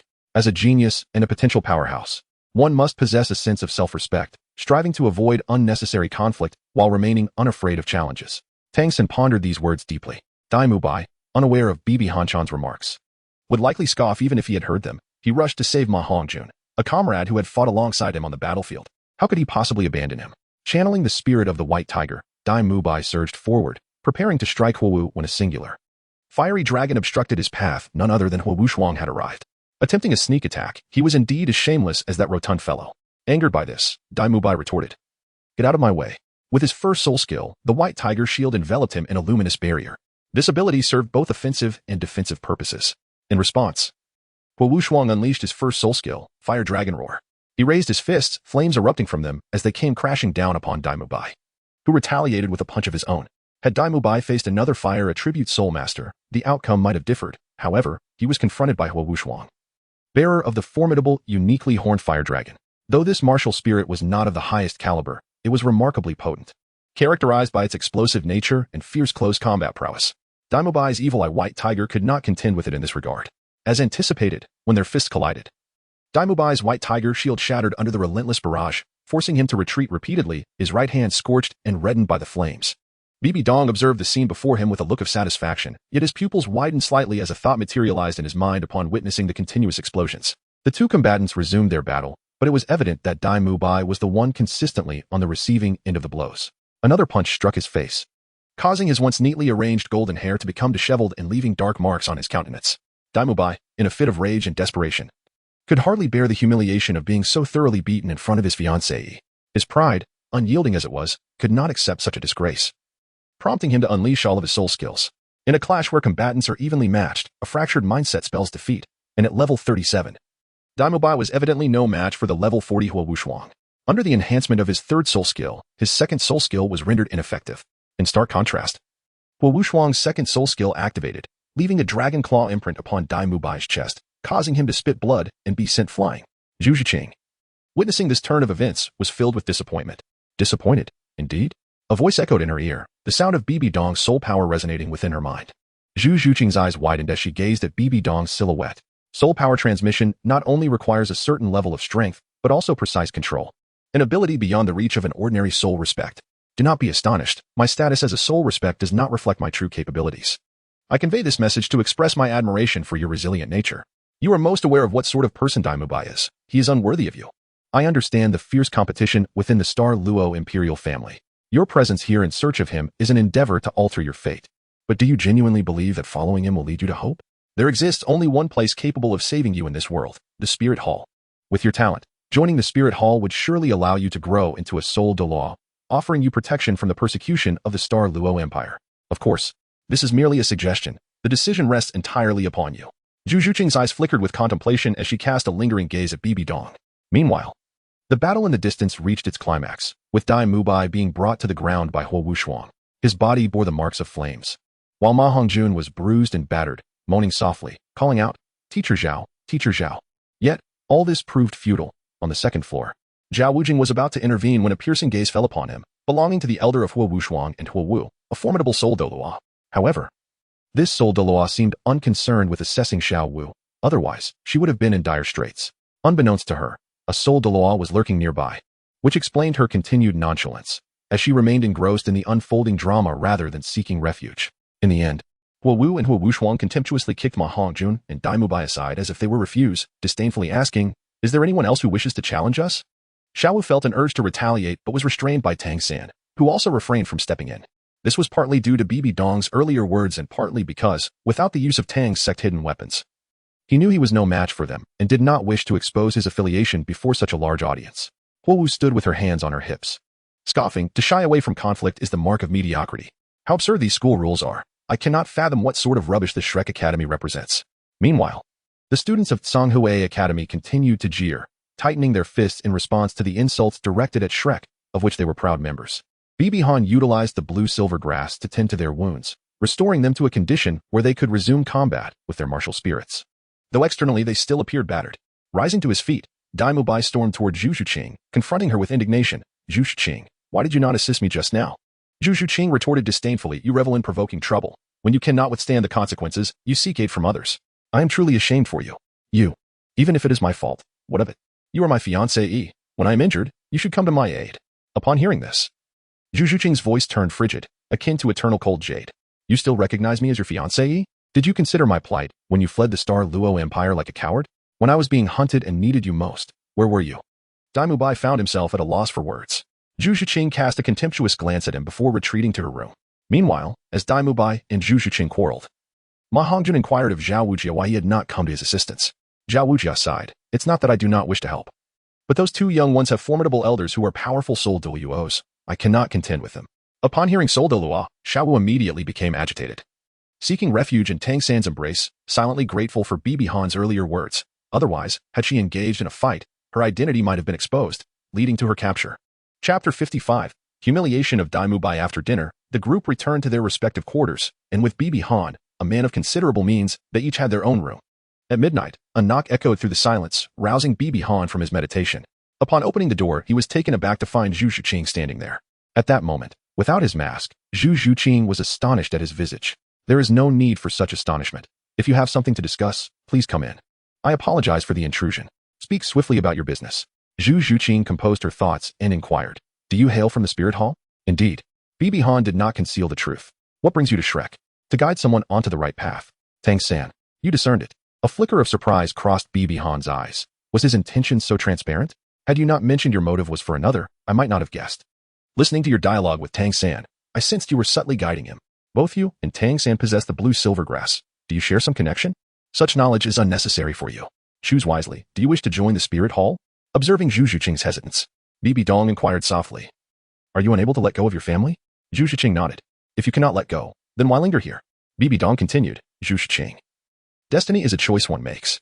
The path you have selected must be traversed to the very end, even if it leads to your demise. Upon hearing Bibi Dong's unrelenting words, Zhu Zhuqing's complexion turned pale, and she took a step back. Bibi Han's tone bore no hint of tenderness. He genuinely admired Zhu Zhuqing, the only blemish-free girl in Shrek. Yet, what did that matter? Bound by family ties, they were destined to become adversaries, and he would show no mercy to foes. With a resounding crash, the door to Bibi Han's room was forcefully kicked open, revealing Daimubai. How dare you? You wretched woman, seek out a man for infidelity. I was blind to think you were pure and innocent. Daimubai raged. Zhu Zhuqing retorted angrily, You were slandering me. Slandering you? Then why did you arrive here at midnight, in the dead of night, if not to hide and engage in illicit affairs? Zhu Zhuqing could find no counterargument. How could she confess her desire to join the spirit hall? Her inability to respond did not imply that Bibi Han would remain silent. He had harbored disdain for Daimubai for quite some time, and his retort would not be verbal, but physical. With a flick of his hand, countless strands of golden blue silver grass erupted, surging towards Daimubai. Seeing this, Daimubai sneered. So you truly sought an affair, now that you've been exposed. You wish to kill me to silence me. I shall ensure that others witness your vile deeds. Transforming into the White Tiger, he unleashed his third soul skill. White Tiger Diamond Transformation. Observing this scene, Bibi Han felt it was a futile struggle. Even a Soul King would find it difficult to escape from the blue-silver grass. And Daimubai, a mere soul zone, possessed no such prowess. He was soon drained of his soul power, collapsing to the ground. The commotion from Daimubai's furious shouts attracted the attention of others in the hotel, including several members of Shrek. A crowd gathered to witness the spectacle. Seeing Daimubai sprawled on the floor, Zhu Zhuqing wiped her tears. Xiaowu approached her and inquired, Zhuqing, what happened? At that moment, Daimubai, lying on the ground, yelled frantically, what else could it be? This pair of adulterers seeks to engage in infidelity. Upon hearing the term infidelity, everyone regarded Bibi Han and Zhu Zhuqing with peculiar expressions. However, Xiaowu chuckled. Who would have thought, Zhuqing, that you enjoyed such thrilling escapades? Zhu Zhuqing's face turned crimson. It's not like that. You're misunderstanding. Oscar interjected, Die. Even if they were truly involved, it's none of your business, right? Exactly. Their affairs have nothing to do with you. How can it be none of my business? Zhu Zhuqing is my fiancée. The crowd gasped in astonishment. Oscar, taken aback, stared at Bibi Han, clearly at a loss for words. In the face of this scene, Bibi Han remained unfazed. Have you finished your tirade, you worthless fool? You call me worthless. Daimubai struggled to rise from the ground. His eyes bloodshot as he roared at Bibi Han. Bibi Han placed his foot upon Daimubai's head, compelling him to recline once more. Is he not a mere wastrel? Having abandoned his fiancée to squander his days in a distant locale? He allows a 9-year-old girl to bear the weight of familial rivalry alone. With your white tiger martial soul, you truly bring disgrace to it. One cannot fathom how such a being could ascend to divinity, or even become a god of war. It is utterly laughable. Let me enlighten you. Zhu Zhuqing sought me out due to her profound disappointment in you, wishing to join our family to salvage her own existence. While you incessantly spew venomous words, pray tell, how ought I to respond to you? The onlookers suddenly grasped the situation, observing Daimubai, trampled underfoot by Bibi Han. Adorned with an expression of disdain, Bibi Han's pressure intensified, as though he sought to crush Daimubai's skull, feeling as if his head might shatter. Daimubai roared in protest, I am the illustrious third prince of the Luo Empire. Should you dare to kill me, the empire will pursue you to the ends of the earth. Bibi Han merely scoffed, a worthless prince you are, even if I were to end your life. They lack the capability to pursue me, and your brother, Davis, would likely express gratitude for my deed. Go in peace. just as Bibi Han prepared to obliterate Dai Mubai. Tang San interjected, Gu Xue Han, could you spare Dai Mubai? He is, after all, our classmate. The others from Shrek Academy joined in the plea. After a moment of contemplation, Bibi Han realized that executing Dai Mubai in such a public forum would strike a heavy blow to the Luo Empire. Though the Spirit Hall was unafraid, it would still present complications. The opportunity to eliminate Dai Mubai would remain, regardless of the timing. Thus, he declared, for your sake, I shall grant him a reprieve. However, while his life may be spared, the stain upon my honor shall not be so easily dismissed. With a swift kick, Bibi Han sent Dai Mubai flying, crashing through several walls of the hotel, leaving him to lie in bed for months. Subsequently, he tossed a pouch of money to the hotel manager as compensation. Zhao Wujin sighed and said, Hongjun, please take Mubai back to Shrek Academy. You two need not participate in this training session. The crowd then dispersed. Just as Bibi Han was about to retreat to his room for some rest, a voice called out to him, wait a moment. It was a melodious female voice. Turning around, he was surprised to see Huo Wu. Bibi Han inquired, what is it? You are stronger than that tiger. Since that is the case, let us compare. In response to the fiercely competitive yet self-unaware young girl, Bibi Han replied nonchalantly, there is no need. I do not have the time to compete with you. Are you afraid? Indeed, I am afraid. I cannot compete with you, Bibi Han stated bluntly. How can there be such a cowardly man like you? I am not yet of age, merely a boy. Being a bit timid is entirely normal. Well, I must return to sleep now. With that, he stepped into his room and shut the door. Such a waste of such a handsome face. Fire Dance felt as though she had struck a punch into cotton. Her frustration palpable, as it was the first time she encountered someone who disregarded her allure. All right, sister, if he is unwilling, what can be done? It is getting late. We must rest for tomorrow's soul ring hunt. Fire Wushuang comforted her. Humph, one day I shall confront him. Chapter 56. The conditions of Fire Dance. A night passed without a word. The following morning, just as dawn began to break, Zhao Wujin called everyone awake with his resonant voice. The sun gradually ascended from the east, casting aside the pale hues of dawn, illuminating the sky further. Exiting the small town, we ventured towards the Douluo forest. As we approached its entrance, the air turned even more pleasant, as if the temperature had dropped a few degrees. The refreshing sensation, coupled with the earthy aroma of damp soil, continuously stimulated the senses of the Shrek group. Everyone halt. Zhao Wujin commanded. Bibi Dong and Tang San walked ahead, while Zhao Wujia brought up the rear as they ventured deeper into the Douluo forest. In this perilous realm inhabited by soul beasts, two of them were undeterred. One was Xiao Wu, whose reputation preceded her. Bibi Dong, due to the unique traits of his blue-silver divine martial soul, possessed an acute awareness of every rustle within 100 meters, coupled with formidable strength that rendered the periphery of the forest no cause for concern. However, he knew that vigilance was paramount in the heart of the forest. They circumvented the smaller soul beasts dwelling beneath the foliage, while the more formidable 10 to 100-year-old beasts were deftly dispatched by Bibi Dong using his blue-silver grass, ensuring the group encountered little resistance. Tang San inquired, Gu Xue Han, can you sense the soul beasts? I can only sense those within 100 meters. For the smaller soul beasts, I choose not to disturb them. Resources are finite, and so are the soul beasts. What we do not require should be preserved for future generations. He replied. Well said, Zhao Wujia concurred. In my youth, one could often see several thousand-year soul beasts at the periphery, but now they have vanished, decimated by hunting parties seeking soul bones. All right, let us rest here for an hour. Xiaoyao, bring the sausages. Sure thing, I have a big sausage. Suddenly, Bibi Dong exclaimed, everyone, something is approaching, and turned to the left. The group, previously engaged in conversation, immediately rose to attention, summoning their martial souls.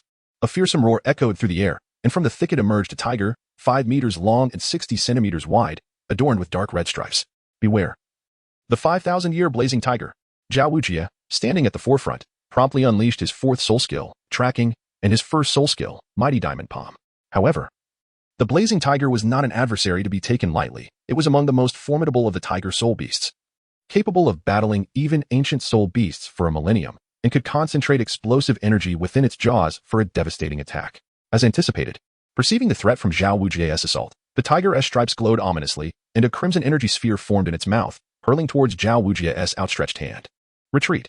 A crater, 1 meter in radius, formed upon impact. Zhao Wujia, shaking off the pain from his reddened arm, noted that the blazing tiger had vanished. Everyone, be cautious. That beast will not simply withdraw. Gather around me. No sooner had Zhao Wujia spoken than the blazing tiger reappeared, its gaping maw aimed at Xiao Wu. Xiao Wu, Tang San shouted. At that moment, Xiao Wu was still below level 30 and lacked the ability to teleport, completely unprepared for the assault of a soul beast. In truth, this blazing tiger had been marked by a soul Douluo, its life forfeit, and with thousands of years of cultivation, it stood no chance against such an opponent. The only option left for survival was to consume Xiao Wu, thereby increasing its cultivation by 10,000 years. Although it would still face the wrath of the Titan giant ape and the sky blue bull python thereafter. Yet, it felt it had no choice. Ah! Xiaowu screamed. Tang San's heart raced at the sight. Xiaowu was the most important person in his life, and he would not allow anyone to harm her. He activated the Xintian skill and Ghost Shadow Misty Steps, rushing towards her at breakneck speed, albeit slightly delayed. In a critical moment, several strands of golden blue-silver grass emerged before Xiaowu, forming a protective barrier against the blazing tiger. Seeing this, Tang San felt a surge of hope, pulling Xiaowu to safety and employing the myriad techniques of the Tang sect against the beast. It must be said that the Tang sect's skills were indeed formidable in this world, even at level 29. Tang San managed to engage the blazing tiger for several moments until Zhao Wuji arrived, seizing the tiger's head and delivering a relentless assault until it was slain. As the soul ring ascended from the fallen beast, a collective sigh of relief washed over them. After ensuring Xiaowu was unharmed, Tang San approached Bibi Dong and bowed deeply in gratitude. No need for thanks, we are comrades now. It would be beneficial for Xiaowu to participate in more challenging battles. Though she may sustain injuries, this is the best way for her to grow, Bibi Dong remarked. Tang San hesitated, reluctant to see Xiaowu hurt. Bibi Dong added, you cannot always shield her. There may be times when you arrive too late. If I had to intervened, Xiaowu's fate could have been dire. Experiencing injury can serve as excellent training, enabling her to overcome fear and react decisively in the face of danger in the future. Tang San nodded, filled with regret for having coddled Xiaowu. I understand. She has brought you companionship and joy throughout your childhood, making her precious to you. However, if you continue to overly indulge and protect her, she may ultimately become a mere ornament. Would you wish to see Xiaowu reduced to such a state? Tang San pondered this dilemma. Bibi Dong turned to the others. Now is not the time for such musings. The 5,000-year blazing tiger is an ideal fourth soul ring for fire-type soul masters. Who do you think has been pursuing this soul beast? The group exchanged knowing glances, clearly having arrived at the same conclusion. Moments later, 3 figures emerged from the underbrush, Fire Dance and her companions. Upon seeing the deceased blazing tiger and its radiant purple soul ring, their expressions turned furious. Zhaowujia, you've slain the beast I had marked for Mushuang. A middle-aged man with a deep voice seethed, his anger palpable. Zhao Wujia clasped his fists and replied, my apologies, esteemed senior. This soul beast attacked us unexpectedly, and I had no choice but to protect the children. Apologies? What will you offer as restitution? Fire Dance retorted. The blazing tiger is a rare and suitable beast. The group exchanged glances, unsure of how to respond. In the world of soul masters, it was indeed a realm governed by the law of the jungle, might made right. Fire Dance continued, you have nothing of value to offer. If you wish to atone, let him fight me. If he wins, you may leave. If he loses, we shall decide your fate. Agreed, father? She gestured toward Bibi Dong. The middle-aged man gazed affectionately at Fire Dance, ruffling her hair. What my daughter says goes.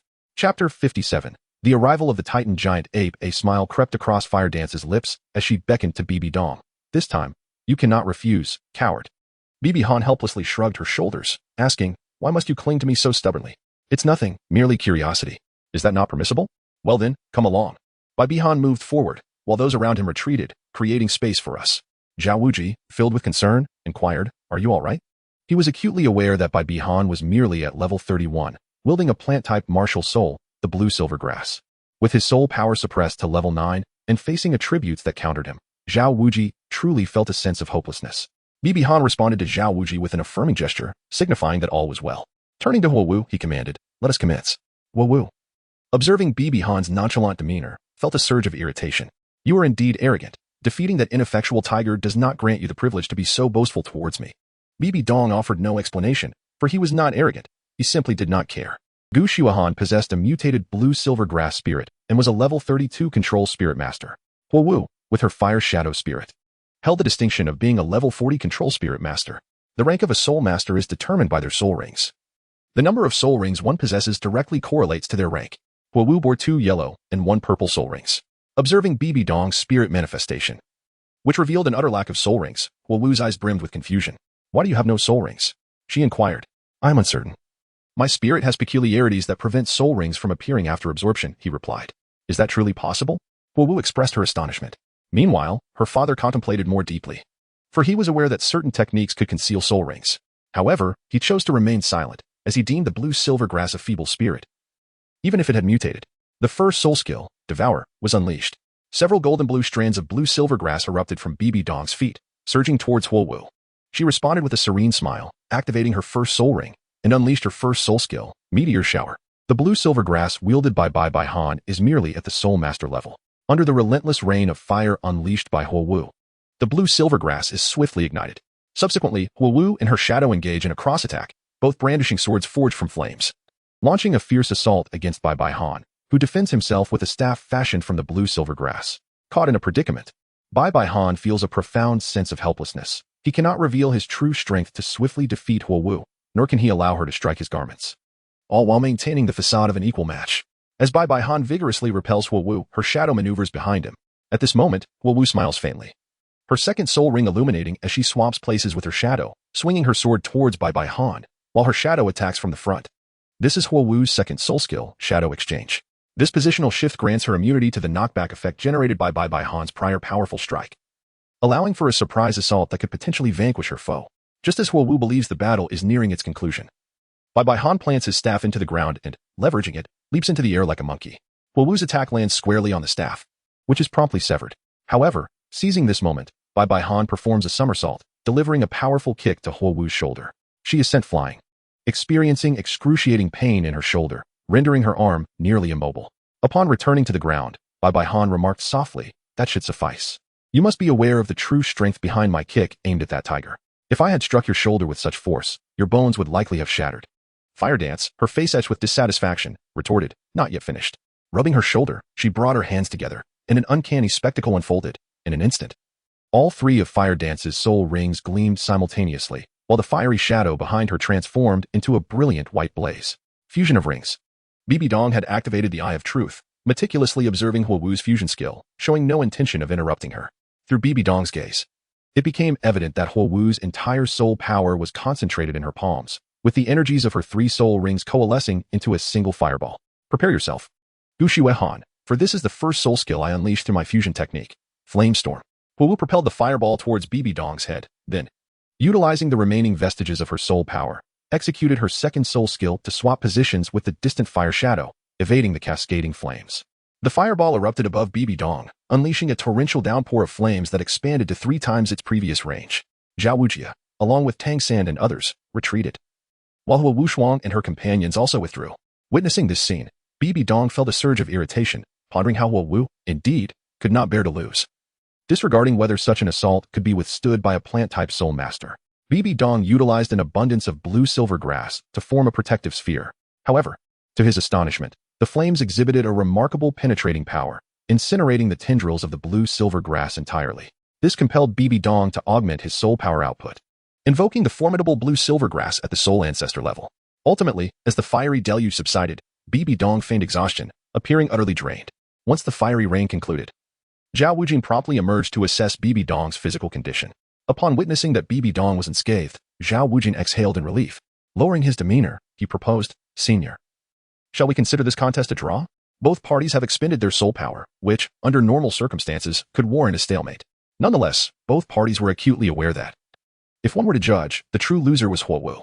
Given the courtesy extended by the opponent, Zhao Wujin nodded in agreement, casting a profound glance at Bibi Dong before departing with Huowu Shuang and Huowu. "Gu Shue Han, you are truly remarkable, having defeated one on the brink of becoming a soul ancestor. Here, have some sausages to replenish your soul power." Observing the enticing sausages before him, Bibi Dong smiled, requesting more, knowing that opportunities for such indulgences might be rare in the future. Very well. Zhao Wujin nodded at the harmonious scene before him and decided to allow the group to rest a while longer, waiting until the little monsters had fully regained their soul power before proceeding with their next endeavors. Bibi Dong furrowed her brow slightly, but chose to remain silent. Before long, Tang San spoke up, "Teacher Zhao, I have broken through to level 30. "Really? Xiao San?" Tang San nodded, perhaps due to the concern he felt when Xiao Wu faced the onslaught of the explosive flame tiger, causing his soul power to surge rapidly and allow him to advance ahead of schedule. Upon hearing this, Xiao Wu blushed, gently placing her hands over her chest and softly saying, "Brother, congratulations." This was followed by a flurry of affectionate glances exchanged among the group. Shortly after, they fortuitously encountered a soul beast over 1,600 years old, and Oscar acquired a new soul skill, "I have a spicy sausage." Another cheeky incantation. The effect of the sausage? It dispels all negative mental influences and grants a 10 boost to all attributes, a rather impressive soul skill. Bibi Dong then purchased 2 sausages from Oscar. As night fell and they set up their tents, everyone gathered around the campfire to prepare their dinner. At that moment, Zhao Wujin suddenly rose, stepping forward with an aura of unyielding intensity radiating from him. With a low growl, he summoned his martial soul, the mighty Vajra Bear, in an instant. Everyone heightened their senses, bracing themselves. Is it coming? The Titan giant ape, Zhao Wujin stated. Gu Xuehan, if anything happens, you must leave immediately without looking back. Your task is to ensure everyone's safe exit from the Stardow Forest. Despite his many transgressions, Zhao Wujin was undeniably a good teacher. Neither Tang San, Xiao Wu, nor the others comprehended the gravity of the situation that rendered the usually self-assured Zhao Wujin so anxious. Even the soul Douluo had never incited such a reaction from him. Suddenly, they witnessed a bizarre sight. In the direction Zhao Wujin was gazing, two towering trees gradually parted, revealing a colossal figure that emerged silently. It was an entity resembling a mountain, its dark fur shimmering faintly under the dim starlight. Though it was on all fours, its shoulders towered over 7 meters. If it stood upright, its height would likely exceed 15 meters. A behemoth, radiating a terrifying presence, it was the Titan giant ape. Indeed. The king of the forest had made its entrance. Chapter 58. The human-faced demon spider. It was truly the forest's sovereign, the Titan giant ape. Even the usually composed Tang San's voice quavered at this revelation. The Titan giant ape, upon appearing in any soul beast forest, was undoubtedly a dominant force. No soul beast dared to offend it, for the consequence would invariably be death. Even a century-old Titan giant ape could overpower certain thousand-year soul beasts, such as the blue silver king and the soft-bone rabbit. The Titan giant ape possessed formidable offensive and defensive capabilities, and upon reaching 100,000 years, it would awaken its innate domain. This particular 100,000-year Titan giant ape strength was sufficient to contend with a level 96 title Douluo, making it nearly impossible for the currently weakened level 95 Tang Hao to triumph without detonating his rings. The more powerful the soul beast, the deeper it resided within the forest, drawn to the abundant spiritual energy that facilitated rapid cultivation. As for why it had emerged now, perhaps only Xiao Wu and Bibi Dong understood. Respected king of the forest, we mean no offense, Zhao Wujin solemnly declared. He recognized that the Titan giant ape could comprehend human speech, especially one as robust as the one before them, clearly exceeding 1,000 years in cultivation. The Titan giant ape paid no heed to Zhao Wujin and instead advanced slowly, its gaze fixating on Xiao Wu. As the Titan giant ape drew nearer, a chill ran down everyone's spines, their sweat pooling. Zhao Wujin's heart raced. He knew they might be facing inevitable doom. Yet, even in such dire circumstances, he was determined to create a glimmer of hope for the little monster behind him. Everyone flee, gather together, and escape with all your might. With that, Zhao Wujin took a deep breath, 7 rings of light shining brightly as he charged toward the Titan giant ape. The martial soul true form of the mighty Vajra bear manifested. To his surprise, 2 more martial soul true forms appeared, 2 of the 3 soul sages assigned to protect Bibi Dong, one being the blazing lion and the other the shadow demon spider. Your Highness, hurry, follow me. The voice belonged to the last soul sage, who bore a pair of golden wings, his martial soul being the golden eagle. The blazing lion represented an offensive force, the demon spider a control type, and the golden eagle a swift attacker. These were the 3 high-ranking soul sages dispatched by Bibi Dong to safeguard Bibi Dong. If confronted with a powerful foe, all 3 would join forces. If they were unable to withstand the might, the other 2 would hold the Titan giant ape at bay while the golden eagle utilized its formidable flight capabilities to carry Bibi Dong away. Okay, let us go. Just as the golden eagle grasped Bibi Dong's shoulder, preparing for takeoff, the Titan giant ape could no longer remain still. Bound by the spider silk and restrained by the 2 formidable soul sages, the most critical factor was that his sister, Xiao Wu, was moving out of its line of sight. With a thunderous roar, the Titan giant ape spread its arms wide, shattering the spider silk binding it and sending the 2 soul sages hurtling away. A surge of earthy yellow light enveloped the Titan giant ape, causing the 3 soul sages to feel an overwhelming weight, forcing them to kneel to the ground. The term domain echoed in their minds. The Titan giant ape swung its massive hands thrice, shattering the martial soul true forms of the 3 soul sages, inflicting severe damage and sending them flying. It then charged toward the group. The Shrek members, witnessing this scene, felt their hair stand on end. Tang San halted, declaring, I'll hold the rear. You all hurry and leave. Tang San. Everyone looked at him with immense admiration. However, the Titan giant ape disregarded Tang San, leaping in front of the group and crashing its gigantic fist into the ground, the terrifying force fracturing the earth. Everyone was sent flying.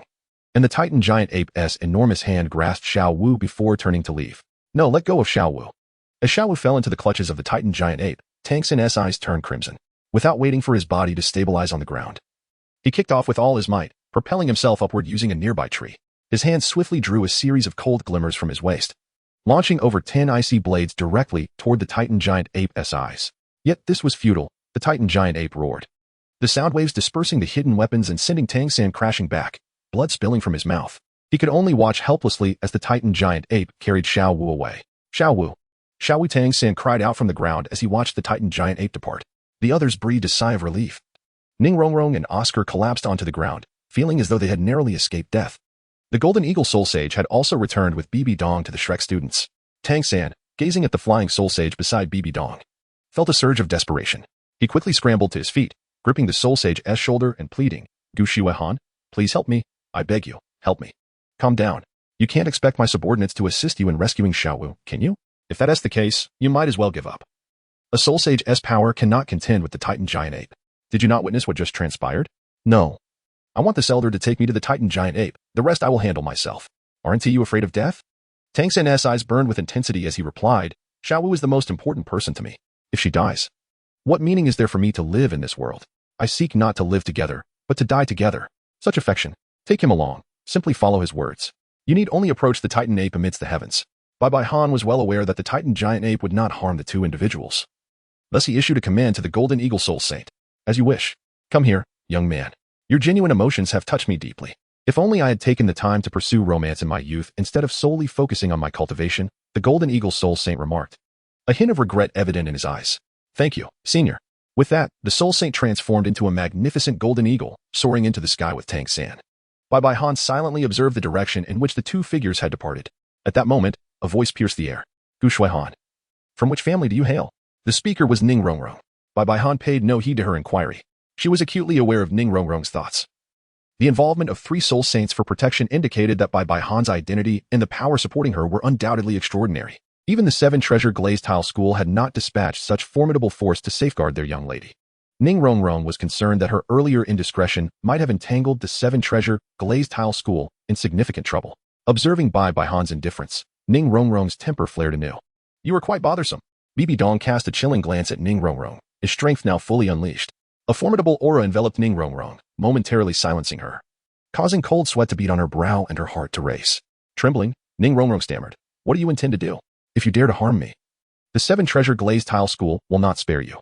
Such a meager and inconsequential 7 Treasure Glazed Tile School, especially after the demise of the 2 titled Douluos from the Sword Bone. What power does your sect possess to deter external foes?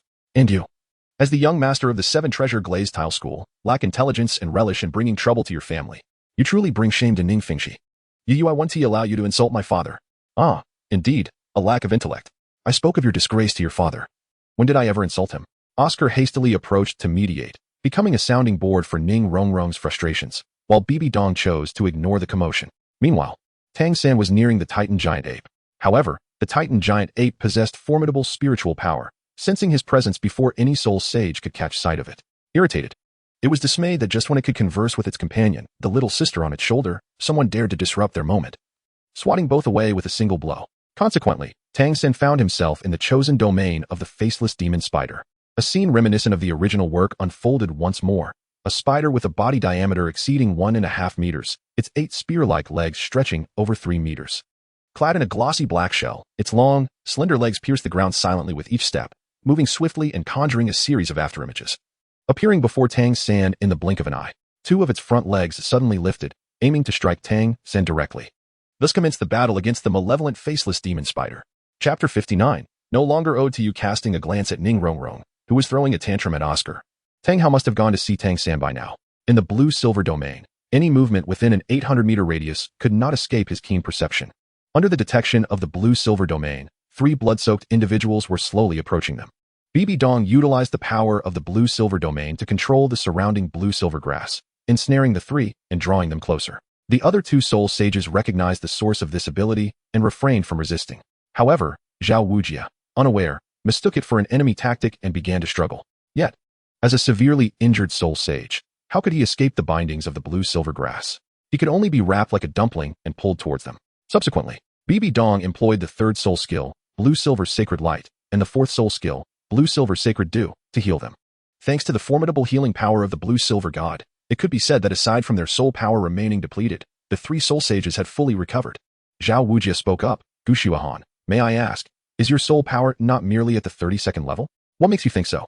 BB Dong raised an eyebrow, inquiring. "Because of the resilience of your blue-silver grass. Even though I am gravely injured, I am still a soul sage. Your blue-silver grass has rendered me unable to break free, and I am acutely aware of my injuries. There is no way a mere soul master could heal them so swiftly, unless the healer were also a soul sage," Zhao Wujia asserted with conviction. "I see. I have revealed too much. Indeed, you are correct. I am neither a soul master nor a soul sage. As for my true level, you shall discover it in due time. Then why have you come to Shrek Academy? Zhao Wujia's expression turned wary upon hearing Bibi Dong's words. You need not concern yourself with that. Suffice it to say, I harbor no ill intentions. Otherwise, why would I offer you treatment? Go seek out Tang San. He is currently in trouble. Bibing Hand sensed Tang San's aura and proceeded in the direction of the humanoid demon spider. Zhu Zhuqing observed Bibing Hand's silhouette, lost in her own thoughts. Along the way, feeling the stir of his left-hand martial soul, Bibing Hand smiled faintly. Ah, has the Haotian hammer been unleashed? Then it must be nearing its conclusion. Bibi Dong led the group to Tang San's side.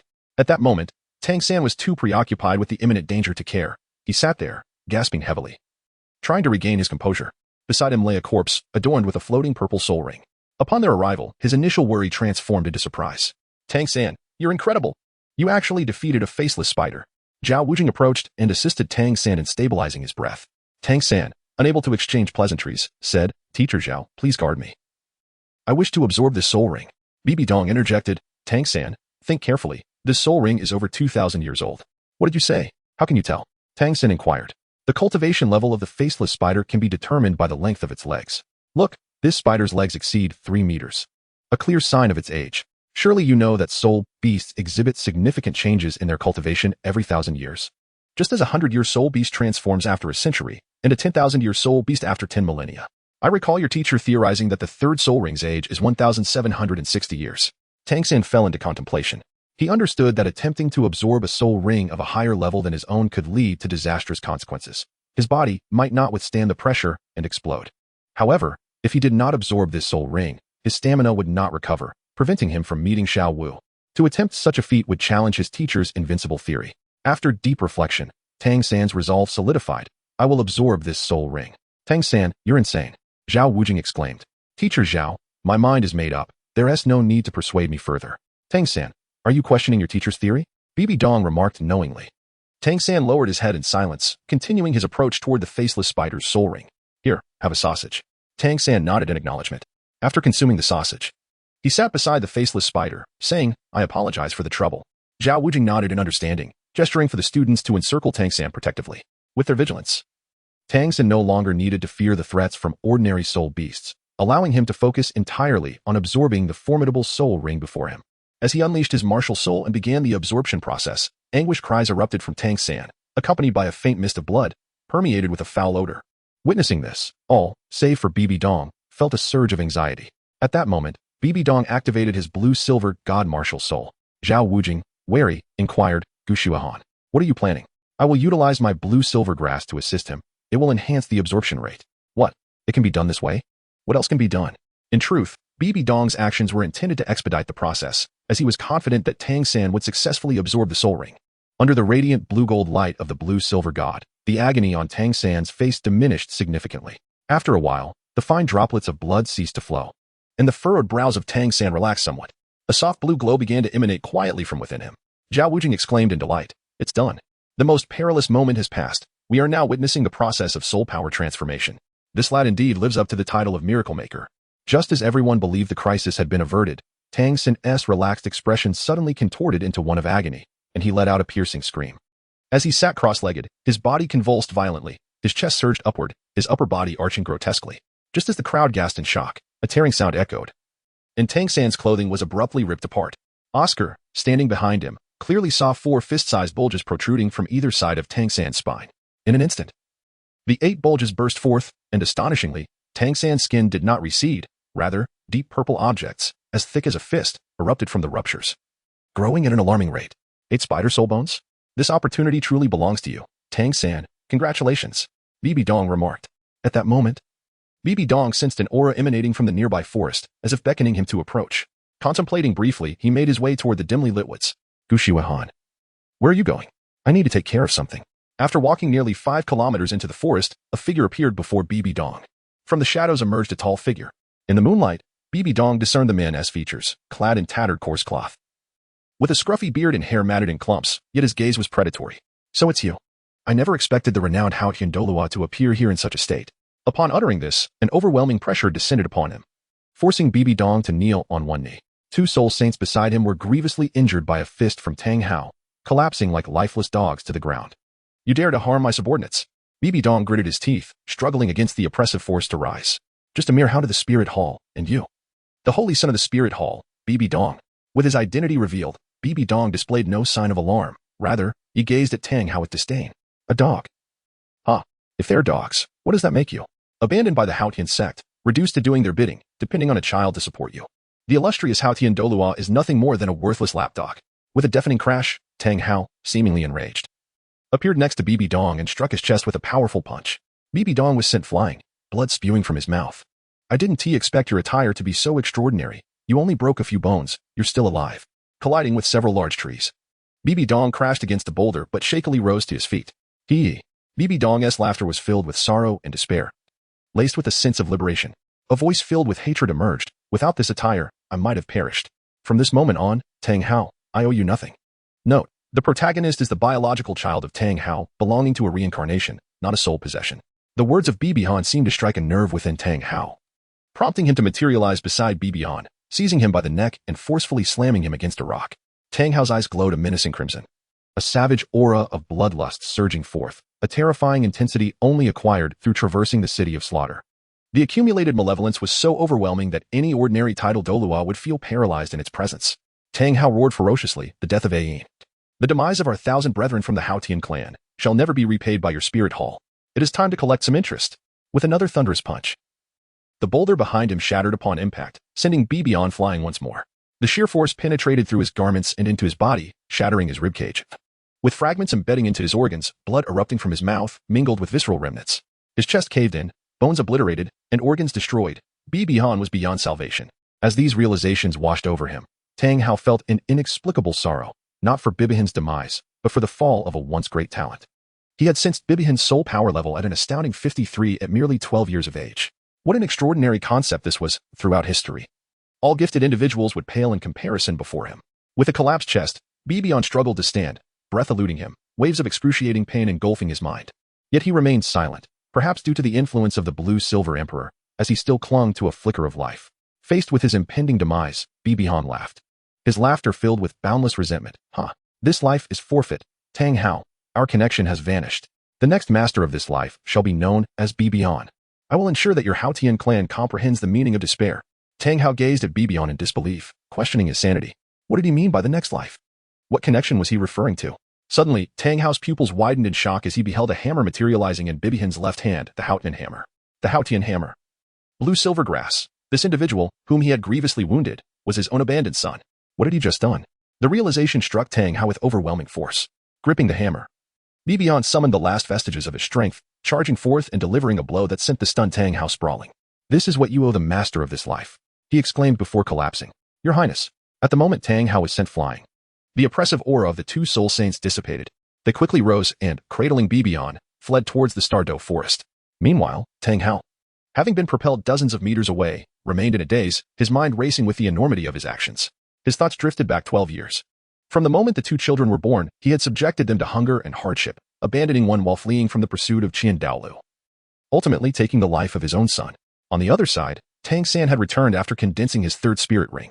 After a flurry of concern for Tang San and explanations regarding Xiaowu, he finally completed the absorption of the spirit ring. A layer of dark brown substance enveloped him, which gradually peeled away as the blue-silver grass unfurled, revealing his true form beneath. Once dressed, Tang San rose, adorned with 3 spirit rings, 2 yellow and 1 purple, while 8 3-meter-long spider legs remained behind him. Brother, Xiaowu called softly, unable to contain herself. The sudden voice startled Tang San. It was too familiar and deeply desired. Instinctively, he turned towards the source and was met with Xiaowu gazing up at him. He yearned to rush forward, but the spider legs hindered him. The familiar scent wafted to his nostrils, and Tang San instinctively embraced Xiaowu, exclaiming, "Is this a dream? Xiaowu, is it truly you?" Xiaowu tightly clung to Tang San. Brother, please do not take such risks when absorbing spirit rings again. All right? Very well, I promise, he replied. Cough, cough, Tang San, your successful absorption of the spirit ring owes much to Gu Shihuahan's assistance. Zhao Wujuan interjected, coughing before glancing around in confusion. Why has that lad not returned from the restroom yet? Teacher, how did he assist me? Tang San inquired, puzzled, as his teacher had never mentioned that others could help with spirit ring absorption. Oh, during your absorption, he was using his martial soul to heal you until you surpassed the danger zone. Tang San felt a swell of gratitude. From rescuing Xiaowu to aiding his spirit ring absorption, it was the first time someone had shown him such kindness since his teacher. And where is he now? Tang San asked. I'm not quite sure. After he went off to relieve himself, he has yet to return, Zhao replied. Could he be in danger? Tang San queried. Impossible. He has a soul saint protecting him. Unless that Titan great ape has returned, who could harm him? That is true. Let us search for him. Perhaps he is merely lost, Tang San suggested. Meanwhile, after a period of contemplation, Tang Hao, now resolute, pursued the direction in which Bibi Han had been taken. Outside the Douluo forest, the two soul saints carrying Bibi Han were in a panic. Your Highness is nearly out of breath. We must find a healing soul master immediately. Stop. A voice called out. It was Tang Hao. The two soul saints were once again ensnared by Tang Hao's soul pressure, gritting their teeth as they spoke. Tang Hao, what do you intend to do? If you cause the death of His Highness, the Spirit Hall will never let you off. Release him. The bone fragments have already pierced his heart and lungs. He is beyond saving. I merely wish to see him one last time. Tang Hao's voice was low and somber. You are unworthy. A chilling voice resonated from above, laced with immense pressure and murderous intent. Tang Hao's gaze shot upward, and there, a figure appeared. Adorned in a luxurious black robe with golden patterns, crowned with a 9-curved purple-gold crown, 6 wings beating behind him. Bibi Dong. The two soul saints promptly knelt. Their faces etched with terror. Your Holiness, His Highness is already without breath. Bibi Dong's gaze suddenly shifted towards Bibi Han. Upon sensing the complete absence of life signs from him, her eyes turned crimson, glistening with unshed tears. An overwhelming aura erupted from her being, darkening the sky as if the very fabric of the void trembled. In that moment, having endured the agony of losing her child, Bibi Dong unleashed her full power. 7 soul rings, 5 black and 2 red, manifested around her, as the soul-devouring spider emperor possessed her, igniting the domain of the god of slaughter. At level 98, she had attained the rank of title Douluo. Tang Hao's pupils constricted, his voice trembling with terror. He had never anticipated that Bibi Dong's strength would reach such heights. Even her mere presence evoked the specter of death.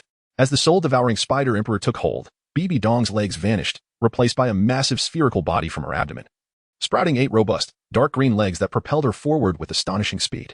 Each leg measured 3 meters in length, oozing with toxic green venom, sharp and lethal. Her entire form encased in emerald armor, her visage obscured beneath a shell adorned with 8 eyes. She appeared utterly terrifying. Yet the torment of losing her son had driven Bibi Dong to madness. She no longer cared for her appearance or any notions of dignity. She desired Tang Hao's demise. Seeking the ruin of all those from the Haotian sect to accompany her son in death, transmuting into a stream of green light, she charged forward. Tang Hao hastily summoned the Haotian hammer, with its 9 soul rings, 2 yellow, 2 purple, for black, and 1 red, forming around him. However, the formidable aura that once instilled fear in Zhao Wujian now felt utterly powerless before Bibi Dong. In a single encounter, Tang Hao was sent reeling, spitting blood. His Haotian hammer marred by a gash from a spider leg. Subsequently, Bibi Dong crossed her arms, summoning 2 soul bones to her hands, prizes from hunting a 100,000-year soul beast, allowing her to unleash her ultimate technique, Abyssal Tear. This formidable attack combined the power of 200,000-year soul rings, augmented by her 98-level cultivation, making it a threat even to a 99-level title Douluo. The terrifying green cross blades sliced through the air, reducing everything they touched to dust, the very space seeming to split apart. Tang Hao felt the chill of death encroaching upon him. In response, he activated his true form, summoning the Great Samurai Hammer and detonating his rings. A massive mushroom cloud erupted from the explosion, forcing Tang Hao's true form to revert, and he fled. In the state of detonation, he could not utilize his soul techniques. With his 7th ring destroyed, his true form was lost, and remaining there would be tantamount to suicide. Meanwhile, Bibi Dong, having shielded herself from the shockwave in front of Bibi Han, utilized her head soul bone to track Tang Hao's movements. If he attempted to flee, he would pay with his life, and the lives of every member of the Haotian sect would accompany her son to the grave. At that moment, the aura of the Pope and the Holy Sun surged ominously. This declaration momentarily restored some clarity to the frenzied Bibi Dong, who released her martial soul. Placing her hand over Bibi Han's chest, feeling the steady thrum of his heart grow stronger, finally bringing her back to reality. As she gazed in the direction Tang Hao had fled, her crimson gaze began to fade. Tang Hao, this time I shall spare your life, as a reprieve for my previous injuries at your hands. Meanwhile, he sprinted to a secluded corner of the Douluo forest, blood spilling from his mouth as he cautiously surveyed his surroundings. After a while, he exhaled in relief, retracting the Haotian hammer, which was now riddled with cracks, on the verge of shattering with the slightest movement. He had not expected Bibi Dong's power to be so formidable. Even during his peak, he had little chance against her. Damn, my internal injuries have been aggravated. Xiao San, grow stronger quickly. Your father's time is running short. Conversely, Tang San sensed the overwhelming energy and witnessed the massive mushroom cloud, instilling fear in everyone around him. Teacher Zhao, what was that? That power seems even greater than the Titan giant ape. It must be a battle between 2 title Douluos, Zhao Wujian replied, trembling. Title Douluo. Everyone was astonished. There were no more than 10 known title Douluos in the continent, and they had found themselves near a clash between 2 of them. All right, little monsters, return quickly. This place is too dangerous. Teacher Zhao, aren't we going to search? Zhao Wujia waved his hand. Although Gu Shihuan was young, he possessed a mature mindset. And with powerful guardians, he should be safe. Perhaps he believed Tang San would take a long time to absorb his powers. So they would return to the academy for now. Upon hearing this, everyone agreed, and they set sail back to the academy. In a small town hotel, Bibi Han awoke to see his mother, tears streaming down her face. Mother, why are you here? He quickly sat up. Honor, you have finally awakened. Hearing this, Bibi Han offered a bittersweet smile. Yes, if not for the fourth gift, I might never have awakened. The fourth gift was a pill, revival pill, capable of restoring life. But only Bibi Han could consume it. Without it, he would truly have perished. Recalling Tang Hao, Bibi Han's expression grew cold. What happened to Tang Hao? I did not kill him. I fought with him, Bibi Dong replied, a hint of relief in her voice. Thank you, mother. Do you still harbor feelings for him? Bibi Dong's brows furrowed. Bai Han shook his head, declaring that it was no more. Once he eradicated me, there could be nothing left. From this moment forth, we are destined to be adversaries. Bibi Han has not yet lost hope in Tang San. As long as Tang Hao remains alive, there exists a possibility for Tang San to join the Spirit Hall. The adversaries Bibi Han is destined to confront in the future are exceedingly formidable. And Tang San undoubtedly serves as an invaluable ally. Suddenly, a thought struck me. Mother, how did you come to be here? An unsettling premonition washed over me as I learned that you had rushed here upon hearing of my journey to the Starry Forest. Is this the instinct of a formidable warrior? I apologize, mother, for having secretly sought out Shrek Academy. You are well aware of your intentions. You wish to guide your brother back onto the righteous path, do you not? Bibi Han nodded and said, Mother, could we refrain from taking action against him for now? If he chooses to remain our adversary in the future, I shall personally take it upon myself to eliminate him. After a moment of contemplation, Bibi Dong acquiesced. The following day, Bibi Han resolutely declared, Mother, I wish to journey to the city of slaughter. Absolutely not, Bibi Dong swiftly countered, her expression turning exceedingly grave. On earth, you must comprehend the nature of that place. It is a realm where humans devour one another. Once you enter, even the Spirit Hall cannot intervene in the affairs that unfold there. It is precisely for this reason that I must go. At present, I lack nothing, save for the genuine trials of life and death. Mother, I have already attained level 54. In terms of strength, I fear not even a soul sage. Only there can I experience the most profound training. Allow me to go, for a fledgling eagle must take to the skies. Bibi Dong hesitated for a moment, her voice becoming exceedingly low. Have you truly made up your mind? Yes. Very well. Promise your mother that you will survive and emerge from this. Bibi Han's expression was exceedingly serious as he raised his fist, declaring, I will not perish in such a place. There remains much yet to accomplish. Very well, prepare yourself. Let us set forth. In the sky, Bibi Han utilized the external spirit bone, blue-silver wings, to travel alongside Bibi Dong. Is this the external spirit bone you obtained from the blue-silver forest? It is indeed remarkable. Indeed, aside from its ability to facilitate flight, it also possesses the power to conceal one's aura. At Shrek Academy, I employed its stealth capabilities to completely obscure my soul rings and soul power level. Bibi Dong nodded solemnly and said, Honor, you must remember that in the city of slaughter, soul skills cannot be employed, and there are no rules. The only ally you can depend upon is yourself. To survive, you must kill until they are engulfed in fear, kill until they tremble. To beg for mercy or to flee is to step toward death. After several days of travel, Bibi Dong brought Bibi Han to a small town. This town was modest in size, yet upon entering, Bibi Han immediately sensed an eerie atmosphere surrounding him, as if all the townsfolk emanated a peculiar chill, an aura of slaughter. Aside from the mother and son, everyone in this town was a desperate fugitive.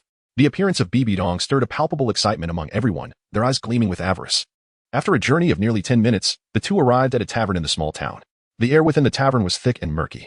All the decorations were drenched in a sinister shade of crimson. Despite the daylight outside, the tavern exuded an eerie blood-red ambience.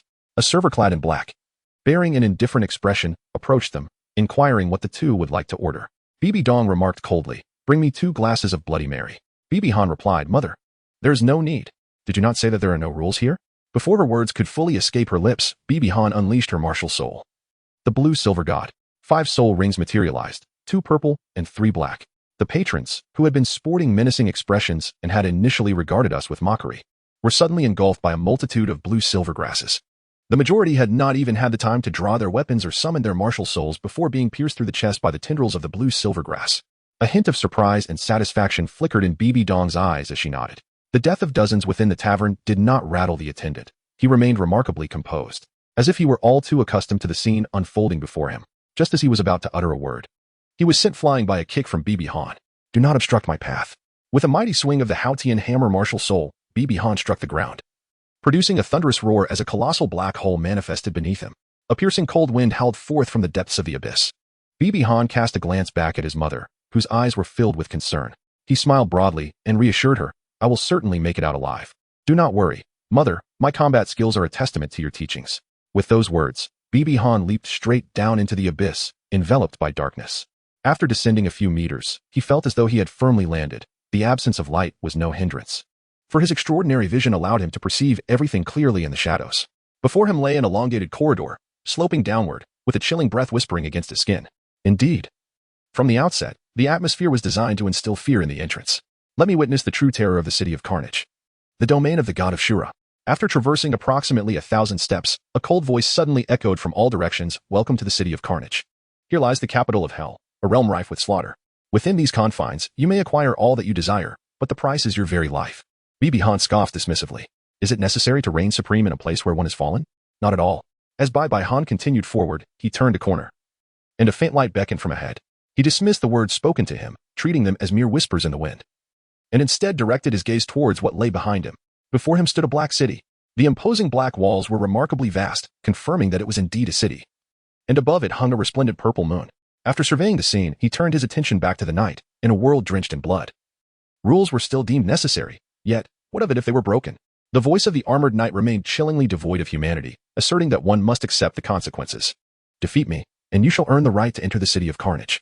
A voice as frigid as the knights emerged from Bai Han. Then let us proceed swiftly. I am the fearsome knight, Scott. The warhorse surged forward with sudden intensity, and the armored knight charged at Bai Han, exuding an atmosphere of grim determination, as a palpable aura of death enveloped the air. Bai Han has ceased to conceal his true prowess, shedding his training gear along the way. He confronts the terrifying knight's lance, which strikes with speed, precision, and deadly force. Bibi Han's eyes transformed into a cerulean hue as his left hand firmly grasped the handle of the gun, thwarting the thrust aimed at his chest. Despite the formidable impact of the warhorse and the lance, Bibi Han merely slid back a few meters, rendering the knight incapable of advancing any further. The knight, wearing an expression of incredulity, exerted all his strength upon the lance, yet it remained immovable. How could you possess such immense strength? Bibi Han remained silent. His right fist clenched tightly, and with all his might, he struck the steed. The impact caused the horse's body to be pierced through, sending both the knight and the creature soaring into the air. Bibi Han gazed coldly at him and inquired, "Do we still need to resort to violence?" "No. You have already passed my test. You are qualified to enter the City of Slaughter," the terrifying knight replied with some difficulty. He found it perplexing that most soul masters who arrived here would be astonished by their inability to utilize soul skills, yet this young man appeared utterly unaffected. Moreover, was the strength he exhibited truly that of an ordinary person? A black plaque was handed to Bibi Han, who accepted it casually. The plaque was engraved with a skull and bore the number 7,777. A commendable number. This serves as your proof of identity in the City of Slaughter. Please proceed into the city. Someone will be there to guide you at the gate, the terrifying knight Scott said humbly. The pitch-black gate loomed ominously, evoking a sense of profound oppression. Upon the enormous gate hung the 4 imposing characters, City of Slaughter. The appetizer had concluded. Now it was time to confront the main course. Chapter 63, The Hellish Arena. As the gate swung open, a woman shrouded in a black veil emerged. "Welcome to the City of Slaughter." Her voice was melodious as she stepped aside before Bibi Han, gesturing for him to enter. "My queries pertain to where I shall reside in the City of Slaughter and whether there are spaces for cultivation," he inquired. Accommodation is indeed available. However, aside from theft, it primarily depends on your achievements in the Hellish Arena. The greater your accomplishments, the finer your lodgings. Without achievements, you may find yourself sleeping on the streets, ever vigilant against those who may wish to take your life. There are environments for cultivation as well, but you must meet a certain criterion. You must achieve victory in 50 matches within the Hellish Arena to access the designated training areas. There, you will also find soul beasts captured by our enforcement team. Why 50 matches? Bibi Han pressed further. Because upon conquering 50 matches, you will attain the status of a permanent resident in the City of Slaughter. Permanent residents are granted the opportunity to cultivate. It appears that the City of Slaughter operates as a self-contained entity. However, each generation of the Slaughter King is quite honest, deterred by the oppression of the Spirit Hall. One more question. How does one acquire Bloody Mary in the City of Slaughter? Quite simply, through murder. The corpses can be exchanged in designated areas for 5 cups of Bloody Mary. Alternatively, you may exchange skulls, which serve as a currency within the City of Slaughter. 1 skull equates to 1 cup of Bloody Mary. Skulls can be used to procure any item, though theft remains an option as well. That will suffice. Lead me to the Hellish Arena. The veiled girl paused momentarily. Are you certain? Those who enter rarely emerge alive. Less than 1 in 10 manage to survive. It is also the place where our population dwindles most rapidly. Each individual is only required to enter the Hellish Arena once a year. Surviving a single battle grants you another year of life in the City of Slaughter. Bibi Han responded with a faint assurance, affirming his certainty. At this moment, he had entered the inner city. If the outer city was a realm of deathly silence and indifference, the inner city was a world of opulence and madness, where a kaleidoscope of colors illuminated every corner, creating a scene of lavish prosperity. A cacophony of sounds filled Bibi Han's ears. Some were imbued with exhilaration and joy, while others echoed with sorrowful moans and agonizing despair. A mere glance down a narrow alley revealed scandalous scenes that could flush one's cheeks. These were but the veiled occurrences, the more overt spectacles unfolded upon the streets, where a myriad of unions manifested in an array of postures. Witnessing such debauchery stirred a visceral urge to retch within Bibi Han. These individuals could scarcely be regarded as human, reduced to mere beasts driven by primal desires. The lascivious displays on the streets were particularly intolerable, leaving him profoundly uncomfortable. After all, having lived for so many years, he had never encountered such depravity. The instructor noticed Bibi Han's discomfort. "Oh, Mr. Kikiki has never experienced such things?" The woman in black remarked with keen interest. Bibi Han remained silent. "Should we perhaps indulge in a moment of tenderness before heading to the hellish slaughter grounds? This could enhance your chances of victory, you know. If needed, I could take on that task for you." The woman in black gazed at Bibi Han's face, licking her lips, her eyes brimming with unabashed greed. "No need," he replied. In response, the woman in black chuckled softly. "Hee, a man's words are often deceitful. I can already sense your breath quickening." As she spoke, her gaze drifted towards Bibi Han's lower body. "Come on," she continued to tease in various tones, her words mingling with the violent atmosphere of the bustling street, rendering Bibi Han increasingly uncomfortable. Then, there came two distinct thuds. Bibi Han struck his own kidneys with two punches, allowing two currents of energy to flow into the hidden meridians of his body, causing that area to contract. Bibi Han coldly remarked, "No need. Just take me to the slaughterhouse of hell." "Very well, but do not blame me if you perish," came the voice of the woman in black, shifting from seductive to mundane. The two punches were indeed unavoidable in a city of carnage. One could not help but entertain such thoughts. Moreover, the suppressed emotions would only intensify over time, making such an outlet the most effective means of release. Thus, while one might endure now, who could say they would withstand it in the future? Humans are not sages, who can be devoid of desires. This was already the most prudent course of action. Under the guidance of the veiled girl, Bibi Han beheld a peculiar edifice. The structure was circular, or more precisely, an irregular cone. Its base was the widest, tapering as it ascended. At approximately 30 meters above the ground, it maintained a consistent diameter, extending upward to a height of 50 meters. A commendable size indeed. Bibi Han approached a burly bald man, positioning himself directly in front of him, devoid of uttering a single word. With a swift motion of his hand, he seized the Bloody Mary from the man's grasp before he could even comprehend the situation. The urgency in the voice of the veiled maiden resonated. "Mr. Kikiki, should you choose to provoke him, the newcomer protection will be rendered ineffective." The burly man, realizing what had transpired, cast a glance at his hands, his eyes igniting with ferocity as a sinister grin spread across his face. He unsheathed a large blade from behind him and brought it down with force. In the face of the descending blade, Bibi Han extended his left hand, fingers curling with precision as he firmly grasped the edge of the weapon. The man, upon realizing his blade had been halted, wore an expression of sheer terror. "In consideration of your Bloody Mary, I shall overlook this strike. Now step aside." With a powerful kick, Bibi Han sent the burly man flying 10 meters away, his knife clattering to the ground with a metallic ring. "Take me to the registration area," Bibi Han said to the somewhat dazed girl in black veil. The black-clad woman was utterly astonished. The bald brute, known as the Butcher, had just achieved 10 consecutive victories in the hellish arena and was effortlessly defeated. Upon entering, the Bloody Mary that Bibi Han had been holding was poured into a massive container. "Please register me. I wish to participate in the next match," Bibi Han requested of the girl in black. Without hesitation, the black-clad woman no longer perceived Bibi Han as someone seeking self-destruction and took the identification card to join the queue. Meanwhile, Bibi Han stood quietly in the isolation zone, observing the battle. After 9 opponents fell, only one blood-soaked warrior remained on the stage. He roared defiantly at the heavens, pounding his chest as the crowd erupted in cheers.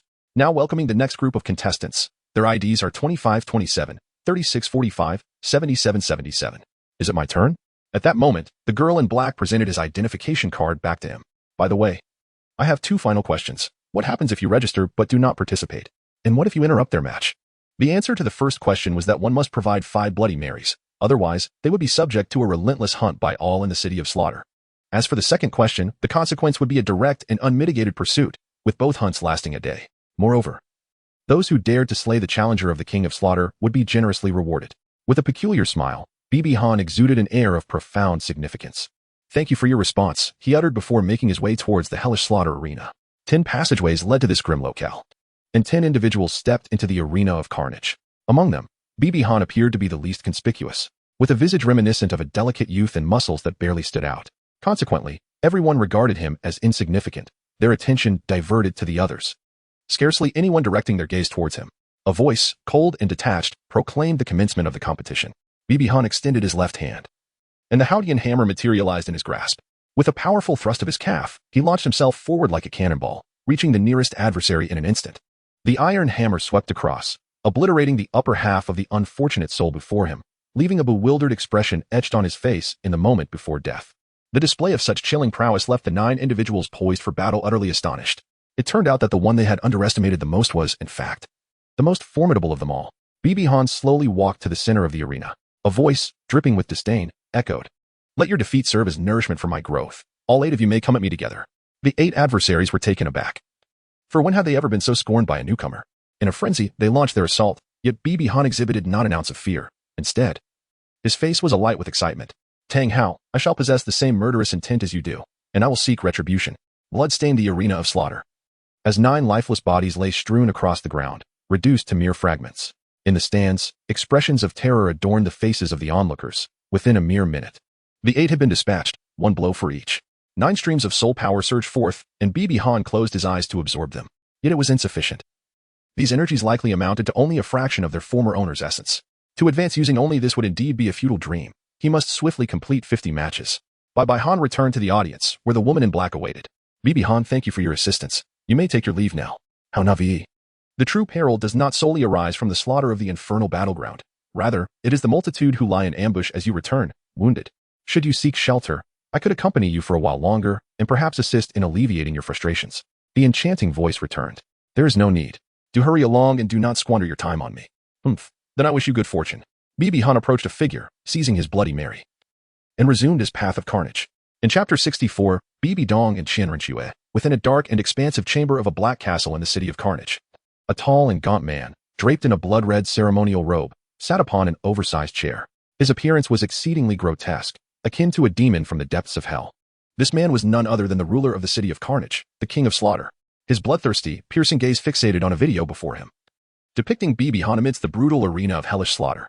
Observing the Haotian hammer in Bibi Han's grasp, a sinister smile crept upon the King of Slaughter's lips. "After millennia, you are the 3rd disciple of the Haotian sect to enter the City of Carnage." At that moment, a voice echoed through the chamber. "King of Slaughter, it appears your days are quite pleasant." The voice arrived before its owner, and upon hearing this, the King of Slaughter furrowed his brow, his previously languid demeanor shifting to one of seriousness as he directed his gaze towards the grand entrance. The heavy doors swung open, revealing a woman clad in an opulent black robe adorned with golden patterns, wearing a crown of twisted purple gold and wielding an angelic scepter. The newcomer was Bibi Dong. The expression of the King of Slaughter shifted slightly. "Ah, it is you, Bibi Dong. What brings you to my City of Carnage instead of remaining in your spirit hall? Surely you understand why I have entered." "You cannot harm that child," Bibi Dong stated coldly, her tone leaving no room for dissent. The King of Slaughter, amused, retorted with a smirk. "I initially thought I was mistaken, but I never anticipated that the esteemed Pope of the Spirit Hall would protect a junior from the Haotian sect. When did your Spirit Hall and the Haotian sect become such allies? That is of no concern to you. You need only know that he is beyond your reach. And what if I choose to act against him?" The King of Slaughter's expression darkened, clearly displeased with Bibi Dong's tone and demeanor. "Then I shall summon another King of Slaughter." With that declaration, the King of Slaughter rose, shattering the wine glass in his grip, unleashing the domain of slaughter. Bibi Dong's eyes turned crimson as she activated the domain of the God of Slaughter. The collision of their formidable auras reverberated throughout the castle, causing the guards and attendants within to kneel in terror, their faces etched with fear as they beheld the King of Slaughter. After a time, the King of Slaughter voluntarily deactivated his domain and resumed his seat, sneering, "I shall not act against him, if he perishes under the assault of the fallen. That is no concern of mine." Bibi Dong, upon witnessing the scene, dismissed the realm of slaughter, scoffing at the words of the King of Slaughter, deeming the mere fallen one unworthy of taking his life. She then turned and departed. As she left the City of Slaughter, Bibi Dong gazed towards the direction of the Heavendo Empire, her expression growing complex. After a moment of hesitation with her eyes closed, she soared towards the Heavendo Empire.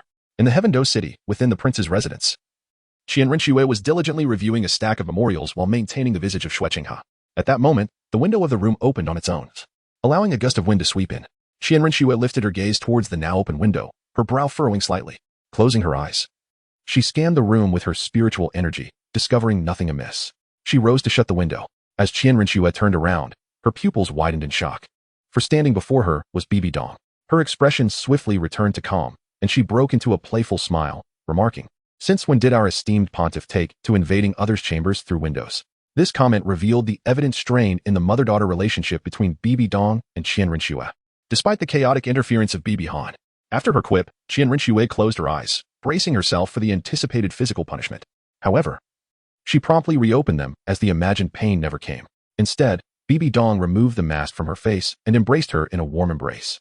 Instinctively, Qian Renxue resisted for a moment, but soon ceased her struggle, relinquishing her soul-bone skills to transform into her true form as a daughter.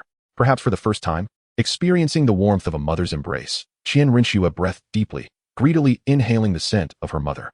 After a while, as if a void within her heart had been completely filled, she slowly withdrew from Bibi Dong's embrace, looking at her with confusion and hesitantly asking, why? Bibi Dong did not respond directly. Memories of Bibi Han nearly being killed by Tang Hao flooded her mind, and the anguish she felt then was overwhelming. Taking a deep breath, she steeled herself and slowly began to speak.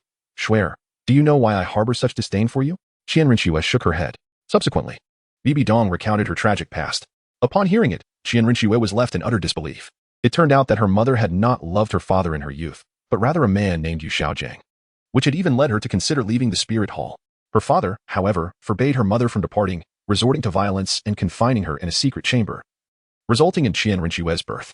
Ultimately, her mother seized the opportunity when her father was gravely injured by Tang Hao and killed him. This revelation was simply too astonishing.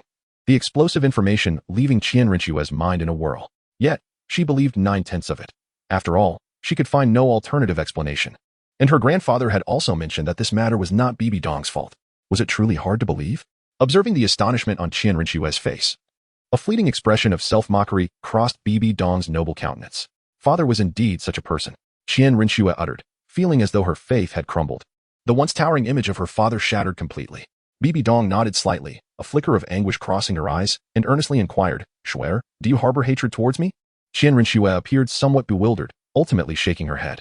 Xiaogang has told me that one must empathize with others. I am also a woman. Had those events transpired in my life, I might have descended into madness even more than you, transforming into a dark angel, a relentless machine of slaughter, venting my anguish upon the world, perhaps even killing children in the process. And what of your father? Do you despise him? Bibi Dong pressed further.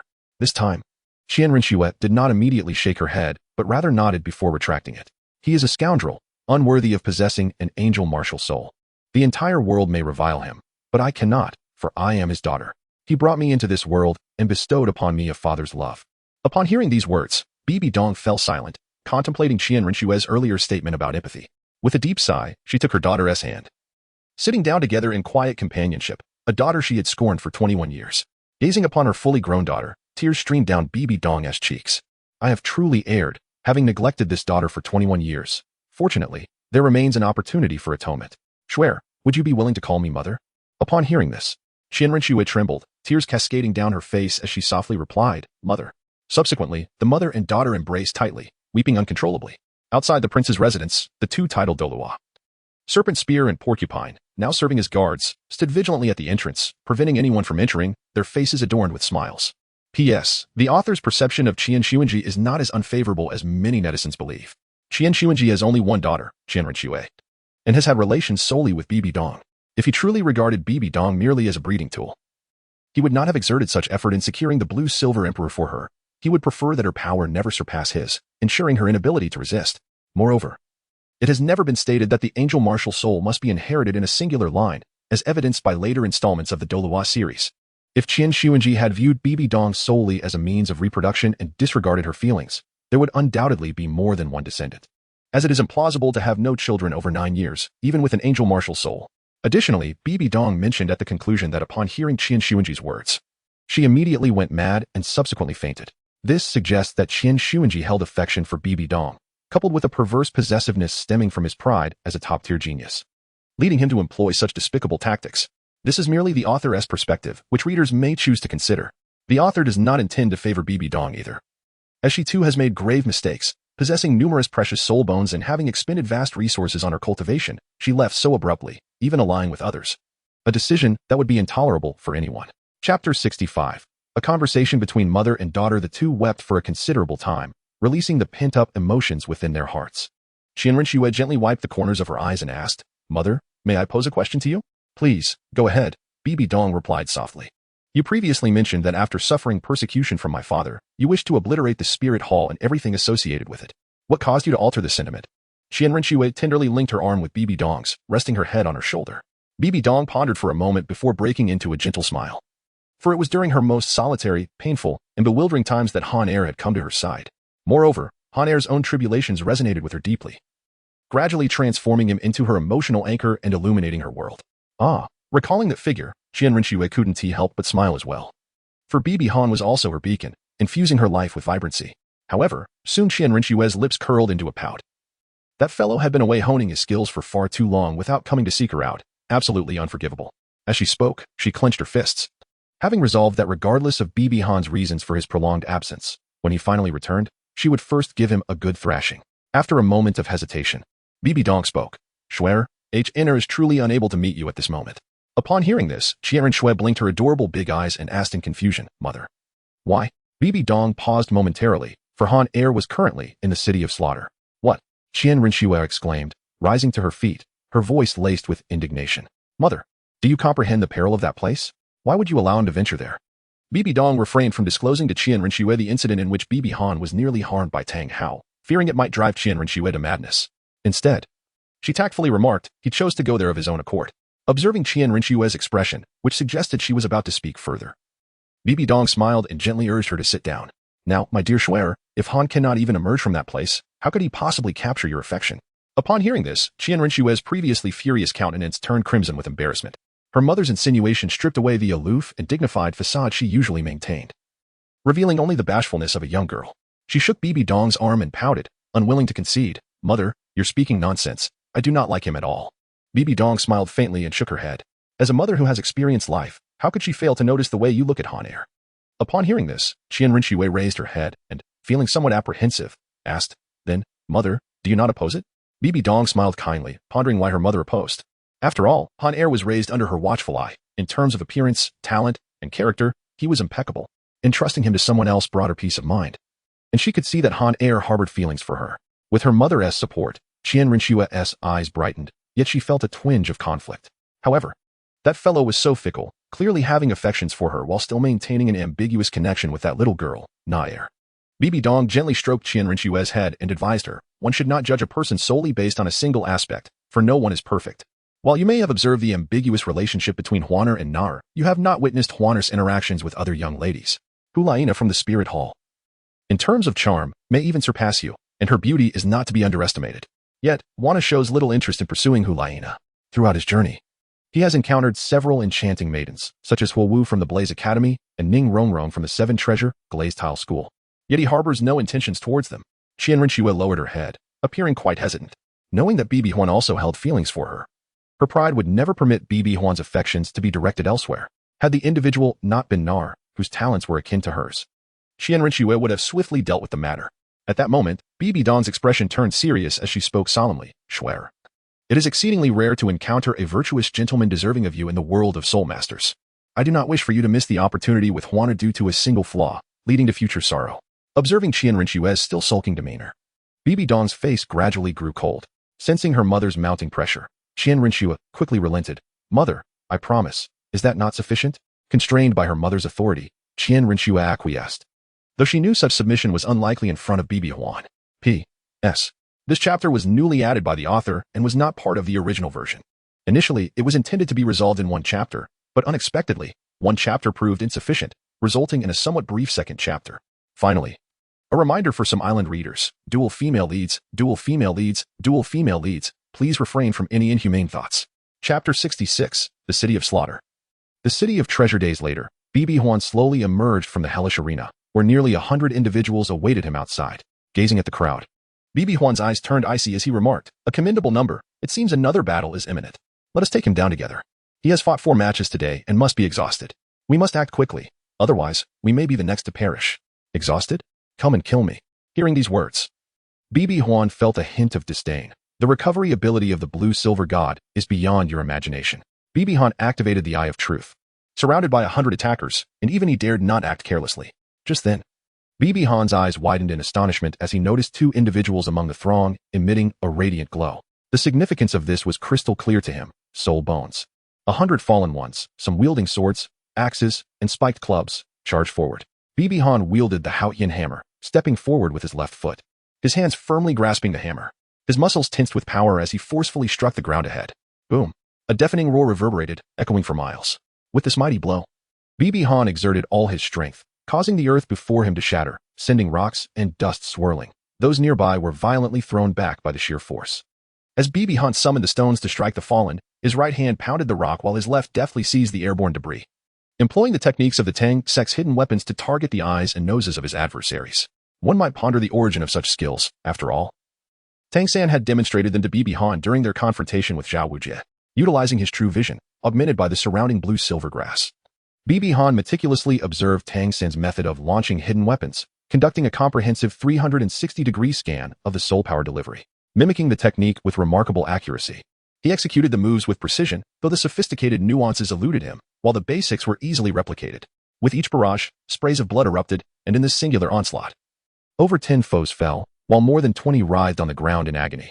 Subsequently, Bibi Han charged toward the fallen with his hammer in hand, akin to a wolf among sheep, unleashing a relentless slaughter. As he shattered the skull of one fallen foe, a sword lunged through the remnants of the defeated body toward him. Bibi Han's pupils constricted, and he swiftly transformed his Qian hammer into a smaller form, shattering the sword and capturing the shards. Then, leaping from the corpse of the brainless fallen, he escaped the encirclement. In midair, the Qian hammer returned to its original size, and he hurled the fragments, striking down 5 more foes. With a mere 30 of the fallen remaining, Bibi Han turned slowly towards them. As 5 warriors roared and charged, they were swiftly reduced to mangled flesh. Flee! He is a demon. We cannot defeat him. One cry ignited a panic, prompting the remaining fallen to scatter in haste as they witnessed their comrades flee in terror. At that moment, Bibi Han indeed resembled a bloodthirsty demon.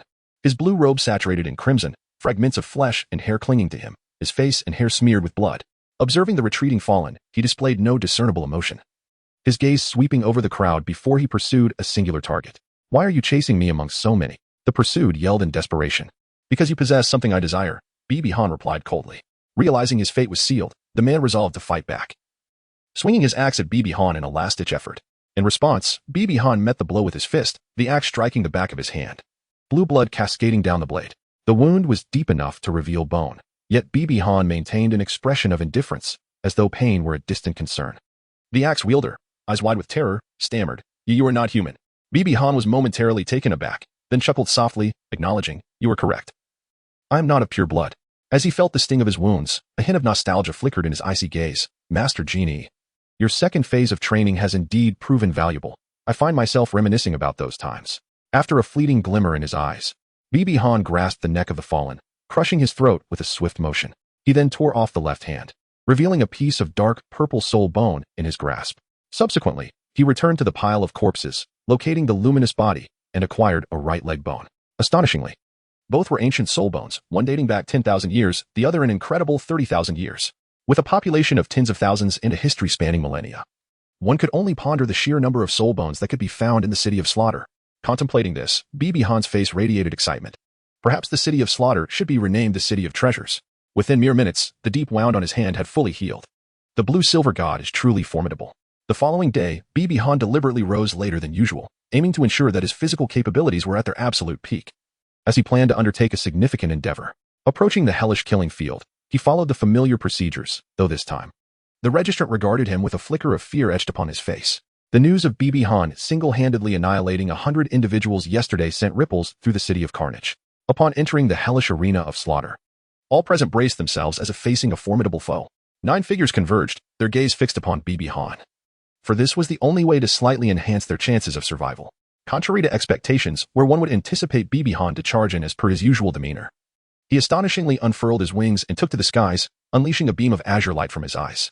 In a mere 10 seconds, 9 bursts of crimson erupted forth. The onlookers, the fallen, gazed at this scene in a state of bewilderment. In the city of carnage, the use of soul skills was prohibited, thus, that beam must have been a soul bone ability. Coupled with his earlier flight, was it possible he possessed an external soul bone? An external soul bone, granting the power of flight. The expressions of those present shifted from dazed astonishment to insatiable greed. The ability to soar through the air was an invaluable treasure. Only 3 individuals could fly within the entire city of carnage: the King of Slaughter, a titled Douluo under his command, and Bibi Han himself. Whether for the precious soul bones adorning Bibi Han, or to eliminate this imminent threat to their lives within the hellish arena, they felt compelled to slay him. The thoughts of the crowd varied, their gazes cold and calculating. The once clamorous arena fell into an eerie silence, a palpable tension enveloping the atmosphere. Each individual harbored the same intent, to kill Bibi Han and seize his soul bones. After enduring 3 rounds of combat, Bibi Han restored his physical and mental prowess to its zenith and stepped forth from the arena. Before him lay a dark mass, an estimated 500 souls. Yet among them, he could only discern one individual possessing a soul bone, though he was certain others remained concealed. The sheer number of foes and the oppressive atmosphere made Bibi Han acutely aware of the gravity of his situation. "Will you take your own life? Or shall we take action?" boomed a burly middle-aged man, brandishing a massive blade towards Bibi Han with audacity.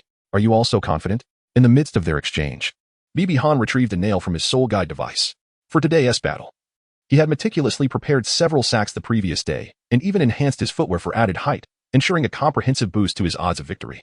"Make your move," commanded one among them, as the dark throng surged towards Bibi Han. With a flick of his wrist, he cast forth dozens of nails, followed by retrieving bags from his soul guide device, releasing all the nails contained within. "Ah, you deceitful one. My foot." Bibi Han was too weary to engage in idle chatter with them.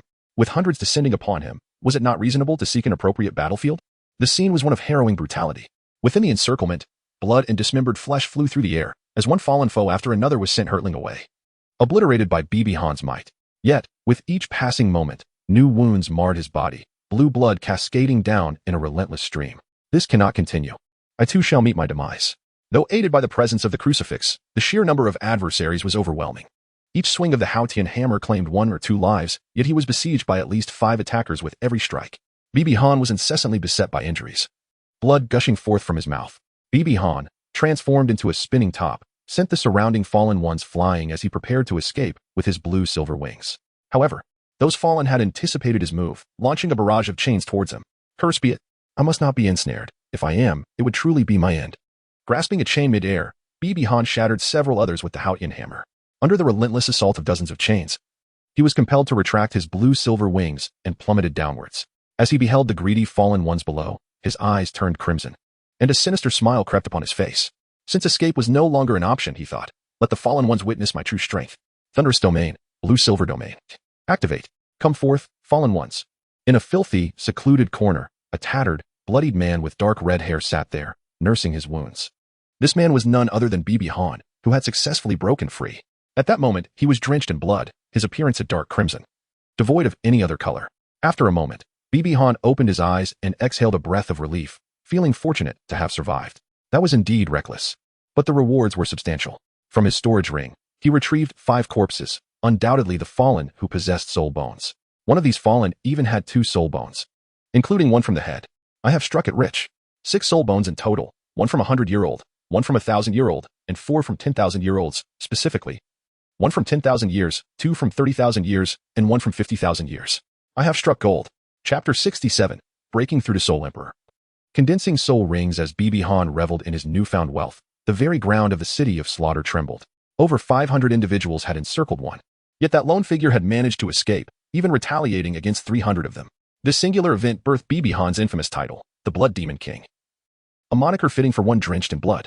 Months later, as Bibi Han emerged from his dwelling, all fallen ones in the city of slaughter, regardless of gender, scurried away at the sight of him. The Blood Demon King has emerged. Everyone, flee. Initially, when Bibi Han's title was first announced, the fallen stood paralyzed, awaiting his departure. However, the past few months had seen Bibi Han roam the city of slaughter, occasionally dispatching individuals with a single blow. Coupled with the uncertainty surrounding his intentions, rumors spread among the fallen that the Blood Demon King killed purely for pleasure, sparing neither men nor women, striking whenever the wind struck him. Since then, all have sought to evade him. Even in the hellish slaughter grounds, they kept a distance of at least 5 meters. Just yesterday, having completed 50 matches, he decided to visit the training grounds of the city of slaughter. However, before that, he disguised himself and ventured to the hellish arena to register for the competition. Why the disguise? Ever since Bibi Han unleashed his wrath, participants at the hellish arena would not dare sign up upon seeing him, even if it meant offering 5 Bloody Marys. Thus, what would typically take him a week to complete in 20 matches had taken him several months to reach his 51st match. Registration. Number 7777. The registrar halted, looking up at the figure clad in black robes. "I am the Blood Demon King. Hasten my registration. I shall proceed to the training grounds, and when the competition commences, have someone summon me." This was a privilege granted to Bibi Han. Once his participation was discovered, the match would likely be rendered null, and he would seek retribution against the hellish arena for wasting his time. Soon, he was escorted to a vibrant district in the city of slaughter, more prosperous than the inner city. as it catered specifically to citizens of the slaughter regime. Those who lived and moved within were victorious participants with over 50 wins in the hellish arena. Within this area, a rule stood firm: no arbitrary killings. Those within represented the very foundation of the city of slaughter. How could they be treated like those in other places? With a sweep of the true eye, Bibian discovered that this small city, home to thousands, harbored a surprising number of soul bones, some individuals possessing more than one. An insatiable urge to commit murder and seize treasure began to stir within him. During his 2 months in the city of slaughter, Bibian had already claimed the lives of over 1,000, his aura saturated with bloodlust and ferocity, his temperament transformed beyond recognition. Sensing Bibihan's murderous intent, his advisor cautioned, "Mr. Blood Demon King, it would be prudent to temper your impulses. Recklessly violating the rules and slaughtering the citizens of the city of slaughter would only turn them into your adversaries." The advisor, a strikingly attractive woman with a sweet voice, had her own reasons for her insistence, understood by those who knew. "Spare me your reminders. Take me to the training grounds," Bibihan commanded. They arrived at a peculiar location where the soil was a deep black. Beneath the surface, a crimson river flowed, and the air was thick with a palpable, violent energy. It was indeed an excellent place for cultivation. Bibian settled beside the blood river, adopting a meditative posture to commence his training. "Mr. Blood Demon King." The advisor interjected once more, "Though this place does not permit arbitrary killings, they may attempt to usurp your training ground." By the banks of the blood river, Bibihan gradually drew the energy into his body. After a short while, peculiar manifestations began to appear on his skin. A result of the violent particles in the air mingled with a host of strange elements. Bibihan possesses the blue-silver divine body, a physique that inherently rejects the intrusion of impurities, filtering them out with ease. As for the toxic soul power absorbed into his body, it undergoes immediate purification before being assimilated. After a brief interval, Bibihan opened his eyes, revealing a hint of distress. It was evident that the process was rather sluggish due to the overwhelming presence of impurities, which posed significant hindrances to his energy absorption. Gazing down at the vibrant blood river, he murmured to himself, "Absorbing soul power does little to aid my cultivation. What lies beneath should not be classified as soul power, but rather a form of the natural spiritual energy of the heavens and the earth. My blue-silver divine body possesses the capacity to absorb soul power. Might it also draw upon the energy within this blood pool to facilitate my training?" With a spirit of experimentation, Bibihan summoned his blue-silver divine martial soul, extending a tendril towards the blood river. Under his guidance, a pure essence of energy was drawn forth and inhaled into his being. Closing his eyes, a smile broke across Bibihan's face. This was indeed feasible. The energy from the blood pool could sustain his cultivation. By converting that energy into soul power within himself, he could harness it effectively. Truly, the city of slaughter proved to be a veritable treasure trove. Subsequently, tendril after tendril of blue-silver vines delved into the blood pool. As Bibihan immersed himself in meditation, with the abundant supply of energy, his cultivation progressed at an astonishing pace. Just as he became enraptured in his training, a menacing voice interrupted, "Hey, kid. This is my territory. Get lost." At the sound of those words, Bibihan's eyes snapped open, filled with murderous intent. It is well known that anyone's mood would sour upon being interrupted during such an intense state of cultivation, and Bibihan, amidst the bloodshed of the city of slaughter, exuded an aura of lethal rage. His piercing gaze fell upon a burly figure with a scarred face, not particularly tall, yet imposing nonetheless. "Do you dare to stare at me? I am the Blood Tiger, victorious in 78 battles within the hellish arena. If you wish to live, you best vacate at once." Bibihan slowly rose to his feet, the Haotian divine hammer materializing in his grasp. With a resounding crash, a blood-soaked figure, disfigured and battered, was hurled from the cultivation grounds. This individual was none other than the previously brash Blood Tiger. As Bibihan leisurely emerged from his cultivation chamber, his gaze, icy and unyielding, fell upon the fallen Blood Tiger. The Blood Tiger, trembling with fear, stammered, You cannot kill me. If you do, you shall face the wrath of the King of Slaughter." In the face of such a threat, Bibihan merely chuckled, a mocking sound escaping his lips. He approached the Blood Tiger and mercilessly crushed his right hand underfoot. The derisive voice continued, "I indeed shall not take your life, but your hand and the storage ring upon it shall serve as recompense for disturbing my cultivation." With that, Bibihan returned to his sanctuary of training. In the ensuing days, Bibihan either received summons to the hellish arena for combat or practice by the blood river, occasionally retreating to his quarters for a brief respite to alleviate the mounting pressure. As for his training grounds, they were either seized from others, who he promptly expelled, or taken by others, who he swiftly incapacitated. After several encounters, no fallen individual dared to challenge Bibihan, regardless of the region. 5 months have passed, and I have finally ascended to level 60. Here, my progress has been akin to a level gained each month. Such bliss. Yet, a flicker of concern crossed his mind. Why has my 5th reward not yet arrived? I have already reached level 60. After a moment's contemplation, he dismissed his worries, deciding it was time to experiment with the soul ring condensation method imparted by the Blue-Silver King. According to the memories bestowed by the Blue-Silver King, The process of soul ring condensation resembled constructing a house. The circles of various colors that we perceive are merely shells, encasing the energy within. The stronger the energy inside, the more the shell's hue transforms. For instance, a century-old soul ring emerges when the soul beast cultivation reaches a certain threshold, resulting in the energy reaching a level that manifests as a yellow ring, hence referred to as a century soul ring. As time progresses and the energy intensifies, the ring deepens in color. Upon reaching 800 years, the energy continues to surge, and the ring turns increasingly purple. When it reaches a specific threshold, it transforms entirely into purple, denoting a millennium soul ring in the human soul master's lexicon. This pattern continues indefinitely. However, as the Blue Silver King elucidated, there exists a distinction for soul beasts that transcend the 10,000-year mark. Every 100,000 years, they endure a tribulation and post-tribulation. It is said that the soul ring undergoes a transformation, although the Blue Silver King remained oblivious to the nature of such changes. As a traveler from Blue Star, Bibi Han understood perfectly that each time a tribulation was weathered, the soul ring would bear a golden mark, rather than becoming increasingly red. Chapter 68. The 10,000-year soul ring within the blue-silver domain. A blue light radiated, enveloping everything in an aura of purity, as if all impurities had been banished. Even the fury that resided within Bibi Han's heart seemed to diminish. Bibi Han's right hand, adorned with blue-silver grass, continuously absorbed energy from the river of blood, and a white soul ring materialized above it.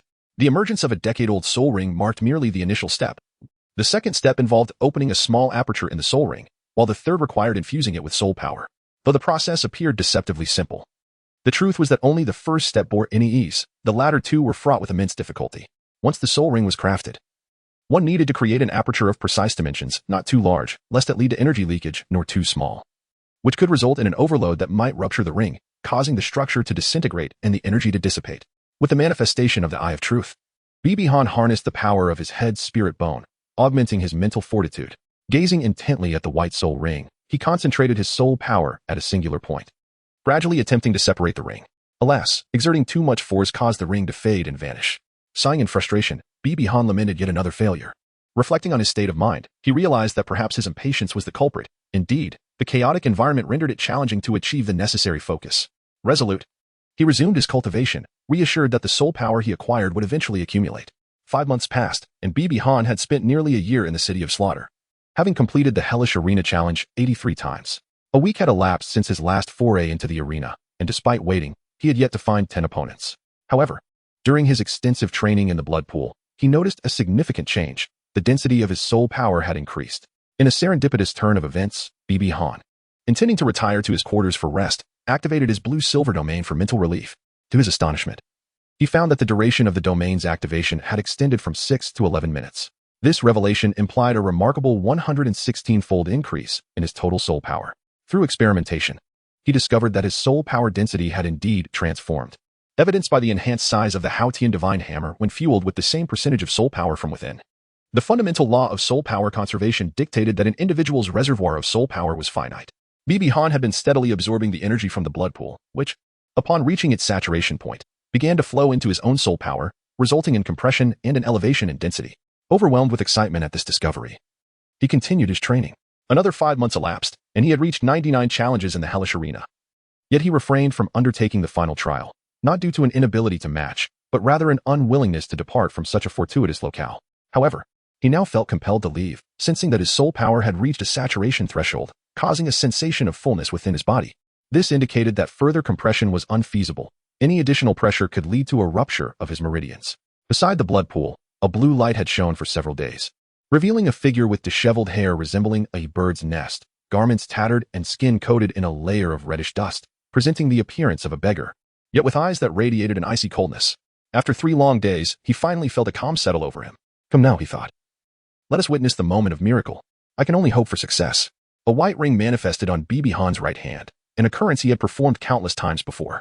Thus, the first step was effortlessly executed. The second step involved activating the soul ring. At that moment, Bibi Han's mental prowess reached its zenith. And with the assistance of the blue-silver domain, his heart was devoid of restlessness, instead enveloped in profound tranquility. As the soul force exerted its pull, an aperture of moderate size emerged. Could this be the appropriate opening? Observing the energy at the rim of the soul ring, yearning to escape yet held captive, he pondered. Bibi Han smiled faintly, having noted your stature. In the third step, she infused her soul power, bringing a strand of blue-silver grass near the opening. The tip of the blue-silver grass matched the size of the soul ring's opening perfectly. This was a clever method discovered by Bibi Han while persistently attempting the second step. Bibi Han addressed the blue-silver god. Come forth, blue-silver god. The soul ring is bestowed upon you. As the soul power surged forth, the colors of the soul ring morphed continuously, white, yellow, culminating in a deep crimson. Sensing the exhilaration of the blue-silver god, Bibi Han felt a twinge of despondency. Was this all there was to it? He had not achieved the 6 rings of 100,000 years, as Tang San had in the original tale. Perhaps it was to be expected. My capabilities are somewhat lacking. Nevertheless, let us proceed. The soul ring enveloped Bibi Han, and he was engulfed by an overwhelming force. A violent surge sweeping through his entire being, its ferocity assaulting his mind. Bibi Han's eyes transformed into a blood-red hue, filled with an aura of ferocity. At that moment, Lan Shun exerted his power, his gaze oscillating between blue and red. Damn it, this is excruciating. Why do I feel the urge to kill? At that moment, many individuals in the cultivation area heard the roar, curious to investigate, yet the terrifying presence of the Blood Demon King deterred them from entering. Upon hearing the commotion, Bibi Han felt a surge of panic. Damn it, there are actually people outside. If they discover my condition, I am doomed. With a flicker of malice in his eyes, Bibi Han conceived a nefarious intention. I yearn for blood. I crave to take a life, he exclaimed, unable to contain his fervor. Is there anyone seeking demise? It had been several days since his hands had tasted the warmth of crimson. A maniacal laughter erupted from him. Upon hearing it, all the fallen souls fled. Realizing that the Blood Demon King was restless, if he truly succumbed to madness, the consequences would be far graver than mere severed limbs. A wise retreat indeed. Subsequently, Bibi Han directed all his focus upon the soul ring, dismissing the triviality of a mere soul ring as an affront to his sanity, demanding its submission. Moments later, an explosive sound resonated. Bibi Han's body emanated a formidable aura, with crimson and ebony soul rings swirling around him. He had succeeded. He had finally completed the absorption. His soul power level had ascended to 62, and the acquired soul skill was Blood Rain of blue-silver. This was not a healing skill. On the contrary, it was an exceedingly terrifying killing technique. When unleashed, the blue-silver grass transformed into a colossal blood blossom, which would rain down a torrent of sanguine droplets.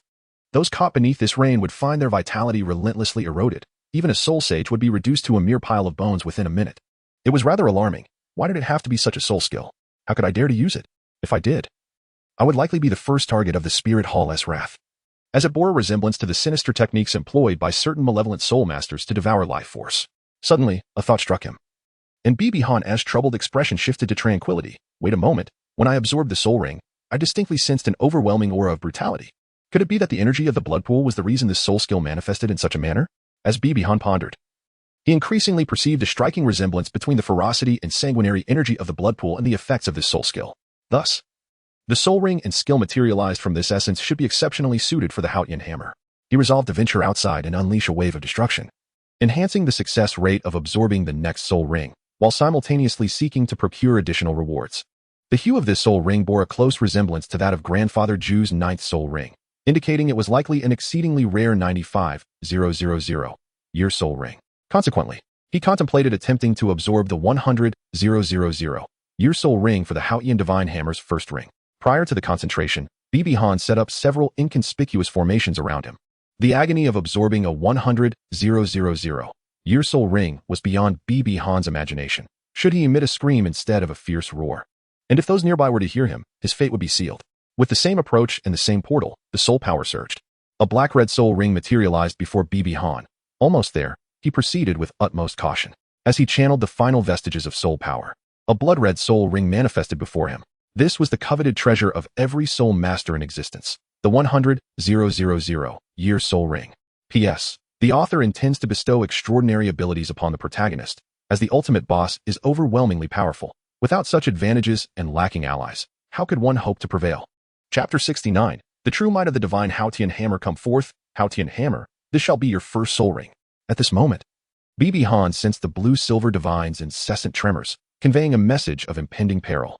Are you suggesting that my absorption of this soul ring could lead to my demise? The blue-silver divine responded with a human-like nod. After a moment of contemplation, Bibi Han pondered, is it truly wrong to seek this experience? It is not an absolute certainty. I yearn to gamble, to embrace that sensation of being on the brink of death. Should anyone overhear this sentiment, they would undoubtedly deem Bibi Han insane. After all, is life not preferable? Why would one wish to flirt with mortality? I am aware of your benevolence towards me. Yet having amassed over a year of combat experience, the only element I now lack is this proximity to death. With this sensation, my master's second-tier training would achieve true perfection, rendering me utterly impeccable. Even if my body cannot withstand the strain, is it not you who shall provide healing? The final remark escaped BB Han's lips in a casual tone. Come forth, 10,000-year soul ring. As the process of absorbing the soul ring commenced, an overwhelming agony surged through BB Han's body. Blood oozed directly from the pores of BB Han, his entire body swelling with prominent veins. The overwhelming might of the Qian divine hammer countered the ferocious aura within the soul ring, significantly alleviating his mental burden. Before long, BB Han appeared akin to a figure drenched in blood, his hair shifting from blue to white. A wretched cry escaped his lips as he sought to alleviate his suffering. Ah! Meanwhile, in a secluded area of the spirit hall, Qian Renxue was engaged in a spirited spar with Nar, the two exchanging relentless blows. At this moment, Nar had reached the impressive soul power level of 51, making her the strongest among the younger generation of the spirit hall, effortlessly overpowering the three elite members of the golden generation. She was truly the goddess of the spirit hall. Qian Renxue, boasting a formidable soul power of 67, had chosen to suppress her strength to match Nanar's level during their duel. The clash of the holy sword and the silver dragon spear sparked brilliantly. While the angelic domain collided with the elemental domain, the two exquisite figures engaged in a graceful back and forth, their power impressive enough to leave even some soul emperors in awe. At that moment, a dignified figure appeared to interrupt their duel. Enough, Schwerer, Nar, cease your battle. It is time for dinner. Mother, teacher. BB Dong grasped the hand of one as they soared towards the papal hall. At the dining table, she encouraged Schwerer, do indulge a bit more. These are all your favorites, and you shall soon depart. Thank you, mother. Since the revelations a year prior, the estrangement between mother and daughter had dissipated, leading their relationship to flourish. She pondered about Xiaogang, who had spent nearly a year and a half in the city of slaughter. Elder brother will surely emerge victorious. He is invincible. Indeed, honor will definitely prevail. Meanwhile, at Shrek, Tang San had reached the final moment to administer the antidote to Digabo. In the city of slaughter, BB Han stared at the ceiling with vacant eyes, his entire being drenched in azure blood, encircled by a scarlet soul ring. Time felt elusive. BB Han's vision succumbed to darkness, his consciousness seemingly engulfed in chaos. Yet, at the end of this chaos, he suddenly beheld a beam of light emanating from a colossal figure towering over 100 meters. The giant wielded a massive iron hammer, exuding an overwhelming aura of dominance. The giant, sensing something, turned towards BB Han with a look of astonishment. His lips moved, seemingly uttering, "Truly, you are the one I have chosen. Your talent, courage, and character are remarkably exceptional. Dare you challenge the 100,000-year soul ring at this moment? Very well, I shall lend you my aid." With that, the giant pointed, and a radiant beam enveloped BB Han, his lips moving once more. "The fate of the beings on this continent rests upon your shoulders. Do not allow them to become mere playthings of the gods." As the giant transformed into a myriad of starlight, BB Han solemnly nodded. Returning to reality, BB Han's roar erupted, his body bursting apart as azure blood gushed forth. A crimson beam of light surged skyward from BB Han's formation, radiating immense power. BB Han slowly opened his blood-red eyes and exhaled deeply. At last, it is accomplished. Thank you, my esteemed senior. A hint of melancholy crossed his face as he added, farewell, perhaps indefinitely. After regaining his composure, BB Han became aware of the capabilities bestowed upon him by the century-old soul skill. The 10,000-year soul ring granted him two soul techniques. The first, the bloodthirsty divine hammer, transforms the hammer into a crimson weapon, plunging BB Han into a frenzied state, enhancing the hammer's overall power by 300% for a duration of 3 minutes, with a cooldown period of 3 hours. The second technique, the 1000-gene heavy hammer, concentrates all the power emitted from the soul ring into the hammer, unleashing tremendous destructive force, consuming merely 1% of his own soul power with each use. What formidable abilities! BB Han's face lit up with excitement, but soon his expression soured. Wait a moment. Why have I absorbed the soul power of the 10,000-year soul ring without any increase? I remain at level 62. Hold on, when I absorbed the 95,000-year soul ring, it seemed my soul power did not rise either. It appears that my level 62 might be due to my accumulated soul energy. Damn it. Utilizing this method to absorb the soul ring does not enhance my soul power, it merely unlocks my bottleneck. Truly, there are both advantages and disadvantages. The advantage lies in the absence of soul beast soul shocks, which could potentially prolong the time a soul master takes to absorb a soul ring. The disadvantage, however, is the lack of an increase in soul power, necessitating additional time for arduous training. Suddenly, hurried footsteps echoed as BB Han lifted his gaze, his expression turning icy. Moments later, dozens of individuals burst into his training chamber. They looked at BB Han's current state with mocking smirks. One particularly unsightly individual, adorned with tattoos, sneered, "Oh, look who it is, the infamous Blood Demon King. What brings you to such a state?" That red light earlier seemed to be the legendary manifestation of absorbing a 10,000-year soul ring. Blood Demon King, care to enlighten me on what transpired here? BB Dong coldly retorted, "I have nothing to say. Leave swiftly before my wrath descends. You may yet retain your physical forms." With a mocking laugh, he added, "Do you truly fail to perceive the severity of your own injuries?" Having absorbed a century-old soul ring, Bibi Dong bore the heavy toll upon his body, blood staining him from head to toe. One man licked his lips, surprised to discover that Bibi Dong's blood was blue, and he mused, I wonder what it tastes like. Another chimed in, after all, he is not a citizen of the city of slaughter. Killing him would not be a transgression. Let us dismember him later and savor the flavor. Wait, a striking woman stepped forward. Black Rose, what do you intend? The ugly man regarded her with a hint of trepidation. Nothing much. Capture him. Before I allow you to dismember him, I wish to enjoy him myself, declared the woman known as Black Rose, brandishing a rose in her hand. One man echoed, indeed, we too wish to indulge. This pretty boy's skin is truly exquisite. Playing with him will be a unique delight. Ha ha ha, you have thoroughly provoked my ire. Even if the king of slaughter were to descend, I would still slay you.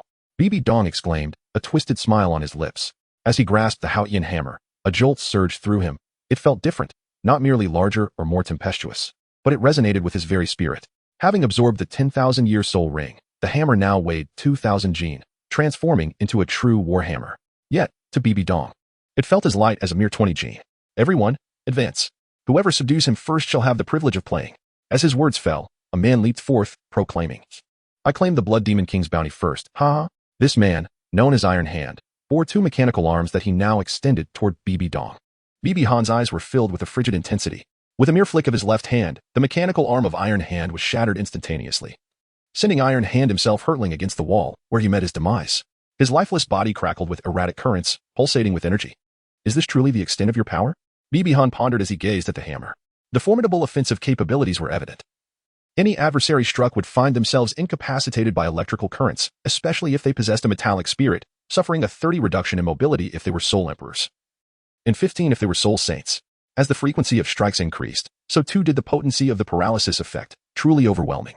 Even a mere strand of hair severed by Xiaoxue's divine sword would result in a 10-point depletion of soul power.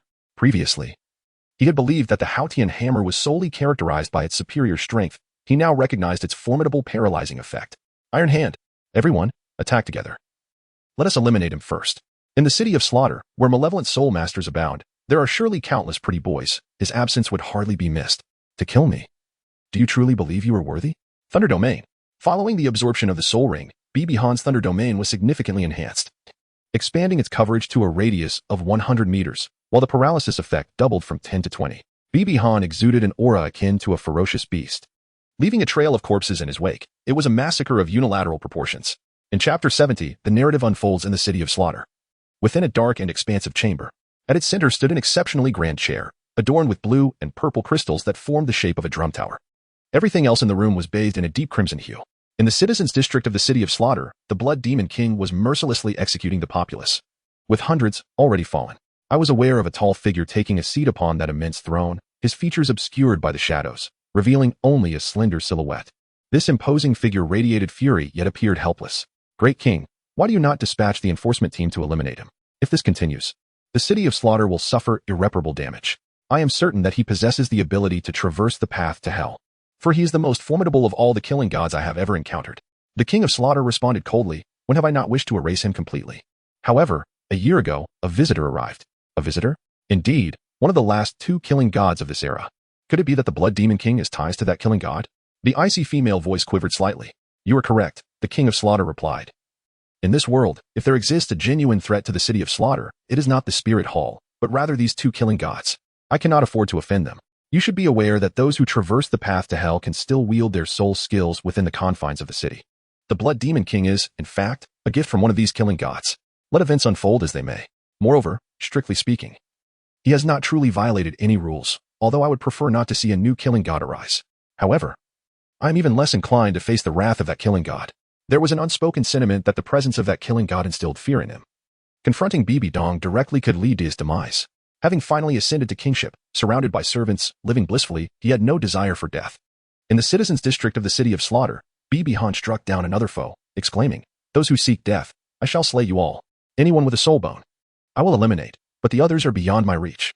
Recalling the words of the counselor from his first day in the city of slaughter, Bibi Han smiled slightly as a clever thought flickered in his mind. Just as he contemplated heading to the hellish slaughter grounds, he suddenly gasped in pain, realizing his injuries were severe. First, I must tend to my wounds. The hellish slaughter grounds had become lively in the month since Bibi Han last registered, with the final two combatants engaged in a fierce struggle. At that moment, a golden hammer soared from the spectator's stand, striking down one of the fallen. while Bibi Han grasped the large iron hammer upon his arrival in the arena. This unexpected turn left the last fallen fighter bewildered. The golden hammer. Is the Blood Demon King aiding him? Just as he intended to express gratitude to the fearsome monarch, the golden hammer's head appeared in his line of sight. With a resounding crash, the last fallen was obliterated. The onlookers stared in stunned silence at Bibi Han. It is the Blood Demon King. He has disrupted the rules of the hellish slaughter grounds. Amidst the surrounding commotion, Bibi Han remained poised, holding the iron hammer and closing his eyes in tranquil anticipation. Before long, the enforcement officer's voice echoed throughout the hellish slaughter grounds in the entire city of Slaughter. Blood Demon King. You have violated the rules of the hellish slaughter grounds.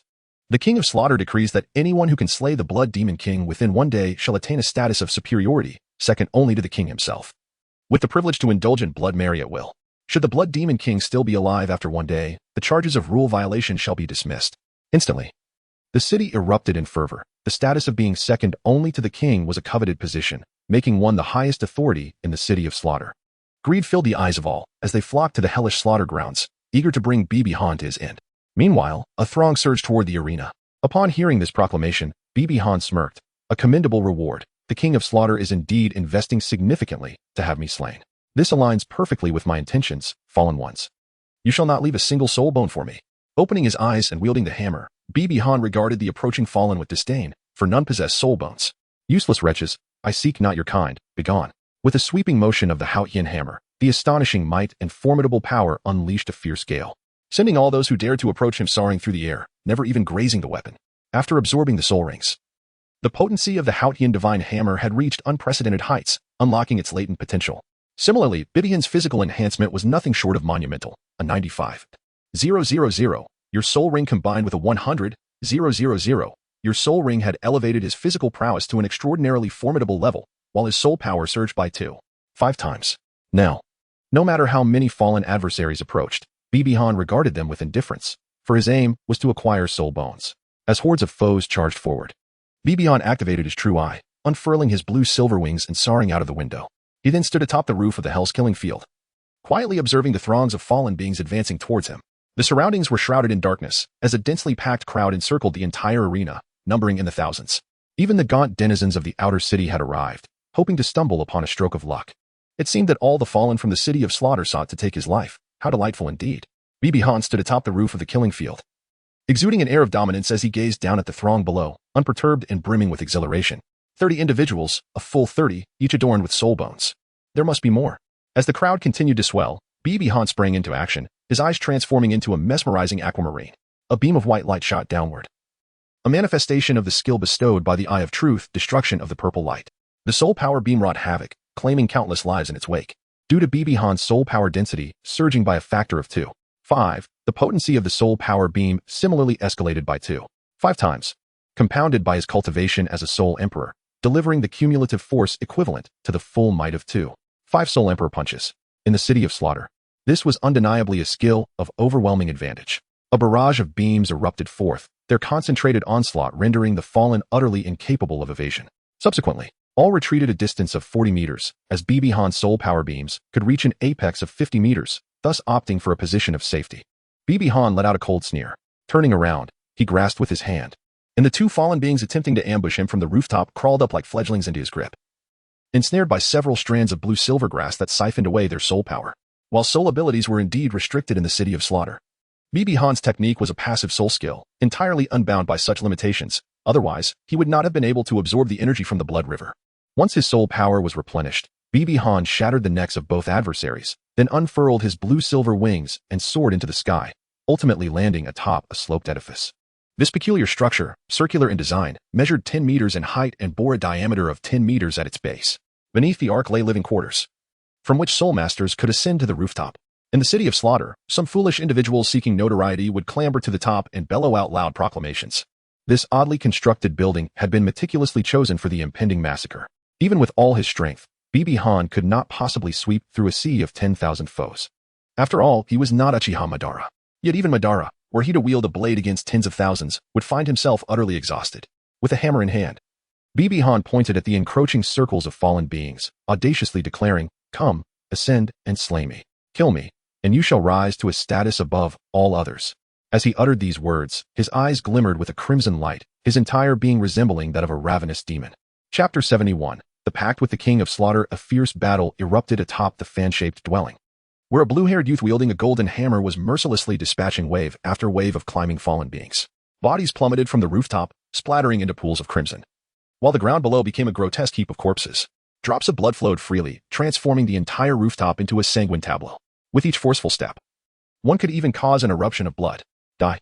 Bibi Han channeled his soul power into the Haotian hammer, causing it to swell in size, resembling a bulldozer as it was thrust forward. Several fallen beings were launched from the rooftop, crashing to the ground with severed limbs. Those who survived the fall were swiftly dispatched by the individuals below, serving as a makeshift human ladder. This was troublesome. The numbers had already swelled into the hundreds. Yet there was still no sign of anyone bearing soul bones. Observing the relentless tide of fallen beings, Bibi Han felt an overwhelming irritation. He shattered the arms of a fallen being whose soul power level was indiscernible, seized its neck, and hoisted it aloft. With a powerful sweep of his right hand, he sent those nearby flying. The blue-silver grass emerged, beginning to devour his soul power. The Blood Demon King was consuming soul power to replenish its strength. He was exhausted. We must advance quickly. Hearing this, yet another wave of fallen beings surged forward. Bibi Han cast a glance at the ascending fallen ones and let out a cold smirk. How foolish. My soul power is merely depleted by 15. The absorption of soul power is merely a precaution. With a swift lateral kick, he sent a fallen one tumbling away, causing a cascade of them to roll down from the rooftop. His gaze then swept across the surroundings, noticing that most of the fallen were eagerly anticipating a spectacle, waiting for the human ladder to form before launching a collective attack. An intriguing notion. Very well, let it be as you wish. Thus began another frenzied slaughter. This time, Bibi Han meticulously controlled his strength, sending the corpses to pile atop one another, constructing a makeshift staircase. Time passed, how long, he could not say, until at last. The entire building was completely surrounded by bodies. The staircase was completed, and a multitude of slaughterers roared in unison, trampling over the corpses as they surged upward. They relished it, and Bibi Han relished it even more. The corpses beneath their feet were nearly all battered, crackling with flickering lightning. Stepping upon them would render one's legs weak. Yet, would they care? No, the intoxication of slaughter and greed clouded their minds. The promise of vanquishing the Blood Demon King, along with the rewards of status, beauty, and an endless bounty, beckoned them. In the face of such prospects, death held no terror for them. As the realm of thunder unfolded, the blue-silver divine vine emerged, enveloping Bibi Han completely, leaving only his bloodthirsty eyes exposed to the world. Bibi Han has finally unleashed his full strength, manifesting the most formidable killing posture of the City of Carnage. The chilling and sanguinary aura erupts with fervor. Bibi Han begins to retaliate fiercely, turning all the fallen before him into souls crushed under his might. Every punch thrown at him is disregarded, and weapons striking his form leave only minor marks on his blue-silver divine vines. At this moment, fear finally grips some individuals. Get away from me. I'm not participating in this madness. Let me out. What do you mean? Leave. There are so many of us here. Even if he is a titled Douluo capable of using soul skills, we can wear him down. Nonsense. I don't know if we can wear him down. But before that happens, I will surely be the one to perish. Clear the way for me, or I swear I will strike you down. A voice, reminiscent of a malevolent spirit, echoes once more. Die. And yet, more corpses appear. Why aren't you all joining in? In the heart of a blood-soaked realm, Bibi Han rotated his neck several times, letting his arms sway as he sought to relax his tense body. His exterior, completely drenched in crimson, emanated an almost palpable aura of murderous intent. What a chilling thought. How many lives had he extinguished? The fallen around him unconsciously cast their glances to the corpses strewn about. With so many of us present, why should we fear a single individual? Let us unite, if we eliminate them. The rewards bestowed by the King of Carnage shall be ours. A voice pierced the air, igniting a surge of fervor among the gathered crowd, who charged forth in unison. Bibi Han, shrouded in blue-silver grass, grinned menacingly. You, wretches devoid of soul bones, shall serve as mere sustenance for my domain of slaughter. The cacophony of battle cries merged into a singular roar, and from a distance, one could only witness the thrashing mob, the bodies that soared through the air, and the crimson spray of blood and severed limbs.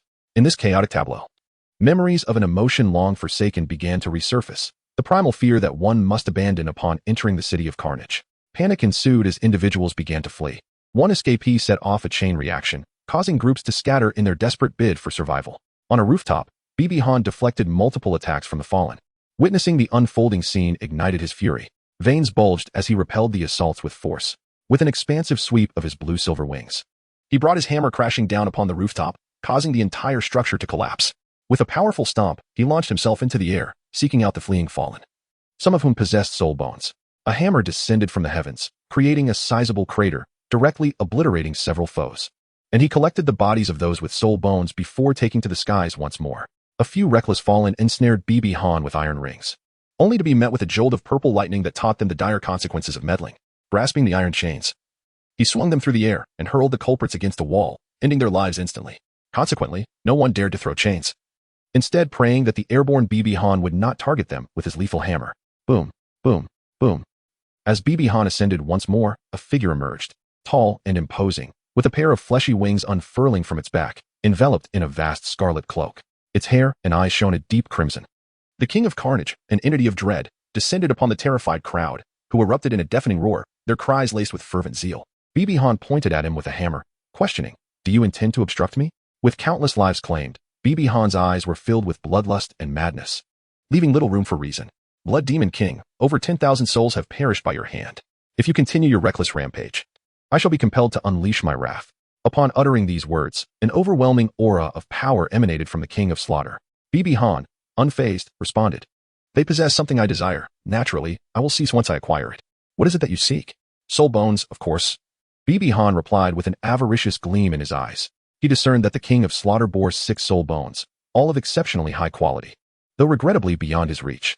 However, BB Han also perceived another detail. The King of Slaughter's body exhibited energies of 2 distinct hues, red and black. The red was gradually encroaching upon the remaining black, having already consumed the entirety of the upper body and now extending towards the arms and lower body. Observing this, BB Han's rationality began to resurface. He recalled that this individual's body originally belonged to his ancestor, Tang San. A bat had taken possession, incessantly eroding his form.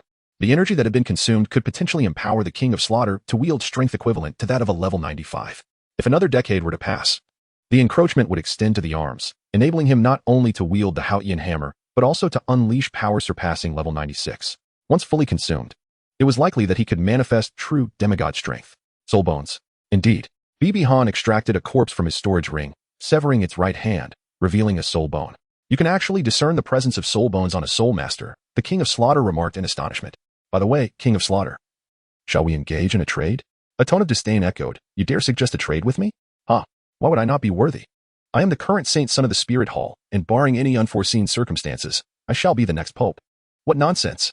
I can assure you that the Spirit Hall will never lay a hand on the city of Slaughter. It shall remain in this world eternally, provided you grant me the soul bones accumulated over a millennium in the city of Slaughter." Without those soul bones, the strength of the city of Slaughter would undoubtedly diminish. When the time comes, facing your Spirit Hall would pose a greatly reduced threat. Your calculations are fundamentally flawed. BB Han responded with a gaze reminiscent of a fool, proclaiming, "The strength of the city of Slaughter is of little consequence. What truly matters is its very existence. It serves as a prison for countless malevolent suspects, safeguarding the order of the continent. I am far too invested in its protection to consider its destruction. I can solemnly vow that as long as the city of Slaughter remains undisturbed, the Spirit Hall, which seeks the soul bones, shall never infringe upon it, and shall provide ample sustenance and water for its continued existence." Upon hearing these words, the King of Slaughter fell into deep contemplation. The individuals below, witnessing the 2 formidable figures in the sky engaged in conversation, dared not even breathe audibly. "Is what you say truly genuine?" The King of Slaughter, whose true form is Tang Chun and whose dominion is the 9-headed Bat King, possesses an extraordinarily lengthy lifespan. He harbors the intent to wait until Tang Chen's physical body succumbs to age, at which point he would assume another vessel to continue as the King of Slaughter. Naturally, he would be more than willing to ensure the enduring preservation of the city of Slaughter. "Very well, I shall place my trust in you this once. Come with me," he concluded. Chapter 72. Soul Bone Armor. 3,500 words. BB Han and the King of Slaughter arrived at an exceedingly ominous castle, situated just beyond the borders of the city of Carnage. BB Han, intrigued, inquired, "I never anticipated that the residence of the King of Slaughter would be so remote. Is it to isolate yourself from the clamor of your subjects?" In response, the King of Slaughter completely disregarded his words. BB Han paid little heed as he approached the castle gates, where 2 strikingly beautiful women clad in black stood ready to greet him. Upon our arrival, the pair knelt gracefully, exclaiming, "Great King of Slaughter, welcome back." The King of Slaughter, with an air of authority and his hands clasped behind his back, commanded, "Rise." "Thank you, King of Slaughter," they responded, standing upright. As we entered the castle, the corridor was illuminated by an array of torches, their flames casting a dark purple hue that lent an eerie ambience to the shadowy hallways. Occasionally, we glimpsed women of stunning figures and captivating beauty, a testament to the king's appreciation for life's pleasures. We soon arrived at a grand door, where the king remarked nonchalantly, "Step inside. The city of Slaughter holds all its treasures within. Remember, only the soul bones are to be taken." "What about gold and jewels?" I inquired. After a brief pause, he replied, "If you desire them, feel free to take them. They merely occupy space." "Thank you," I replied. "Humph, Make haste and leave once you're done, he said, flicking his sleeves as he departed. Upon entering the chamber, Bai Han's eyes widened in astonishment, his mouth agape, arms hanging limply at his sides. Am I seeing things? He exclaimed. Before us lay a room measuring 100 meters in length, 60 meters in width, and 80 meters in height, dominated by a mountain of golden soul coins, which occupied more than half the space. Surrounding this treasure were various jewels and ornaments, carelessly discarded like refuse, yet gleaming brilliantly in the dim light. Han boldly asserts that when it comes to wealth, the city of slaughter may claim the second position, but none dare to declare themselves first. As for the other side, it is merely a collection of herbs, seemingly all potent tonics for vitality. Ha ha ha ha ha. The king of slaughter. In the final small expanse, there are several large chests. If I am not mistaken, those must contain soul bones. Bai Han cast forth a multitude of storage soul-guiding devices from his ring. These treasures were plundered from the fallen after he had vanquished them. After shedding a few drops of blood to claim ownership, he proceeded to discard all the contents within. Bibi furrowed her brows in confusion. What is all this? Aside from some clothing and weapons, there are even women's undergarments, some of which emit a foul stench. Hastily, Han utilized 2 soul-guiding devices to gather all these items, aware that leaving them behind would undoubtedly provoke the wrath of the king of slaughter. Subsequently, he smashed the 2 devices, oblivious to the fate of their contents. With a grand sweep of his hand, he collected a substantial amount of golden soul coins until the devices were filled to capacity. He then exchanged for another, packing it fervently, ensuring not a single copper soul coin remained. Following this, Han approached the large chests, and with a firm step, the chest burst open, illuminating the entire room with a kaleidoscope of colors that dazzled the eyes. Soul bones. A multitude of soul bones. Over 100 pieces of soul bones. Bai Han swallowed hard. The wealth amassed over millennia was truly formidable. In the city of carnage, hundreds perish daily. Over thousands of years, nearly every lifeless body has been reclaimed, ground to dust, with the blood cast into the Crimson River. The soul bones revealed in this process have naturally been harvested by the city of carnage, leading to such an astounding accumulation. Han unceremoniously took everything away. A bountiful harvest indeed. He possessed over 100 luminous soul bones. In terms of wealth, who on the continent could surpass him? Life had reached its zenith, and he no longer needed to rise under the shadow of being a freeloader on Xiaogang.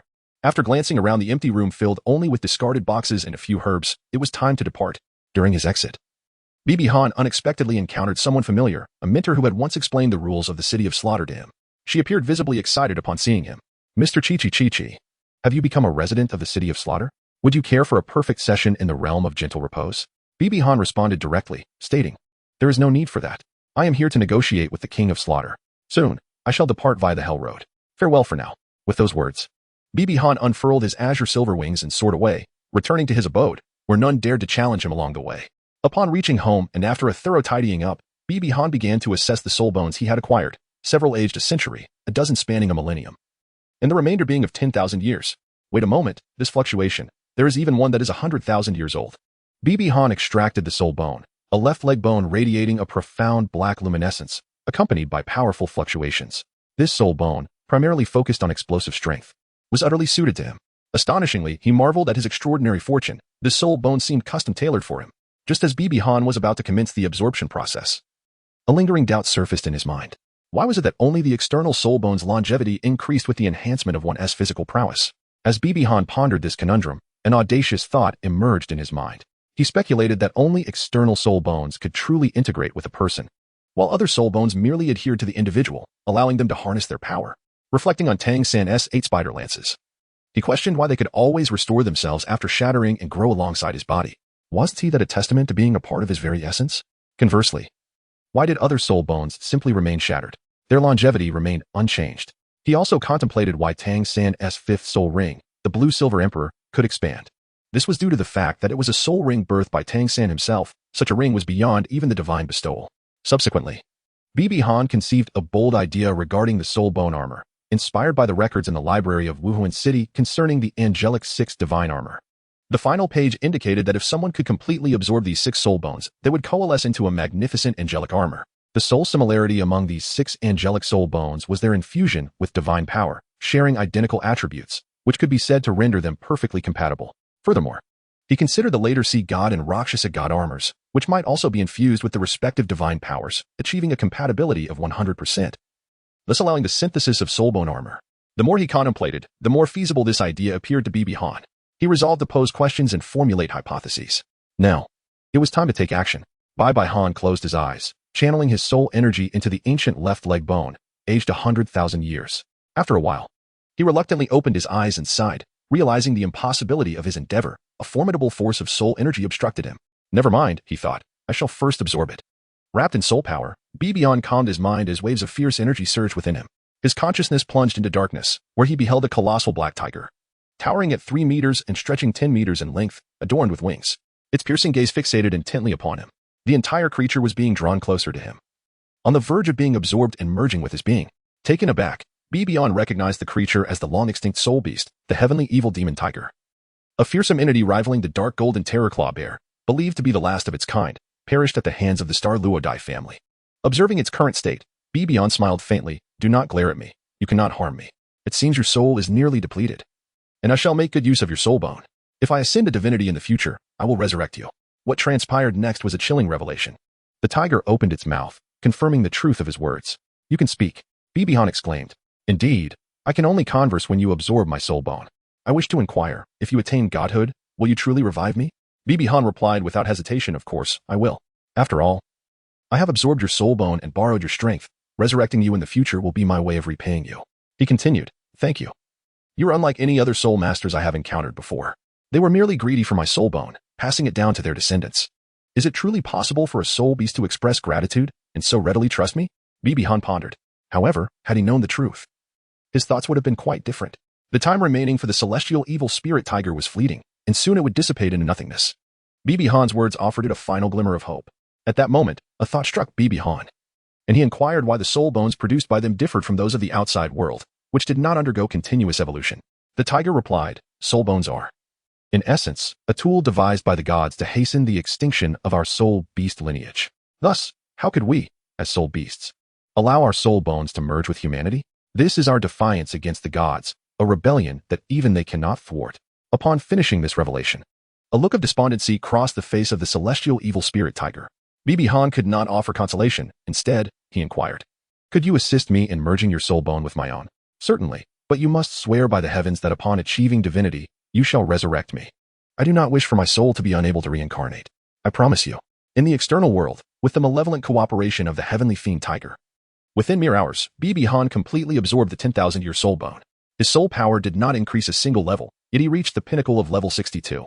Then, clearing his throat, Bibihan declared, I swear that if the soul bone of the heavenly fiend tiger is willing to merge with me, I shall resurrect it as a divine beast upon attaining divinity. Otherwise, my martial spirit shall shatter, and I shall be struck down by thunder. As soon as he uttered these words, Bibihan felt the soul bone in his left leg fully integrate with his being.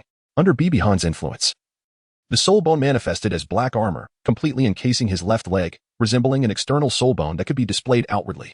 A voice resonated within Bibihan's mind. Kid, do not forget your promise. I am currently within your consciousness. Should you fail to resurrect me upon achieving divinity, I shall self-destruct and obliterate your consciousness, rendering you a fool.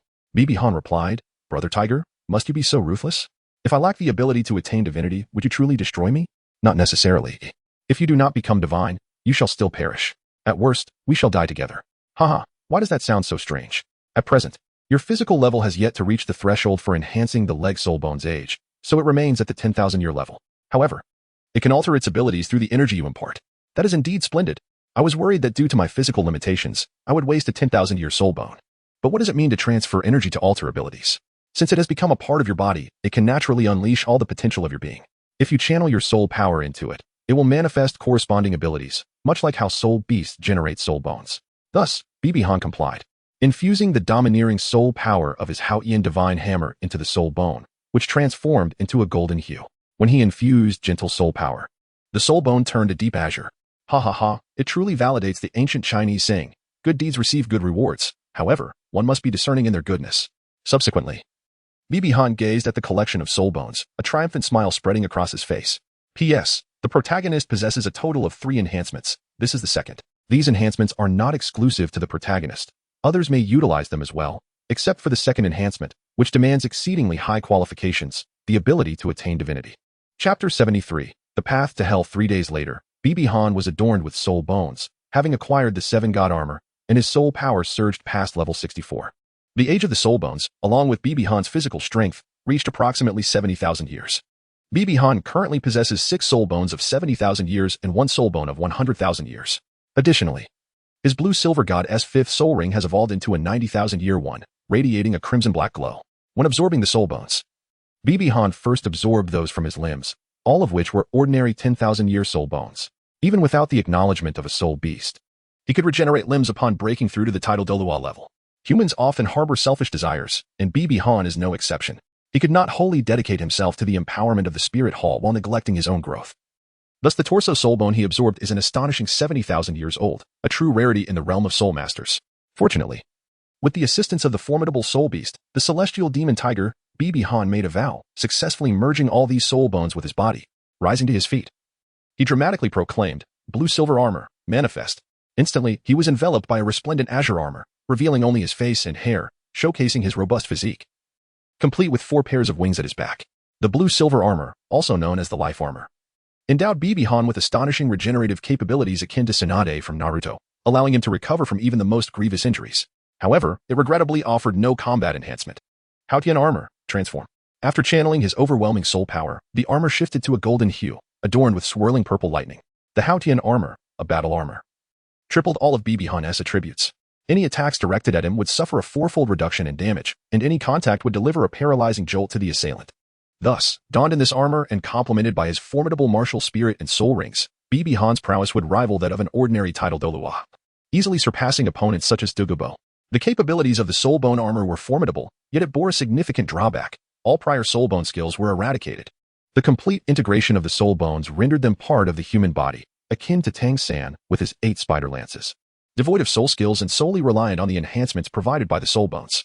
As for the devouring ability of the 8 spider lances, it was more akin to flight, technically not a soul skill, as it required no soul power expenditure. At first glance, one might perceive this as a loss, given the absence of the 100,000-year soul bone skill. However, in the long run, it is undoubtedly a tremendous gain. Very well, it is time to depart. After releasing the soul bone armor, Bibi Han unfurled his blue-silver wings and soared toward the Hell Slaughter Field, where the final massacre awaited. As 9 corpses lay sprawled, a resounding cheer erupted from the crowd. Blood Demon King, after 100 battles, you can finally depart. Their voices echoed with relief. At that moment, the figure of the King of Slaughter descended from the heavens, and thunderous applause filled the arena. I am elated to witness the birth of a champion in the slaughter field. It has been decades since a 100-battle victor has emerged, particularly one like the Blood Demon King, who single-handedly vanquished over a quarter of the fallen in the city of Slaughter. In the last battle, he annihilated nearly 10,000 foes in a single onslaught, an achievement no previous god of slaughter has accomplished. The King of Slaughter cast a scrutinizing gaze upon Bibi Han, and we exchanged silent glances, a flicker of apprehension evident in the king's eyes. I hereby bestow upon you the title of God of Slaughter, granting you unrestricted access to the city of Slaughter and allowing you to become a guest elder. Of course, you may opt for the path of hell, but I must caution you that it is fraught with peril. I shall indeed choose the path of hell, Bibi Han replied decisively. The horrors of the path of hell are beyond your imagination and comprehension. Thus, I hope you understand that life is singular and precious. The King of Slaughter's gaze remained fixed on Bibi Han, awaiting his response. Do not forget how many lives you have taken. If your killing intent spirals out of control on the path of hell, you may very well lose your life. What then becomes of our agreement? You are well aware of my purpose here. To achieve it, I must tread the path of hell. Do not fear my possession of the God of Slaughter domain. I have previously expressed my wish for the city of Slaughter to exist. As for being a guest elder, that status was conferred the moment I voiced my desire. Should anyone threaten the existence of the city of Slaughter, you may always summon me to the Spirit Hall, and I shall assist you. However, you must manage the city of Slaughter judiciously. This exchange transpired through soul power communication. The King of Slaughter scoffed, unleashing a crimson radiance as he ascended to the apex of the Slaughter Hell arena. The once crazed cheers of the fallen gradually subsided as they became quiet, their eyes glazing over, then reddening with bloodlust. Before long, as the crimson light enveloped the entire arena, anguished screams erupted from the first individuals touched by the light. Under the influence of this red glow, the fallen appeared to have lost their minds, frantically clawing at their faces and bodies. Bibi Han, however, remained impervious to these grotesque and horrifying scenes, unaffected by the carnage he had witnessed countless times before. Blood pooled on the ground, gradually coalescing into streams that snaked through inconspicuous conduits beneath the audience seats, flowing toward the center of the slaughter field. It was evident that innumerable serpentine streams of crimson liquid were entering the arena, but rather than spreading in a straight line, the blood pooled into grooves that had mysteriously appeared on the ground, slowly converging into a massive blood-red pattern. Observing this design, Bibi Han mused, a bloodbath. This pattern must be the emblem of the King of Slaughter, symbolizing his supreme status. Good luck. Should you emerge from the path of hell, do not forget to convey my regards to your elders. Time slipped by, and with a violent tremor, all sensations returned. The surrounding bloodlight gradually faded, When Bibi Han fully regained consciousness, he found himself on a circular platform approximately 5 meters in diameter. Surveying the stone walls on either side and the blood river below, he realized he was indeed on the path of hell, directly beneath the slaughter arena. Suddenly, Bibi Han clutched his head, a grimace contorting his features as his eyes flickered between red and blue. The killing intent emanating from him was palpable, rendering him exceptionally unstable. With a forceful punch to the head, Bibi Han momentarily cleared his mind.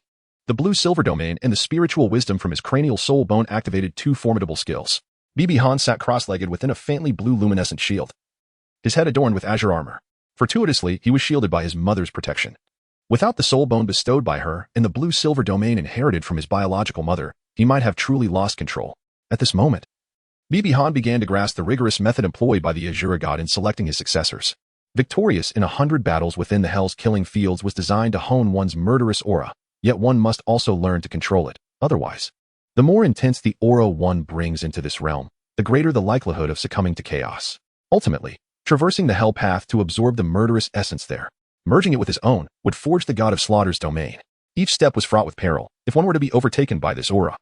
The most favorable outcome would be to become a fallen being ruling over a territory, while the direst outcome would be demise within the Hell path.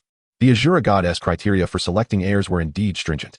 Chapter 74. The 10 Fiery Sun Serpents. Bibi Han surveyed the narrow path before him with keen mental acuity, lost in contemplation. I recall that in the original narrative, Tang San and Hulaina had bound themselves with a rope, seemingly crafted by Hulaina, who had willingly shed her garments for the purpose, urging Tang San to do the same. This thought brought a trace of irony to Bibi Han's mind. What were Hulaina's intentions?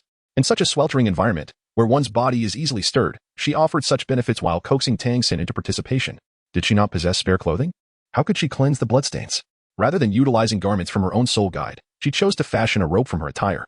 One could argue that apart from being deflowered by Tang San, she seized every advantage available. This line of thought led Bibi Han to ponder, why? In the latter parts of the tale, did each of the three beauties of the Spirit Hall harbor dark histories? His mother, Bibi Dong, was ensnared within a secret chamber.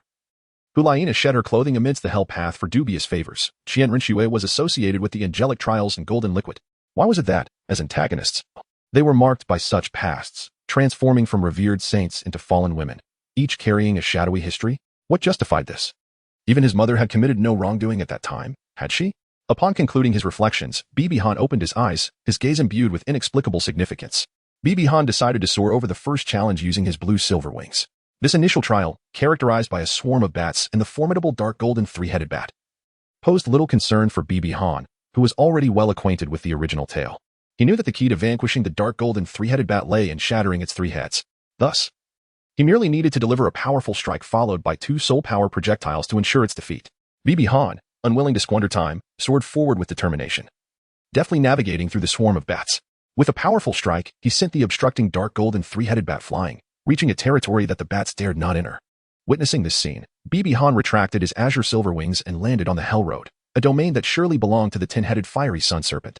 Your inner core shall be mine. In the realm of Hell Road, what holds significance beyond the domain of the god of death? Undoubtedly, it is the inner core of the 10-headed fiery sun serpent, renowned for its capacity to neutralize the deadly toxins of all serpents and suppress their kind. More importantly, it harbors immense energy, capable not only of facilitating upgrades but also serving as a soul ring. Bibi Han sought to bestow this inner elixir upon Qian Renxue, aspiring to elevate the flame capabilities of her angelic martial soul to the pinnacle of fire. However, deprived of the celestial herbs from the ice and fire duality he found himself incapable of enhancing the angelic martial soul.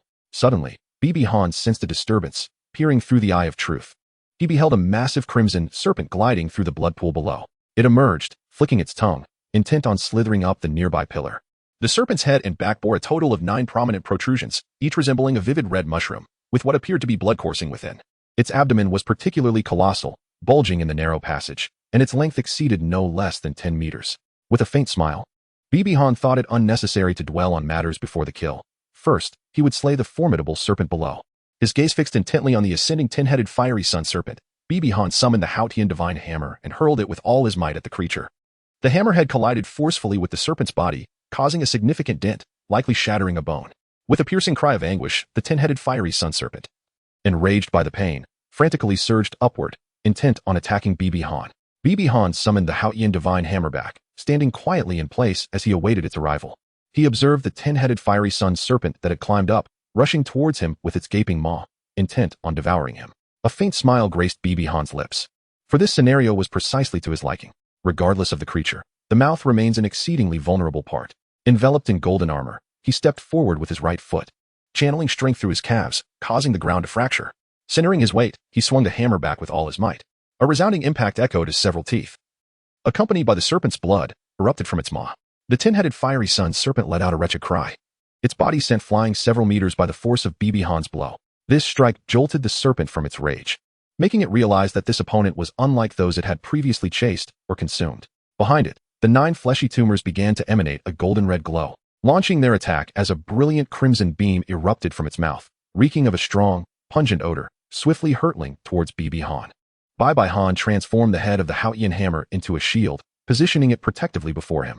The flames were thwarted by the Haotian hammer, yet the serpent persisted in its fiery assault, the crimson glow of the flames mingling with wisps of faint red mist that enveloped Bibi Han. A glimmer of triumph flickered in the eyes of the tin-headed blazing sun serpent. However, Bibi Han's gaze exuded even greater pride, for the potent vitality coursing through his body rendered him impervious to such minor toxins. The blue-silver domain activated, employing the domain skill of teleportation. The original text did not specify that domain skills were prohibited, did it? Due to Bibi Han absorbing a 95,000 your soul ring, his teleportation ability extended from 8 meters to 10 meters. With just a few swift movements, he arrived beside the head of the tin-headed blazing sun serpent, ready to deliver a symmetrical counterattack. With a resounding strike, Bibi Han once again struck the right cheek of the tin-headed fiery serpent, still exhaling flames and utterly bewildered. The serpent was sent flying once more. Its colossal form crashed heavily onto the path of hell, sending fragments of stone cascading into the river of blood below. Bibi Han once again instantaneously transported himself to the body of the tin-headed fiery serpent, striking with precision at its vulnerable spot. With relentless fervor, he pounded the serpent's weak point as if forging iron, delivering blow after blow. The sound echoed in the air, accompanied by the serpent's anguished cries. Yet, Bibi Han felt no trace of compassion. His immense strength shattered parts of the serpent's body, just as he prepared to deliver another strike. The 9 grotesque bulges simultaneously burst, unleashing 9 streams of golden-red liquid that surged forth not directly, but rather arced above him. These streams coalesced in midair, and just as they seemed poised to descend upon him, they abruptly paused. All the liquid contracted simultaneously, transforming into a small sphere the size of a fist, which then hurtled downward towards him. Bibi Han's eyes widened in alarm as he sensed the looming threat of death emanating from the small crimson orb. With a swift turn, he aimed at the forehead of the tin-headed fiery serpent, unleashing a purple extreme ray. The ray struck the serpent's head, leaving it momentarily dazed. Seizing this fleeting opportunity, he activated his blue-silver domain, blue-silver wings, and soul bone armor, summoning 7 pieces of soul bones to envelop him. In an instant, he teleported back to the serpent's forehead. Having read the original narrative, he understood that this was the serpent's inner core, should it explode. Even his soul bone armor would be insufficient to withstand the blast. With a powerful strike, he shattered one of the serpent's eyes, aiming to inflict excruciating pain to disrupt its control over the core. The force of the blow sent its head reeling, and in another instant, he teleported to deliver a second strike to its other eye, which burst forth in an even larger explosion. Bibi Han meticulously calibrated the direction and intensity of his blows. Finally, he executed a series of 25 successive strikes, teleporting to intercept the serpent's trajectory, delivering a decisive blow to its head. The cumulative force of the 24th and 25th strikes obliterated the entirety of the serpent's head, along with a portion of its body. Having completed this feat, Bibi Han utilized his teleportation and blue-silver wings to swiftly retreat beneath the Hell Road. After a brief distance, sensing that no explosion had occurred, he cautiously emerged to return to the remnants of the tin-headed fiery serpent. On the Hell Road, the sight was gruesome. The serpent's head was entirely annihilated, with blood and mangled flesh splattered across its remaining body. The 7-inch segment was utterly destroyed. One word encapsulated the scene: tragic. Compared to the original tale, the serpent's corpse had retained most of its form, yet the suffering endured was exponentially greater. Nevertheless, this was not the crux of the matter.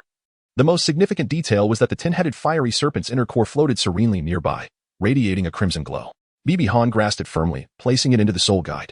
The cultivation level of this serpent remained uncertain. However, considering that Ma Hongjuan's 6th soul ring was of 40,000 years, surpassing the so-called master's theory by 20,000 years, it could serve as a 7th soul ring. Thus, its energy should be equivalent to that of a soul ring containing the essence of 60,000 to 70,000 years. And it might even facilitate the evolution of the martial soul. Gazing at the serpent's lifeless form, he contemplated 70,000 years. Such a rare delicacy of soul beast flesh is seldom consumed. Therefore, it would be prudent to take it with him. Bibi Han severed the body of the tin-headed fiery serpent into several parts, carefully storing them within his storage ring. Having organized everything, he gazed ahead at the road before him, recalling that aside from a treacherous stretch of hellish terrain a few hundred meters long, no other dangers lay in wait. With this in mind, he resolved to waste no more time. As for whether he might disappoint the god of Shura, Bibi Han was utterly indifferent. Already contemplating devouring Nar in the future, leaving the divine position of Shura god behind. The dragon god had been slain by the Shura god. Inheriting that power would be tantamount to betraying his future bride. With the azure silver wings unfurled, he soared forward. Chapter 75. The Grand Gift. As Bibi Han vanquished the 10-headed fiery serpent within a magnificent palace in the divine realm. A towering figure clad in dark red armor abruptly opened his eyes, astonishment flickering within them. Reclining upon a colossal blood-red skeletal throne, he murmured, "Is it truly possible for someone to slay the 10-headed fiery serpent without relying on soul techniques? I must ascertain your identity." Utilizing his divine power, the Shura god delved into the details. It turned out that Bibi Han had cleverly employed his flight ability and domain techniques. Subsequently, he noted that this young man had not eliminated the first challenge, the Dark Golden Bat, but had instead flown past it, an unacceptable breach of protocol. As one of the 5 divine kings of the divine realm, the Shura god held the authority of divine judgment. Any chosen successor must possess extraordinary capabilities and exhibit no flaws. In his eyes, Bibi Han's failure to defeat the Dark Golden Tri-Headed Bat constituted a significant imperfection. However, the young man's innate talent was indeed remarkable, achieving the rank of Soul Emperor at merely 14 and possessing dual martial souls, along with a bloodline connection to that little fellow, Tang San. Very well, considering your exceptional abilities, I may still contemplate your candidacy, provided you are willing to navigate the subsequent challenges. Through the replay of Bibi Han's experiences in the City of Slaughter, the Shura god was privy to every detail. Be it the massacre, or the self-condensing soul rings, or even the soul bone armor, each sufficiently captivating to draw his attention. Thus, he resolved to reconsider his stance. Yet, the following scene left the Shura god utterly disheartened, for Bibi Han had merely flown past the subsequent challenges, failing to engage earnestly with them. The overt trials of the hellish road were the dark golden tri-headed bats and the 10-headed fiery serpents, but the covert trial was one of character.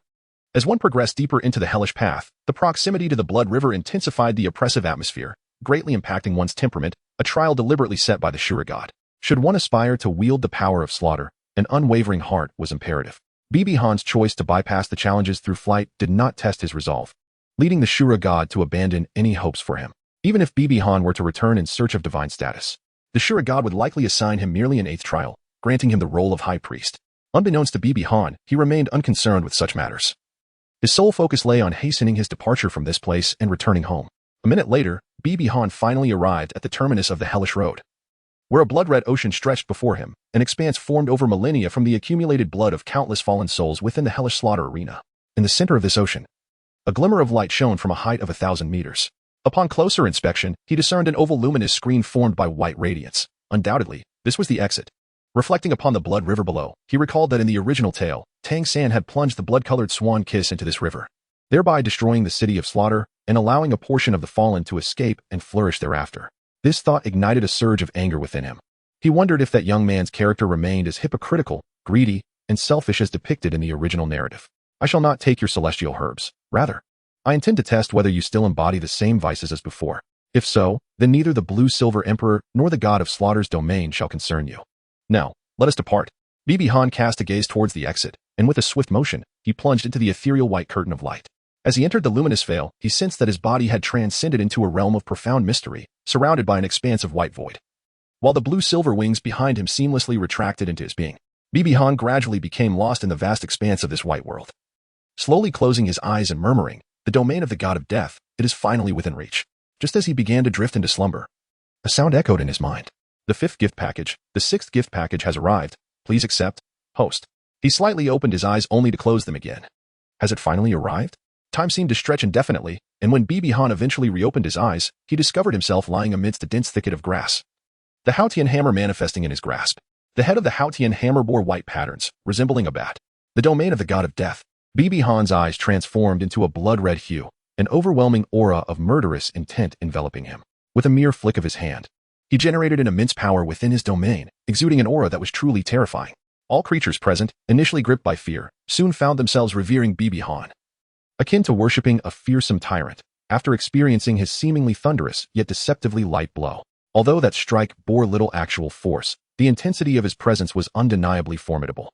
By amplifying his own momentum, he enhanced his strength while simultaneously diminishing that of his adversaries. Was this the essence of the god of slaughter's domain? At last, his efforts were not in vain. A rigid smile spread across Bibi Han's face, but he quickly composed himself, realizing he needed to shut it down lest he lose control of his murderous intent, having claimed so many lives in the city of slaughter. Even if Bibi Han wished not to dwell on it, the thoughts of killing perpetually lingered in his mind. Upon deactivating the God of Slaughter's domain, Bibi Han activated the blue-silver domain, seeking clarity and vigilance as he surveyed his surroundings, calling out, "Grandpa Ju, Grandpa Gay, how long do you intend to hide? I have prepared a grand gift for both of you. You've indeed grown stronger. Xiaohan, your senses have sharpened remarkably," came a sharp voice from behind the hillside. Two shadowy figures emerged in an instant, standing before Bibi Han. "You little rascal, I didn't expect you to emerge after just a year and a half. Even earlier than His Holiness the Pope by 6 months. However, the expression of Ju Douluo turned solemn. Just how many people have you slain? This murderous aura lingers around you. I haven't kept count. It should be quite a few. All right, Ju Hua. What does it matter to you how many lives Xiaohan has taken? Old ghost, can't you show me a little respect in front of Xiaohan? Don't call me Ju Hua." Bai Han smiled faintly, basking once more in the sunlight, and found it quite delightful to witness these two elders exchanging playful banter. "Grandfather Ju, Grandfather Gui, this is the gift I just mentioned for both of you." Bai Han retrieved two luminous objects from the soul guiding device and presented them to them. Soul bones. The eyes of Ju Douluo sparkled with excitement, his voice trembling slightly. Ju Douluo yearned for soul bones at all times. Having toiled his entire life, he had yet to possess a single piece. Apart from his relatively inadequate strength among the titled Douluo, the more pressing issue was that the spirit hall had never provided a soul bone suitable for his use. "Xiaohan, do you truly intend to gift these to us?" Bibi Han nodded in gratitude towards the two elders for their care during his childhood. "This 40,000-year-old plant-type soul bone should be quite suitable for you, Grandfather Ju, and this 40,000-year-old power-type right arm bone is fitting for you, Grandfather Gui." Beneath the mask, the ghost Douluo's expression was inscrutable, yet it was unmistakably evident that he was exceedingly pleased. As the foremost agile attack soul master in the world, his speed was beyond question, claiming the title of the best assassin. However, his relatively weak attack power posed a significant drawback, rendering him incapable of inflicting substantial damage on opponents of the same rank. After a moment of hesitation, Ghost Douluo remarked, "Little Han, this soul bone is also quite suitable for you. Perhaps you should keep it for yourself." "No need, Grandfather Gui. I already possess more than enough soul bones," Bibi Han replied. Grandfather Ju's eyes widened in disbelief as he exclaimed, "You have filled all 6 of your soul bones." Bibi Han nodded slightly. "Where did you acquire so many soul bones?" "Grandpa Ju, in a place like the City of Slaughter, which has been steeped in tradition for thousands of years and witnesses countless deaths daily. Could it possibly lack soul bones? I have eliminated all the fallen ones in the City of Slaughter who possessed soul bones and even struck a deal with the King of Slaughter. This implies that you have taken all the resources of the City of Slaughter." Bibi Han nodded slightly. The Ju Gui Douluo, astonished yet profoundly moved, realized that Bibi Han's willingness to share such information signified absolute trust in them. As subordinates, nothing could be more significant than the trust bestowed upon them by their leader. They had silently resolved that should Bibi Han ascend to the position of Pope in the future, they would wholeheartedly assist him. "Now, dear elders, please proceed to absorb the soul bones. I shall guard you here. Xiaohan, the foremost priority is for you to swiftly manage your murderous intent. Rest assured, Grandfather Ju, I possess a head soul bone in the blue-silver domain. As long as my emotional response remains stable, the murderous aura shall not spiral out of control. Please, do not delay in your absorption." "Very well." With that, Ju Gui Douluo ceased his hesitation, seated himself in a meditative posture, and began to absorb the soul bones with both hands. Bai Han opened the 5th and 6th gift packages, and upon beholding the treasures within, his eyes widened in astonishment. 5th package, Soul Ring Longevity Enhancement Method, 5 Elements Poison Classic, Douluo Edition. 6th package, Reversal Card. The Reversal Card, it allows any individual or region to revert to its appearance from a year ago. P.S. The protagonist's final external aid has arrived. Grateful thanks to the readers for their 2 monthly votes. Chapter 76, Bai Han's Return, Exterminating the Flies. An hour later, both elders had fully absorbed the soul bones. Ju Douluo chuckled, "Ha, old ghost, I finally possess a soul bone as well." "Old Ju," replied the other, "what is there to be joyous about? You ought to express your gratitude to little Han." Bibi Dong smiled faintly and said there was no need for gratitude. "By the way, Grandfather Ju, is there someone named Zhu Zhuqing who has joined the spirit hall?" Douluo Ju pondered for a moment and replied, "Zhu Zhuqing? It seems there isn't, right, old ghost?" Gui Mei considered this and mentioned that the name did not ring a bell. "It sounds like a girl's name. Xiaohan, do you have feelings for her?" Ju Douluo raised an eyebrow, appearing quite inquisitive. "Not at all. She is merely someone I admire," Bibi Han replied nonchalantly. Zhu Zhuqing's identity could be discerned through her martial soul, and if she had indeed joined the spirit hall, Ju and Guida would undoubtedly be aware of it. Thus, it was clear that Zhu Zhuqing had not entered the spirit hall. Had Bibi Han received this news prior to their arrival, he would have felt considerable disappointment.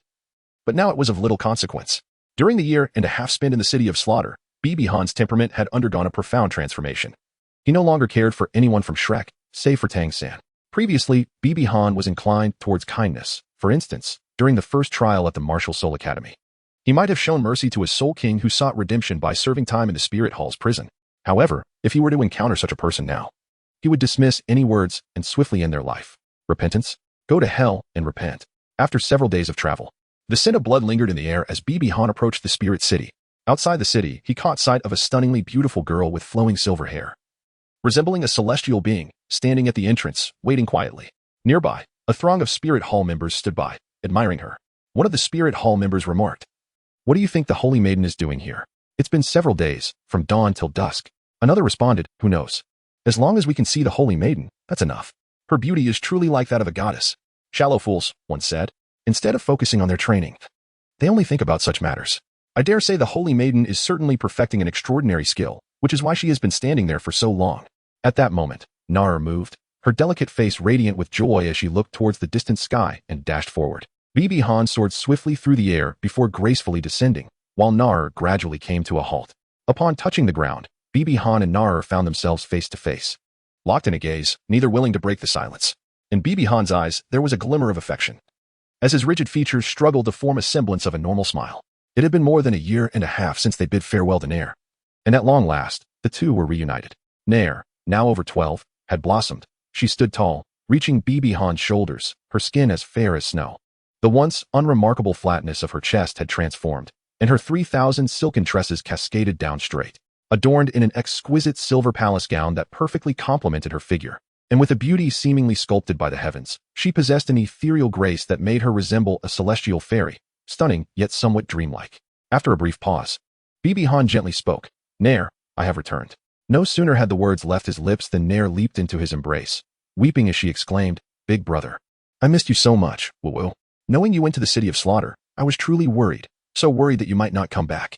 Tenderly patting Nair's little head, he softly reassured her, "Do not speak such nonsense. How could a small place like the city of slaughter pose a challenge for me?" Wiping away her tears, he continued, Now, dear girl, do not cry.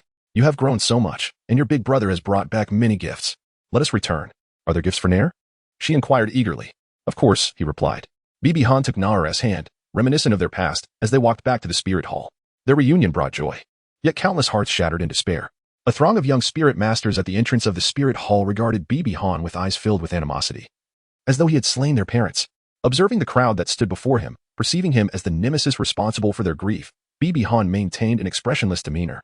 He effortlessly encircled Nair's waist and leapt over their heads, while she remained nestled against him, her cheeks flushed with embarrassment, silent throughout the ordeal. The actions of Bibi Han have directly ignited the fuse for these idealistic youths.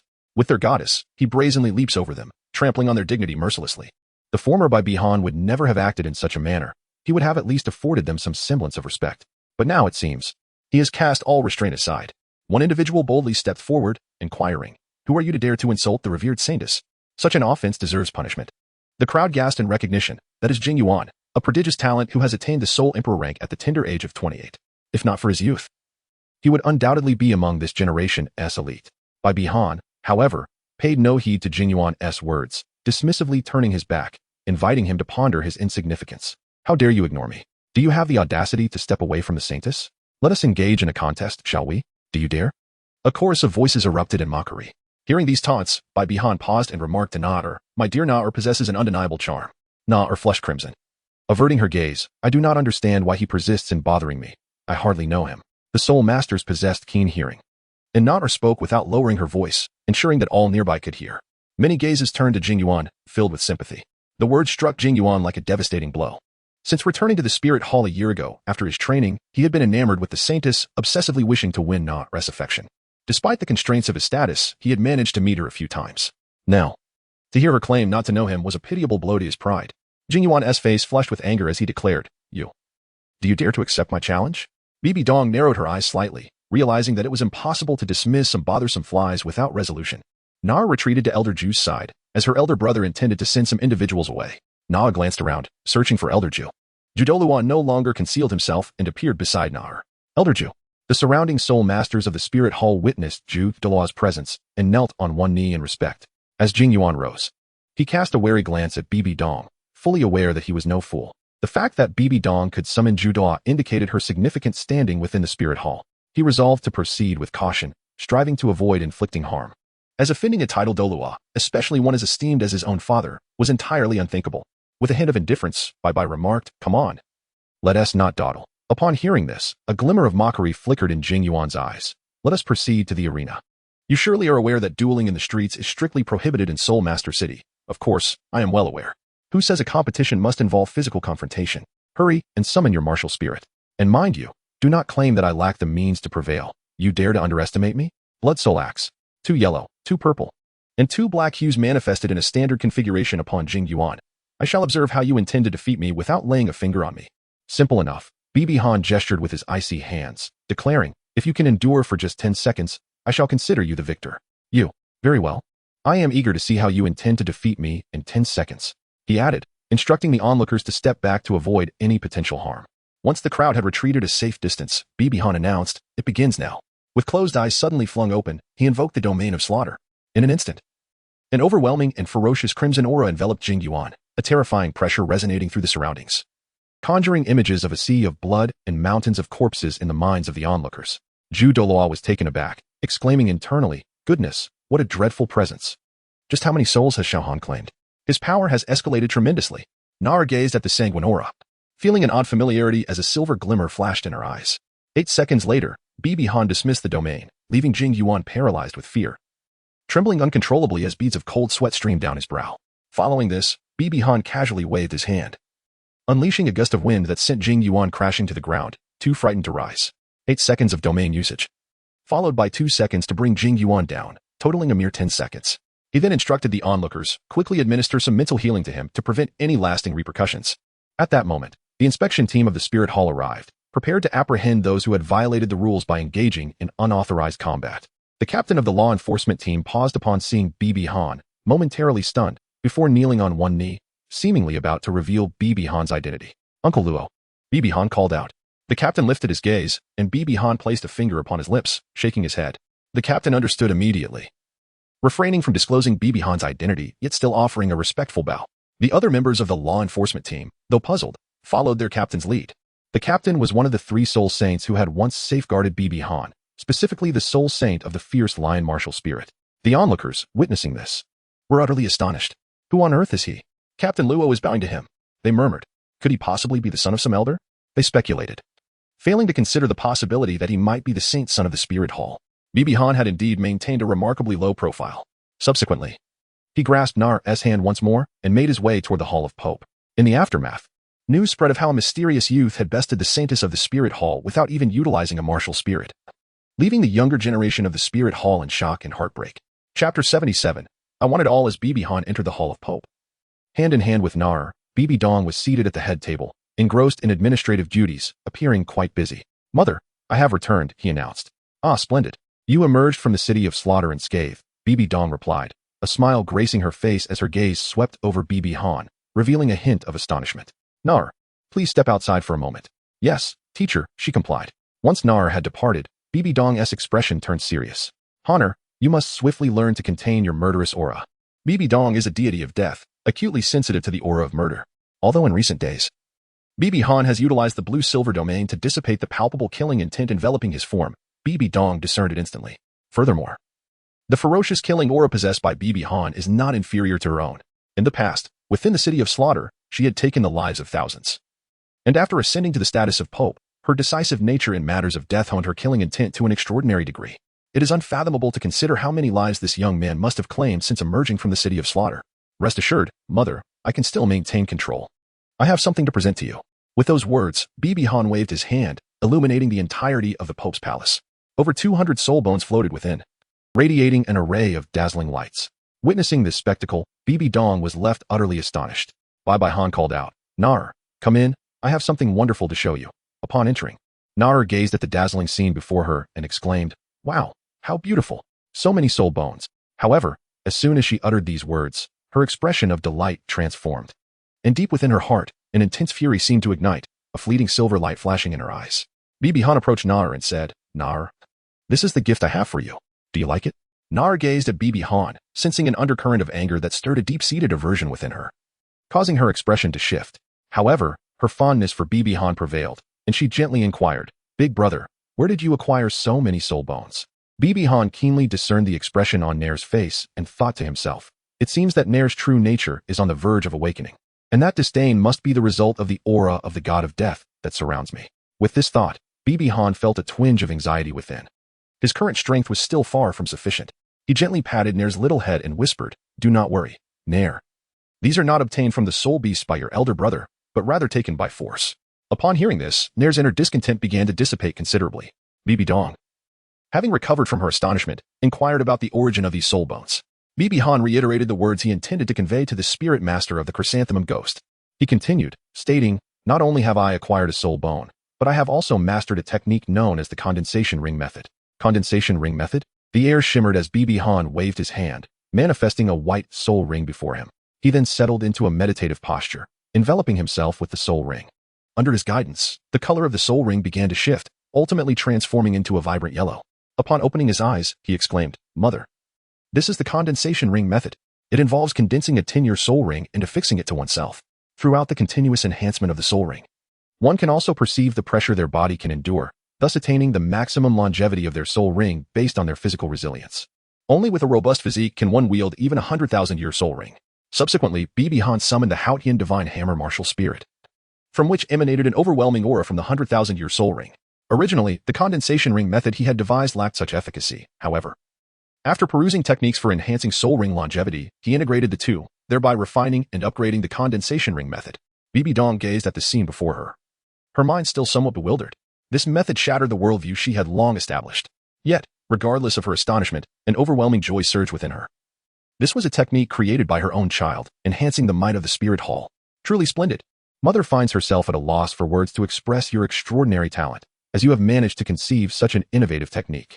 Bibi Han did not claim all the credit for himself. Mother, I can only be regarded as a practitioner of theory. For this method was accomplished with the assistance of the Silver King of the Blue-Silver Forest and his remarkable abilities. The Blue-Silver Forest, indeed. It seems that the Silver King has greatly aided our spirit hall.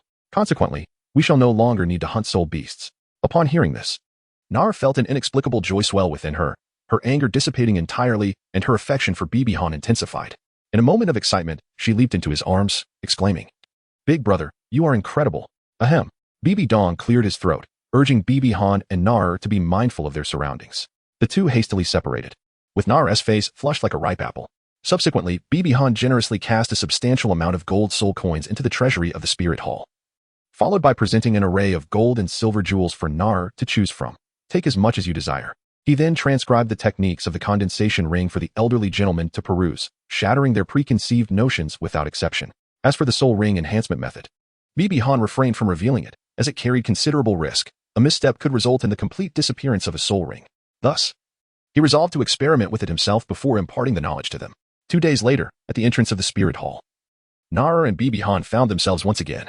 Na pouted, Big brother, you've just returned, and now you must leave again. I have no choice. I must head to the Moon Pavilion to learn to control my killing intent. If I lose control, the soul masters of the spirit hall would surely suffer. Nar, far from being unreasonable, though aware of the necessity, voiced her discontent. So, Big brother, does that mean you are going to see Sister Xue? Of course. I must visit her. Nar hesitated for a moment before asking, then, Big brother, do you like Sister Xue, or do you like Nar? Meeting Nar's anxious gaze, Bibi Han paused, took a deep breath, and replied, I like both. Upon hearing this response, Nar immediately became upset. No, Big brother may only like me. I belong to Naj alone. Bibi Han spoke earnestly. Nar, I am truly sorry. If I had to choose one, I genuinely could not decide. Tears welled in Nar's eyes as she plaintively asked, does Big brother not like me? Nar, if Snow Sister does not hold affection for me, then my heart shall undoubtedly belong only to you. Yet, I am certain that Snow Sister harbors feelings for me as well. If I were to be forced to choose, the two of you, with your contrasting personalities, would inevitably clash in a fierce rivalry. I cherish both of you, and thus, I desire you both. This declaration ignited Nar's fury. She pounded her small fist against his chest, exclaiming, Big brother is so greedy. You want both of us. Nar, I assure you. In the future, I shall forever cherish only the two of you. There shall never be a third woman, I promise. With those words, Bibi Han embraced Nar tightly once more. After a moment, Nar spoke with an undeniable tone. Big brother must never like anyone else. I accept only Snow's sister, and I will not tolerate any other. If there is, I will eliminate that cunning vixen. As she concluded her statement, a hint of menace crept into her voice. Very well, I promise. Bibi Han managed to placate the little girl, leaving only the matter of Qian Renxue. Qian Renxue was equally proud, not easily swayed like the innocent Nor. Regardless, he had made his decision. He would have both, and nothing could stand in his way. The constitution of the Summer Kingdom? Apologies, but Bibi Han had committed no offense. Nar was not human, and marrying both was not a legal transgression. Bibi Dong gently kissed Nar on the forehead, then unfurled his blue-silver wings in preparation for departure. Nar, feeling a wave of shyness from this gesture, said, Big brother, please return quickly. He called out. Old Ghost has left.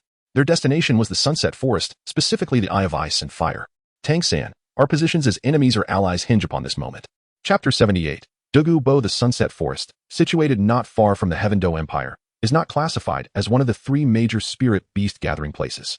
Its fame pales in comparison to that of locales like the Stardo Forest. However, for traversers, this forest is a veritable treasure trove, for it harbors the Eye of Ice and Fire, a destination sought by countless traversers. At this moment, Bibi Dong had reached the skies above the forest.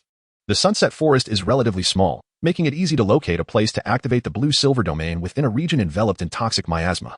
Ghost Douluo unleashed his aura, driving off any unwary spirit beasts, and inquired, Little Cold, what brings you to this place? Old Ghost. I am searching for a location of utmost importance to our spirit hall, one that contains numerous precious herbs.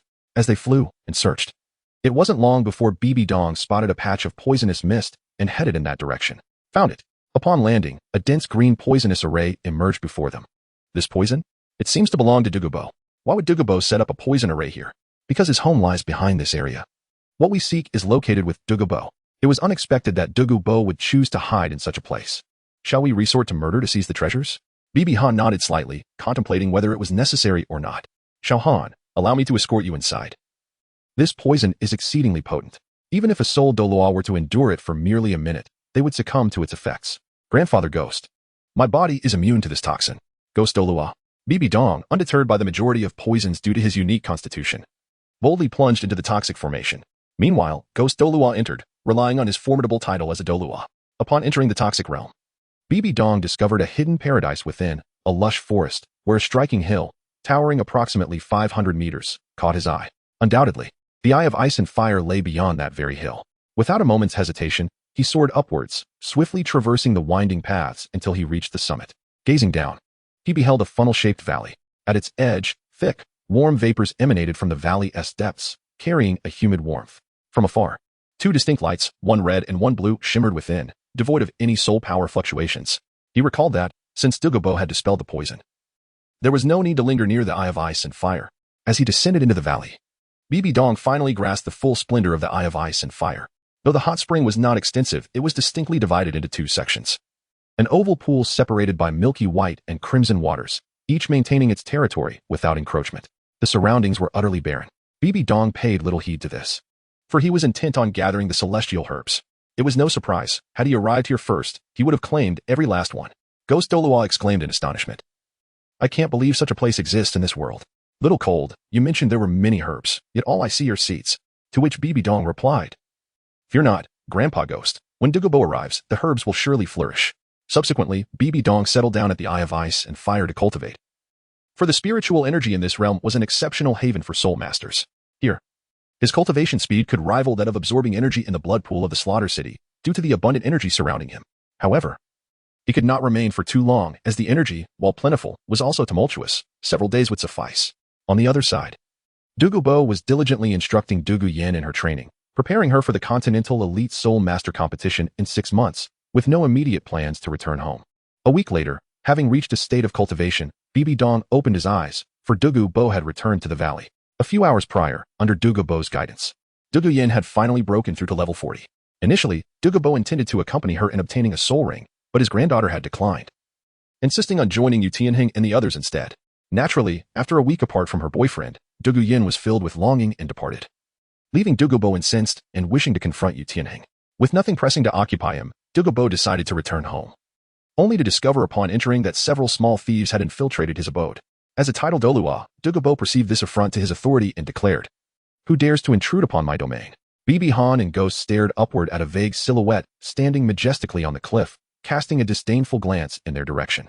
The imposing aura was palpable. Grandfather Ghost granted him the courtesy to indulge in his display. Humph, you managed to break through my poison formation, which demonstrates some skill. But alas, you are gravely mistaken to have ventured into this territory. This is my domain, and you dare to trespass? Today, allow me to show you what it means to face a titled Douluo. To perish at the hands of a titled Douluo is a mark of honor for you. The voice of Douluo reverberated, laced with the fluctuations of soul power, as the oppressive aura of a titled Douluo bore down upon the two below. He then descended from the heights, taking deliberate steps down from the valley. With each step he took, a soul ring materialized beneath him. 9 rings fell, unveiling the full breadth of his titled Douluo essence. Ultimately, Douluo floated down from the sky to the ice and fire yin-yang eye, hovering above Bibi Han and Ghost Douluo with his eyes still closed. His tone was light yet undeniably authoritative, suggesting an ominous inquiry about their impending fate. Witnessing this spectacle, Bibi Han felt somewhat speechless. The pretense seemed to surpass even Tang Hao. Grandfather Ghost, seize him, he urged. Heh, old poison master, you possess quite the audacity. Daring to adopt such a stance before me, and you've even broken through to level 92. Impressive. Upon hearing the familiar voice, Douluo hastily opened his eyes. Panic etched across his face. Ghost, how is it you? He quickly summoned his soul power to unleash a soul skill, but it was already too late. While Douluo was immersed in his grandstanding, Ghost Douluo was fully prepared. The 9th soul ring illuminated, activating the 9th soul skill, Ghostly Apparition. Dark hands erupted from the ground, ensnaring Douluo, who found himself devoid of any strength to resist. Old poison master, I advise you not to struggle, should I so desire. A mere thought will cause your grasp to explode, reducing you to ashes. Upon hearing this, Douluo ceased his frantic flailing, his expression turning despondent. Do as you wish. Whether to kill or to torture. Who said I intend to kill you? I merely wish to pose a question, Bibi Han interjected. Douluo regarded Bibi Han with incredulity. A soul emperor, only slightly weaker than the little monster. How could this be? Allow me to introduce myself. I am Bibi Han, the Holy Son of the Spirit Hall. The Holy Son of the Spirit Hall? You are the fabled Holy Son, and I never imagined that Bibi Dong had a son, and such a prodigious one at that. Speak your question, but if it pertains to my joining the Spirit Hall, I would rather die. Bibi Han had no intention of explaining himself to Douluo. Instead, he inquired, I wish to know how Tang San cured your poison. Did he provide you with an immortal herb? You know the little monster. Douluo sensed a threat. This Holy Son of the Spirit Hall actually knew Tang San and was aware that he had cured his poison. Was everything about him under the Spirit Hall scrutiny? Did this place endanger Tang San's life? I didn't expect your intelligence network to be this advanced. You must have discovered that Tang San is Tang Hao's son. I advise you not to harbor any ill intentions towards him. Remember, back in the day. Silence, old poison master. Do you wish to die? Ghost Douluo interrupted. His anger palpable. Douluo feigned indifference, chuckling, as I said, whether to kill or torture, feel free. After all, Tang San will avenge me in the future. Bibi Dong appeared somewhat impatient, asking why there was so much superfluous chatter. I merely wish to inquire how Tang San assisted you in alleviating your poison. Douluo closed his eyes, seemingly resigned to his fate. In chapter 79, Douluo's despair deepened, and Bibi Dong suppressed the anger bubbling within him. Let me ask you this. Did Tang San instruct you to concentrate the toxins entirely within your soul bone to resolve your affliction? Upon hearing this, the despondent Douluo opened his eyes in shock. How do you know that? I apologize, but I cannot answer your question just yet. Allow me to ask you another. Did Tang San provide you with a mystical herb? Douluo looked bewildered. Mystical herb? What is that? Those herbs that sprout from the seeds on the ground, Bibi Dong replied, growing increasingly anxious to hear a positive response. However, Douluo shook his head. No, I have not consumed any. Upon hearing this, disappointment washed over Bibi Dong's face, a profound sense of despair akin to giving up entirely on someone. So, you haven't eaten it. How typical of you, Tang San, that my presence has not altered your fate in the slightest. Douluo sensed an underlying implication in Bibi Dong's expression and asked, what exactly are you trying to convey? With a glance at Douluo, Bibi Dong continued. Although injecting the poison into the soul bone may seem to alleviate your condition, have you considered this? The soul bone has its limits. What will you do when it can no longer contain the toxins? What? The soul bone has a capacity limit? Douluo exclaimed. Otherwise, everything has its threshold. Even water vapor, when compressed, turns into water, and further compression transforms it into high-density ice. How then can one further compress high-density ice? The same applies to your soul bone. When the toxins reach an irreducible level, what will you do? If you doubt my words, I possess a millennium-old soul bone that you may examine. With that, Bibi Dong produced a millennium-old soul bone from his soul guide and displayed it before Douluo. Trusting Bibi Dong's words, Douluo refrained from taking it, believing that a member of the Spirit Hall would not deceive him, especially with such compelling reasoning. Douluo forced a bitter smile, despair clouding his eyes. It seems fate has conspired against the Douluo family. Why grant me a glimmer of hope only to shatter it with despair? Witnessing this, Bibi Dong remarked calmly, Ghost Elder, let him be. Douluo poses no threat to us. After releasing Douluo, Ghost Douluo sealed several of his pressure points. rendering him unable to channel his soul power. At that moment, Bibi Dong added, "There is, in fact, another method." Dugu Bo, now in utter despair, rushed to Bibi Dong's side. "Tell me please. I will do anything you ask. I will share it with you, but first, allow me to show you something." Bibi Dong retrieved a book from his soul guide and presented it to Dugu Bo, titled Encyclopedia of Mystical Herbs. Dugu Bo hesitated before saying, "Can you tell me first, and then I will read the book?" "Best to read the book first. It contains methods specific to your condition," Bibi Dong replied. Upon hearing this, Dugu Bo began perusing the pages, the first illustration depicting the wondrous heavenly chrysanthemum. "Ah, I believe I have this herb in my garden," he remarked. Ghost Douluo interjected, "Isn't that the martial soul of the old chrysanthemum? Continue reading, do not interrupt." "There are even more astonishing revelations ahead," Bibi Dong urged. Dugu Bo flipped to the next page, which detailed the heavenly chrysanthemum as a neutral-grade mystical herb, capable of invigorating the body and enhancing vitality, potentially leading to an indestructible physique. How can this be? Such immense power from a single herb. Surely this book cannot be genuine. Dugu Bo's immediate reaction was disbelief. Ghost Douluo retorted, "Old Toxin, I assure you, every word is true. The purpose of the chrysanthemum family joining the spirit hall was to seek these mystical herbs. Who would have thought you had one? What? It's truly real?" Dugu Bo scrutinized the book anew, a wave of unease washing over him. As he continued to read, his hands trembled more with each page. The enchanting tulip. Resplendent and noble. Consuming it allows one to absorb the essence of heaven and earth, basking in the radiance of sun and moon. A mystical herb that renders one immune to all toxins, conferring an invulnerable body. Upon reaching this page, Dugu Bo completely shattered, tears streaming down his face as he wept uncontrollably, rolling on the ground. This scene left Ghost Douluo astonished. Was this truly the infamous Dugu Bo, known for his mercilessness?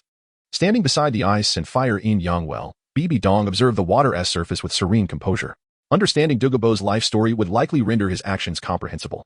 Dugu Bo, a solitary figure in his 70s without a single friend, had spent his life in search of a cure for his family's poison, only to find none. Having discovered the ice and fire yin-yang well, he could only manage to suppress the toxins, prolonging his life for a few years while enduring excruciating pain.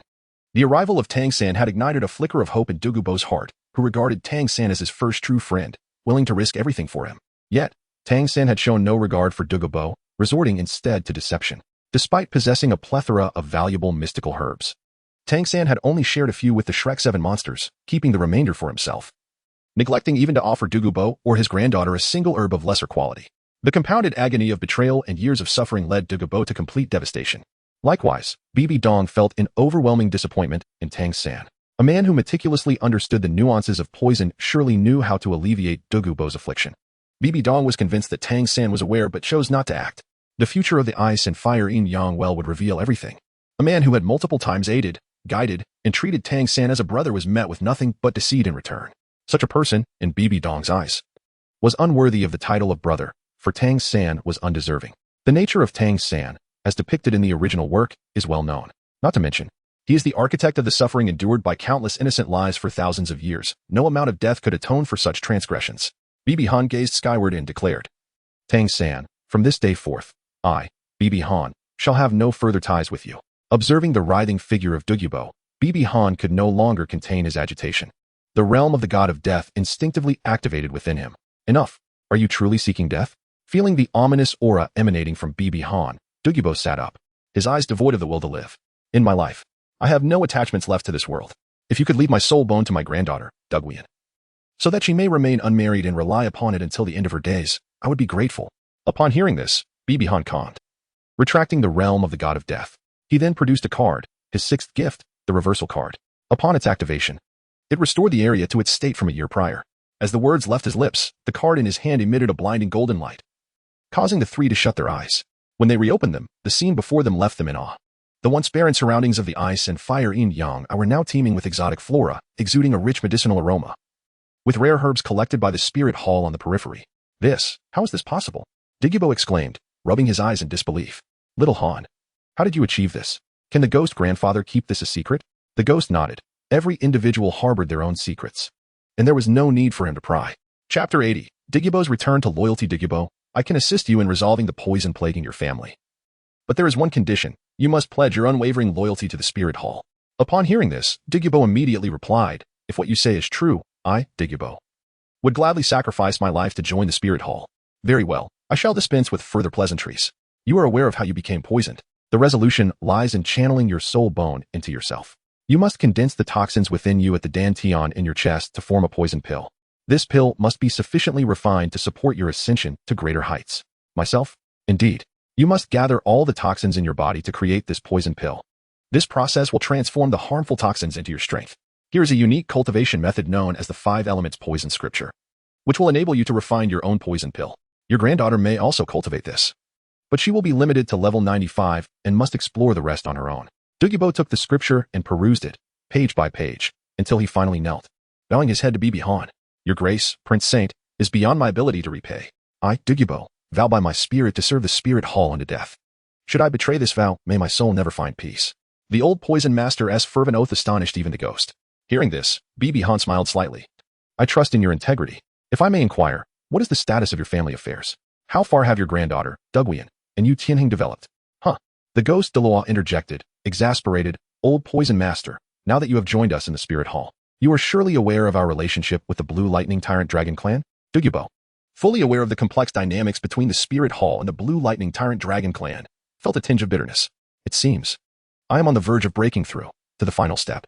Bai Han said solemnly, Douluo, I must implore you to immediately intervene and sever the bond between Douluo and Yu Tianheng, though this may seem somewhat unscrupulous. I earnestly request that you take measures to separate them. Douluo, still reluctant, questioned, is there truly no alternative? Bibi Han shook his head. Observing the silent demeanor of Douluo, he spoke, Douluo, are you aware of the value of these celestial herbs? I can assure you. In conjunction with these herbs and this technique, Douluo will undoubtedly become a limit Douluo in the future. What? A limit Douluo? They echoed in astonishment. Indeed. The key to Douluo's success lies within these celestial herbs.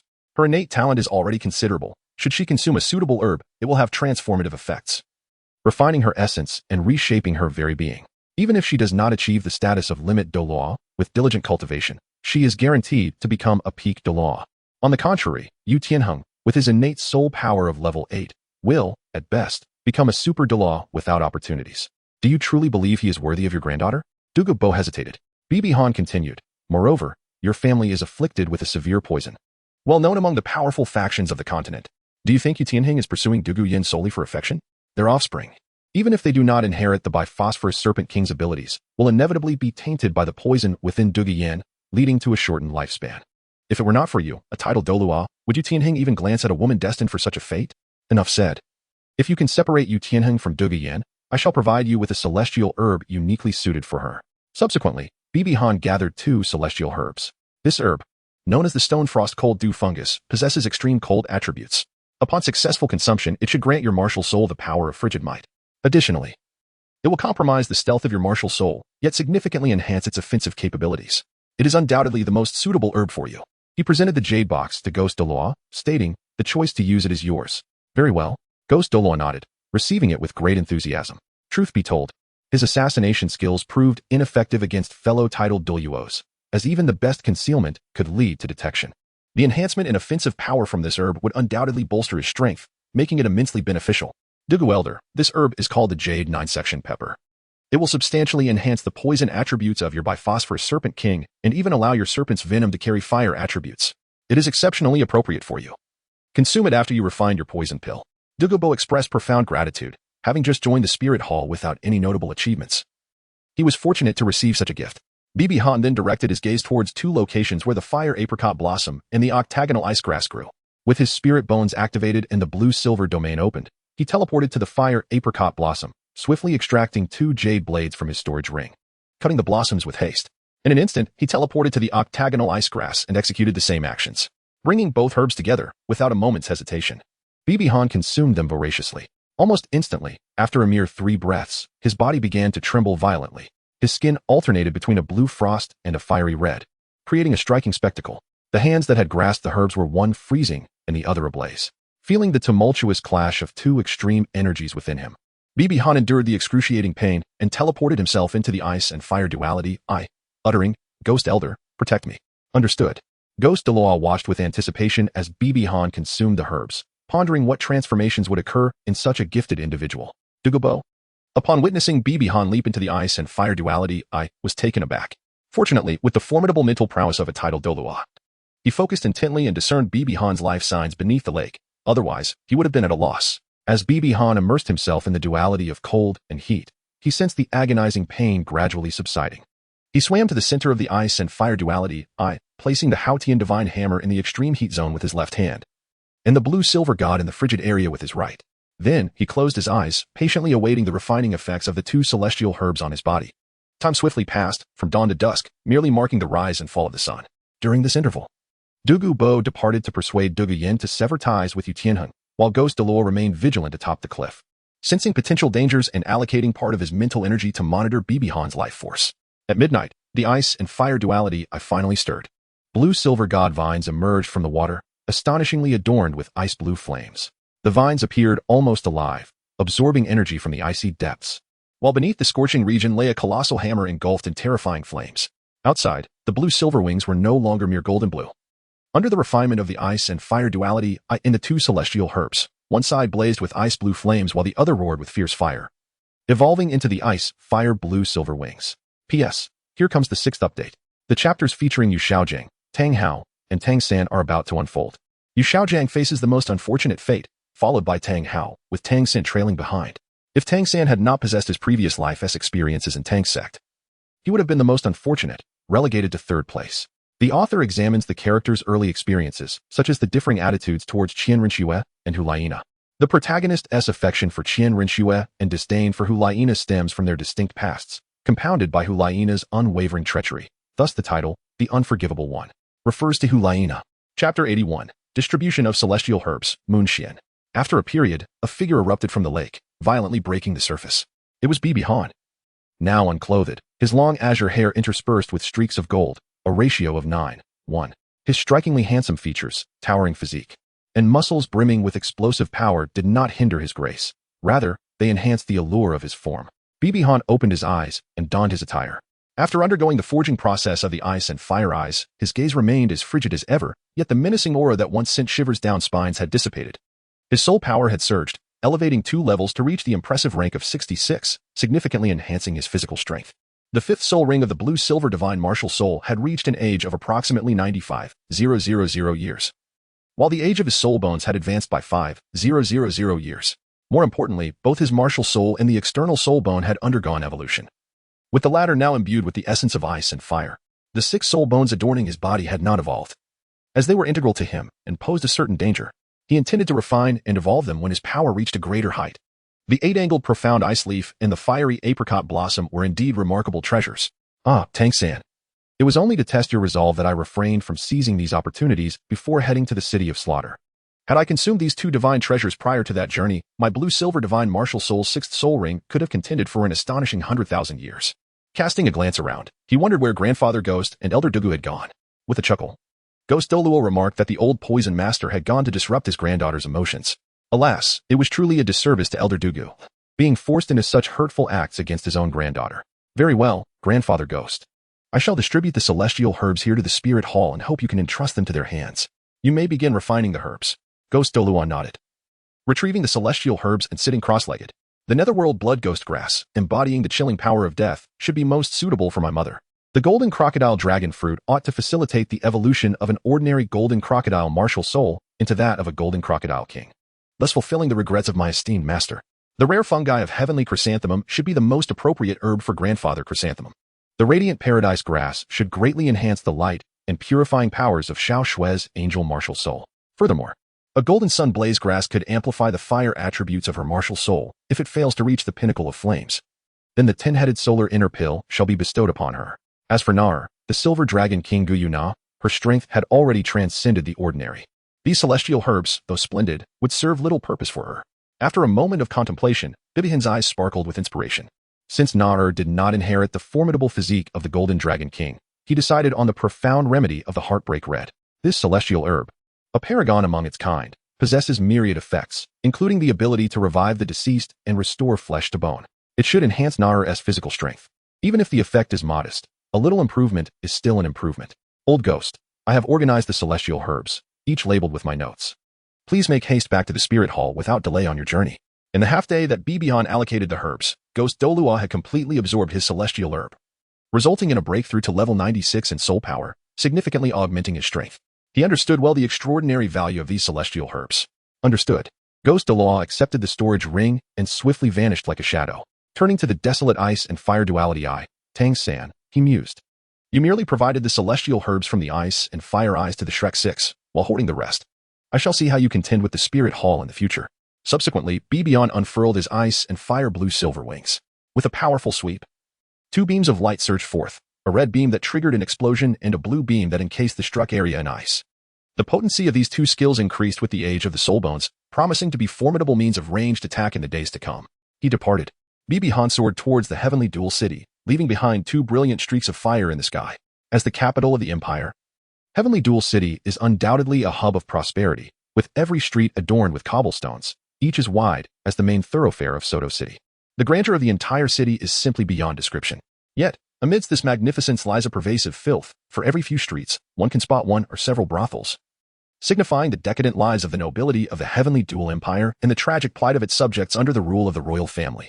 While it is true that some individuals seek to profit from such carnal trades, it is improbable that so many would engage in such a profession. It is important to recognize that these individuals occupy a status even lower than that of maids. If one were to encapsulate their existence in a single term, it would be tools, mere instruments for the release of desire. The Spirit Hall does not house such establishments, yet it is conceivable that such individuals may exist within its realm. Bibihan arrived at a courtyard, the designated rendezvous point, where he was to meet a man named Bojack, a count from the Heavenly Empire. Bojack had joined their Spirit Hall long ago. Inside the hall of the courtyard stood a middle-aged man, seemingly awaiting someone with an expression of great anxiety. Bojack, a chilling voice resonated in the ears of the middle-aged man. He turned to face Bibihan and hesitantly inquired, "Is it His Highness the Saint Child?" Bojack held a wine cup in his hand. Had the individual before him not been the Saint Child, he would have shattered the cup, which would have signaled others to immediately apprehend Bibihan. Bibihan nodded slightly and produced his exclusive token. Bojack took it and examined it for a moment, saying, "Your Highness the Holy Sun, you have kept me waiting in great discomfort. I sincerely apologize. I was delayed by matters on the road." Upon hearing this, Bojack exhaled, realizing that this Holy Sun was rather approachable. After another glance, he inquired, "Where is Elder Goe? He escorted me here and then returned. You should know what to do next, right? Then, Your Highness, please follow me." Inside the carriage, Bojack spoke cautiously, "Your Highness, my current identity is that of your father, while you are my illegitimate son, Bonnick, in the outside world." Bibihan furrowed her brows slightly, but nonetheless replied, "Understood." Bibihan arrived at an exquisitely luxurious loft, inscribed with the characters Qian. Those who frequented this establishment were undeniably dressed in opulent attire, exuding an air of nobility that set them apart from the common populace. Upon their entrance to Qian, the youthful patrons within, both young men and women, cast inquisitive glances at the boy following the middle-aged man. They pondered the identity of this seemingly indifferent youth trailing behind the illustrious Count Bojack, a figure renowned in the noble circles of the Tian-Do Empire. Remarkably handsome, he captured the attention of the noble women, who whispered amongst themselves, speculating about his background. Chapter 82. Performance. Stepping into the first floor of Qian. A subtle fragrance enveloped the air. The shadow wall, intricately carved from fine boxwood, emanated a delicate woody aroma. Before it stood two exotic orchids, towering at 3 meters, releasing a faint, alluring scent. Although they had merely crossed the threshold into Qian, it felt as if the exterior world's clamor had been effectively muted. Navigating around the shadow wall, they entered a spacious hall, its floor adorned with gray tiles extending a meter in length. Surrounding them were exquisite furnishings crafted from various luxurious woods. At the center, a broad table was attended by several elegantly attired yet modestly dressed young women. Flanking the table were 2 meticulously designed wooden staircases. As they ambled towards the table, Bojack addressed one of the tall maidens. "Please inform the esteemed mistress of Qian that Count Bojack wishes to speak with her." The maiden, casting occasional glances at Bibihan, nodded and descended the stairs. Before long, a stunning woman descended from the 2nd floor of Qian, accompanied by the same maiden. She appeared to be in her late 20s, exuding regal grace and unparalleled beauty, her every gesture seemingly effortless and elegant. Yet, her eyes bore the wisdom of ages, transcending the youthful appearance of a woman in her late 20s. As she gracefully approached Bojack and Bibihan, her calm, unassuming gaze momentarily lingered on Bibihan, causing her to pause. Observing this, Bojack gently called out, "Mistress Yu." Tang Hao, roused from her reverie, inquired, "What brings Count Bojack here?" With a charming smile, Bojack replied, "Might I have a moment to speak with you privately, Mistress Yu?" Tang Hao regarded him thoughtfully, then nodded in agreement. She gestured for him to ascend the stairs with her, casting another glance at Bibihan as they began their ascent. In a hushed whisper, Bibihan pondered, "Surely Tang Hao cannot discern what I am concealing." Within a chamber on the 2nd floor, Tang Hao spoke. "What on earth does Count Bojack wish to convey?" As soon as she finished her statement, Bojack knelt down, his visage marred by profound sorrow. Tang Hao was taken aback by Bojack's display. "What is it that you desire?" "Count Bojack?" Tears streamed from Bojack's eyes as he mournfully implored, "Madam Yu, please guide this child. Child? Bojack continued, this child is, in fact, the illegitimate offspring I fathered during a reckless encounter. Due to familial strife, I have been unable to bring them back, instead providing for them and their mother from afar, ensuring their basic sustenance. Yet, my monthly assistance led my wife to discover their existence, prompting her to secretly plot their demise. By the time I arrived, the child's mother had perished, and the child was on the brink of death. After saving him, the child's innocence and kindness had vanished, replaced by a cold, unfeeling demeanor. With remarkable aptitude, the family molded him into an assassin, tasked with handling various matters. Over time, he became increasingly withdrawn, shunning interaction with others. Anyone in the family who approached him, barring myself, faced dire consequences. The life of an assassin has isolated him from the world. And now he is but 16 years old. The heart of a parent aches for their child. I yearn to entrust him to you, Madame Yu, to reclaim his former innocent and romantic spirit, rather than allowing him to remain a soulless instrument of death. As Tang Hao listened to Bojack's lament, she observed a deep-seated aversion blooming in his eyes. When she turned to gaze into Bai Han's eyes, she was momentarily transfixed. What a chilling gaze it was. Devoid of any emotion. In response to his father's sorrowful entreaties, Bai Han's countenance remained unperturbed, marred instead by a profound disdain. Even a flicker of murderous intent glimmering in his gaze. How deeply must he loathe this despicable man before him? Bibi Han gazed at Bojack, remarking on the man's remarkable talent for weaving such vivid tales. His expression seemed to embody that of a repentant father. And one might say that the Oscars owe him a golden statuette. The nobles of the Tiando Empire truly resemble devils, ravenous and unyielding. Xiaoxiwei, it is indeed a grievance that you have endured life for so many years in this treacherous place. Lord Yu, I am acutely aware that I am neither a competent father nor a worthy man. I can only hope that you will accept him. I recognize my limitations. I cannot offer him a place, yet if you would take him in, I would willingly sacrifice everything I possess. At that moment, Tang Hao looked into Bibi Han's eyes, feeling a twinge of sympathy, for they bore a resemblance to those of her beloved Hao Ge. Very well, I will accept this child. The tuition remains the same. Just have someone deliver it. Thank you, Lord Yu, thank you. With these words, Bojack bowed 3 times in gratitude.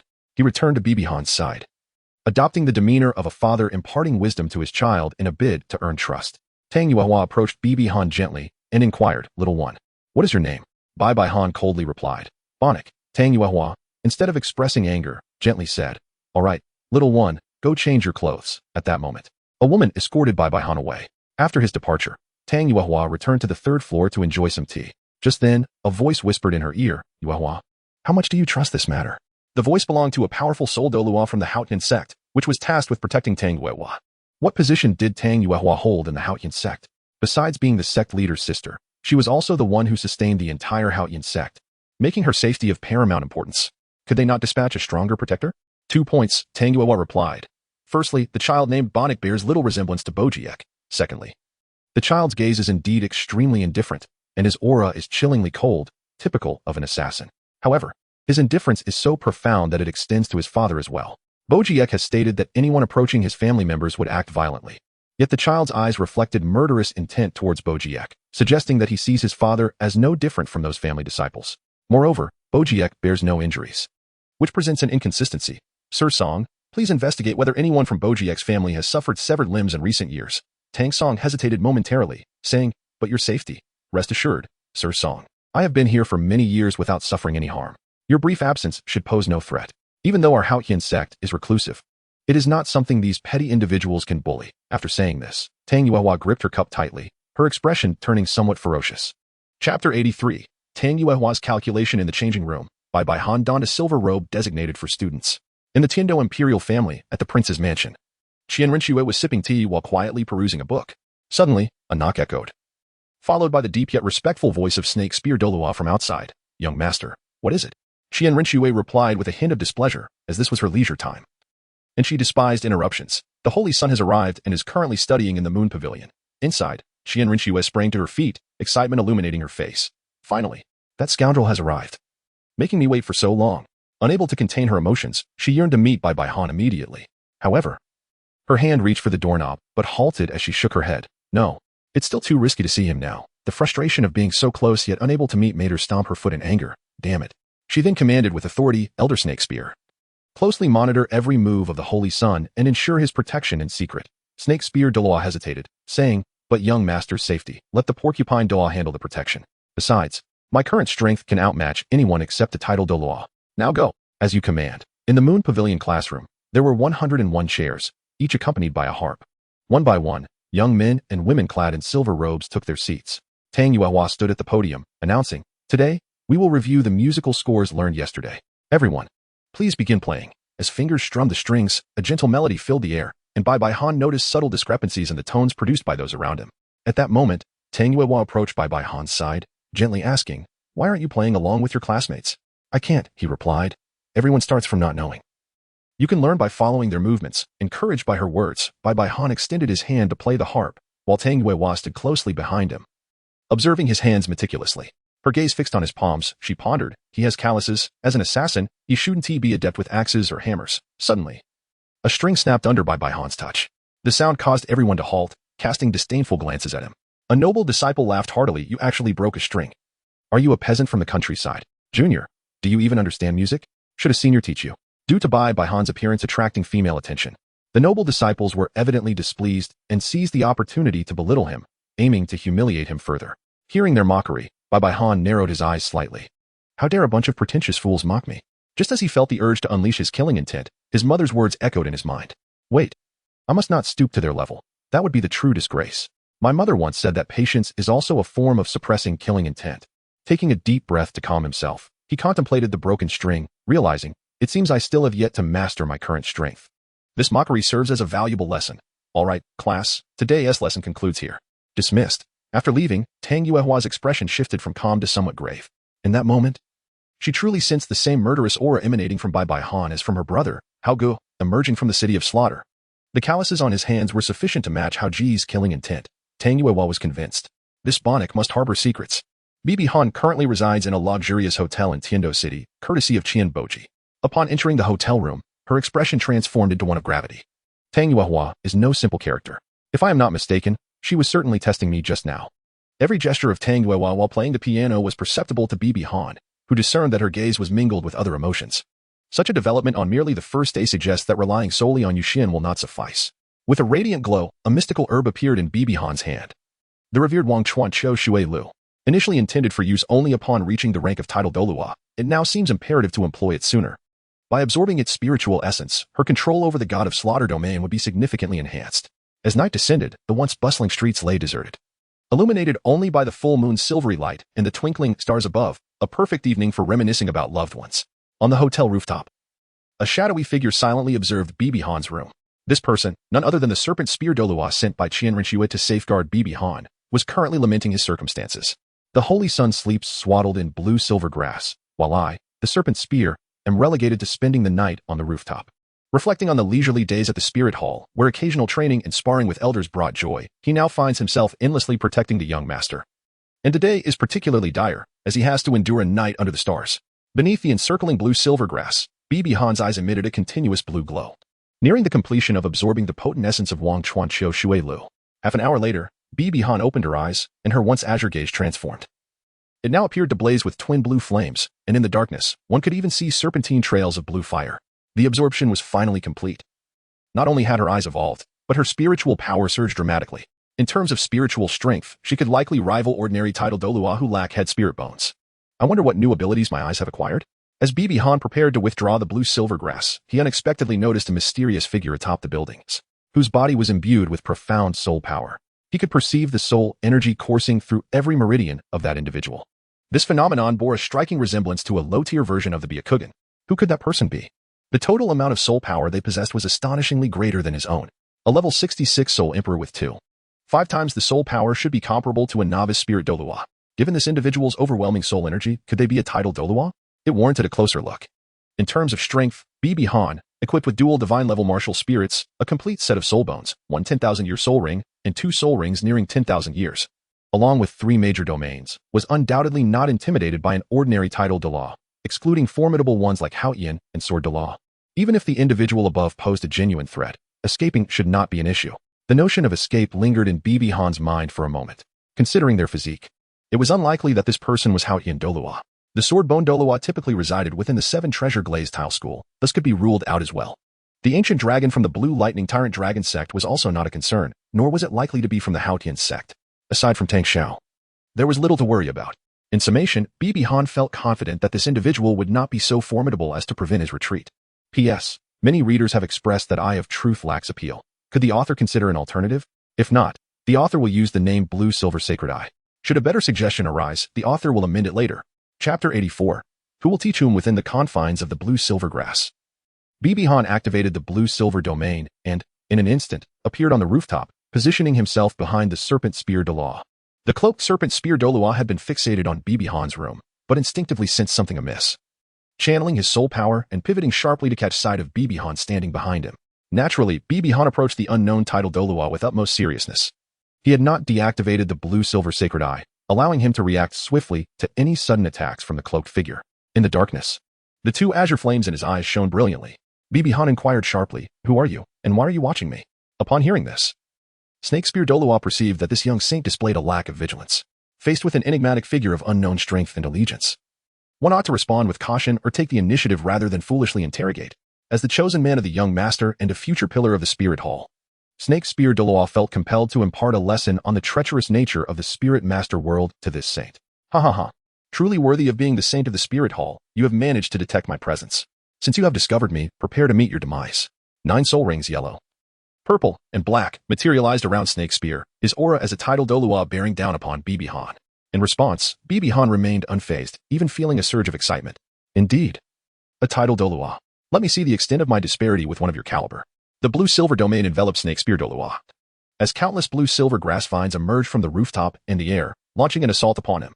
Prior to Bibi Han's appearance on the rooftop and his dialogue with Snake Spear Douluo, he had already scattered numerous blue-silver grass seeds in the vicinity. With the support of the blue-silver domain and his soul power, he initiated an attack that ensnared Snake Spear Douluo.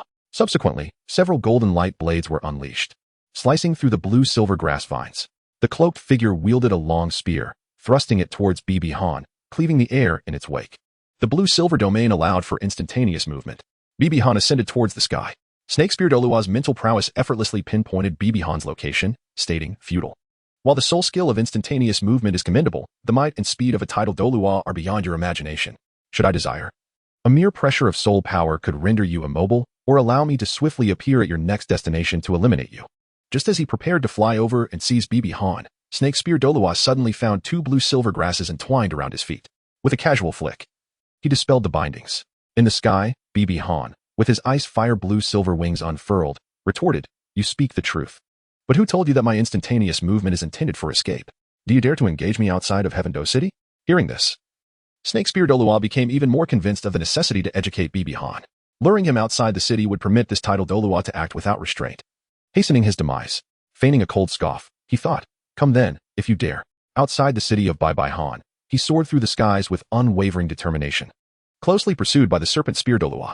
In a forest 50 miles beyond the city of Tian-Do, Bibi Han and the Serpent Spear Douluo materialized above the treetops. "Hiki, you have indeed chosen a splendid place for your eternal rest. Thus, when I take your life, the Spirit Hall shall remain oblivious." A smirk of disdain graced Bibi Han's lips, brimming with confidence. "Who bestowed such audacity upon you, to act so recklessly in this domain?" As he extended his hand, the blue-silver divine martial soul manifested, adorned by 6 soul rings, purple, purple, black, black, red, black, encircling him. The Snake Spear Douluo gazed in astonishment at these 6 soul rings. Utterly perplexed by how Bibi Han achieved such an extraordinary feat, each soul ring surpassed the conventional norm, and the last 2 rings appeared to possess a greater age than his own. Moreover, Bibi Han had astonishingly reached the rank of Soul Emperor. Calculating the timeline, he could scarcely be 14 years of age. Was this a jest? Suddenly, Bibi Han's 6th soul ring illuminated. The 6th soul skill, Blue-Silver Blood Ring, unleashed a torrent of blue-silver grass that erupted from the earth, transforming into a colossal birdcage that enveloped a vast area. Encompassing both Bibi Han and the Snake Spear Douluo, crimson flowers bloomed upon the birdcage, and droplets of blood rain cascaded from the tendrils of the blue-silver grass. Each droplet exuded a potent aura of life corrosion, corrupting and decaying the forest beneath the cage, while smoke began to emanate from the Snake Spear Douluo. Cursed be this overwhelming corrosive power. What an abhorrent technique this is. The Snake Spear Douluo hurriedly summoned his soul power to shield himself, striving to break free from the birdcage and escape the territory crafted by Bibi Han. "He, once you enter, do not even contemplate leaving. This shall be your burial ground," he taunted, teleporting multiple times to position himself before the Snake Spear Douluo. With a swift motion, he summoned the Haotian hammer into his grasp, a scarlet soul ring swirling around him. 100,000-year soul ring. The Snake Spear Douluo's pupils widened, disbelief etched across his face. Gripping the hammer with both hands, Bibi Han swung down with force. Clang. The Snake Spear Douluo reacted just in time, bracing himself with his spear. The color beneath the black robe of the snake spear Douluo flushed crimson. What immense strength. With a playful smile, Bai Han remarked. Do you believe strength is all that matters? Before his words could fully resonate, purple electric currents surged through the Qian hammer, coursing into the body of the serpent spear Douluo, rendering him momentarily sluggish. Damn it, there's a paralyzing effect. The serpent spear Douluo exerted a sudden burst of energy. Hastily retreating, the domains of thunder and the god of death were unleashed. The three major domains of Bai Han have been fully unleashed. The snake spear Douluo is enveloped by the two formidable domains, his eyes filled with a blood-red murderous intent and a furious purple lightning. The might of the snake spear Douluo is suppressed by the domain of the god of death by 10, compounded by the 20% paralysis from the domain of thunder, further diminishing his power. Aware of this, the snake spear Douluo's expression turns grave. This holy son is indeed no ordinary opponent. How could a soul emperor possess such potent domains? Why have I not acquired even one? As his third soul ring ignites, he unleashes his third soul skill. The 9 cuts of Shadow Rift. 9 densely packed golden blades of light strike forth, forming a net-like pattern, accompanied by astonishing speed. Leaving no choice but to confront it head-on in this equal-level confrontation. Although Han could certainly evade with his teleportation, he chose not to. If every attack could be dodged with such a method, what would be the essence of combat? With a focused gaze, he hurled the Qian hammer above his head. The ice-fire blue-silver wings ignited, emitting 2 beams of light that shattered 2 of the light blades. Subsequently, he retracted his wings and charged through the gap, traversing the remaining 7 light blades that had formed a net. This spectacle left the snake spear Douluo with eyes wide in astonishment. Is the Holy Sun truly unafraid of death? If Bai Han were aware of the intentions of the serpent spear Douluo, he would undoubtedly scoff in disdain. Did he truly believe that the bloodshed city, with its 100-man encirclement and 10,000-man army, was merely a walk in the park? With a swift motion, the Qian hammer returned to his grasp. As the soul bone armor enveloped him, his strength surged dramatically, with a tremendous strike. He sent the serpent spear Douluo crashing down from the sky. The serpent spear Douluo landed on the ground, creating a small crater, his hands pressing into the earth. Subsequently, a colossal serpent lunged up from beneath Bai Han's feet, launching an attack. As Bai Han summoned the blue-silver domain, the seeds of blue-silver grass swiftly broke through the soil beside the colossal serpent, ensnaring it. Subsequently, the serpent spear Douluo emerged from the serpent's maw, thrusting his spear towards him. The heavenly hammer and the spear clashed once more, unleashing a tempest of purple and golden lightning. The 6th spirit skill, Thunderclap Explosion Kill. The name, Shadow Split 9 Slashes, echoed in his mind, a familiar refrain. The colossal serpent and the spear, how fitting. No wonder it sounded so familiar. This was indeed the serpent spear Douluo from our spirit hall. Given the circumstances, it appeared that Xiaogang had dispatched him to protect me, though for some reason. This fellow intended to teach me a lesson. If that is the case, then allow me to demonstrate who is truly the teacher here. The advancing serpent spear Douluo bellowed in fury. You dare to be distracted while battling me? Do not think that a slight advantage grants you the right to be complacent. Han let out a light chuckle, instantly teleporting behind the serpent spear Douluo. The 100,000-year soul ring illuminated, transforming the Qian hammer into a deep crimson hue. The first soul skill, 1000 June Heavy Hammer, was unleashed. Alarmed by the terrifying aura and pressure emanating from the Qian hammer, the serpent spear Douluo attempted to evade.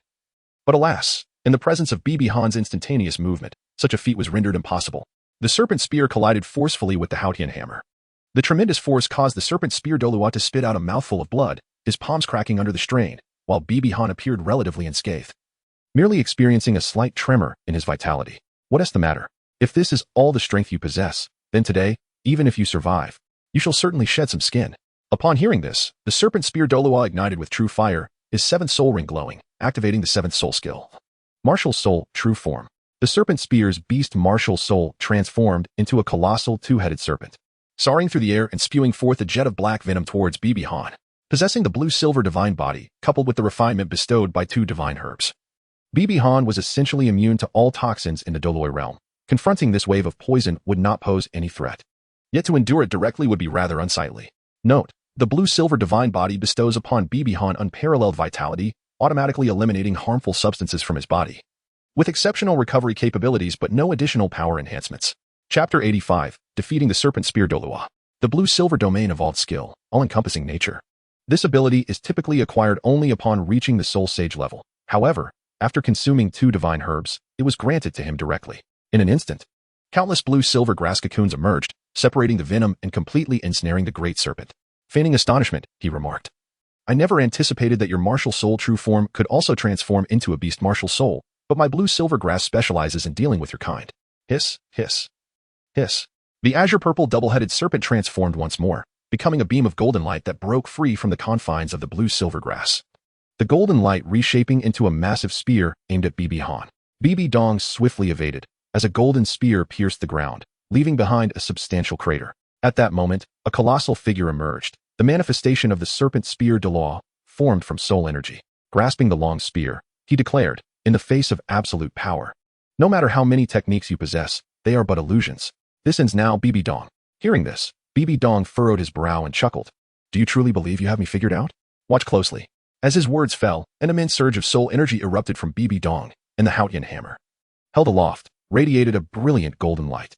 The previously serene night sky became shrouded in dark clouds, and thunder rumbled ominously, coupled with the domain of the god of slaughter. An overwhelmingly powerful aura erupted from Bibi Dong, merging him with the Haotian hammer beneath the golden glow.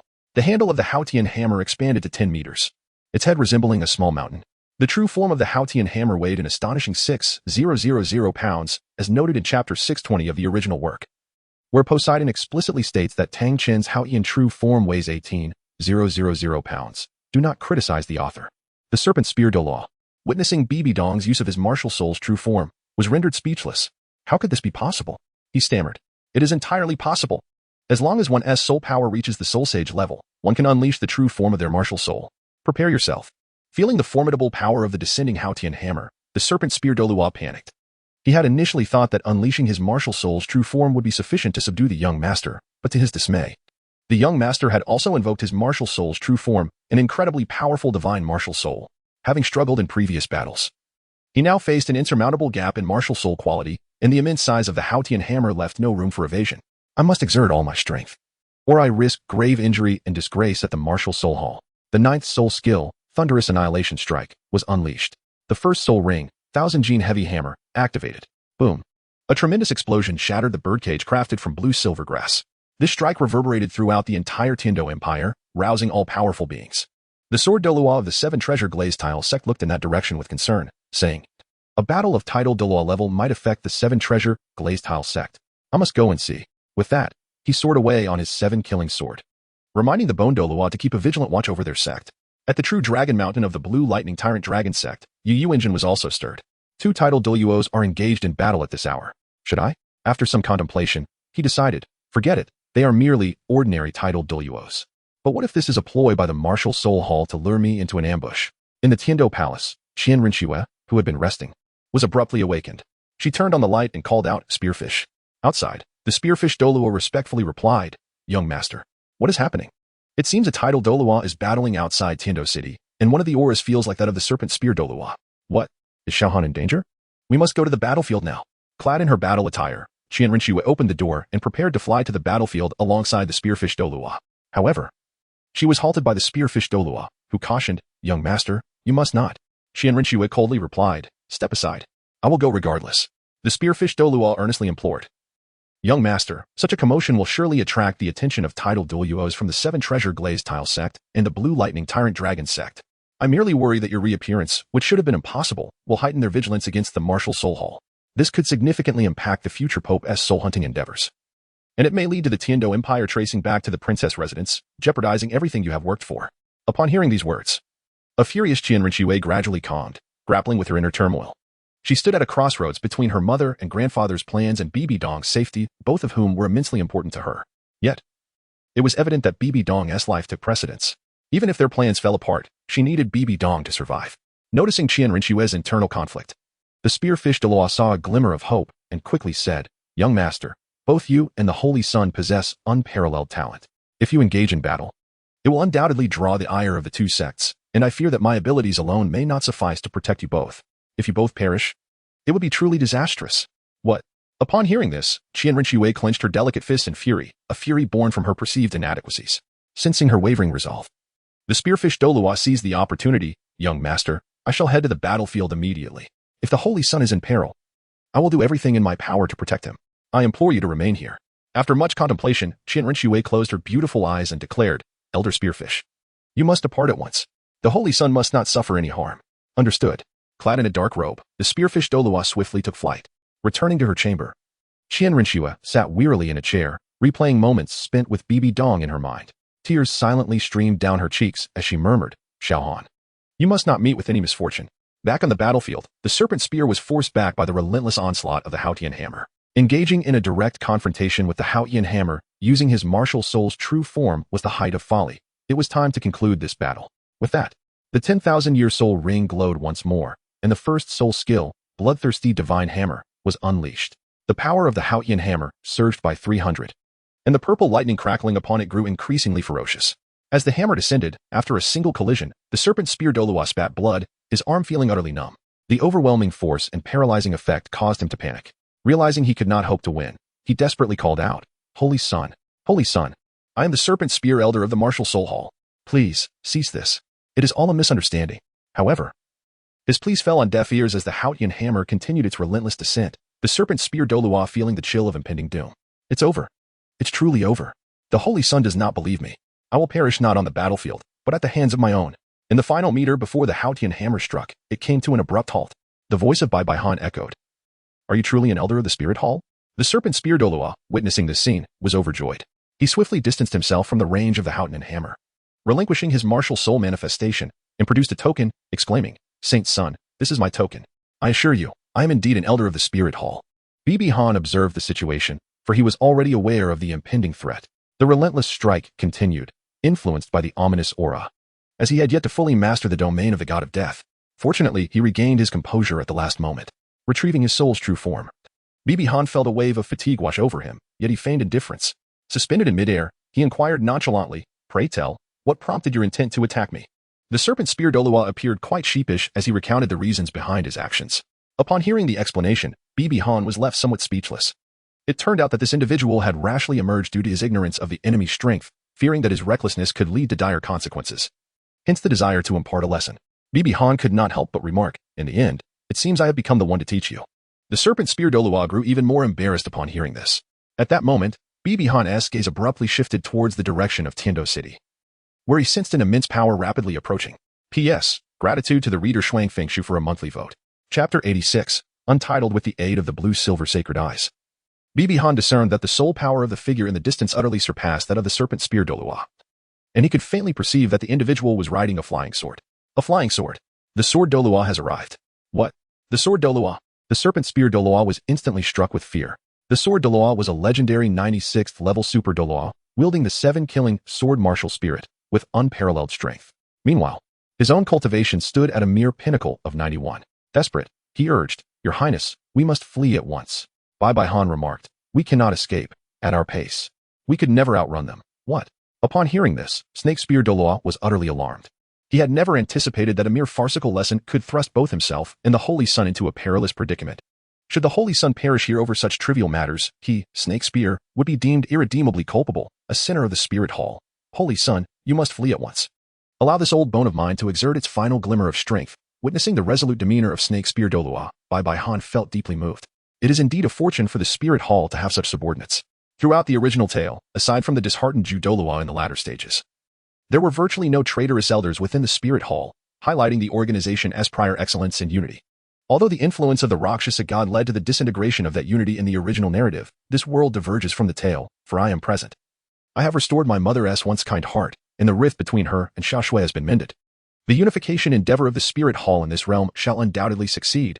I shall not permit this land to become the backyard of the Tang clan. Elder Snake Spear. There is no need for such despair. We can effortlessly evade this calamity beneath the very gaze of Sword Douluo. Upon hearing this, Snake Spear Douluo was left in a state of confusion. A flash of sword light appeared in the sky, heralding the grand entrance of Sword Douluo. Observing the aftermath of the battle between Bai Han and Snake Spear Douluo, a grave expression crossed Sword Douluo's features. These two auras, neither of which I have encountered before, who could they be? From what faction do they hail? Scanning the surroundings with his spiritual perception, Sword Douluo found nothing amiss. Little did he suspect that the instigator of that fierce conflict lay right beneath his very nose. In a dense thicket, 150 meters away from Sword Douluo, Bai Han and Snake Spear Douluo concealed themselves beneath the blue-silver wing, utilizing the blue-silver domain to mask their presence. With these two advantages combined, unless Sword Douluo happened to draw near, they would remain undetected. While Sword Douluo searched for traces with his spiritual power, Bai Han and Snake Spear Douluo quietly observed Sword Douluo hovering in the sky. Han murmured to himself, Truly, he is the Sword Douluo, one of my favorite characters from my past life in Douluo. His demeanor, his appearance, are indeed exceptional. Alas, we are ultimately adversaries. Shortly thereafter, the Sword Douluo, having found nothing of interest, departed. Once he was certain that the Sword Douluo was truly gone, Bibi Han shed his disguise and addressed the snake spear Douluo. Was it Qian Renxue who sent you? The snake spear Douluo replied with a respectful gesture. It was indeed His Highness the Holy Sun. The young master is concerned for your safety and has specifically dispatched me to protect you. Bibi Han responded, from this day forth, you need not guard me. Upon hearing this, the snake spear Douluo's expression dimmed, thinking that the Holy Sun must have deemed him unworthy. Bibi Han continued. The Spirit Hall has decided to discreetly send 2 titled Douluo to protect me, just as they did for Qian Renxue. Now, you may return to her side. Since the ghost Douluo returned the celestial herb to the Spirit Hall, the younger generation, the elder group, and the worship group of the Spirit Hall experienced a significant surge in strength, completely dispelling any doubts regarding Bibi Han. Qian Dalu even ordered the dispatch of 2 titled Douluo to secretly protect Bibi Han, granting him the same treatment as Qian Renxue. The snake spear Douluo, upon hearing this, felt his displeasure dissipate and responded respectfully, as you command. Following this incident, in terms of status, the snake spear Douluo regarded Bibi Han as being on par with or even superior to the young master, fully convinced by Bibi Han's formidable power. Currently, Bibi Han was merely a soul emperor. It was unfathomable to consider how powerful he would become upon reaching title Douluo. Have you ever seen a soul emperor with 100,000-year soul ring and 2 90,000-year soul rings? Have you ever encountered a soul emperor with 3 distinct domains? Have you witnessed a soul emperor capable of manifesting their martial spirit's true form alone? Have you seen a soul emperor defeat a title Douluo? Excluding those who cheat. On his way back, Bibi Han hesitated, ultimately deciding not to present the celestial treasures he had prepared for Qian Renxue to the snake spear Douluo. It was not a matter of distrust. Rather, Bibi Han wished to personally bestow these treasures upon Qian Renxue. Nara was unable to deliver them in person due to distance. But since Qian Renxue was in Tiando City, it would be remiss not to hand them over directly. While returning to the prince's residence, the snake spear Douluo encountered the approaching spike porcupine Douluo. The latter quickly inquired, Xiaogang, what happened? Why did you get into a fight with someone? Xiaogang waved his hand dismissively. Do not speak of it. It would be embarrassing if it got out. By the way, why are you here? The young master was worried about the Holy Sun's safety and summoned me here. What? The young master was alarmed? This is bad. I just got punished. And now I might face another reprimand. What punishment? Xiaogang grimaced. Don't ask. Just go meet the young master. At the prince's residence, the snake spear Douluo reported everything to Qian Renxue. Initially intending to teach Bibi Han a lesson, he ended up receiving a reprimand instead. Especially after the sword Douluo's arrival, along with Bibi Han's astonishing soul ring configuration, 3 domains, and formidable combat skills. In summary, it was clear that in this world, no one but the Holy Sun was worthy of the young master. To mitigate his punishment, the snake spear Douluo had exhausted all arguments. Spike Porcupine looked on in astonishment, unable to comprehend that a soul emperor could possess a 100,000-year soul ring and defeat a title Douluo, which completely overturned his previous understanding. The snake spear Douluo knelt on one knee and solemnly stated, Young master, every word I have spoken is true. I implore you to impose your punishment. A cold and authoritative voice emanated from within the room. Elder Snake Spear, although your intentions were good, the fact remains that the Holy Sun encountered danger due to your actions. Henceforth, your stipend and cultivation resources from the Spirit Hall will be halved for 5 years. Do you have any objections? I have none. Upon hearing this, the snake spear Douluo sighed in relief. It was merely a reduction in resources, and he had feared he would face a harsher consequence. You may leave, as you command. Once the snake spear Douluo and Spike Porcupine departed, Qian Renxue dropped her pretense, propping her jade hand against her cheek and smiling brightly, revealing her immense joy. She had not anticipated that Bibi Han had grown so powerful. A 100,000-year soul ring was rare, even within the Spirit Hall, possessed only by her mother, grandfather, and grandfather Genie. Moreover, he wielded 3 distinct domains and had reached the 66th level of soul power, just 2 levels shy of her own. Previously, she could surpass him in cultivation and strength, but now she found herself unable to compete in those aspects. Reflecting on her days with Bibi Han, she realized she had always been overshadowed by him. A thought crossed her mind, prompting her to cover her lips in a moment of shyness. I too must diligently cultivate, striving not to fall too far behind him. Upon returning to the hotel, Bibi Han sat quietly on the bed, deep in contemplation. In terms of power, with the addition of his soul bone set, he believed he could stand up to, or even defeat, those ordinary title Douluo with lesser configurations. However, should he encounter someone like the sword Douluo, he would likely be doomed. He sighed. The snake spear Douluo is loyal, but he is still too weak. In the original story, during the soul hunting missions, his soul power seemed to be only at level 92, and it took him 20 years to advance a single level. Such a pace is excruciatingly slow, likely due to the fact that he cannot dedicate himself to serious cultivation. After all, they were tasked with guarding Qian Renxue, attending various noble gatherings, and dealing with assorted affairs naturally hindering their cultivation speed. It seemed that when visiting Qian Renxue, he ought to bring them a few gifts. Chapter 87. Reunion in the Moon Pavilion. A striking young man clad in a silver robe with blue hair stood upon the stage. The handsome youth closed his eyes, his fingers deftly plucking the strings of a zither, enchanting melodies cascading into the ears of all present. Bibi Han gently plucked the strings of his harp, his heart tranquil. Reflecting the serene composure he outwardly displayed, a month had elapsed, during which Bibi Han immersed himself in the realm of music at the Moon Pavilion by day. And at night, he honed the insights he gleaned from the fierce fire dragon of the twin flames, culminating in his own unique soul technique. Upon completion, he would quietly peruse his books, adhering to a strict schedule for rest, occasionally indulging in soothing hot springs. Throughout this month, Bibi Han was wholly absorbed in his own world, and the killing intent that once enveloped him was nearly extinguished. The gaze of the noble young ladies below was one of ravenous admiration, as if they longed to devour him. After Bibi Han showcased his musical talent, invitations from noble women poured in, yet he declined each one without exception. As a piece concluded, Tang Hao announced, "Let us welcome Princess Xiaogang to our class." No sooner had the words left her lips than a charming girl clad in a silver palace gown entered the classroom. Applause erupted, and the eyes of several noble young men remained fixated on Xiaogang, their gazes ablaze with fervor.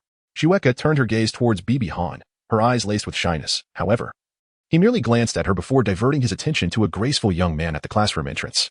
It was Xiaogang, the current crown prince of the Tiando Empire. After a brief moment of eye contact, they parted, yet the excitement of their long-awaited reunion lingered in that glance. Xiaogang then said, "Xiaogang, focus on your studies here. Your elder brother will come to fetch you later." Xiaogang shifted her gaze back to Bibi Han and replied, "Understood, brother. Now, Bonnick, please return to your seat." Tang Hao instructed. After a day of learning, Tang Hao unexpectedly approached Bibi Han. In Bibi Han's eyes, a hint of confusion flickered as he inquired, "Is there something you wish to discuss, Teacher Tang?" Tang Hao replied, "His Highness the Crown Prince wishes to meet you." Upon hearing this, Bibi Han feigned hesitation before saying, "Very well, please lead the way, Teacher Tang." As they journeyed, Tang Hao gently asked, "Bork, would you consider residing in Yueshan?" "Why, Teacher Tang?" he inquired. "Because the hotel you are staying at is rather distant, and in just a month, your skill in music has advanced remarkably. You possess an extraordinary talent in this field. I wish to impart all that I have learned to you, and when I retire, I envision you as the master of Yueshan." After pondering for a moment, a subtle shift appeared in Bibi Han's gaze as he responded, "All right, Teacher Tang." In a room on the second floor of Yueshan, Xiaogang was assisting Xiaogang in organizing her belongings, resembling a caring older brother. "Your Highness," Tang Hao offered a slight bow. Xiaogang hastily returned the gesture, saying, "And Hao, what are you doing? I am not worthy of such respect." Playfully, Xiaogang chimed in, "Big brother, why call her Aunt Hao? Teacher, doesn't he look old at all? She is more like my sister." Tang Hao smiled, "You certainly know how to flatter, but once you're in school, you must study diligently and not cause me any trouble." Xiaogang pouted, declaring, "I want tea. I can be very obedient." Xiaogang had chuckled softly and then turned his gaze toward Bibi Han. "You must be Bojack's son, Bonnick, am I correct?" The warm tone of his voice naturally elicited a sense of fondness. Bibi Han furrowed her brow slightly and replied coldly, "Indeed, it is necessary to put on an act. Especially for the two of us." Xiaogang, with an intense gaze, remarked, "I am somewhat aware of your achievements. I never anticipated that within just a month of entering school, your musical prowess would reach such an impressive level. Over time, I believe you will contribute even more significantly to the Heavendo Empire." "Your Highness, I do not possess such remarkable abilities," Bibi Han replied modestly. "Ha ha, Bonnick. You are being too humble. I am merely a few years your senior. If you don't mind, you may call me Brother Shui." Upon hearing this, Bibi Han's brow furrowed slightly as she observed the playful glint in Renxue's eyes. How infuriating. This girl wants me to call her brother instead of sister by leveraging Xiaogan's identity. Reluctantly, Bibi Han complied, "Brother Shui." Renxue smiled with satisfaction, and the two shook hands. "Sister, you should step outside with Teacher Hao for a moment. I need to discuss some matters with Bonnick." "All right, but brother, you better say some good words," Xiaogang said, casting a meaningful glance at Bibi Han. "Xiaogang, the teacher will take you out to play." Once the door closed, and it was confirmed that Tang Hao had indeed left, Bibi Han ceased her pretense. Leisurely settling into a nearby chair as if it were her own home, she observed Renxue, who wore an unceasing smile after Tang Hao's departure, and remarked curtly, "Little Snow, have you finished smiling yet?" Upon hearing this, Renxue dropped her facade, enveloped in a golden light. When the light dissipated, her previously unremarkable figure transformed into an alluring silhouette, her skin fairer than snow and exuding a maiden's delicate fragrance. As Renxue removed her mask, the room seemed to brighten considerably. She appeared to be around 20, with long golden hair, a straight nose, and slightly delicate phoenix eyes, possessing a striking beauty that resembled a celestial goddess, sacred and untouchable. At 23, Renxue radiated youthful vitality, her exquisite visage unmatched in the realm, save for Nar. The two sat side by side, gazing into each other's eyes. Looking at the familiar beauty, Bibi Han softly said, "Little Snow, it has been a long time." In response, Renxue's expression grew indifferent, and her eyes turned icy. This surprised Bibi Han. "What happened? Who has upset my little Snow?" Renxue's irritation only intensified at his words. Grasping a soft area of Bibi Han's waist, she spun around sharply, declaring indignantly, "It is you, you rascal. After all this time, you finally come to see me. And you sneak off to that dreadful place, the city of slaughter. Do you have any idea how worried I was when I learned about it from my mother?" Bibi Han gasped in surprise, his gaze drawn to the glistening tears at the corners of Qian Renxue's eyes. Regardless of the pain, he hastily offered his apologies. After twisting his hand once more to vent her long-held grievances, Qian Renxue finally released her grip and leaned against Bibi Han's shoulder. This sudden shift in demeanor left him momentarily stunned. When did our relationship become so intimate? With a hint of sorrow in her voice, Qian Renxue remarked, "Xiaogang, do you think I'm somewhat ineffectual? Despite sharing the same innate talent and being slightly older than you, my cultivation is only marginally superior. Yet I still cannot surpass you." Observing the despondent expression on her face, Bibi Han gently reassured her, "Not at all. If you had not been engaged in the covert plans of the Heaven Do Empire, your cultivation would likely have reached the level of a soul Douluo, allowing you to easily defeat me. Moreover, your efforts are aimed at alleviating the future strife of the common people, which is a different kind of pride." Taking in the subtle fragrance that enveloped Qian Renxue, he continued, "Xiaoshue, I have a gift for you." Qian Renxue lifted her head and inquired, "What kind of gift?" Bibi Han retrieved 2 precious celestial herbs, namely the bright paradise grass and the radiant golden sun grass, which he had meticulously prepared. These were herbs of celestial quality. Qian Renxue, possessing an exceptional memory akin to Bibi Han's, naturally recognized the immense value of such rare botanical treasures and had perused them in her studies. As she gazed upon these 2 exquisite herbs, she felt the yearning of her angelic spirit. "Xiaoshue, these celestial herbs have been specifically chosen for you. One will enhance your light attribute, while the other will elevate your flame attribute. Should you absorb them, I believe your angelic spirit's fire attribute will reach its utmost potential." Ah, no wonder I was puzzled by how Na's strength surged so dramatically. It turns out to be due to these celestial herbs. "How could you only present them to me now?" Qian Renxue remarked, her hand reaching toward Bibi Han's waist. Bibi Han hastily seized the moment and elucidated, "Xiaoshue, due to the realm of the god of killing in certain circumstances, I wish to present myself to you in an impeccable manner. Hence I have chosen this moment to reveal it to you. Please do not be upset." Observing Bibi Han's pleading demeanor, Qian Renxue burst into laughter. "All right. I was merely teasing you. I had already known. I just wanted to wait for you to confess it yourself." Bibi Han gently pinched the bridge of Qian Renshue's nose. A playful act of retribution. He then spoke earnestly, "Xiaoshue, you must be cautious. When absorbing the radiant golden sun grass to enhance your fire attribute, your clothing may be incinerated. It's imperative that no one is nearby when you consume it." Observing Bibi Han's protective demeanor, Qian Renshue's cheeks flushed as she boldly remarked, "If you were by my side while I was consuming it, wouldn't that allow you to benefit unashamedly?" Hearing such audacious words, Bibi Han contemplated how remarkably daring Qian Renxue could be. He then grasped her shoulders with both hands and, with earnest intent, declared, "But our relationship has yet to be defined. Let me make this clear, Qian Renxue. You belong to me, Bibi Han, and no one else. Do you understand?" Upon hearing this, Qian Renxue nestled into his embrace, nodding earnestly while expressing her heartfelt sentiment. "Xiaogang, I am truly fortunate to have met you." Thanks to Bibi Han, Qian Renxue shed her cold, self-serving tendencies born from a lack of affection.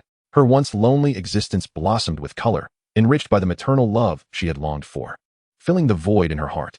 Now, with paternal love, maternal affection, friends, and a potential partner for the future, Qian Renxue found herself lacking nothing.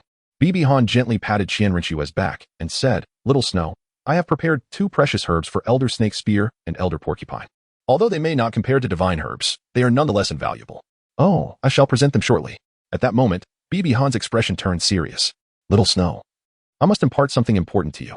Qian Renxue, sensing the gravity of his tone, replied, "What is it?" "You must pay close attention to that 4th prince, Xiaogang. He is not merely a true scion of debauchery, he is merely pretending." "Impossible," she retorted. "A person who descends to the depths of frequenting brothels cannot be feigning." "Little Snow, do you not find it curious?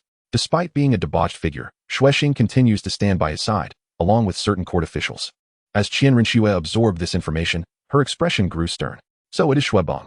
To preserve his life, he is willing to stoop so low. It appears his ambitions are far from trivial." With a gentle smile, Bibi Han playfully tapped Qian Renshue's nose, remarking, "Little Snow, your overabundance of confidence is a flaw. When one believes victory is assured, they may overlook certain details. Otherwise, with your intelligence, how could you fail to notice the subtle tricks of that avalanche fellow?" Upon hearing this, Qian Renxue, slightly vexed, retorted, I initially intended to spare his life. Since he is so oblivious to his own peril, let him meet his demise. As for the repercussions that Su Qing he would face after the death of Avalanche, the two were entirely indifferent. With Avalanche gone, Su Qing he became the sole heir of the Su family. Even if the Emperor of the Snowy Night were to discover this, what could he do? Time had passed, and it was prudent for me to return, lest Tang Yuhua grow suspicious. With that, Qian Renxue donned her mask once more. Chapter 88. The Onslaught of the Haotian Sect by Han. You are welcome to visit my prince's residence in the future. Certainly. Not far away. Tang Yuhua observed the camaraderie between the two with a feigned smile. She then addressed Su Ke. Remember the class schedule for tomorrow. Do not be late. Understood, Teacher Tang. After Su Qinghe and Su Ke departed, Bai Han inquired. Teacher Tang, where shall I reside? Tang Yuhua gestured, in that room on the 3rd floor. Very well, I shall tidy up at the hotel. Upon returning to the hotel, Bai Han called out, Elder Mo Xiong, Elder Gui Bao. 2 figures clad in black appeared at Bai Han's side. Clasping their hands in salute, what commands do you have, Holy Son? I suspect that Tang Yuhua may have discerned my true identity. By assigning me to the Moon Pavilion, she might be aiming to incite an attack from the Haotian sect. You must remain vigilant in the coming days. Upon hearing this, Elder Gui Bao, brimming with murderous intent, declared, Holy Son, should I eliminate Tang Yuhua? No need. We can use her to lure out the Haotian sect. I am quite intrigued by their ultimate technique, the Haotian 9 absolutes. Han's lips curled slightly as he mused. Tang Yuhua, you are plotting against me. Yet I too have my schemes. Despite her ostensible reverence for etiquette, she chose to remain silent while I responded coldly to the crown prince. Presuming that the so-called successor of Xian could deceive me. Meanwhile, on the 5th floor of Xian, Tang Yuhua occupied her private domain. Penning a letter with a pure black eagle perched nearby. Brother, the holy son of the spirit hall, Han, has resolved to take up residence in Xian. I sensed a palpable aura of menace emanating from him. If my suspicions are correct, he must have traversed the city of slaughter. We cannot allow such a person to live. Otherwise, he will become a grave threat to our Haotian sect. Tang Yuhua's demeanor lacked the nobility and elegance she once possessed. Each stroke of her pen infused with an intense sense of foreboding. She gently stroked the black eagle, saying, Eagle, ensure this letter reaches my brother. 300 miles east of Tiando City, enveloped by mountains, lies the Haotian sect. Here stands a towering figure, over 2 meters tall. With a robust physique and a chiseled visage framed by short white hair. Dressed in simple gray garb, he embodies the very essence of this stronghold. This is the formidable Xiaogang Douluo, one of the twin stars of Haotian, presently overseeing the training of disciples. A sharp cry drew Tang Zhao's attention, and he instinctively raised his arm for the black eagle to alight upon it. He retrieved the letter. A missive from Yuehua? Upon reading its contents, Tang Zhao's demeanor transformed dramatically, akin to a volcano on the brink of eruption. Tang Long, summon the elders for an immediate meeting. Yes, Sect Master. In the Haotian sect's conference room, a stone table was surrounded by 6 chairs, with Tang Zhao seated in the main position. Shortly, 5 elderly men with snow-white hair entered. Their advanced age belied by their commanding presence and steady gait. Elders, please be seated. The eldest among them, the second elder, inquired, Sect Master. What is the purpose of this gathering? Tang Zhao placed Tang Yuehua's letter upon the table for the elders to review. After each elder perused the letter, the temperamental 7th elder slammed his palm upon the table.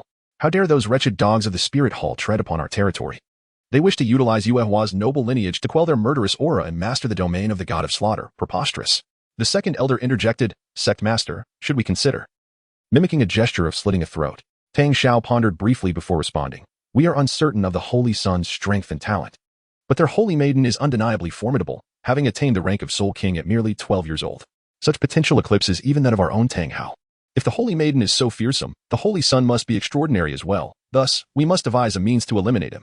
However, if we act, Yuehua's Xian may not survive, leading to even greater hardship for us. With a sigh, Tang Zhao reflected on how, since the Haotian sect retreated from the world, all necessities were provided by Tang Yuehua, while the surrounding villages served merely as sentinels and brewers. Elders, let us proceed to a vote. The 7th elder spoke again. Blast it. Were it not for the spirit hall forcing us into this cursed place, we wouldn't need to deliberate so painstakingly over the assassination of a genius. I vote in favor. The spirit hall murdered my son, who had the potential to surpass title de law, and thus we shall return the favor by eliminating one of their holy sons. In the end, the vote concluded with 3 in favor, 2 opposed, and 1 abstaining, thereby agreeing on the course of action. The time was set for 3 days hence, when Yuehua would transport supplies. This time, we would dispatch more outer disciples to procure as much as possible, for our future would be increasingly arduous. An elder inquired, Sect Master, what is your current rank? I stand at the pinnacle of level 95. In a few years, I shall touch upon the threshold of level 96. At this, the faces of the elders brightened with hope. Indeed, as long as the Sect Master breaks through to level 96, we shall no longer fear the Spirit Hall. The time for our Haotian sect to re-emerge is nigh. What do a few more years of hardship matter? These individuals remain trapped in the past. Recalling the time when Tang Hao, having just broken through to title de law, decimated the Spirit Hall's Pope, they believe that if the Sect Master reaches level 96, there is no one to fear from the Spirit Hall, save for Qian Douluo, who is restrained by a pact with our ancestors. Should the Spirit Hall learn of this, they would undoubtedly mock us for our ignorance. If these men were to discover that 3 individuals from the Spirit Hall could single-handedly contend with the Qian sect, their expressions would be quite the sight. The Holy Son of the Spirit Hall would undoubtedly be safeguarded by a titled Douluo. This time, we shall deploy 2 elders to ensure a foolproof plan. Very well, the 7th elder proclaimed, rising and stretching. Let me, Elder 7, participate. I have recently broken through to title Douluo myself. Agreed. This time, let Elder 7 and Elder 5 join forces, accompanied by several disciples of the Qian sect. On this day, at Xian in Tiando City, it was time for Tang Hao to gather supplies, and thus, Xian would be closed for the day. Bibi Han was diligently playing in the moonlit pavilion, the enchanting melodies resonating through the air. At that moment, a figure appeared, the Holy Son. What news do you bring, Elder Ghost Leopard? He inquired. As anticipated by the Holy Son, this time, Tang Hao had gathered an abundance of resources, far surpassing the usual amount. Bibi Han narrowed her eyes slightly and chuckled, realizing that the brash and bullyish members of the Qian sect could no longer contain their desire to eliminate me, their future adversary. Her tone was laced with disdain, yet it concealed a palpable intent to kill. Beside her, the ghost leopard Douluo silently scoffed, contemplating how the elders of the Qian sect would react if they learned that the Holy Son was, in fact, a descendant of their own sect, endowed with the unique innate power of a level 20 and possessing a dual divine martial soul. Given the various provocations from the Qian sect, the Holy Son had firmly allied himself with the Martial Soul Palace. One could only imagine how infuriated they might become. Ghost Leopard Elder. Inform the Martial Soul Palace to ensure the safety of the citizens surrounding Qian. The conflict between our Martial Soul Palace and the Qian sect does not concern them. They remain our citizens in the future. Understood. Chapter 89. The power of the people. As night fell, Bibi Han donned her pajamas and, as per usual, retired early to sleep. Outside Qian, several shadowy figures approached, each cloaked in black, their forms completely shrouded. One individual silently ascended to the rooftop of Qian, making no sound. With a swift motion of his right hand, a small crimson hammer began to enlarge. Once the hammer was fully formed, the aura of the cloaked figure erupted, revealing 2 yellow, 2 purple, and 5 black soul rings. The Holy Son of the Martial Soul Palace shall perish. The one who comes to kill you is the Qian sect's fierce son Douluo. As the declaration echoed, a massive crimson Qian hammer descended, obliterating half of Qian. Is it done, 7th brother? Tang Liang boasted from the air. Of course, 5th brother. With my 7th brother's strike, Bibi Han would be reduced to mere mush. At that moment, a round of applause erupted, causing the members of the Qian sect to turn in surprise. Standing not far away was a striking figure with blue hair. Impeccably handsome, clad in a white nightgown and slippers, appearing as if just awakened. It was none other than Bibi Han herself.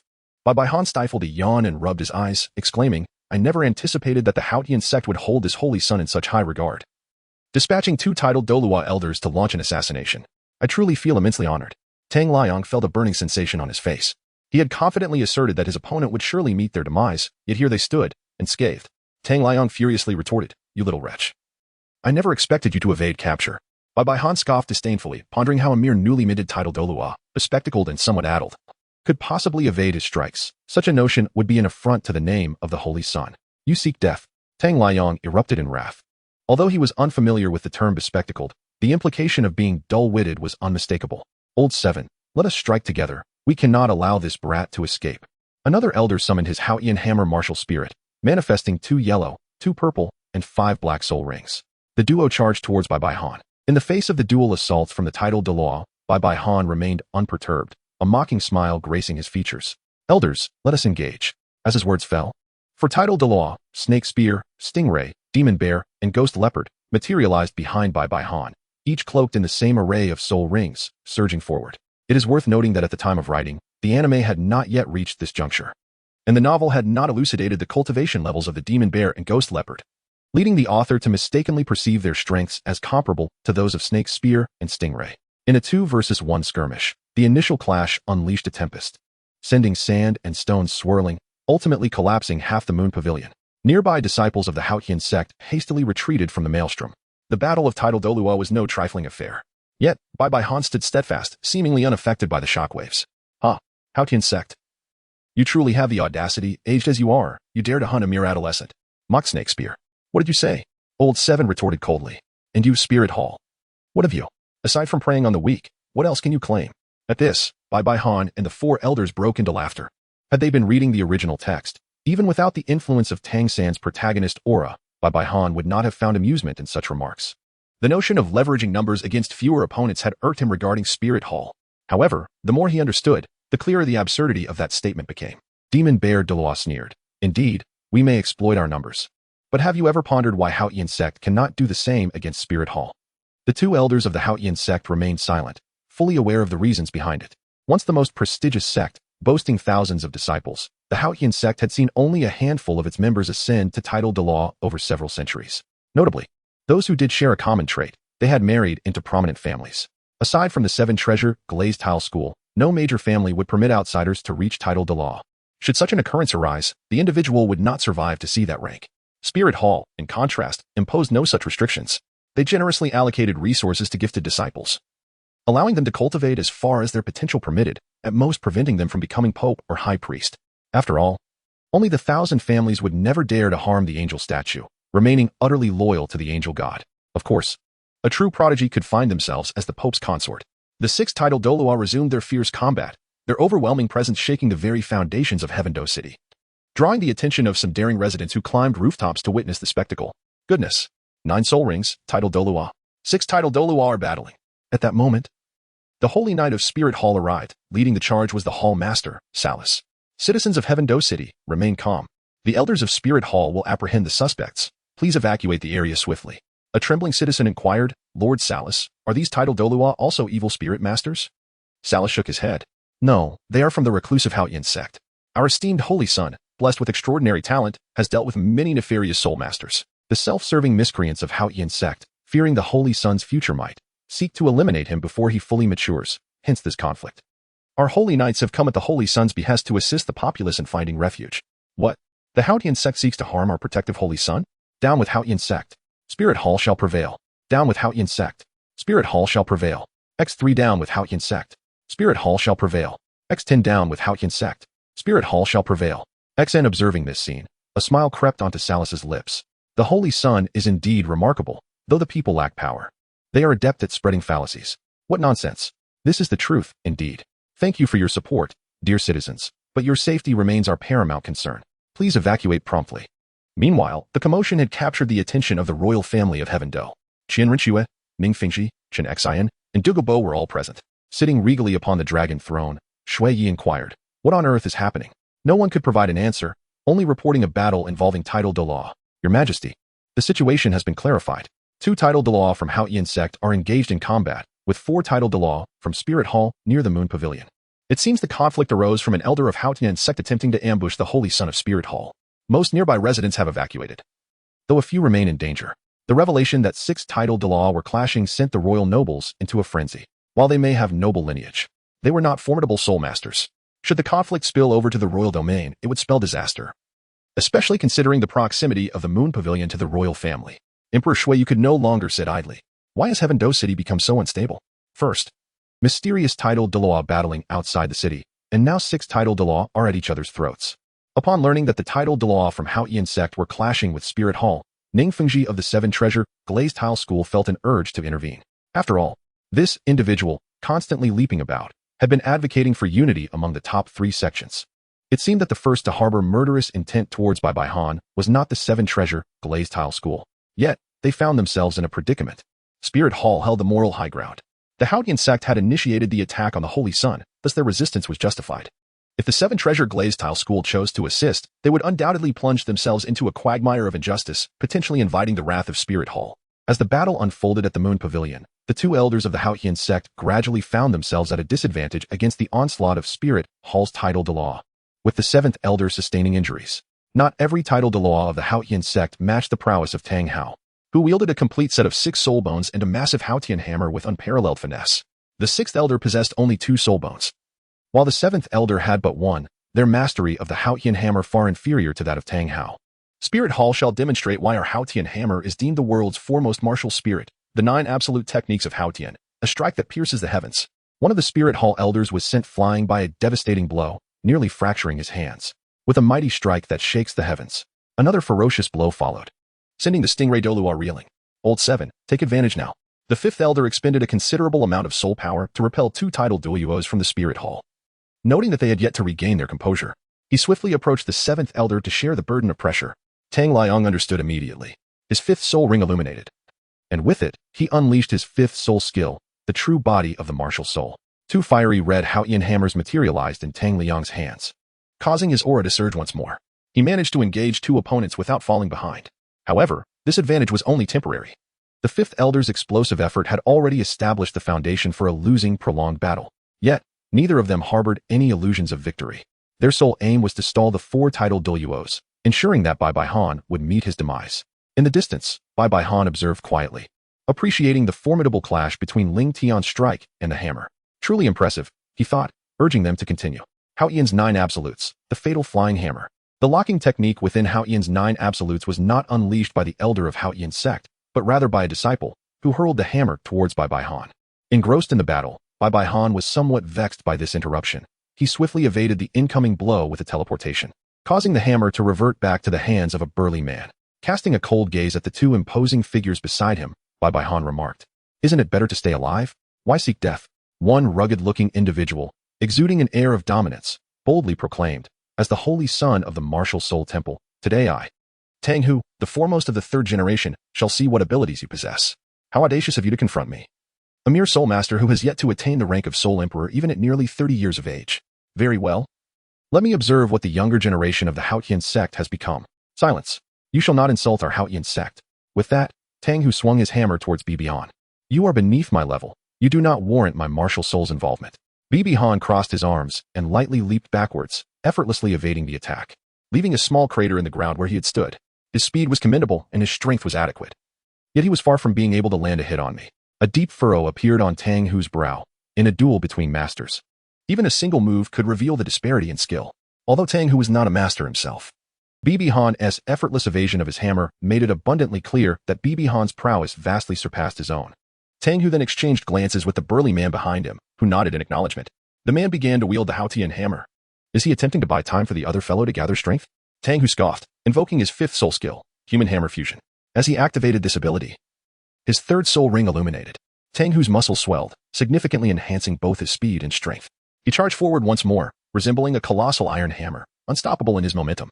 Observing this spectacle, Bibi Han shook his head and remarked, "It's futile. The gap in our abilities cannot be bridged by these soul skills." With a series of sweeping strikes, Tang Hao struck nothing but air. After another swing, confusion clouded Tang Hao's expression as he surveyed his surroundings and asked, "Where is everyone?" The figure of Bibi Han vanished before Tang Hao's eyes. The burly man behind, still gathering his strength, cautioned, "Brother Hao, he is on your hammer." Tang Hao glanced to the left, and indeed, Bibi Han was standing atop his Hao Tian hammer. "I have already proclaimed that the chasm between us is insurmountable." Bathed in the moonlight behind him, a gentle smile adorned Bibi Han's handsome face, a smile so warm and inviting that it effortlessly endeared him to others. Yet, upon witnessing this smile, Tang Hao felt a chilling sensation enveloping him. Before he could even react, Bibi Han delivered a powerful kick directly to Tang Hao's chest. The force so immense that Tang Hao was sent flying, struggling for breath, with several ribs shattered in the impact. Bibi Han gazed at the burly man who was still gathering his strength and mused, "You must have amassed the power of 66 strikes by now. With such prowess, you are capable of fully executing the chaotic wind hammer technique. In the Hao Qian sect, you would undoubtedly be regarded as a prodigious disciple. Alas, the chaotic wind technique appears rather trivial in our eyes." With a snap of his fingers, Bibi Han summoned numerous blue-silver vines from the ground, effortlessly lifting the burly man into the air. Meanwhile, the two elders of the Hao Qian sect found themselves unable to harness the chaotic wind hammer technique, as any attempt to gather strength would leave them vulnerable to attacks on their lower bodies by the ghost leopard Douluo. With Bibi Han, a master of the chaotic wind hammer technique, present, the intricacies of this style had been thoroughly dissected. The two significant drawbacks of the chaotic wind technique were its lengthy preparation time, which hindered the full display of its true power, and the necessity to remain stationary during the build-up. At that moment, any disruption to their rhythm through targeted attacks would render the chaotic wind hammer technique ineffective. Observing the burly man spinning in the air, desperately trying to dissipate the momentum, Bibi Han was transported back to his earlier days of exploring the chaotic wind technique. He recalled the countless hours spent wielding his hammer to refine the technique. A sharp crack echoed as two distinct sounds of bones breaking reverberated. The burly man, initially rotating horizontally, suddenly hurled the Hao Tian hammer vertically towards his opponent. Bibi Han regained his senses and was momentarily taken aback, saying, "Heh, even if it means risking a fracture, must you hurl the Hao Tian hammer in my direction? Alas, it is futile." With a mere turn, Bibi Han deftly evaded the hurled hammer. Before him lay Tang Hao, gasping for breath as he struggled to rise, alongside another robust man, incapacitated by broken hands, both rendered incapable of further combat. The roots of the blue-silver grass emerged from the earth, ensnaring the two men, followed by several sharp-tipped blue-silver grass vines, bidding farewell to this world. As Bibi Han uttered these words, there was not a trace of sorrow in his eyes. With a swift motion of his hand, the blue-silver grass vines surged forth, poised to pierce through their bodies. At that moment, Tang Hao closed his eyes, adopting an expression of resignation, whispering, "Tian Tian, I can no longer be with you. I am sorry." Upon hearing this, the blue-silver grass vines came to a halt. Tian Tian, if memory serves correctly, was the adorable little girl from the original narrative who brought meals to Tang San at the Qian sect. At the tender age of 20, Tang San had just joined the Qian sect, and at that time, the little girl had yet to awaken her martial soul. Calculating the timeline, it dawned on Bibi Han that she had only just been born. Contemplating this, his heart softened. He hesitated to allow an innocent newborn to lose her father, to bear the weight of vengeance, and to plunge into a relentless pursuit of power, forsaking her innate purity. Bibi Dong aspires to enhance the lives of the people in Douluo, even if they're adversaries. Even if he were to grant Tang Hao another decade of training, he would still remain inferior. By that time, he would likely have unified the entire Douluo Continent. Therefore, what harm is there in nurturing an additional joyful child? Even if they're from the opposing side, it is preferable to shield an innocent child from the hatred that may reside in the hearts of their lineage. This represents Bibi Dong's moral boundary in dealing with foes. However, Tang Hao can no longer transcend to the soul sage level, nor can he possess the true form of his martial soul. At that moment, another formidable presence emerged, with the Qian hammer martial soul aimed directly at Bibi Dong. A sudden shift occurred. Bibi Han gazed at the elder before him and spoke. "Have you finally been unable to contain yourself? Using the life of a junior to compel me into inaction. What a lethal strategy. An admirable thought from a senior of the Qian sect.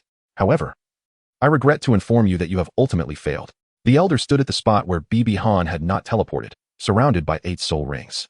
He was none other than the guardian of Tang Yuehua from the Moonlight sect. Chapter 90. The Curtain Falls, 4,500 words, Uncle Song. The one referred to as Uncle Song did not respond to the 2 juniors of the Qian sect. Instead, he regarded Bibi Han with a calm demeanor and inquired, "Have you discovered me long ago?" Bibi Han replied, "Of course, within my domain. Your strength as a soul Douluo is utterly futile." In truth, Bibi Han had an additional thought unspoken. "Even if you were Tang San, should you dare to wield the Qian hammer in my vicinity, I shall undoubtedly perceive you." This is the essence of martial soul sensing, a unilateral awareness of the divine quality Qian hammer. For Bibi Han to be oblivious, the opponent's Qian hammer must either match his level or the opponent must have ascended to divinity. With that, the soul power emanating from Bibi Han erupted forth. The prowess of a soul Douluo cannot be solely resolved by one's domain. 2 purple, 2 black, and 2 red-black soul rings encircled Bibi Han. Upon witnessing this, Tang Song's pupils constricted. The other 2 disciples of the Qian sect stood frozen, now comprehending why the 2 had been effortlessly overpowered despite their martial souls being rendered ineffective. The strength required to absorb such soul rings was indeed formidable. 3 sprays of blood blossomed forth, originating from another disciple of the Qian sect. As 3 blue-silver grass vines pierced through his chest, in his final moments, he gazed at Bibi Han's soul rings in astonishment. Due to the innocent nature of the young girl Tang Tian Tian, Bibi Han was inclined to spare Tang Hao. However, that did not extend to the other disciple. Tang Hao's eyes reddened with veins of blood, and he let out a sorrowful roar. "Tang Feng." In response, Bibi Han cast a glance at the corpse nearby. "So your name is Tang Feng. Your actions have not belied your moniker." He then regarded the old man before him with a mocking expression, seemingly unfazed by the death of this Tang Feng. Tang Song coldly remarked, "When they chose this place, they had already resigned themselves to death. The soul ring, truly befitting of the holy son of the spirit hall. I never anticipated that the blue-silver grass martial soul could possess such strength." With a mischievous grin, Bibi Han retorted, "There is nothing left. It's merely slightly superior to your Qian sect's pitiful hammer. Dare to insult the Qian hammer? Prepare to meet your demise." As Tang Song's 7th soul ring illuminated, it was evident that he was unwilling to squander any more time and intended to unleash his full power without hesitation. In a tone of disdain, Bibi Han remarked, "Do you truly believe that a mere Contra can vanquish me? Do you fancy yourself as Tang Hao?" With the blue-silver domain activated, he summoned his 2nd soul skill, Blue-Silver Shield. Under the enhancement of 295,000 year-old soul rings and the influence of various overleveled absorbed soul rings, the radius of the blue-silver domain expanded to an impressive 500 meters. The 6 titled Douluos engaged in battle from afar found themselves within the domain's extensive reach. Bibi Dong struck the ground with a powerful punch, unleashing a surge of soul power. Hundreds of blue-silver grasses transformed into colossal shields, varying in thickness and height. From above, these shields resembled the petals of a snow lotus flower, with the elder of the Qian sect positioned at the center of the blossom. This magnificent spectacle momentarily halted the fierce battle of the 6 titled Douluo. The elder gazed in bewilderment at the rising blue-silver grass shields, pondering the situation. The devoted disciple, Xiaogang, exclaimed with fervor, "Holy Son, it is the Holy Son who has intervened." These shields have been crafted by him to create a favorable terrain for us. The moment of reckoning has arrived. Upon hearing this, the four titled Douluo exchanged glances, and their 7 soul rings illuminated simultaneously. The 7th soul skill, Serpent Spear Manifestation. The Serpent Spear Douluo's martial spirit transformed into a massive 2-headed serpent, slithering across the shields and flicking its tongue. The 7th soul skill, Phantom Leopard Manifestation. The Phantom Leopard Douluo unleashed his martial spirit, morphing into a 2-meter-long leopard adorned in purple fur, agilely maneuvering across the shields, each paw equipped with razor-sharp claws. Being a swift attack type titled Douluo, his compact physique allowed for bounding and striking with ease across the shields, enhancing his combat prowess by 30% within such a terrain. Meanwhile, the demon bear soared into the air, transforming into a colossal earth demon bear. This terrain was not conducive for his combat style. His purpose was to swat down any of the Qian sect elders who dared to ascend. The porcupine Douluo morphed into a dark red river porcupine, assisting from above by launching toxic quills. The combined efforts of the serpent spear's venom, the phantom leopard's ambush, and the porcupine's poisonous spikes left the Qian elder feeling quite beleaguered. Though he attempted to ascend, he was thwarted mid-flight by the massive paw of the demon bear, leaving the 2 Qian elders at a distinct disadvantage. Under normal circumstances, the martial spirit manifestations of the 4 spirit hall titled Douluo would not have been enough to completely overpower the 2 Qian sect elders.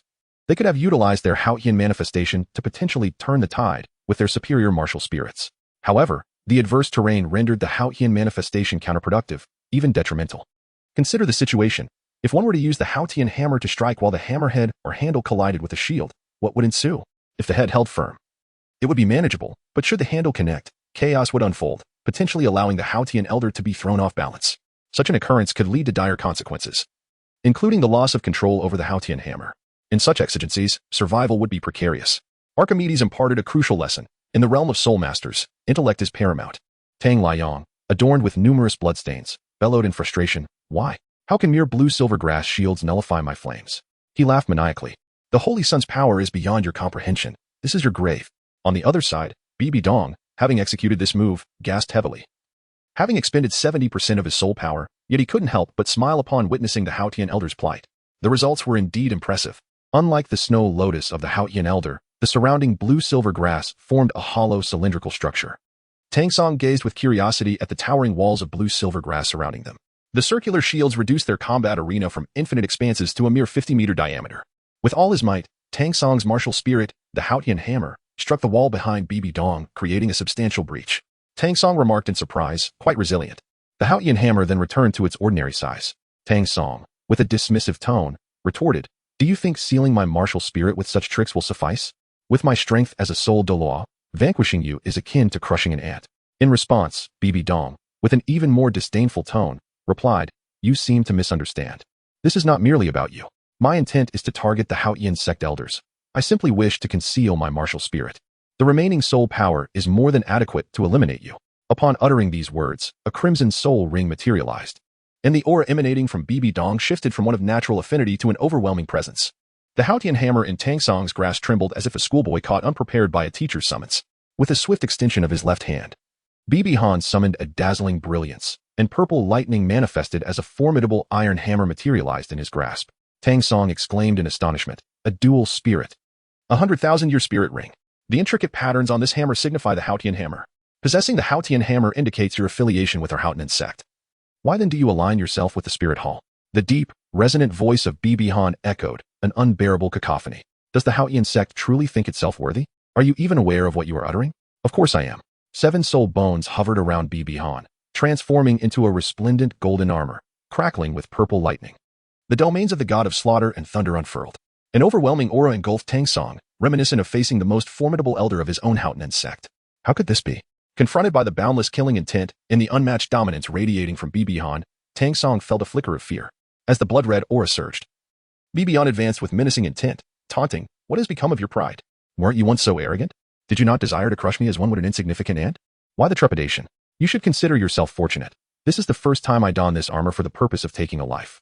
Gazing at Bibi Han, who seemed possessed by the spirit of a deity of death, Tang San found his words faltering.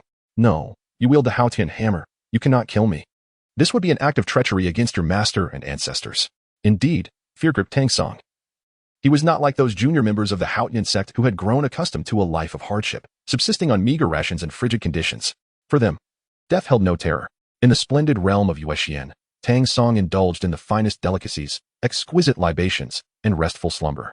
He reveled in the beauty of noble maidens, their enchanting visages and graceful forms, having even ventured into perfumed dressing rooms to engage in intimate exchanges with some eager aristocratic young ladies over the years.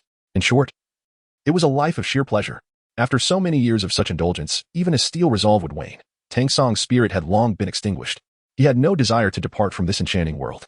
With a casual wave of his hand, Bai Bihan transformed Tang Song's right hand, which clutched the Haotian hammer, into a mist of crimson. Roots of blue-silver grass entwined around Tang Song, binding him while siphoning his soul power. Traitors to your ancestors! How dare you claim kinship with me? He exclaimed. Please, do not kill me. I beg you. Tang Song began to plead for mercy. Did you not assert that you were prepared for death upon your arrival here? Why do you now seek to beg for your life? Please, I implore you. For the sake of our shared possession of the Haotian hammer, spare me. Tears and snot streamed down Tang Song's face, eliciting a look of disgust from Bai Bihan. How could such a coward, so fearful of death, inherit the Haotian hammer's martial spirit? He professes one thing while acting contrary. His junior disciples far surpass him.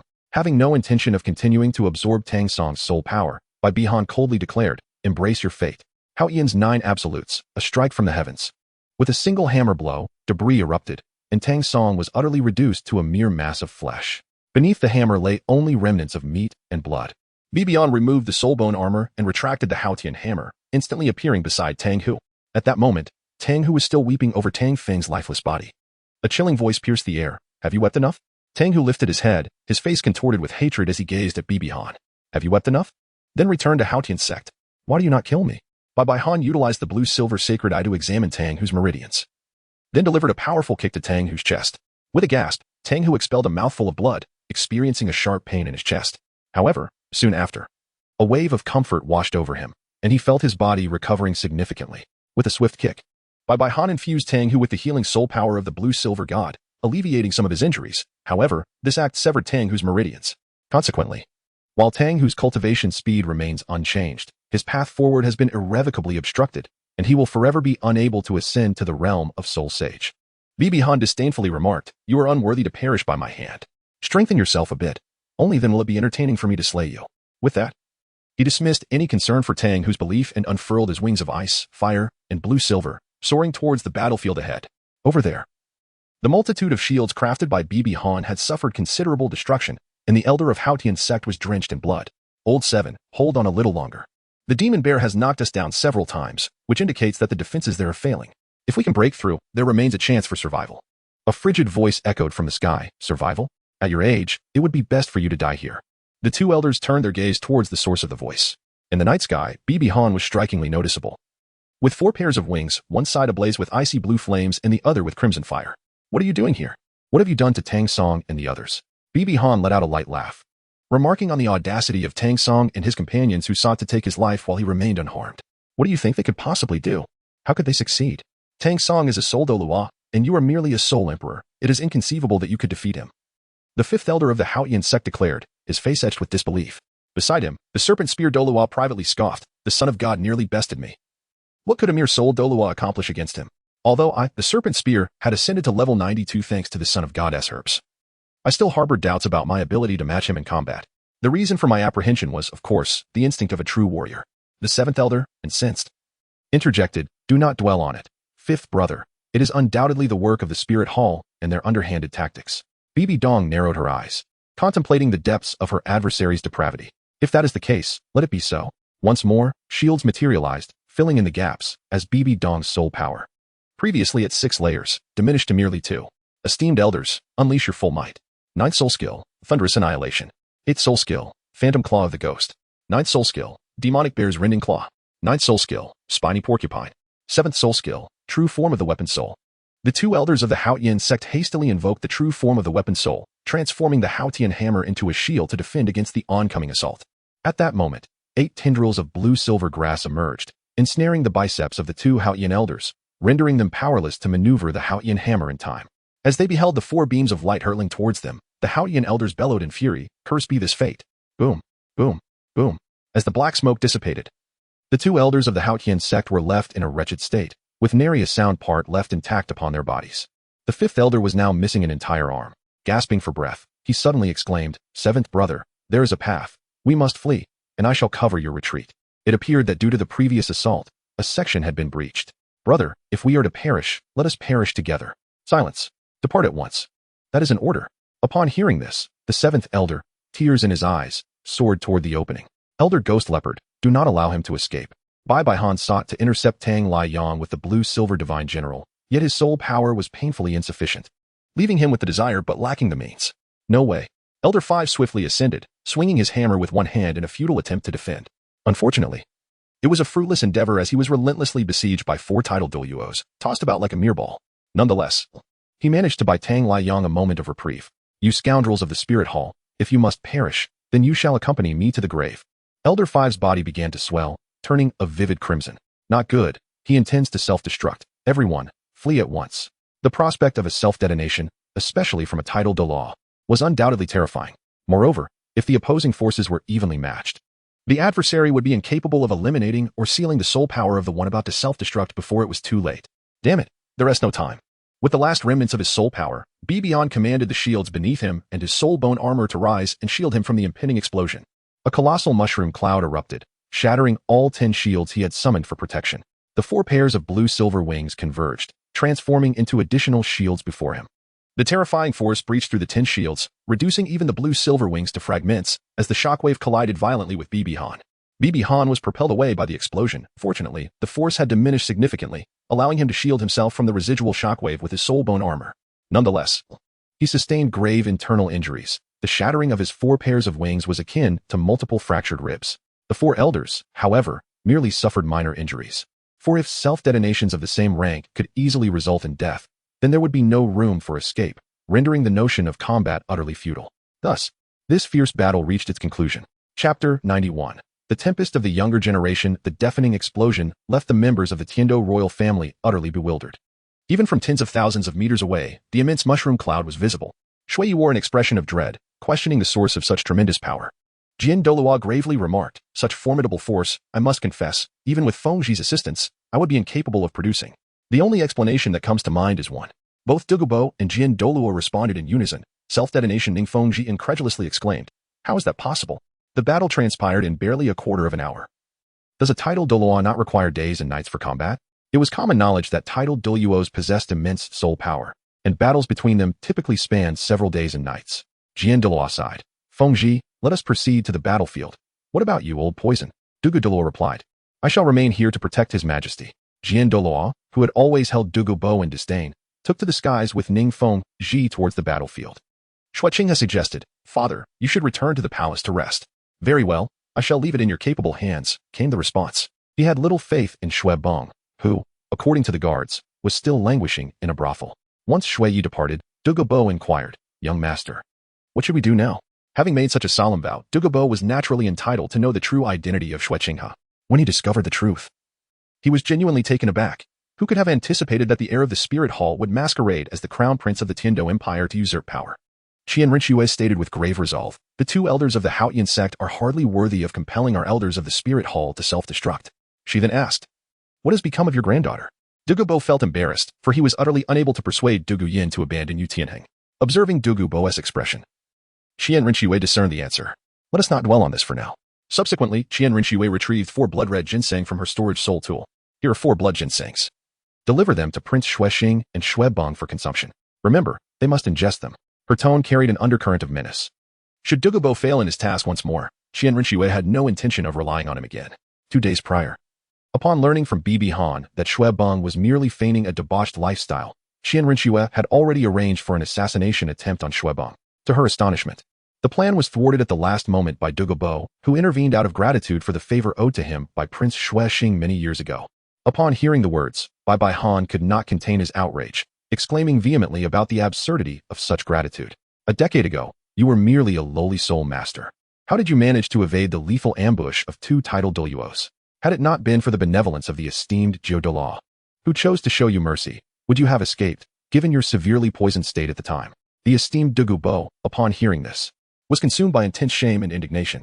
Reflecting on his own mastery of poison, he questioned his sanity. It was utterly ludicrous that a deeply poisoned soul Douluo could evade an assassination attempt from the world's foremost agility-type titled Douluo. Subsequently, Qian Renxue was summoned by the Snow Knight Emperor. The discourse was straightforward. Given the current state of Shuelang, it was best not to inflict further harm. The Snow Knight Emperor's words were clear, leaving Qian Renxue with no choice but to concede. Meanwhile, Xiaogang, rendered completely dazed, descended into deeper debauchery, brazenly spending the night in the brothel. Thereafter, Bai Han devised a scheme to utilize the underdeveloped blood ginseng under the guise of a supplement to sap the vitality of both Xiaogang and Prince Xuexing. The blood ginseng, indeed, is a remarkable celestial herb once it reaches the age of 10,000 years. However, if it has not matured, it is nothing more than a poisonous weed that stunts growth, relentlessly draining one's potential until further advancement becomes impossible. Even more alarming, consumption of the blood ginseng would result in a catastrophic depletion of life force, with two such roots culminating in a fourfold effect. For every second of life Xiaogang and Prince Xuexing sustain, we would endure 4. Understood, young master. On the battlefield, Bai Han stood somewhat feebly, his pallid complexion a stark contrast to the carnage behind him, where his once magnificent fire blue-silver wings lay in tatters. The 4 elders returned to his side, their expressions tinged with shame. They were meant to protect the Holy Sun, yet it was he who bore the brunt of severe injury while they escaped with mere scratches. The 4 titled Douluos knelt in unison, acknowledging their failure to safeguard their lord, beseeching him for reprimand. Bibi Han cast a glance at them and sighed. A few elders rose. We shall borrow your soul power for a moment. Elder Shimao will investigate the explosion site. There should still be 2 soul bones remaining there. Understood. Bai Han did not blame the 4 elders. In such a situation, self-sacrifice does not entail risking one's own life for salvation. Bibi Han placed a hand upon the shoulder of an elder, beginning to absorb his soul power. Subsequently, several strands of blue-silver grass entwined around the 2 elders, drawing in their soul energy. In a mere 20 seconds, his soul power had already been restored to 6 levels. The 4th soul ring illuminated, and with it, the 4th soul skill, blue-silver sacred dew, was activated. After consuming a few drops of golden nectar, Bibi Han's injuries eased significantly, and a healthy flush returned to his face. He then utilized blue-silver sacred light to tend to the external wounds of the 3 elders, as well as his own. Shortly thereafter, the snake spear Douluo returned with the soul bones of the 5th elder. Both soul bones were of the 10,000-year caliber. The 4 elders gazed upon the soul bones with eyes full of avarice. Alas, they were acutely aware that, given their performance this time, the soul bones would remain beyond their reach. After retrieving the soul bones, Bibi Han addressed the elders, stating that it was time to depart. Gui Bao grasped Bibi Han's shoulder, and together with the 3 elders, they soared into the sky. Shortly thereafter, Sword Douluo arrived at the battlefield accompanied by Ningfengji, the once serene moon pavilion. Nestled by mountains and rivers, adorned with the melodies of birds and fragrant flowers, had transformed into a desolate ruin, its ground pockmarked and devoid of tranquility. An unpleasant stench lingered in the air, emanating from the toxic fluids spat out by the serpent spear Douluo and the porcupine Douluo. Fengji, I can sense 2 of the 7 auras here. They are the same as those from the previous battle outside the city. However, their current presence is markedly stronger, suggesting that their earlier encounter was not a mere skirmish but rather a form of sparring. It is likely that both are titled Douluo from the Spirit Hall. Ningfengji lamented, his voice heavy with despair. 5 titled Douluo, he mused. He had not anticipated that the Spirit Hall would dispatch such formidable protectors for the Holy Sun. This implied that the self-explosion earlier must have been executed by a titled Douluo from the Hautman sect. Alongside these 5, with the addition of the Ju Gui Douluo from the Papal Hall and Pope Bibi Dong, there were now 8. He pondered if the Spirit Hall had any more titled Douluo in reserve.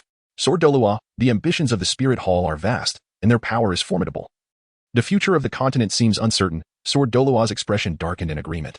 Although he was unsure of the Spirit Hall's full strength, he was certain they possessed an exceptionally terrifying titled Douluo. Even his father, the illustrious Chun Jianjun, who had once broken through to level 98, would appear as powerless as an infant before this individual.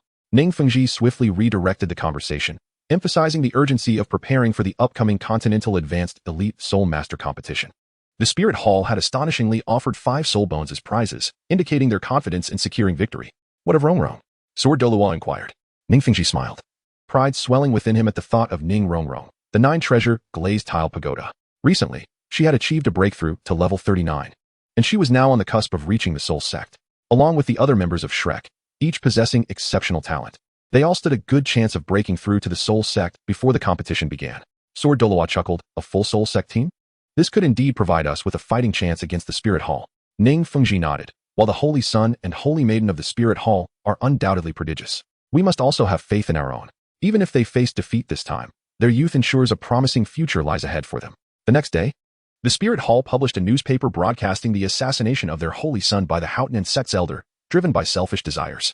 The Hautian sect had suffered a crushing defeat, with the 5th elder perishing in the self-explosion, and images of the soul bones prominently displayed on the front page.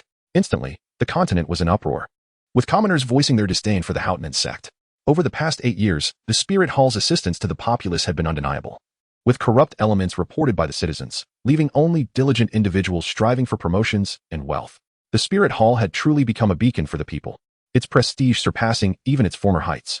In the prince's residence in Tiando City, Bibi Han reclined on a soft, plush bed, leisurely perusing the newspaper. As a wounded individual, he knew the importance of taking time to recuperate. A strong scent of medicine wafted through the air. Moments later, the door swung open, revealing Qian Renxue, who entered carrying a tray of medicine, placing it on the table beside the bed. Bibi Han gazed at the bowl of pitch-black medicine, feeling a wave of reluctance wash over him. Xiaogang, this medicine is exceedingly bitter. A mere injury like this will heal in a few days, surely. I need not drink this concoction. Qian Renxue replied in a melodious, yet somewhat domineering tone. The shattered external spirit bone is akin to regrowing bones, which demands a significant expenditure of energy. This medicine has been painstakingly brewed by me over the course of 2 hours using precious herbs. Drink it at once. Not a single drop is to be wasted. Upon hearing this, Bibi Han glanced once more at the dangerous glimmer in Qian Renxue's eyes. He closed his eyes and downed the potion in one gulp. After washing it down with a generous cup of water, he inquired, "What stance do we currently hold towards the Haotian sect?" "My mother has escalated this matter to the Hall of Offerings, seeking grandfather's assistance to annihilate the Haotian sect." "Ah. I suspect that old man Qian won't agree, but fortunately, I have made preparations in advance. At the Hall of Spirits, the Hall of Offerings. Qian Douluo, you old curmudgeon, are you truly so fearful of that fellow Tang San? A man who has vanished for countless years, his fate unknown, is worthy of your apprehension?" Qian Douluo cast a glance at Bibi Dong, letting out a helpless sigh. "I have made an agreement with Tang San, unless I perish or manage to defeat him. The Hall of Spirits shall never set foot upon that mountain." Upon hearing this, Bibi Dong let out a cold laugh. "What a ridiculous agreement. Are you suggesting that the members of the Haotian sect are permitted to confront us, while those from the Spirit Hall are barred from engaging with the Haotian sect?" Just as the two formidable leaders found themselves in a stalemate, a letter arrived. "Your Holiness, the Grand Elder, a message has come from the Holy Sun's Hall. He has devised the most prudent course of action." Qian Douluo was the first to speak. "Open it and read it aloud." The compensation demanded was 80 million gold soul coins and the Haotian 9 absolutes. "Bibi Dong, the offspring you have nurtured possesses quite the ferocity. If I am not mistaken, the funds of the Haotian clan are dwindling to this extent. Is he truly intent on condemning all members of the Haotian clan to a future of destitution?" An undeniable assertion emanated from Bibi Dong's lips. "Qian Douluo, do you still dare to refuse this method? I shall now lead a formidable force from the Spirit Hall to decimate the Haotian clan. If you wish to avert the catastrophic losses that the Spirit Hall might incur, then do not dare to decline. The conflict between Bibi Dong and her daughter has been resolved, yet it does not signify the eradication of her enmity towards the Qian family." In Bibi Dong's eyes, the sole value of Qian Douluo lies in his ability to initiate the angel goddess trial. Serving as a sacrificial offering on Shui's path to divinity, he must inevitably perish, and it is imperative that his death holds some significance. With a sigh, Qian Douluo remarked, "Qianjun, Jiangma, you two shall embark on a journey." From the shadows, 2 voices emerged, belonging to the Grand Priest. 300 miles west of Tiando City lies the residence of the Haotian sect, enveloped in a somber atmosphere. The dispatch of 2 titled Douluo, 1 soul Douluo, and 2 talented disciples for the assassination of the Holy Son of the Spirit Hall resulted in the death of the 5th elder, while the 7th elder returned barely clinging to life, having lost an excessive amount of blood and gravely injured. Fortunately, his life was preserved. Yet even if the 7th elder's wounds could be healed, the loss of blood would impair his vitality, potentially preventing him from ever breaking through again, a devastating blow for any soul master. However, what resources does the Haotian sect possess to replenish its vitality? The younger generation, once brimming with hope for breakthroughs to title Douluo, has been decimated. Tang Feng has perished, and Yuxian has been annihilated, leaving the Haotian sect devoid of income. A cascade of calamities has plunged the Haotian sect into its darkest historical period. In the Grand Hall of the Haotian sect, Tang Hao sat upon the sect leader's throne, observing the dejected disciples below, some lost in thought, others with tears brimming in their eyes. Anger surged in one disciple who rose to shout, "What are you all mourning for? Have you forgotten that our martial soul is the unparalleled Haotian hammer?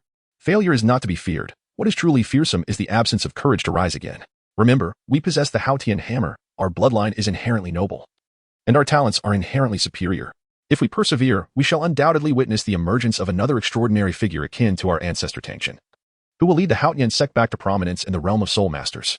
This impassioned address rekindled the fighting spirit among the Haotian sect disciples. Indeed, they were the heirs of the unrivaled Haotian hammer, capable of producing multiple titled Douluo in each generation, as long as they continued to endure.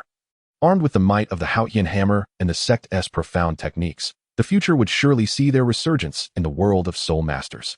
Suddenly, a raucous laughter echoed outside the Haotian sect, imbued with an overwhelming soul pressure that caused weaker disciples to spit blood. Tang Hao immediately ascended into the air, unleashing his soul power to counter the disturbance, bellowing, "Who dares to act so recklessly at my Haotian sect?" The other four titled Douluo, aside from the seventh elder, also soared into the sky. Upon seeing two elderly figures clad in golden robes before him, Tang Hao's expression hardened. These were the esteemed members of the Spirit Hall. "I did not expect the Haotian sect to conceal itself in such a desolate place," the speaker, known as Jiangma Douluo, remarked with a tone replete with derision and disdain. Tang Hao clenched his fists, his heart boiling with rage, yet he restrained himself, recognizing the futility of provoking these adversaries. The visitors from the Spirit Hall were Qian Douluo, 96th level, half a step to 97th, Jiangma Douluo, 96th level, peak, Jiuhua Douluo, 96th level, early 96th, and Guizhou Douluo, 96th level, early 96th. While Tang Hao could withstand one, the remaining three titled Douluo possessed the power to obliterate the entire Haotian sect, leaving him no choice but to endure. Tang Hao clasped his hands together, inquiring, "May I ask why the esteemed members of the Spirit Hall have come to my Haotian sect?" "Ha ha ha, brother, is he lacking in wit to inquire why we are here?" Another voice chimed in. "Perhaps, considering he swings that hammer daily, it's normal for his mind to be less agile." Qianjun and Zhang Mada's banter pushed an elder of the Haotian sect to the brink, as he pointed angrily at them, declaring, "Do not bully us too much." In response, Qianjun Da sneered, and with a flicker of crimson light, a soul power manifestation resembling a coiled dragon staff struck forth. Though it was merely a projection of power, it bore the weight of a peak 96th level titled Douluo's might. The elder, possessing only a 92nd level soul power, was unable to withstand it, resulting in blood spewing forth as he was sent flying. "Bullying too much?" Qianjun Douluo retorted coolly. "It appears the instigators were you of the Haotian sect. Our holy son merely sought to engage in music to ease tensions between our factions. Yet you felt compelled to strike first. Who, then, is truly the aggressor? Do you genuinely believe that our grand priest has a pact with your ancestors that would prevent us from dealing with the Haotian sect? We could simply sever ties with the Spirit Hall and eradicate this sanctuary of yours. Brother, who would care to retire in such a forsaken place?" Tang Hao, incensed by Jiang Ma's insult towards the Haotian sect, felt his temper flare to the brink of explosion. Nevertheless, he still managed to bow respectfully, stating, "We sincerely apologize for any grievance caused to the Spirit Hall. If there is anything we can offer as compensation, please feel free to name it." After a moment's contemplation, Qianjun Douluo replied, "Considering the long-standing relationship between your ancestor and our grand priest, the Haotian sect must publicly apologize, pay 100 million gold soul coins, relinquish half of its cultivation resources, and surrender the Haotian 9 absolutes." "What?" Tang Hao exclaimed. "Could you not propose an alternative condition?" Qianjun Douluo's aura erupted. "Tang Hao, you have no bargaining power here. This is not a negotiation." Gritting his teeth, Tang Hao responded, "An apology and other compensations are acceptable, but we do not possess such a sum of gold soul coins." Jiangma Douluo interjected mockingly, "What is this? The former number 1 sect cannot even produce 100 million gold soul coins?" Their sardonic remarks elicited suppressed laughter from Jiuhua and Guizhou Douluo. As titled Douluo, they typically commanded respect without needing to display anger, unless provoked. With a cough, Qianjun Douluo asked, "How much can you offer?" "Up to 80 million, Tang Hao replied. "Very well, proceed immediately. Do not attempt any tricks, our army below is hungry for action," Qianjun Douluo ordered. The three titled Douluo of the Haotian sect cast their gaze toward the indicated distance, their eyelids twitching as they beheld a vast throng of soul masters. With over 100 soul saints and a dozen soul Douluo among them, Tang Hao's complexion paled. Inwardly wishing to wield the Haotian hammer and obliterate the Spirit Hall multiple times over, he then turned back to the Haotian sect, declaring, "Fetch the money. We must atone for our sins." After some time, a storage soul guide was presented to Qianjun Douluo. He inspected it with his spiritual power, nodding in approval. "Not bad. You have been relatively compliant, without any tricks." Tang Hao forced a smile. "Seen your jest. Our Haotian sect values integrity." This remark caused the four titled Douluo from the Spirit Hall to twitch their expressions. Qianjun Douluo then added, "This soul guide has considerable space. Its value must be substantial. Shall we organize it and return it to you?" "It's merely a soul guide. Consider it a gift for the seniors," Tang Hao replied. Jiang Mo waved his hand. "Then we shall let you off this time. We take our leave. Farewell, esteemed seniors." Once the four titled Douluo and their army departed from the Haotian sect, Tang Hao could no longer contain himself. He spat a mouthful of blood and plummeted onto the eaves of the sect. Master. After a brief journey, the esteemed ghost Douluo entrusted the Haotian 9 extremes to Bai Bihuan before returning to Wuhuan City. The following day, the Wuhuan Hall released yet another report, featuring the Haotian sect's public apology. The populace hailed the might of the Wuhuan Hall, while the reputation of the once great Haotian sect continued to plummet. In Chapter 93, the Eight-Winged Seraph, the former Blue Ba Academy, now known as Shrek Academy, found the esteemed Grandmaster reading today's newspaper. The Haotian sect had publicly apologized. compensating the Wuhuan Hall with 80 million gold soul coins. Grandmaster Yu slammed the newspaper onto the table, his face flushed with anger, veins bulging on his neck. The Wuhuan Hall had truly gone too far. After all, that was the sect of his idol and the rival of his heart. Bibi Dong, it must be you behind this. You've driven the Qian sect into seclusion. Why do you persist in your ruthless pursuit? Next to him, the mother of the exploding dragon consoled, Xiaogang, do not despair. The talent of your rival is extraordinary, possessing twin martial souls. He will undoubtedly make the Wuhuan Hall pay for their actions in the future. Indeed, replied Grandmaster Yu, pride swelling in his chest at the thought of Tang San, who was on the verge of breaking through to the soul ancestor level at merely 14 years of age. With dual martial souls and the Qian hammer as his second soul, coupled with an external soul bone of unparalleled quality, he believed Tang San would surely validate his theories. And he himself would emerge as a renowned figure in the soul master community. Meanwhile, a tall figure appeared in Tiando City, clad in tattered robes, lacking even patches. His bronze skin was exposed. His once handsome features were now obscured by a layer of waxy yellow, his hair a chaotic nest, and his unkempt beard had grown wild from neglect.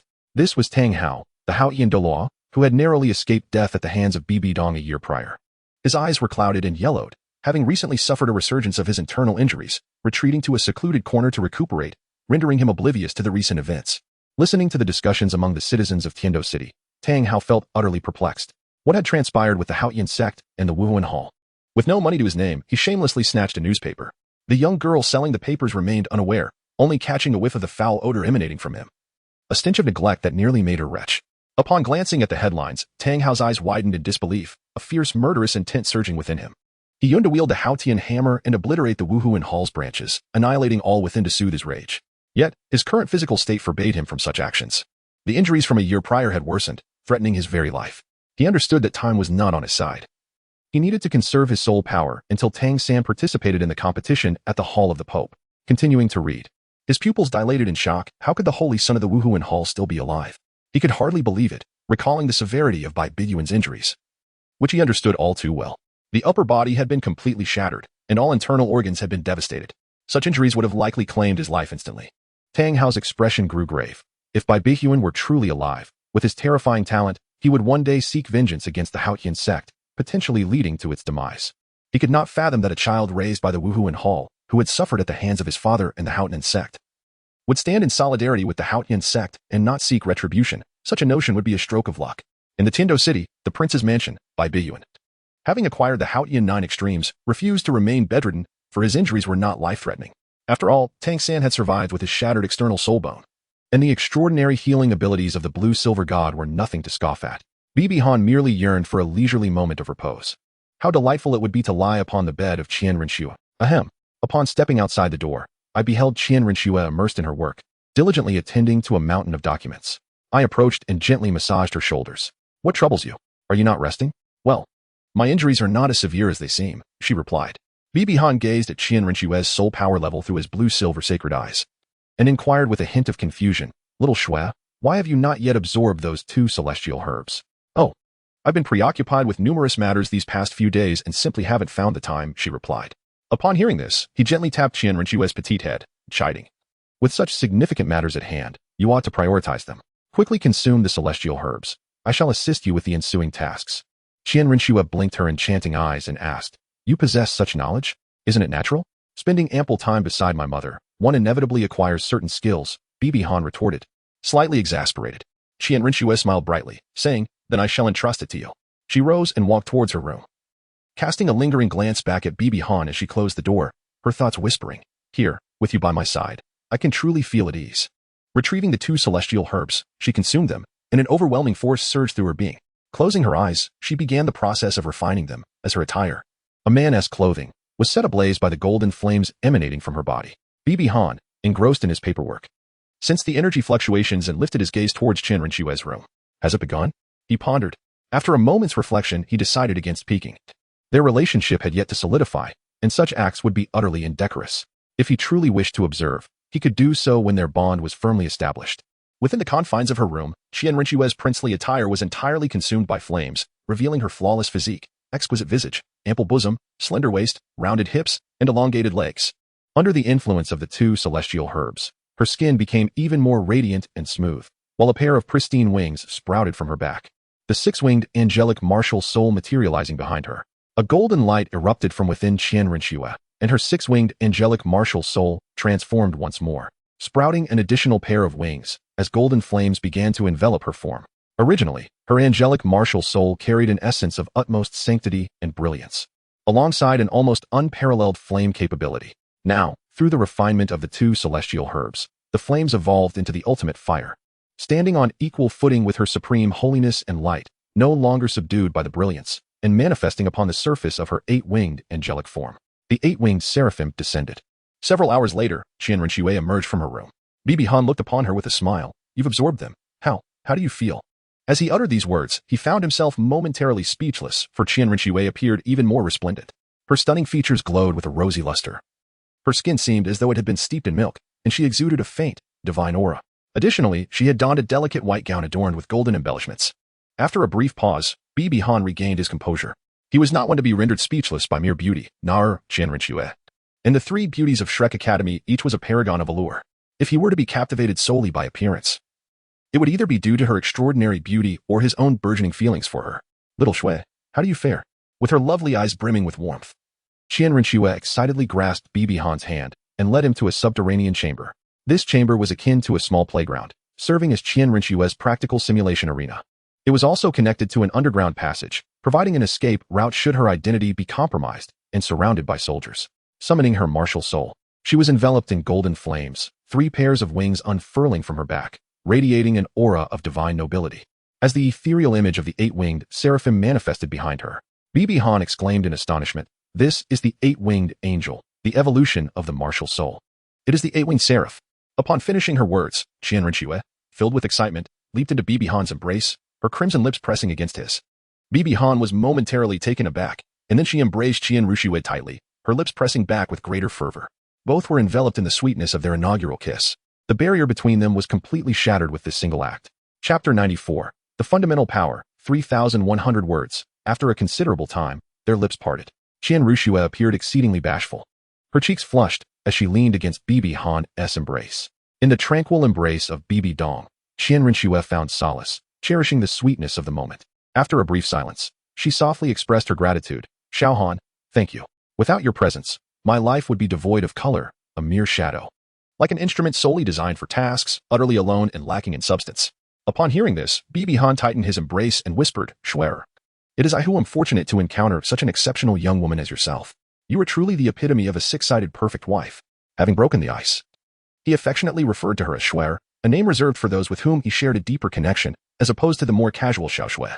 Curiously, Qian Renxue lifted her head and inquired, "What does it mean to be a six-sided wife?" He explained, "A six-sided wife possesses peak qualities in beauty, physique, intellect, strength, character, and strategy. Just consider, a woman who has maintained her guise as a man for 20 years without a single flaw. Do you not think her intellect, character, and strategy are remarkable? In the realm of Douluo, only Bibi Dong and you have achieved such heights." At this, Qian Renxue chuckled softly, her pride evident as she proclaimed, "Of course, I am the most outstanding." She then playfully asked, "And what about you? How many sides do you possess?" He replied modestly, "I am merely a brash fellow with a bit of appearance and strength. I am nowhere near as formidable as my Shuer." Such an exceptional wife deserved every ounce of praise and affection. Given that Qian Renxue had neglected her training and strategy due to her undercover role, Bibi Han resolved to compensate for her lack of strength. In a marriage, mutual support is paramount. There is no need for a mere ornamental vase, as they are plentiful in the world of Douluo. He then retrieved a chair and sat with her, wrapping his arms around her delicate waist. He inquired, "Shui, what are the effects of the eight-winged seraph?" She replied, "The eight-winged seraph surpasses the six-winged seraph in every aspect, particularly in purification abilities. Previously, it took me a full minute to purify the soul power of a soul emperor. Now, I can accomplish it in half that time. Furthermore, my flames have transformed into the ultimate fire, allowing me to easily defeat my former self." As she finished speaking, Qian Renxue clenched her delicate fist, her face alight with excitement. Bibi Han, with a somber tone, remarked, "Shuer, are you implying that you are solely reliant on the power of your martial soul?" Qian Renxue turned to the side and inquired, "What do you mean?" Bibi Dong spoke with a serious expression, "Shuer, while the angel spirit is indeed formidable, its very power restricts your exploration. Did you know that several centuries ago, the Haotian hammer was not the supreme weapon spirit of the world? At that time, it was not widely acclaimed. The true number one weapon spirit was the seven-killing sword. The Haotian hammer's ascendance was not due to the sheer number of its wielders, but rather the creation of the Haotian sacred techniques." Upon hearing this, Qian Renxue's expression grew solemn. realizing that their Qian family had indeed relied too heavily on the angel spirit. Before Qian Douluo, the spirit hall was the absolute ruler of the continent, with each generation's angel god being the most powerful being. They dedicated themselves to developing the spirit hall, striving for the future unification of the continent, allowing the light of the angel god to shine upon every corner as it did at its inception. In the era of Qian Douluo, the spirit hall had grown sufficiently powerful, and during this time, Tang Hao was born. With unparalleled talent, he reached the 99th level and created numerous Haotian and sacred techniques, surpassing Qian Douluo and becoming the strongest in the continent. He single-handedly elevated the Haotian hammer to the status of the supreme weapon spirit and established the Haotian sect as the foremost sect in the world. Qian Douluo was indeed formidable, worthy of the title of Angel de Law. Tang San, possessing so many Haotian techniques, was evenly matched with Qian Douluo. As for the subsequent Qian Xiaogang, often regarded by Douluo fans as the weakest pope in history, it is better left unmentioned. If Tang San were not a time traveler, it is likely that he would have fallen to Qian Renxue. Swear, the angel spirit possesses an inherent angel domain, while the Haotian hammer, despite lacking a domain, can acquire one through the city of slaughter. The various formidable abilities of the angel spirit are countered by the Haotian sacred techniques. You are naturally at level 20. The strongest talent in the Qian family for millennia, and it is essential to develop your own soul skills that belong to the angel spirit. For that is the true foundation of strength for its wielders.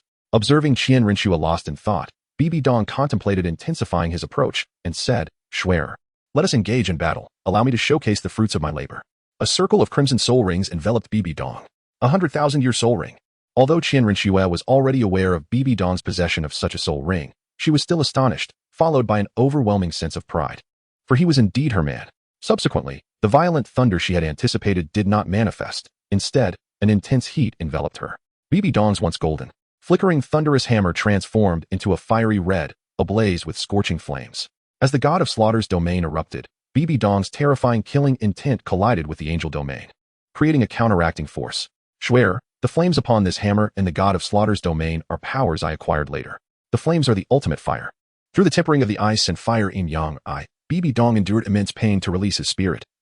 Endowing the Haotian hammer with the ultimate fire and the blue-silver god with the ultimate ice, it simply proved ineffective against the snake spear Douluo previously. Prepare yourself, for I shall unleash my self-created footwork, explosive step. Xiaoyan, as fellow townsmen, refrained from seeking royalties. The sound of explosions erupted beneath Bibi Dong's feet. In the blink of an eye, he appeared behind Qian Renxue, the Haotian hammer raised above his head. In ground combat, if Bibi Dong so desired, he could easily annihilate Qian Renxue in an instant. Recovering from her astonishment, Qian Renxue slowly turned around, gazing in awe at the smiling Bibi Dong, and asked Little Han, "What technique did you just employ?" Bibi Han withdrew the Haotian hammer, lifting his foot with a smile. "This technique, known as the explosive step, is a soul skill I developed based on the explosive attributes of the Fire Wushuang's unique fire-violent dragon. By compressing soul power and concentrating it beneath my foot, I can unleash a powerful step that detonates the gathered energy, serving as a propellant. The Haotian hammer counters all offensive martial souls, yet it encounters significant challenges against formidable agility and control types, excluding Donggu Bo, of course. This technique suffices to address that issue." As he spoke, Bibi Han gently tapped Qian Renxue's forehead with his finger and continued with a light chuckle. "I have compensated for the Haotian hammer's only shortcoming on land. So do your best, Swear." The exchange of words and actions between Bibi Han and Qian Renxue thoroughly awakened her. The ultimate fire of the Haotian hammer, the 100,000-year soul ring, the domain of the god of death, and the self-created footwork, all these were the fruits of your arduous cultivation, Xiaohan. I grasp your intent now. For too long, my training has been overly complacent, merely replicating everything my predecessors bequeathed to me. My mental fortitude has been lacking, compensated only by the angel skullbone. I sought the most standard soul rings and adhered to the sword techniques taught by my grandfather. Although my mission has hindered my explorations, the crux lies in my failure to contemplate a breakthrough. Henceforth, I shall exert myself to develop unique soul skills belonging to the angel martial spirit. With over 4 months remaining until the elite competition of advanced soul masters across the continent, our esteemed Yudushur is honing the members of Shrek Academy. However, there are subtle differences in the Shrek group compared to the original narrative. Due to Bibihan's intrusion, the once respected Yudushur appeared somewhat foolish, leading to a lack of reverence from the Shrek members, including Tang San. Their physical training methods were still derived from Bibihan's suggestions, utilizing Zhao Wujia's gravity training field, while their soul power cultivation took place in the mimicry training ground. After a rigorous training session, Xiao Wu leaned on Tang San's shoulder, their closeness palpable. The intrusion of Bibihan had also illuminated Xiao Wu's affection for Tang San. After several failed hints, the mischievous rabbit finally laid her cards on the table. On a pitch-black night, with the sky laden with ominous clouds, She sought refuge in Tang San's room under the pretense of fearing thunder, curling up in his embrace and seizing the moment to kiss him fervently. Brother, in a few months, the elite soul master competition will commence. Do you think Guxue Han will participate?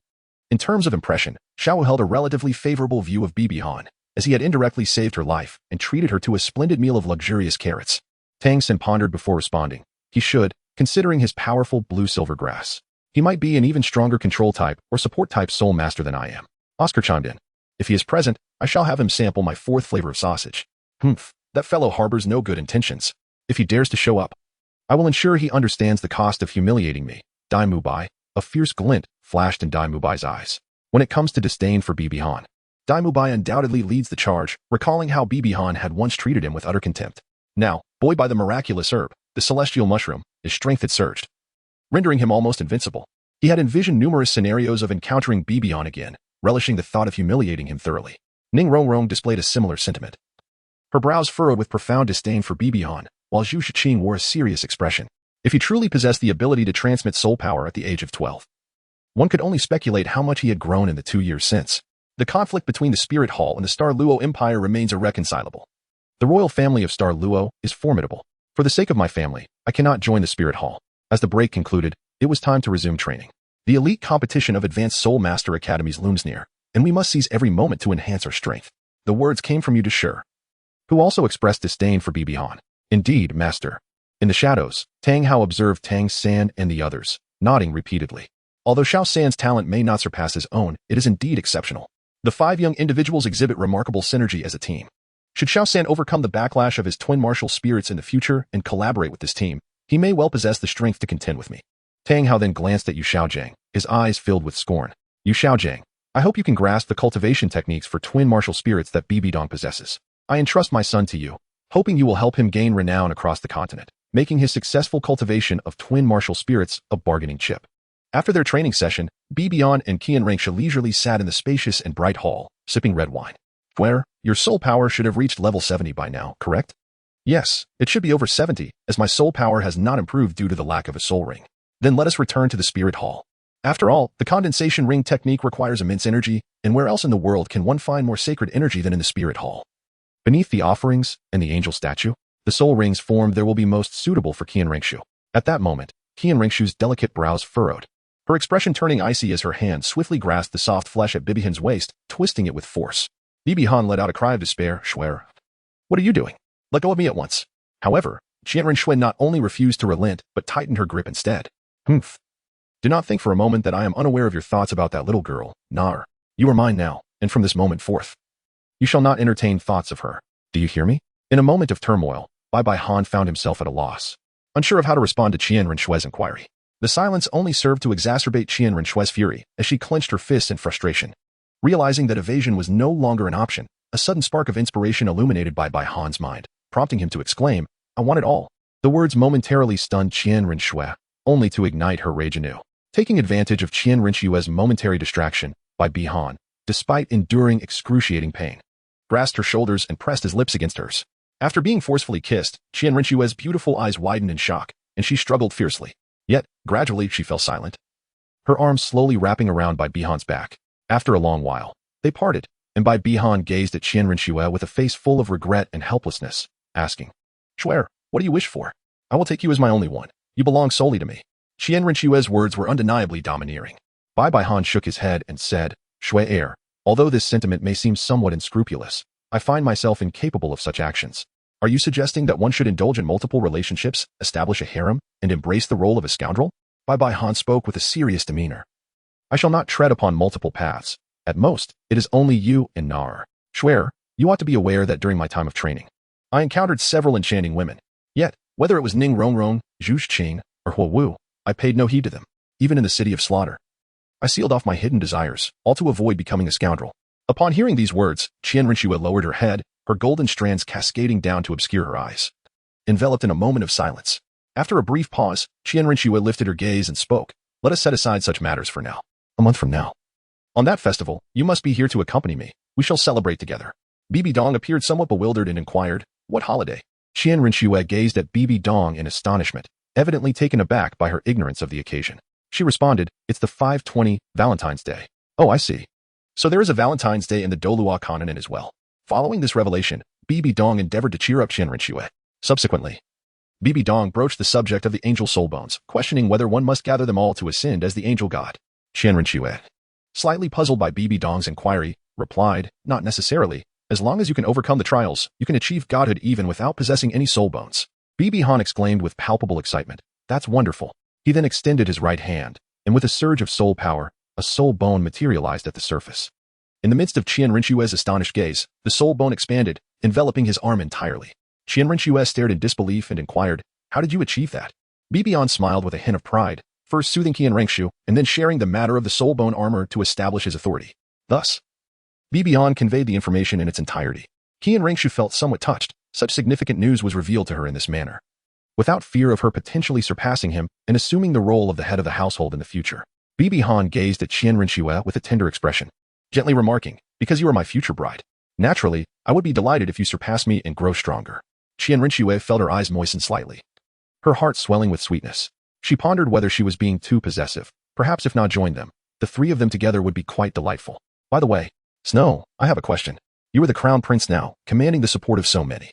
Why wait for that fellow Shui to abdicate? Why not have a titled Douluo assassinate him directly? As he contemplated the original text, Bibi Han found himself perplexed. Although Qian Renxue had already become the crown prince, why not eliminate Shui outright? Instead, she resorted to poison to slowly bring about his demise. The first prince and the third prince had both met their ends through poison, and the same fate awaited Shui. As the saying goes, once is happenstance, twice is coincidence, but thrice is enemy action. Poison is a method so transparent that even Xiaogang could see through it. There was no reason for Qian Renxue to be unaware. Regarding the subsequent accountability of Xiaogang and Douluo, there was no evidence to implicate them. Furthermore, as long as Qian Renxue showcased her two titled Douluo companions, the fickle supporters of the Tiando Empire would surely fall in line. Qian Renxue could ascend to the throne and complete her mission without wasting so much time. Qian Renxue replied, "Little Han, I have considered that approach as well, but it is simply unfeasible. Shui carries a defensive soul tool, an artifact passed down from ancient times, capable of withstanding attacks at the level of a titled Douluo. This is something every emperor of the Tiando Empire possesses. Such a formidable soul tool must have limitations on its usage, correct? Wouldn't several attacks suffice? The Tiando Empire should not have the capability to defend against our titled Douluo. This is precisely what I wish to convey." With a shift in tone, Qian Renxue's expression turned serious. The Tiando Empire is home to a remarkably powerful titled Douluo, known as the titled Douluo Tianping. His name is Shui Tian, the ancestral figure of the Shui family and the grandfather of Shui. Can a mere swan truly cultivate to the level of a titled Douluo? Bibi Han, with a visage full of astonishment, could hardly fathom how the theories of that inept grandmaster could possibly hold any truth.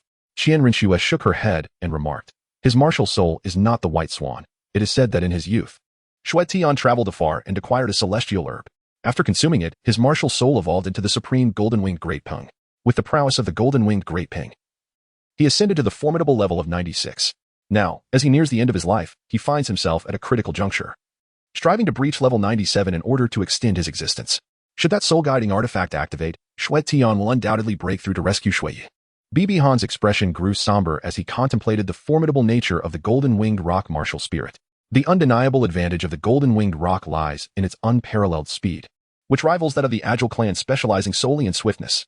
Furthermore, the possessor of this martial spirit boasts a pair of exceptionally sharp claws and a body adorned with resilient scales, representing a remarkable evolution akin to that of the swift-tailed swallow. In truth, should the spirit hall deploy its high-ranking offerings, they could indeed eliminate Shui. However, such an action carries significant risks of exposure. Moreover, the offerings themselves regard such tasks with disdain. After all, who among the peak Douluo is not an individual of lofty aspirations? To them, a mortal emperor holds no more value than refuse.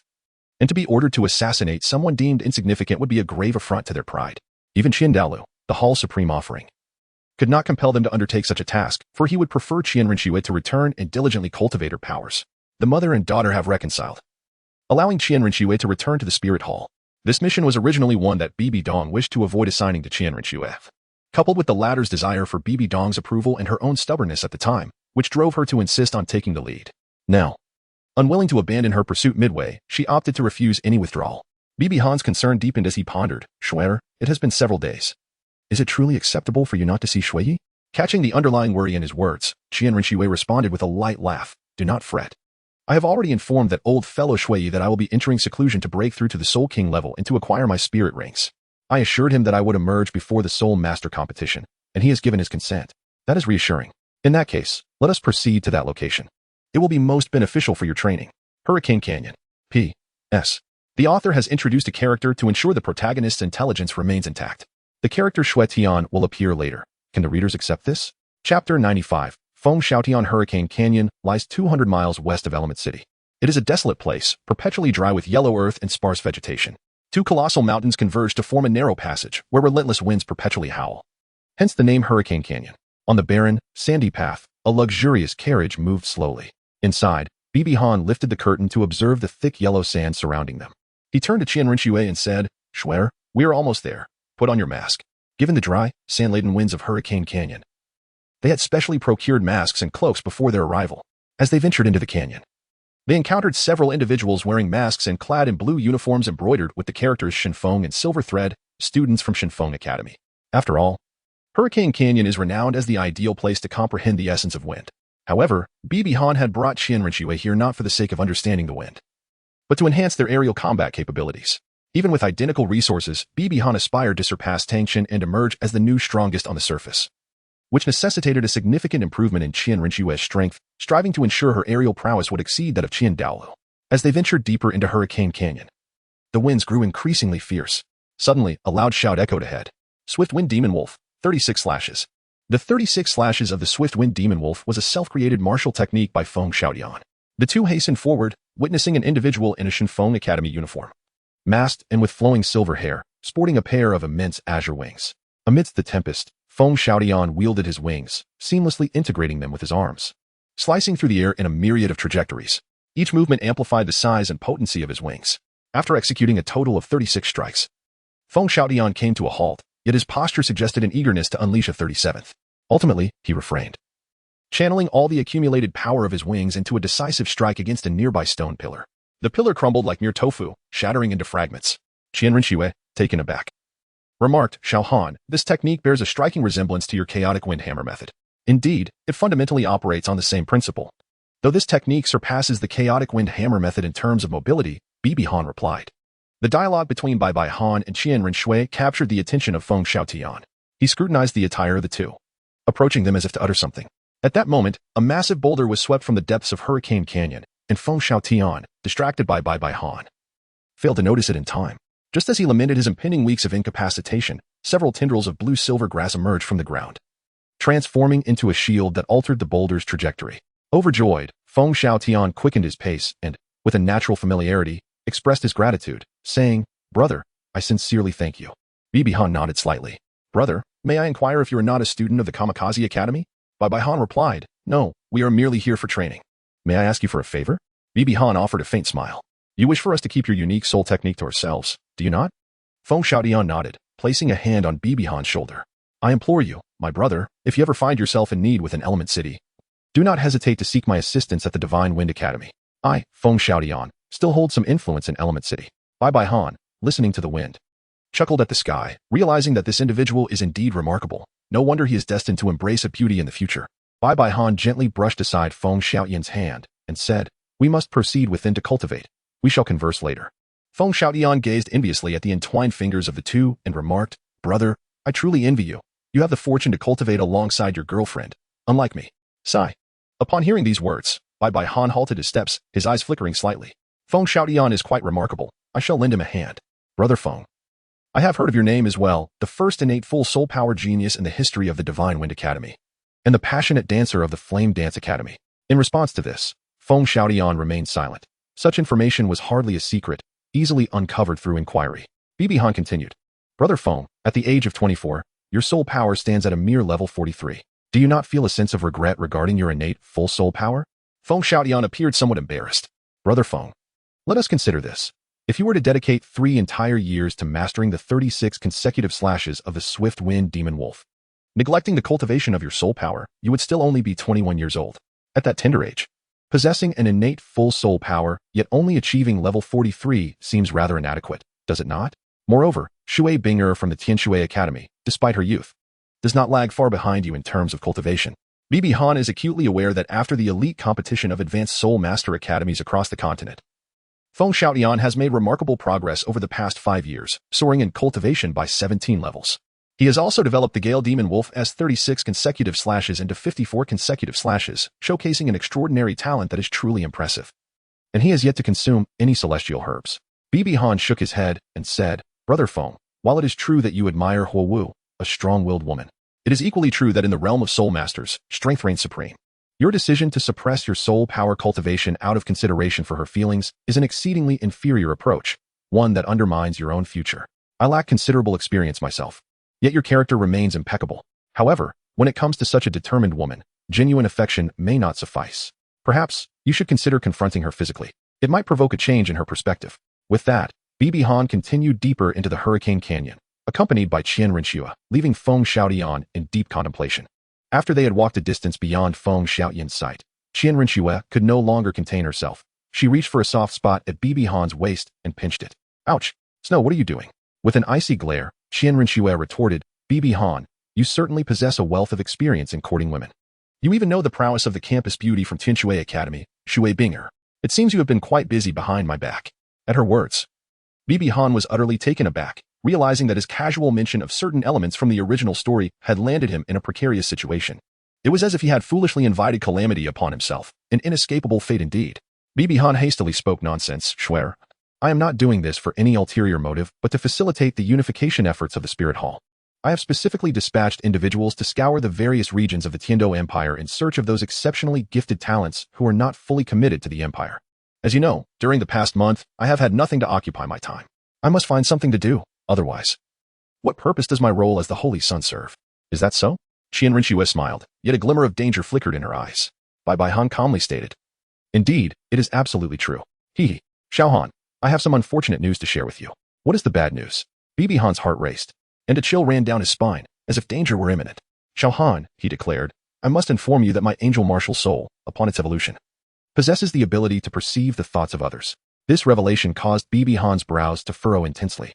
Therefore, Qian Renxue's voice turned icily cold. My angel martial soul reveals that you are deceiving me. With that, a fist the size of a sandbag struck Bibi Han squarely on the face. In an instant, the howls of Bibi Han echoed throughout the Hurricane Valley. Chapter 96. The training concludes. Damn it, this beating was utterly unwarranted. Had I known, I would have ignored Feng Xiaotian. Bibi Dong raised his right hand, emanating a radiant blue glow. In the deepest recesses of the Gale Canyon, the ferocity of the winds is so overwhelming that even a soul emperor would be unable to withstand it and would be swept away in an instant. However, Bibi Dong and Qian Renxue are no ordinary soul emperors. Qian Renxue, unleashing her full combat prowess, is capable of rivaling a high-ranking soul Douluo.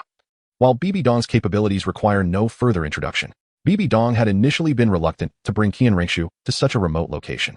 However, Qian Renxue's indomitable spirit compelled her not to fall too far behind Bibi Dong. From a young age, Qian Renxue bore the mark of the angel god within her. In her heart, she believed her chances of ascending to divinity were exceedingly high, especially with her martial soul having evolved into the eight-winged seraph. Through the exhilaration of battling alongside Bibi Dong, Qian Renxue realized that enhancing her cultivation was not her foremost concern, that would come in due time. What truly mattered was her combat prowess. As for the origin of the Tempest in this place, Bibi Dong harbored no interest, even if it concealed a divine legacy. It would be of little use to one not a god king. Furthermore, the two were incompatible. What if she were to be ensnared into becoming a high priestess? Bai Han leaped onto the surrounding cliffs, gripping the Haotian hammer, and addressed Qian Renxue, Swear, be cautious. Qian Renxue unfurled her 3 pairs of wings and nodded earnestly. Haotian 9 Absolute, Zhen Character Technique. The resounding impact of Bibi Han's Haotian hammer reverberated against the cliff beneath him. Instantly, fragments of rock began to crumble, propelled by the wind towards Qian Renxue at an alarming speed. Her expression sharpened as she unfurled the wings upon her back, deftly evading the barrage of stones, varying in size, that hurtled towards her. The challenge presented by this training far surpassed the arduous task of cultivating mental fortitude in years past. Not only must she withstand the onslaught of the tempestuous winds, but she also had to deftly navigate the relentless assault of the accelerating boulders of diverse dimensions. As Bai Han observed Qian Renxue evade the initial onslaught, the frequency of the Haotian hammer striking the cliff face intensified. Faced with a barrage of debris, Qian Renxue, caught off guard, was struck by a small rock on her wing, disrupting her balance. In an instant, a multitude of massive stones hurtled toward her. Bai Han's pupils constricted, and he swiftly teleported in front of Qian Renxue, shielding her from the impending onslaught of rubble. Thud, thud, thud. Bai Han shook off the dust from his body and forced a smile, saying, Swear, are you all right? Xiaohan, you. Qian Renxue. after a moment of tenderness, was engulfed by anger once more. Xiaogang, have you forgotten what I told you? This is the training method I have chosen. I will bear the injuries and endure the pain. Bibi Huan, feeling a pang of sympathy, remarked, I cannot bear to merely watch you suffer. Having experienced the searing pain of the colossal stone striking his body, he was undoubtedly the most qualified to speak on the matter, and even he found it difficult to endure such torment. Qian Renxue shook her head and replied, every generation of the Qian family, be they male or female, has undergone countless trials in their youth, battling fiercely against evil soul masters. My generation of evil soul masters is indeed rare, yet I cannot be an exception. Xiaogang, do not attempt to shield me later, otherwise, I shall compel the 4 elders to bind you. Observing the earnest expression on Qian Renxue's face, Bibi Huan realized she was serious. He stepped back and said, then, Shuer, you must wield the holy sword. I can overlook the smaller stones, but if it comes to the larger ones, I will not stand idly by while you bear the brunt. After a moment's hesitation, Qian Renxue nodded. With a flourish, she summoned her 5th spirit skill, the holy sword. Her 5th spirit ring shone brightly, and in her hand, a golden flame materialized, transforming into a magnificent longsword adorned with flickering star-like flames. The holy sword, forged from the essence of fire, represented the pinnacle of the angelic martial soul's fiery capabilities, significantly enhancing its power. As night fell, Bibi Huan tended to Qian Renxue's wounds using his blue-silver divine technique. After a day of rigorous training, her body bore numerous scars, and her garments were tattered beyond recognition, causing him immense heartache. However, Qian Renxue appeared unfazed, leaning gently against him as she whispered, Xiaogang, the night is truly exquisite this evening. Bibi Huan gazed up at the sky, his eyes sparkling with delight. The full moon hung majestically above, casting a gentle and luminous glow, harmonizing beautifully with the myriad stars scattered across the night sky, rendering the evening profoundly serene and tranquil. Meanwhile, at Shrek Academy, Tang San meticulously combed Xiaowu's hair with a wooden comb, while she cradled a bunch of love-stricken red flowers, her face alight with infatuation. Brother, with all the celestial herbs you've procured from poison Douluo to enhance our powers, did you offer him any in return? Tang San, puzzled, inquired, Xiaowu. Why do you ask? I was merely contemplating that since poison Douluo is now an esteemed guest at our Shrek Academy, his strength directly contributes to our own. If our academy grows even more formidable, it will serve to intimidate those envious institutions lurking in the shadows. We must prevent Huowu from bringing her father back to the academy. Who knows where Gu Xuehan has disappeared to? Tang San replied. I acquired these celestial herbs through a trade with the esteemed Dugu. I provided him with an antidote, and in return, he bestowed these herbs upon me. Should Dugu lend us significant assistance, I shall offer him one of the herbs. Oh, a flicker of intrigue danced in Tang San's eyes. Offer him a celestial herb? What a jest. Dugubo has nearly taken my life on several occasions. The most perilous instances were when he seized my throat, demanding an antidote, and another when he unleashed the 9-section jade to bite me. Had I not possessed the essence of the Tang sect's poison manual from my past life, I would have long since met my demise at his hands. And now he expects me to gift him a celestial herb? The Tang sect's foundational principle states, identify your adversary as an enemy. If they possess the means to bring about your demise, show no mercy, lest you invite further troubles. Dugu Bo has nearly killed me countless